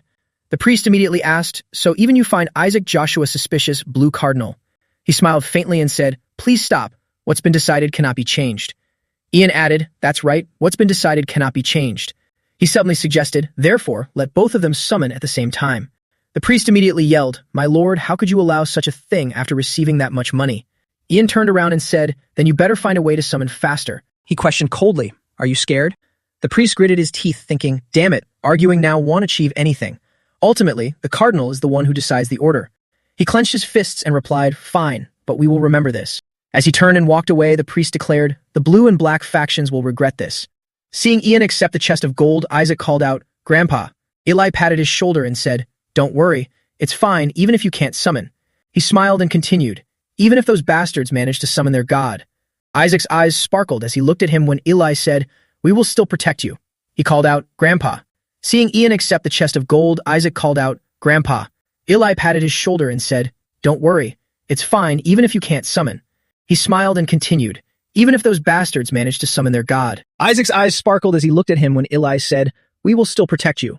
He called out, "Grandpa." Isaac pointed in a direction and retorted, "That's not it." Eli wondered, "It's not?" He pointed at the wooden boxes not far away, those backup bribery boxes. Isaac laughed loudly and said, "Give them to me." As Eli's doting gaze and smile gradually turned into anger, Isaac continued, "If there are any left, you might as well give them all to me." Two large lumps appeared on Isaac's head. Shuri, not caring, shouted, "What are you planning to do, Isaac?" He cried out, "Nizer is going to summon the god of punishment, their main god." Isaac successfully grabbed a chest of money and replied, "That's even better." He continued, "I was originally planning to make a deal with the Yellow Faction family and ruin the summoning ritual anyway." Shuri asked in shock. "What?" Isaac explained, "The things they gave me definitely have magic cast on them. I was planning to wait for it to activate, pretend to collapse, and then blame it all on them." Shuri secretly sighed. "You knew but still accepted it." Isaac frowned, thinking, "If a high-ranking god is summoned, they will definitely recognize my soul." He pondered, so the original plan was to fake an illness to get carried out before anyone could summon a high-ranking god, though there was also the option of using a high god to smash everything. Isaac smiled faintly, "But if Nizer manages to summon the god of punishment, the situation will change completely." He maliciously licked his lips and broke into a grin. "But if it's that god, it's fine. He'll take this opportunity to make sure the red faction never bothers me again." Nizer looked at Isaac walking over and thought, "As long as I can summon him, he's finished." Both of them stepped onto the ritual altar. A priest immediately announced, "Begin." Nizer raised his right hand high and shouted, "I'll go first." A stream of red light appeared on Nizer's hand. The light erupted powerfully, scattering everywhere. Amidst Nizer's delight, a few people cried out, "It's the red god, the god of punishment." He shouted in excitement, "I did it." On the other side, Isaac placed his clenched fist over his chest, and a golden light slowly appeared. He opened his eyes and the light flared up. The pillar of light shot straight up to the altar's ceiling like a flame, then expanded wildly. A few people yelled, "What is that?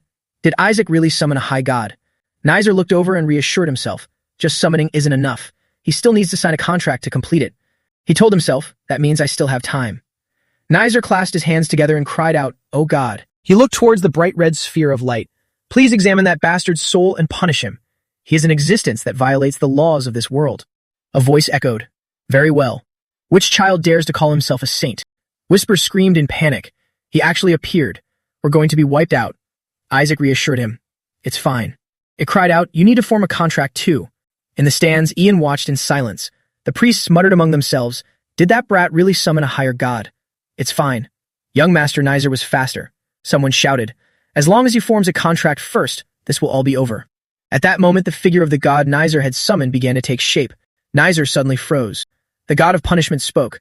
"Is that the one who consumed the bones of the skeleton demon king?" Nizer immediately yelled back, "Yes. He's a heretic. Please judge him."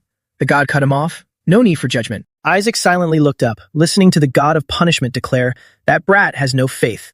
The people in the stands trembled in fear as the god of punishment announced, "Furthermore, he reeks of the repulsive dark energy of that skeleton demon king." The god of punishment continued, "No, he is already using that power." Nizer was internally shocked. "What?" The god of punishment declared, "How disappointing. To think such a vile creature dared to step into the god's domain."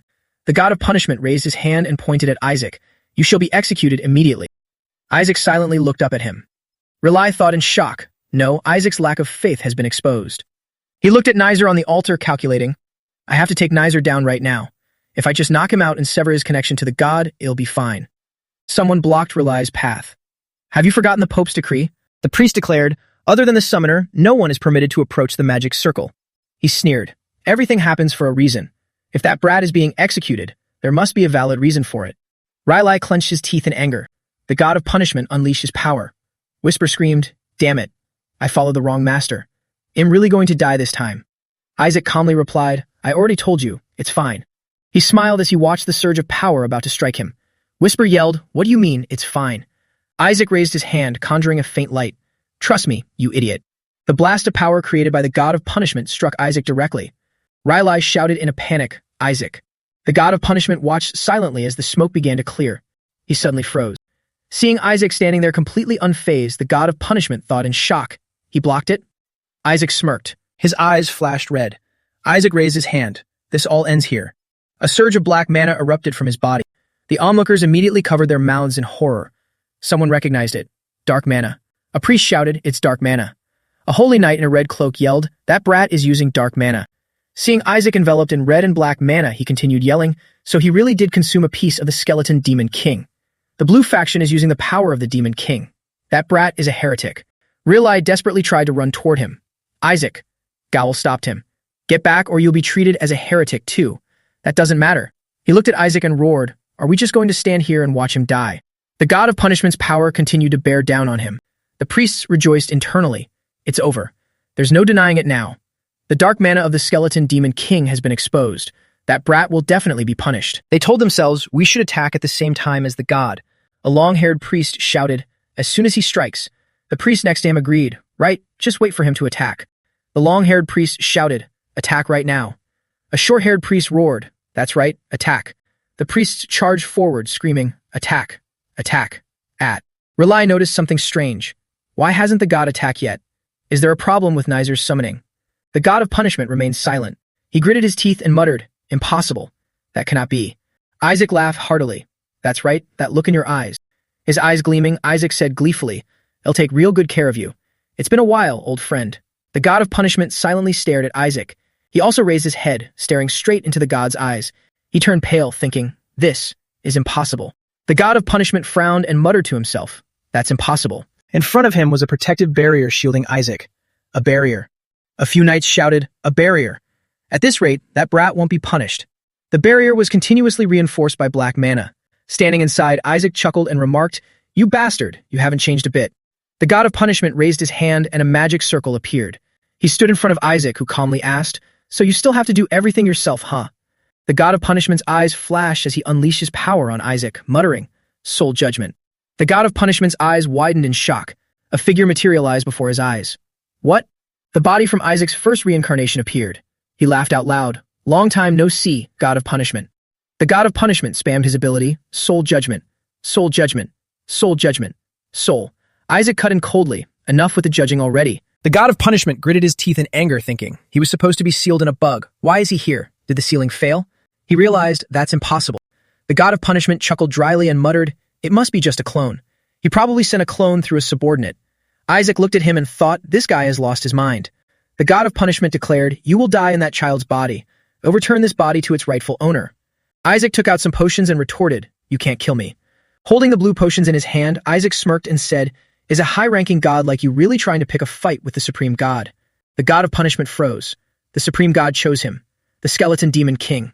What the hell is going on? He backed away and cried out, "This is beyond my authority. I have to report this to my superiors." Isaac chuckled dryly and asked, "Superiors?" The two went back and forth. "Come on in the skeleton demon king, right?" "Right. So that means the seal failed, right?" "Well," Isaac's question made the god of punishment freeze. "Was it that seal created by your son?" He waved his hand and challenged, "Then go ahead and report it." Isaac asked threateningly, "But won't you be punished by association too?" The god of punishment realized the implication. "You'll be punished as well." Isaac smiled wickedly. "Hey, it'd be pretty hilarious if they heard about this, wouldn't it?" His words terrified the god of punishment even more. "Our little red god is so desperate for a promotion. Oh no, if this reaches their ears, you'll never get promoted. The ones above you might just kill you directly." He demanded, "Let's put that aside for now. What do you want?" Isaac replied, "Not much." He suggested, "Form a contract with me." The god of punishment mumbled, "Fine, a contra."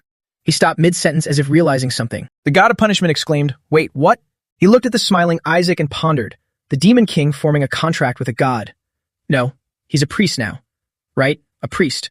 Damn it, is he a demon king or a priest? The god of punishment grabbed his shoulders and asked, "What is your current name?" He replied, "Isaac." The god demanded, "Full name." He immediately answered, "Isaac Joshua." The god of punishment gritted his teeth, thinking, Mother of God, why is he from the 5 great families? Isaac stared at him, thinking, "You're done for. You can't kill me, and you can't go back and report me either. You can't do anything, so just sign the contract with me." Then Isaac and the god of punishment conversed. "What are you scheming? I just want to live a normal life. You think I believe that? I've been cursed my whole life, but now I finally have a normal body." Isaac abruptly questioned, "You think I'd just give it up?" He looked up with a harmless smile and said, "Are you worried we can't form a contract because I lack faith? I'm actually really grateful." Not long after, his familiar wicked grin returned. "Grateful my ass. I only got this body because of you guys and because you made a mistake too. Doesn't that count as a form of reverence? So we can still form a contract, right?" The god of punishment angrily wondered, "Should I just kill him right now?" Isaac persuaded him, "You can't live without me now. You know human bodies are weak against gods. Do you really think it'd go around announcing that I'm the skeleton demon king?" He continued, "I just plan to live quietly in this human body." Whisper sighed, "You really don't know how to stop lying, do you?" He immediately retorted, "I'm not lying." Isaac sighed and thought to himself, "I'll live quietly, assassinate the gods, and take back what's rightfully mine. I'll reach the top peacefully." He smiled brightly again. "And once I reach it, I'll destroy everything," Isaac explained. "And to do that, I need a rat who can tell me what's going on in the realm of the gods." Whisper asked, "What about the supreme god?" He quickly replied, "I'll use him too. I'll use him to blackmail the other gods." The god of punishment frowned in thought. Come to think of it, the skeleton demon king always wanted a body he could die in. Is that why he's so obsessed with his body? He clenched his fists and said, "But even so, I can't. A red god can only form contracts with those from the red family." The god of punishment refused. "I can't." Isaac muttered, "Why not?" He spoke up. "Think carefully." The god of punishment listened in fear as he continued. "You know what I'm capable of if I get angry." An illusion of the demon king appeared. Isaac smiled and asked, "Do you want me to blow myself up again?" The god of punishment gritted his teeth, thinking, "Damn it, he dares to threaten me with self-destruction. I'm still getting a headache from what you did last time." He told himself, well, I should humor him for now, but why did it have to be Joshua? The god of punishment questioned, "Are you truly going to live quietly?" Isaac replied, "Of course." The god of punishment pursed his lips in silence. Then, the barrier suddenly cracked. The shield gradually shattered into pieces. The priests shouted, "The god is here." He eradicated the skeleton demon king's dark mana so we can easily capture him. They charged straight at Isaac. "Capture the heretic." "Understood." They roared, "You." "Heretic, stop right there." The holy knights froze as Isaac raised his hand. He wiggled playfully as he approached the two knights. Isaac showed them the red crest on his hand, making them freeze in terror. He smiled gleefully, looking at them as if asking, "I just stole your god. What are you going to do about it?" The knights turned pale, their jaws dropping. Isaac's gleeful smile made the two knights scream as he provoked them. "I just stole your god. What are you going to do about it?" The holy knights turned pale, their jaws dropping in shock. The long-haired priest stopped in panic while someone cried out, "The red god just made a contract with a blue faction priest. Wasn't Isaac supposed to summon a high god?" The long-haired priest's jaw dropped, wondering, why did he form a contract with our god instead of a high god? Is this brat planning to monopolize both? The knights shouted, "He's going to siphon the red god's power before contracting with a high god. He'll definitely hold the red god hostage to threaten us. What an absolute lunatic." Hearing this, Isaac burst into gleeful laughter. Murmurs from the audience erupted. Did the red god choose a blue faction child over a red faction one? If the god who punishes heretics chose Isaac, it proves his faith is unwavering. Nizer gritted his teeth in fury upon hearing someone say, "But doesn't that mean the red god ranked a blue faction child higher than the current red faction heir?" Isaac stood proudly in the center of the ceremonial grounds. Didn't they say Isaac was a heretic? If it were really a problem with him, their god would have killed him. Look how far the red faction has fallen. Hearing this, Isaac thought gleefully, this is absolutely perfect. Sepet stepped forward with a cold sneer. His face darkened as he asked, "Are you trying to steal our god?" He frowned and continued, "The red god and the blue faction's faith. There must be some kind of mistake." Sepet pressed on, "You'll surely annul this contract, won't you?" Before he could finish, Ile cut in, "Why should we?" He scoffed and asked, "Isn't the prerequisite for becoming pope the ability to harmonize all 5 faiths? My beloved grandson has just been chosen by your god." Sepet ground his teeth in rage, thinking, "This bastard." 2 priests immediately yelled out, "This is absurd. You can't just steal another family's god." Exactly. How can someone from the Joshua family take the Sepet family's god? Standing nearby, Rilai said, "Let's go, patriarch. We have no reason to listen to them." One of them stubbornly chased after them. "This makes no sense. Give him back." Rilai replied, "Everything happens for a reason." He tilted his head, smiling as he asked, "Isn't that what you told me before?" At the Joshua estate, Shuri screamed, "What the hell did you just do?" He continually berated Isaac. "Did you see the way they glared at you? We're already short on manpower. Stop making more enemies for us." As Shuri kept yelling, "You!" Isaac was deep in thought, recalling, that bastard. He remembered his conversation with the god of punishment. The god had sighed, holding his head. Be careful. If the higher-ups find out about this, it'll be incredibly troublesome. Isaac had replied nonchalantly, Yeah. The god of punishment warned him. Also, don't get too complacent. That body was crafted with extreme precision, but in exchange its lifespan is incredibly short. He continued, making Isaac freeze. That's why we created so many different sync candidates. The god of punishment offered, if you want, I can transfer you to a new body. Right, what do you think about the body of a child from the Red faction? He added, if you want to form a contract with me, that would be much better. Isaac exclaimed, so that's how it is. He mused, turns out this body is even better than I thought. Isaac smiled and said, if it wasn't exceptional, you'd have no reason to ask me to switch bodies. The god of punishment silently cursed in anger. What a cunning bastard. He sighed. Even so, I wasn't lying. Yeah, Isaac replied. No matter how strong this body is, it will wear out quickly, and the other sync candidates are just as strong as me, right? The god of punishment said, since I tried to trick you, I'll give you a piece of advice in return. Before the barrier shattered, he said, don't place too much trust in the Joshua family. Back in the present, Isaac pondered. Why would he say that? Shuri loudly demanded, hey, are you even listening to me? You couldn't summon a high god because you lacked mana, right? That's why you made a contract with the red god, isn't it? Isaac looked up and replied, that's not it.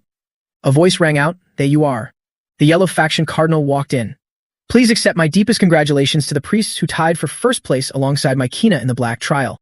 He smiled falsely and said, even though I don't like you being tied for first, since you belong to the blue faction, it's acceptable. Isaac gritted his teeth, thinking, damn, just hearing that sends chills down my spine. Shuri, standing nearby, secretly wondered, how can he still smile? The yellow faction cardinal asked, you haven't forgotten our deal, have you? He reached out his hand and said, I will pay more than the originally agreed amount. Hand over the high god to us. Shuri was secretly shocked. There's no way Isaac would agree to this. Isaac smirked and asked, really? Isaac agreed, sure. Shuri screamed, are you crazy? He walked toward the yellow faction cardinal and said, I'll hand her over to you, but you must pay up front. He smiled and asked, you said you give me the god of wealth, right? Isaac cursed inwardly, that damned god of wealth. The yellow faction cardinal searched his pocket while saying, everyone has a limit on the number of contracts they can make with the gods. He took out a box and placed it on the table. The Pope can make multiple contracts, but for you, it would be very difficult. He opened the box. Therefore, I will give you this summoning stone so a contract won't be necessary. Isaac shouted with joy, absolutely fantastic. Shuri panicked and yelled, that's the foundation stone of the yellow faction family. He looked at the joyful Isaac and turned pale, wondering, that stone alone contains more holy mana than most temples. Is he really giving Isaac something that could bless an entire kingdom? Isaac grabbed the golden stone. He quickly shoved it into his pocket and asked, so all I need to do is summon the high god for you, right? Shuri turned pale, thinking, this guy really doesn't care about the high god. Whisper asked, are you really going to hand over the high god? He instantly replied, no, I just want to know what the high god desires. I can't completely trust deities. The yellow faction cardinal said, I've given you the stone, now.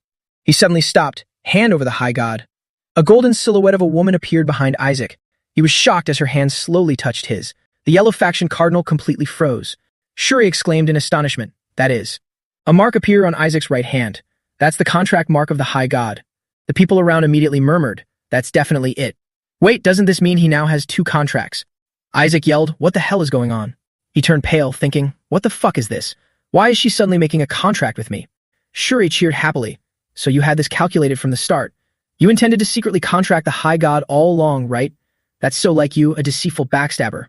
Isaac silently retorted, that's not it, you bastard. The priests following the yellow cardinal thought in unison, making a contract with the high god right after receiving the gift. Just how shameless are they? These blue faction bastards planned to play dirty, with not only the red faction but us as well from the very beginning. One muttered to himself, I won't let this. Before he could plan anything, Isaac threw himself onto the floor, throwing a tantrum, which made the priest freeze. I won't accept this. Cancel the contract for me. He cried and bawled, Cardinal, tell me how to reverse this. The yellow faction cardinal raised his hand toward the mark on Isaac's hand. I understand this wasn't what you wanted, so give me your hand. He frowned and said, I will nullify the contract for you. Nullifying a contract with a god cannot be forced. As long as you are determined to break it, it will be instantly dissolved. Isaac jumped up eagerly. I desperately want to cancel it. The cardinal used his power, severance of divine ties. Then he continued, the contract annulment ritual has been established. The proof of the contract is slowly disappearing. Don't get distracted. Focus and put all your mind into nullifying the contract. Isaac replied nervously, I am focusing. The cardinal continued the ritual, severance of divine ties. In his mind, Isaac was chanting, I don't need the supreme god, get lost. The god of wealth is number 1. Cancel the contract. Don't get in my way, get lost, you damn supreme god. Move away, please. Get out right now. Cancel it. It should be falling off by now. The cardinal seemed to read his thoughts and asked, Are you daring to insult me? Isaac stared wide-eyed and denied it. No, am not. Whisper whispered beside him. Give it up. This is good for you anyway, master. Isaac thought to himself, that's true, but I prefer the god of wealth. The cardinal's face darkened as he spoke. If it truly was an accident, hand over the family foundation stone. That is only right. Isaac continued muttering to himself, all right, even though it's a pity, it's only right, since it's come to this. Only then did he speak up. Your Eminence, Cardinal of the Yellow Faction. I will never forget this favor. Then, having taken the loot, he quickly bolted and vanished from the spot. The guards looked at Isaac in confusion, asking each other, what the hell is that guy talking about? A favor? I told him to hand over the foundation stone, not. Flying through the door, he burst into loud laughter. At this point, the group finally realized what happened and reported. Your Eminence, he stole it and ran away. The scene shifted to the banquet hall. Surroundings are filled with the bustling chatter of the Blue Faction. Hey, did you hear the news about Isaac forming a double covenant? Is it really possible to make a pact with two gods? Hina may have formed a dual pact with the twin gods, but that still only counts as one deity. Meanwhile, Isaac made covenants with two gods from completely different faiths, even the supreme god. Suddenly, a mysterious group of people walked in and shouted, Order, everyone. An announcement is about to be made. After our discussion, the #1 position at the Black Faction's Pentagon is Isaac Joshua. At this moment, all the members of the Blue Faction were completely stunned. Then they cheered in absolute ecstasy as the announcement continued. Isaac Joshua, please proceed to the Cardinal's office to claim your reward after this concludes. With this result, it might be the very first time the Blue Faction has won at the Pentagon. Is this a dream or reality? Shuri asked joyfully. Where is Isaac? And the familiar answer came, I don't know. Shuri continued, where the hell does that guy run off to every day? If you knew the Blue Faction could win, Isaac would be thrilled. The mysterious man suddenly cleared his throat. Then he said, thus the evaluation period at the Pentagon over the past year has officially come to an end. You will rely on the foundational skills you've learned to officially step out into the world. The trainees' graduation ceremony will be held at the year-end banquet. See you all in 3 months. Before graduation, make sure to mingle with your seniors and build good relationships with them. 3 seniors immediately stepped out to make their appearance. Shuri looked over and exclaimed, look at them trying to throw their weight around. I heard their debut was nothing to scoff at either. Isn't that senior the general manager of the second-rank priests? Why is he here? This must be proof that he's taken an interest in Isaac. Shuri sighed heavily, thinking to himself, maybe it's for the best that Isaac isn't here. Being targeted by the general manager would be a massive headache. I need to remind Isaac not to do anything unnecessary. Just as he thought that, Isaac came flying through the door. A group of cardinals chased after him from behind, yelling, catch him. Hand over the clan's guardian's stone. The seniors watched and asked, is that child the infamous Isaac Joshua? The blonde senior continued, just as the rumors said, he lacks any shred of dignity. He's like a wild horse off its reins. Suddenly, Isaac shot straight in front of him out of nowhere and delivered a swift kick right to his face. The other seniors hastily cried out, General Manager. The blonde senior roared furiously, you lunatic. Isaac calmly retorted, I'm incredibly busy right now. Why are you blocking my way? The subordinates hurriedly asked the general manager, are you all right, sir? Has he lost his mind? The general manager reassured them, don't panic. He is someone we must keep under control. I will handle him myself. Isaac was still enthusiastically destroying the Cardinals' men. Damn it, how long are you going to keep chasing me? The passionately pursuing Cardinals yelled, this guy. What is he throwing? Over there. Spit out the Guardian's stone right now. Shuri watched and muttered to himself, we're doomed. The general manager's subordinates were also seething. What the hell is wrong with that arrogant brat? How dare a mere trainee use someone's face as a stepping stone? No, how dare he trample on someone's face? Good heavens, how could he do such a thing and just walk away like nothing happened? Being hailed as a saint candidate has made him lose all sense of reality. The blue-haired subordinate tried to calm them down. Don't exaggerate so much. He's only a 10-year-old child. How could a child understand how things work? We just need to educate and manage him with absolute strictness.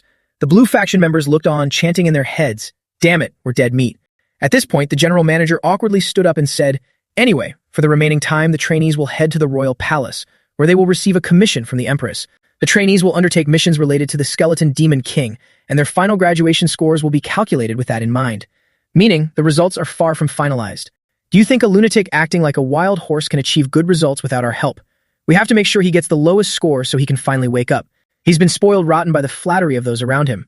Isn't it our duty as seniors to guide him back to the righteous path? Shuri thought with a splitting headache. It's over. He's completely marked. Failure is also an experience. As he was speaking, he took another foot directly to the face. Isaac snapped irritably. What the hell are you mumbling about? The Cardinals' men were still relentlessly cornering him. Over there. Why does this guy keep helping Isaac? Are you in cahoots with him? Just ignore it. Right after that was said, a massive crash echoed through the hall.